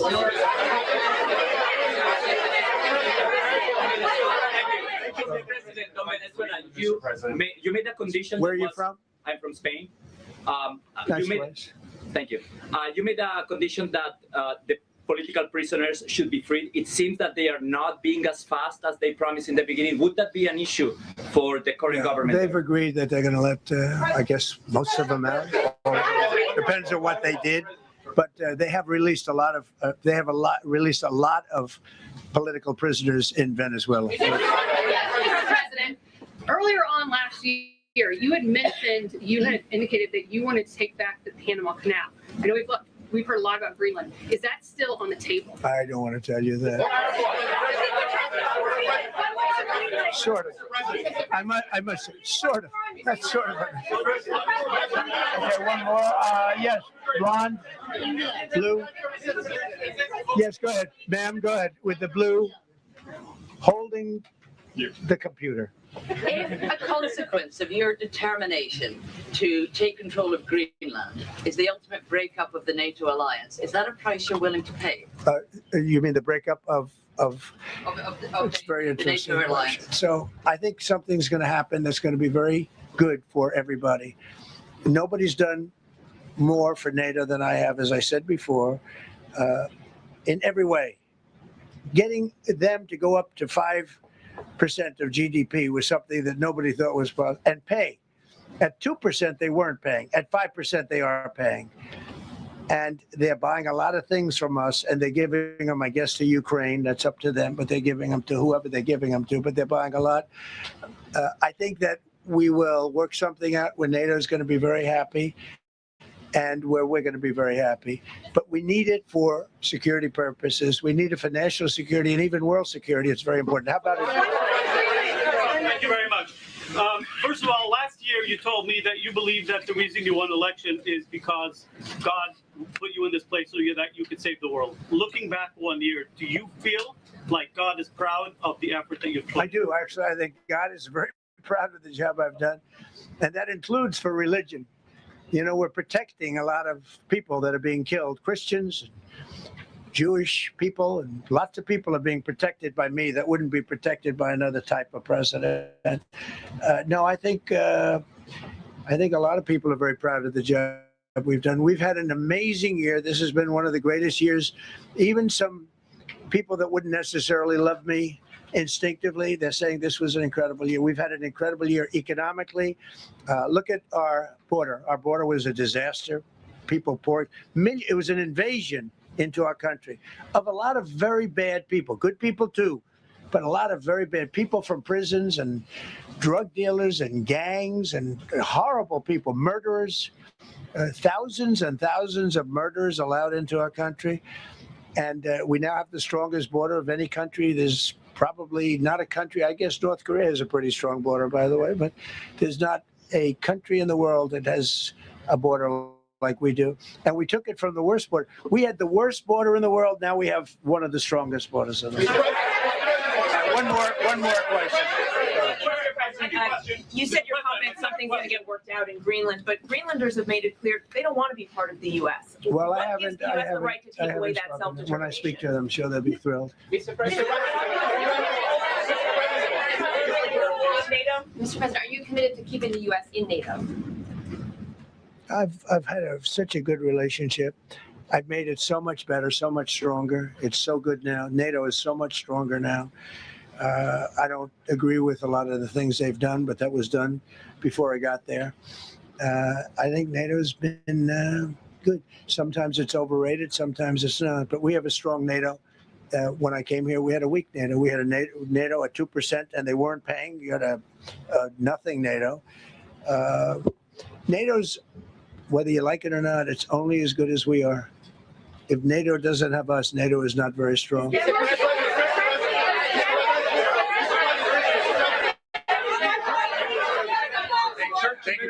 Yes, no, behind you, please. Thank you, President Trump. Yes, go ahead. Really appreciate it, sir. We heard a long list of accomplishments from the last year. Could you cherry pick the top three? And then looking forward, what are your three most important priorities in 2026? So I think the building of a really powerful military has been a great achievement, and that would include the Venezuela thing, that would include the attack on Iran and the wiping out of the nuclear threat. I think that's been really amazing what we've done militarily. I think what we've done in business has been incredible. We have $18 trillion coming in. Plants are being built all over. Thousands of plants are being built all over the country. 18 trillion is a record. No country has ever come anywhere even close to that. I think that's a record. And I think that most favored nations for drugs is something that nobody thought they'd be able to get. Tariffs helped me there because the nations would have never gone along with it if I wasn't able to say, if you don't go along with it, we're going to put a 10 or 15 or 20% tariff on your nation. And they went along.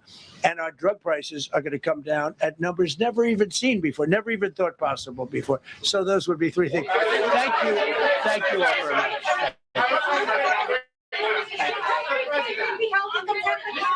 Bueno, pues Donald Trump, que ya abandona esas preguntas, esa sala ante los medios de comunicación, y vamos por partes porque ha hecho referencia a numerosas situaciones. En primer lugar, dice que han hecho un gran trabajo, mejor de lo que están promocionando, y que han cogido ese desastre por parte de la administración pasada de Joe Biden y lo están mejorando. Los precios ya están mejorando en Estados Unidos, dicen que estaban por las nubes y que ahora ya lo están resolviendo. Sobre todo los precios de la gasolina. Donald Trump ha destacado que los precios por galón ya han bajado mucho y que de los productos de los supermercados también pueden decir que se han visto reducidos en gran medida. En cuanto a la ruptura con la OTAN, numerosos periodistas le hacían preguntas acerca de la relación con la OTAN. Dice que es algo muy importante y muy bueno, que si la OTAN las tiene a ellos es tan bueno como Estados Unidos contar con la OTAN. Además, dice que van a llegar a un acuerdo en lo que respecta a la situación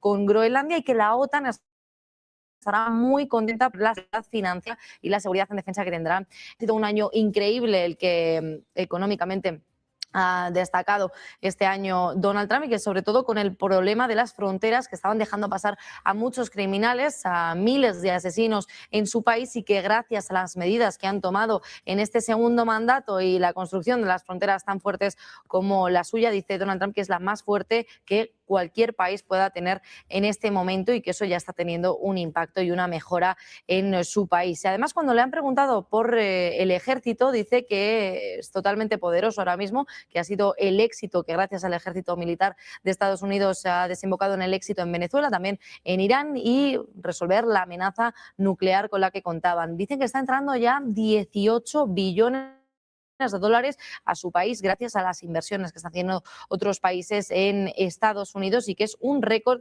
jamás visto gracias a los aranceles. Pues nosotros, que hacemos una pequeña pausa publicitaria después de estas últimas palabras de Donald Trump en un día tan especial para él, su aniversario, después de llegar a este segundo mandato. Pequeña pausa publicitaria y enseguida volvemos también con mi compañero Gabriel Montalto, poniendo el foco en los mercados. Desplome masivo en el mercado de renta variable, cayendo ya más de un 2%. El Standard & Poor's 500 y el Nasdaq 100 de industriales. Más información en unos minutos.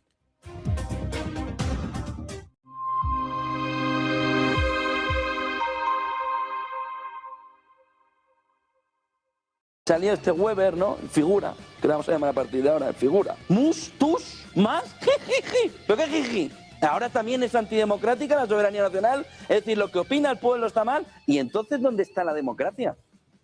En tus santos. Es decir, ¿dónde cojones está la democracia? Es que este opina diferente que yo. Ya lo sé, coño. Es que entonces ¿para qué votamos? Porque hay que darle el poder a quién, a von der Leyen, a mis Palpatine, para que cree el imperio galáctico. Es decir, ¿eso es lo que nos proponéis? Joder, PSOE. ¿Pero qué me está contando? No, es que entonces la soberanía nacional hay que entenderla como los asuntos económicos. Así no va. Que tenemos Europa hecho un desastre económicamente. No, es que hay que tener la soberanía nacional, dársela. Sí, claro, al monarca absoluto. ¿Quién es el monarca absoluto? La señora monarca absoluta. Y ahora que intentábamos tener un entorno donde poder opinar todo, tú dices, no, va a opinar todo. ¿Pero tú dónde vas? ¿Pero qué va a opinar? ¿Pero cómo voy a opinar todos? Opinamos nosotros. Te callas. Calla, niño. Calla. Que calles, coño, calla, ¿no? Pues no, tío, pues no. no nos sale de las narices daros la soberanía popular nacional para que hagáis lo que os salga de los cojones. Si no te gusta, te pidas a otro régimen que los hay por el mundo.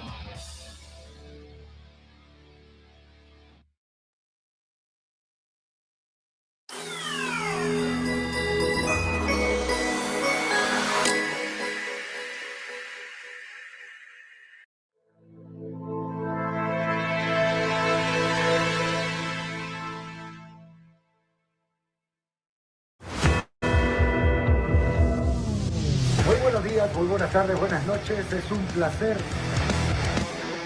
formar parte del equipo de Negocios Televisión en una nueva temporada del cierre de Wall Street. Y nos vemos para la nueva temporada del cierre de Wall Street con Gabriel Montalvo.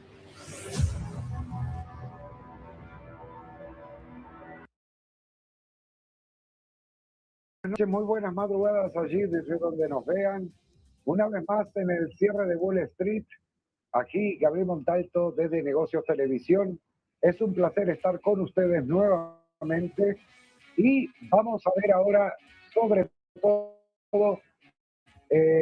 un segundo que tengo un retorno por ahí que voy a tratar de evitar tenerlo. A ver si puedo. Bueno, no hay problema.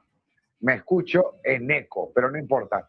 Lo más importante, me gustaron muchas cosas de las que comentó Trump en estos momentos.